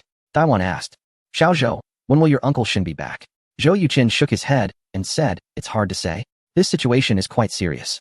I'm just helping out, so I don't know the specifics. Anyway, Uncle Shen definitely won't be back this afternoon. Aunt Dai, if you're free, let us accompany Xiao Ye to the amusement park. After saying that, Zhou Yuqing gently patted Xiao Ye's bottom. Xiao Ye, being smart, immediately shouted, Great. Grandma can come play with me too. Daiwan initially didn't want to interrupt the family moment, but seeing Xiao Ye so happy, she swallowed her refusal. Shen Jingyun linked her arm with Daiwan's and said, Mom, let us go together. Daiwan replied, all right. Yay. Xiao Ye cheered excitedly. Zhou Yuqin and Shun Jingyun exchanged glances, both smiling. Before long, the four of them arrived at the amusement park. There weren't many visitors today, and there was hardly any queue for the rides. Xiao Ye was completely carefree. Her little legs seemed to have motors, running around nonstop. No matter how fast she ran, Zhou Yuqin always managed to keep up effortlessly, ensuring she wouldn't fall. At first, Shun Jingyun was a bit worried, but after seeing Zhou Yuqin catch Xiao Ye 3 times in a row, she finally relaxed. Jingyun, is Xiao Zhou always this patient with little ones? Daiwan couldn't help but ask, watching the father-daughter duo on the carousel. She suspected that Zhou Yuqin was trying to impress her on purpose. Shun Jingyun replied, no matter how much trouble Xiao Ye causes. I've never seen Zhou Yuqin get angry. He is almost indulgent with her, treating her as if he is afraid she'll break or melt. There's nothing I can do. I have to play the bad guy each time. That is also why Xiao Ye is so attached to him. Daiwan nodded and said, having a caring father and a strict mother is quite nice. When do you plan to change Xiao Ye's surname? Shun Jingyun replied, we haven't discussed it yet. Will Dad agree? Daiwan laughed and said, he lost the bet, so why wouldn't he agree? Just because Xiao Zhou hasn't brought it up doesn't mean he doesn't want to. He just finds it hard to say. Shun Jingyun pondered for a moment and said, I'll talk to him about it when I get back tonight. Mom is sure to about to have a break. Daiwan's expression suddenly changed, and she said, he'll be back next Wednesday. Chapter 156. The issue of children changing surnames. The stone mentioned by the two people refers to Shun Jingyun's younger brother, Shun Shiyan. Daiwan gave birth to a son and a daughter for Shun Qinggang, with a 5-year age difference between them. The siblings grew up together, but their personalities were completely different. Shun Jingyun preferred quietness, was diligent in her studies, and hardly caused Shun Qinggang and Daiwan any worries. On the contrary, Shun Shiyan was like a mischievous monkey causing chaos. During his school years, he got into so many fights that Daiwan lost count. Each time he got into trouble, the hot-tempered Shun Qinggang would give Shun Shiyan a good beating. However, even if Shun Qinggang beat him to the point where he couldn't get out of bed for a week, Shun Shiyan would still go his own way, unrepentant. Naturally, his academic performance was a complete disaster. Daiwan had no choice but to spend money and use connections to send Shun Shiyan to Australia for college, hoping he could at least obtain a diploma. Luckily, Daiwan had a significant income from novel copyrights each year. Otherwise, Shun Qinggang's salary wouldn't have been enough to support his education. Therefore, whenever Shun Shiyan was mentioned, not only Daiwan but even Shun Qinggang felt an immense headache. Shun Jingyun said, Mom, a while ago, I talked to Shiyan on the phone, and he said he would bring his girlfriend home. I asked him who she was, but he wouldn't say. Do you know? Daiwan replied helplessly, if he won't tell you, do you think he would tell me? What I'm most worried about is him bringing a foreign woman home. Your dad might get so upset that it could cause him health problems. Shun Jingyun said, there are a lot of international students there. Shiyan shouldn't end up with a foreign woman. Daiwan remarked, Shiyan is graduating next year. Given his character, what kind of job can he possibly get? Am I supposed to support him for life along with your dad? Shun Jingyun thought for a moment and said, we can't manage him. Let someone else take care of it. Daiwan was taken aback and asked, who? Shun Jingyun pointed with her chin towards Zhou Yuqin and said, of course, it's this wise and intelligent Mr. Zhou. Daiwan questioned, can he handle it? Shun Jingyun shrugged and replied, the moment he sorts out Shiyan, I'll allow Xiao Ye to take his surname. Let us see if he can do it. Daiwan laughed and said, Jingyun, I find you've really picked up some bad habits. Shun Jingyun sighed, what can we do? We can only let him give it a try. After playing with the little girl until 7:30 p.m., Zhou Yuqin finally took the 3 lovely ladies out of the amusement park and into a well-known restaurant specializing in a certain regional cuisine for dinner. The restaurant was quite decent and, according to the system standards, the chefs should have at least a basic level of expertise. Of course, the prices were also quite steep. Zhou Yuqin spent over 2,000 yuan for 6 dishes, which was extremely expensive. On the way back, Xiao Ye touched her little belly and said, Daddy, those 4 meatballs were really delicious. Can you make them? Zhou Yuqin smiled and replied, of course I can. Those 4 meatballs are called 4 joy meatballs, a classic dish from this regional cuisine, made up of 4 fragrant and vividly shaped meatballs, symbolizing the blessings of wealth, longevity, and happiness in life. The chef here didn't quite master the timing. If they could have been taken out of the pot half a minute earlier, it would have been perfect. Xiao Ye said, Dad, I want to eat 4 happiness meatballs. Zhou Yuqin replied, no problem. I'll make them for you tomorrow afternoon. Xiao Ye immediately smiled and said, Dad is the best. Daiwan smiled and said, having a dad who is a culinary genius, our little Xiao Ye is truly lucky. Zhou Yuqin replied, Aunt Dai, it's not just Xiao Ye. Your daughter is also very fortunate. Shun Jingyun slapped her forehead and said, here we go again. Daiwan couldn't help but laugh and said, Xiao Zhou, you really know how to take advantage of the situation. Xiao Ye innocently asked, what does it mean to take advantage of the situation? Is it a fun game? Ha ha. Hearing Xiaoya's words, laughter filled the car. An hour later, Zhou Yuchen's car slowly stopped in their parking space. He got out of the car, gently opened the door, and carefully took the already sleeping Xiaoya from Shun Jingyun's arms. Taking the elevator upstairs, Zhou Yuchen bent down to place Xiaoya on the bed in the bedroom, then kissed her forehead and softly said, "Sweetheart, have sweet dreams." Shun Jingyun stood at the door. Seeing Zhou Yuchen's affectionate expression, a smile crept onto her lips. After leaving the bedroom, Shun Jingyun said, "I want to talk to you." Zhou Yuchen nodded and replied, "Let's sit down and chat." The two sat on the sofa, and Shun Jingyun said, "What are your thoughts on Xiaoya changing her surname?" Zhou Yuchen replied, "I respect your opinion." Shun Jingyun rolled her eyes and said, "If I say she should keep the surname Shun, would you agree?" Zhou Yuchen replied without hesitation, "Yes. For me, it doesn't matter what surname Xiaoya has. What matters is that she is my daughter. As a father, I will take care of her wholeheartedly for the rest of my life, until the day I die." At this point, Zhou Yuchen changed his tone and said, "Of course. It would be even better if she could have the Zhou surname." Shun Jingyun chuckled and said, "I knew you men care a lot about the child's surname." Zhou Yuchen sighed and said, "It's mainly a matter of face. If the child has your surname, those who know won't say anything. But those who don't will think I'm a son-in-law. No matter how successful the company I build is, they will believe I succeeded because of the Shun family's influence. Such rumors are not good for either me or your family." Shun Jingyun said, "You're just being alarmist. You're deliberately making the issue sound serious to get me to agree to the surname change, as if I can't see through it." Zhou Yuchen tilted his head back, his body slumping like it had no bones, and said helplessly, "Wife, can you not be so clever?" Shun Jingyun laughed and said, "I'm being serious. My dad has already agreed to Xiaoya changing her surname." Zhou Yuchen's eyes brightened, and he turned to look at Shun Jingyun, asking, "And then?" Shun Jingyun replied, "I haven't agreed. However, if you can do one thing for me, I'll immediately go with you to the registration office to change Xiaoya's name to Zhou Xinyue." Zhou Yuchen's high emotional intelligence was immediately evident as he said, "Let me clarify first. You don't need to use Xiaoya's name as a condition or bargaining chip for me to help you. As your boyfriend, it's only natural for me to assist you. Whether it's one thing, 10 things, or 100 things, it's no problem at all." Shun Jingyun replied, "Although I think your words might be a bit flattering, I am still very pleased to hear them." Zhou Yuchen responded, "My greatest mission in life is to ensure that both you and your daughter are happy every day." Chapter 157. Seeking expertise, Shun Jingyun gently tapped Zhou Yuchen and pouted, "You really have a way with words." Zhou Yuchen held Shun Jingyun's hand and said, "No more jokes. Tell me, what is the matter that has you so troubled?" Shun Jingyun replied, "It's not just me who's troubled. My parents are at their wits' end too. You should know I have a younger brother, right?" Zhou Yuchen nodded and said, "Yes, I've seen your family photo. Your brother is quite handsome." Shun Jingyun continued, "His name is Shun Shiyan, and he is studying network communication technology at a university abroad." Zhou Yuchen raised an eyebrow and asked, "Is he doing well?" Shun Jingyun shot him a glare. "Do you really have to say it out loud?" Zhou Yuchen laughed. "There are two types of students who struggle. One type simply lacks the ability to grasp things no matter how hard they try. The other type is smart but misapplies their talents, severely lacking in perseverance and grit. The first type is somewhat better because they have ambition but lack the aptitude for studies. However, in every field, there are those who excel. If they find a suitable industry, they could soar and become top achievers." Shun Jingyun asked, "And if it's the second type?" Zhou Yuchen sighed. "That is more problematic. People of the second type have serious issues with self-awareness. Most of them carry a sense of superiority, thinking they are better than others. They may be ambitious but often lack the skills to back it up, and they are very concerned about their image.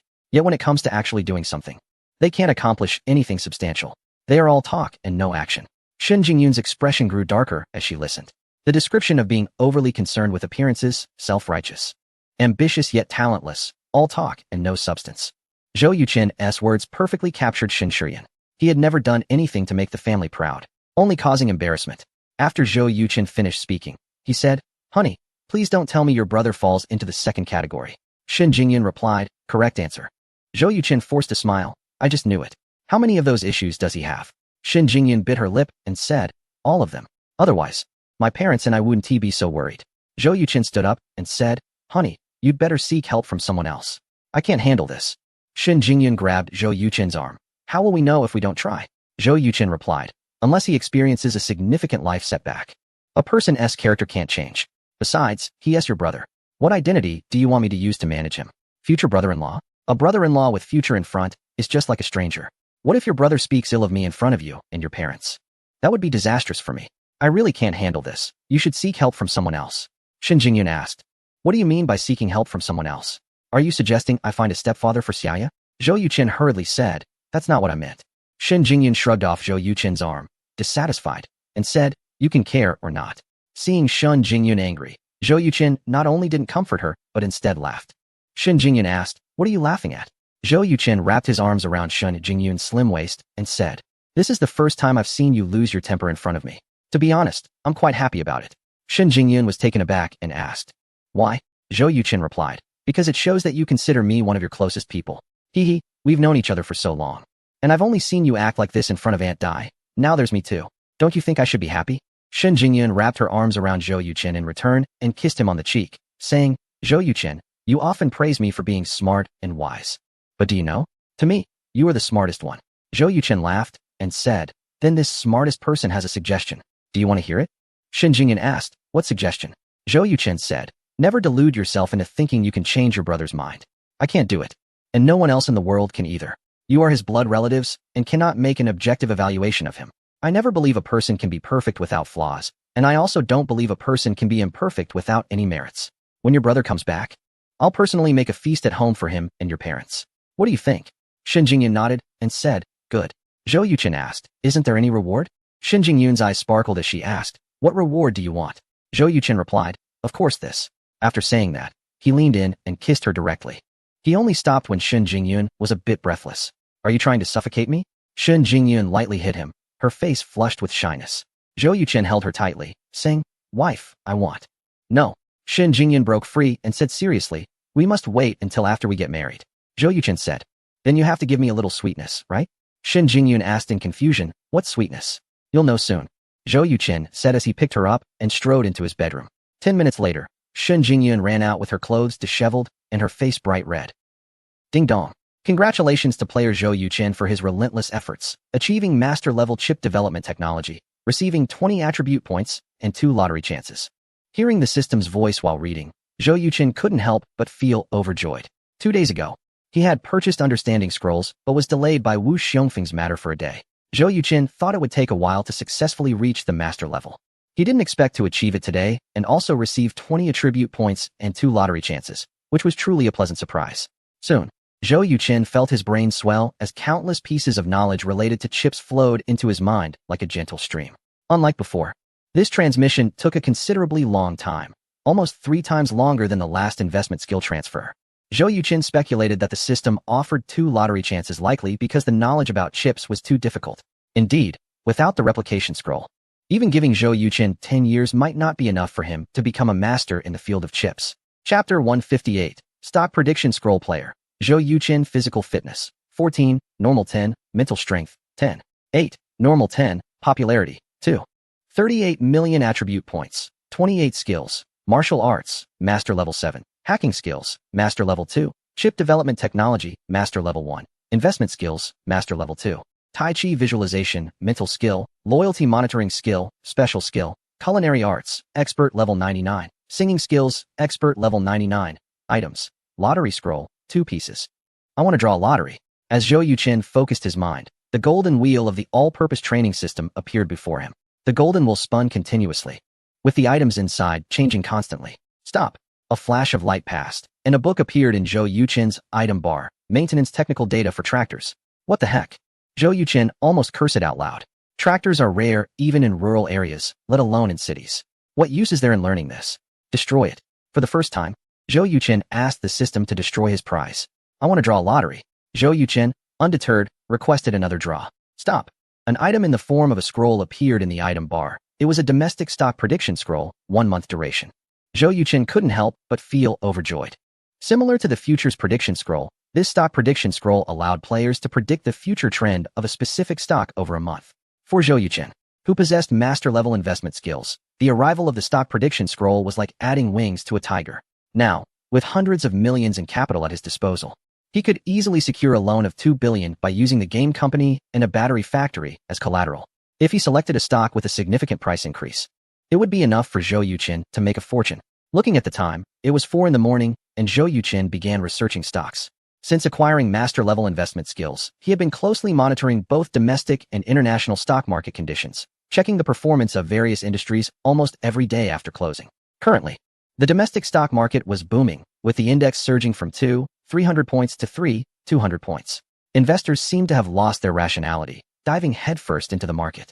The stock comment sections were bustling, with countless stock experts sharing their insights. Zhou Yuqin understood very well that when everyone treats the stock market like a bank, that's when disaster begins.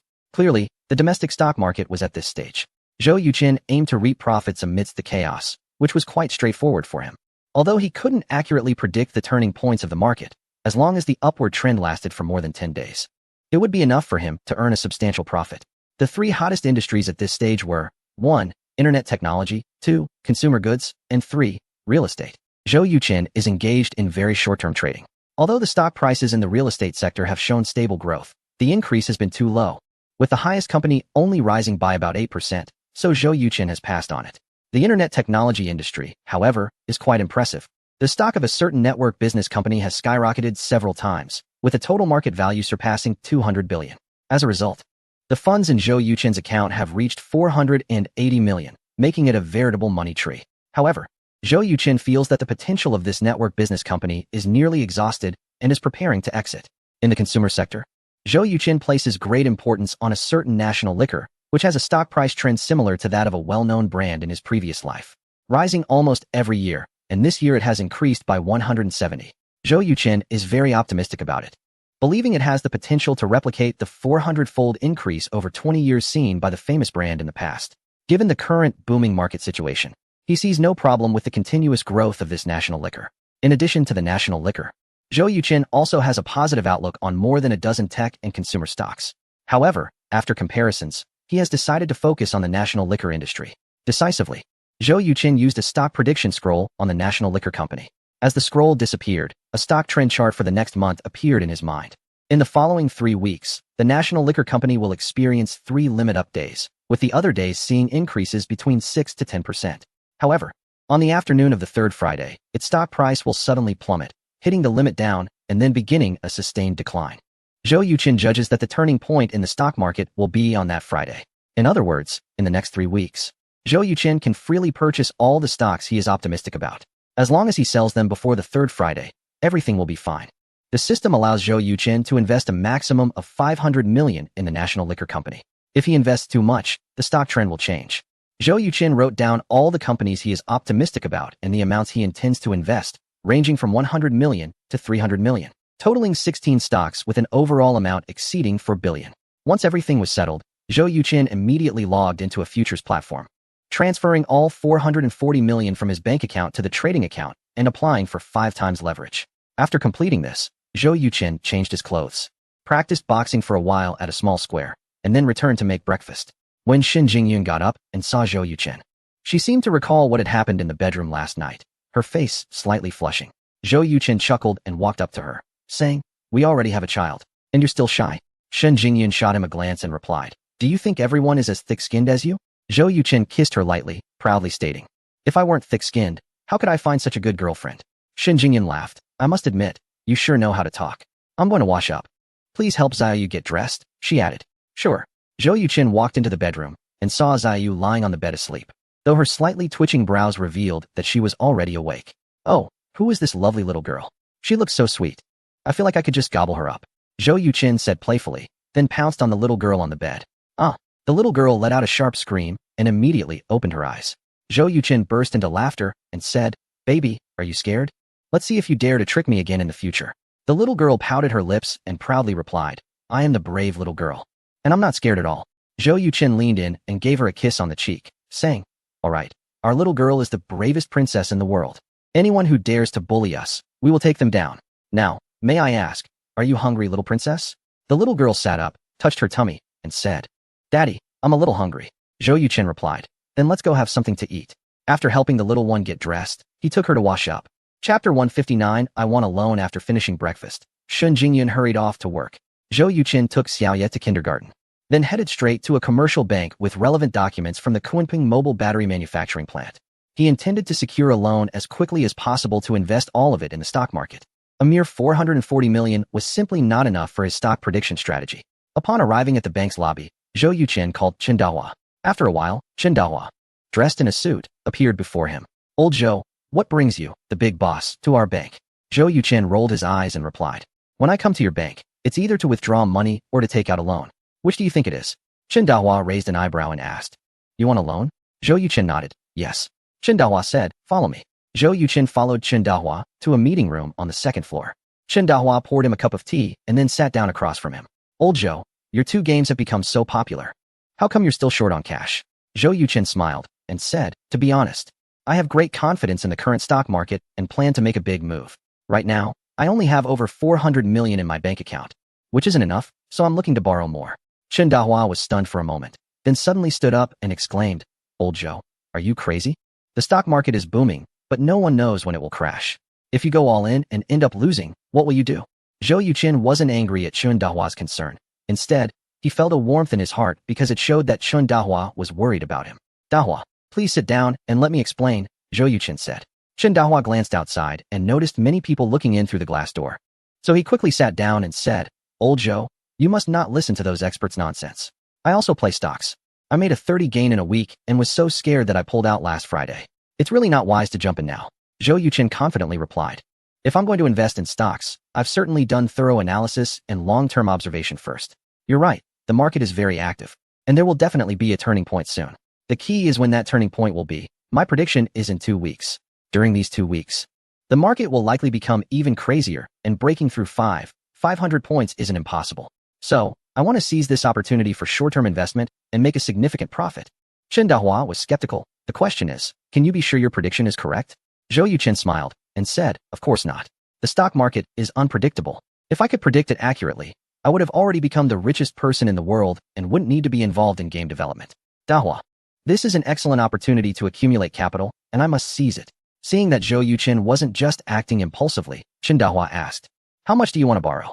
Zhou Yuqin handed the relevant documents of the Kunpeng mobile battery manufacturing plant to Chen Dahua, saying, this factory is valued at 2 billion. If it's used as collateral, how much can our bank lend me? Chen Dahua was taken aback, picked up the documents, and exclaimed, wow, where did you get so much money? In order to boost his confidence, Zhou Yuqin told a little lie, saying, of course, it's from investments. Compared to the domestic stock market, the foreign stock market doesn't have limits on price changes, making it easier to make money. Chen Dahua gave a thumbs up and said, Old Zhou, you really are my big brother. I'm totally convinced by you now. Since you're so impressive, how about I invest a share? Zhou Yuqin smiled and replied, of course, no problem. You can follow my lead, and I guarantee you'll make several times your investment. Chen Dahua's expression changed. Are you going to use leverage? Zhou Yuqin nodded, of course. Without leverage, how can you make big money? Chen Dahua said, Old Zhou, you really are bold. Zhou Yuqin chuckled, enough talk. Hurry up and tell me how much my factory can be mortgaged for. Up to 1.5 billion. If it's more, it needs approval from higher-ups. How long will it take to get the money? Within a week. That's too slow. I can't wait that long. Old Zhou, bank loans have to go through an approval process. Just the assessment takes 3 days. Of course, if your assets are truly high quality and the loan amount is not too large, the bank leadership can make a quick decision. For example, if it's just a loan of 1 billion for your factory, I can go directly to my dad, get his signature, and you could have the money today. But for 1.5 billion, that's definitely not possible. What if I add the Uasian Game Company? Your Uasian Game Company has developed 2 globally popular games, but it's light asset-based, unlike a manufacturing factory, which is a heavy asset. To put it bluntly, we can't be sure that you can develop another game like Fruit Hero.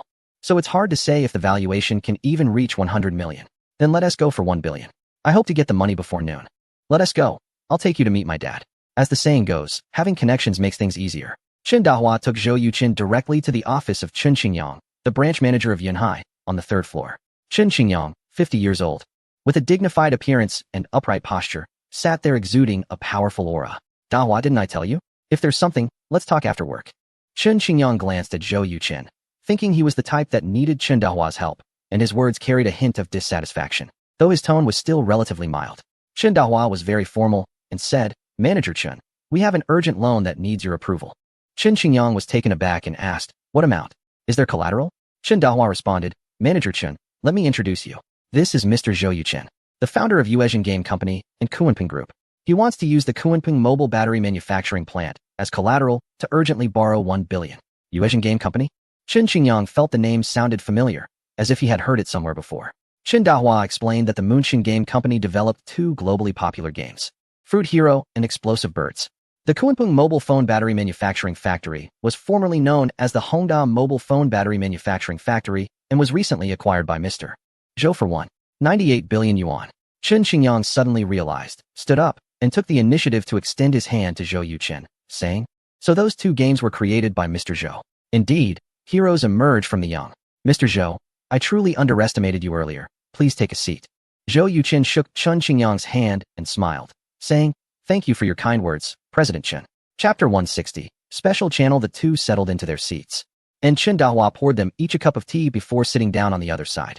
Chen Qingyang glanced at Chen Dahua and asked, "Mr. Zhou, do you know Dahua?" Zhou Yuchen replied, "We were dorm mates in college. I'm the oldest, so I rank first, and Dahua ranks third." Chen Qingyang laughed. "I didn't expect this kid to have such an impressive older brother." Zhou Yuchen continued, "I only got back to Yinhai 3 months ago and reconnected with Dahua." Chen Qingyang remarked, "In just 3 months, you've developed 2 globally popular mobile casual games and purchased a mobile battery manufacturing plant worth 20 billion. That's truly remarkable. Dahua, you should learn from your brother." Chen Dahua scoffed. Old Zhou was the top scorer in the college entrance examination in Xinjiang province. He finished 4 years of college courses in less than 2 years. Over 2 months ago, he borrowed over 10 million and made more than 100 million in the crude oil futures market. A guy this impressive is someone I can't learn from. Upon hearing this, Chen Qingyang's gaze towards Zhou Yuchen changed. He initially thought this young man achieved his impressive success through family connections, but it turned out to be entirely due to his own efforts and talent. Such a person undoubtedly has limitless potential in the future. "Mr. Zhou, you need to." "Uncle Chen," Zhou Yuchen directly interrupted Chen Qingyang, saying, "You can just call me by my name. Hearing you call me Mr. Zhou feels a bit uncomfortable." Chen Qingyang laughed heartily.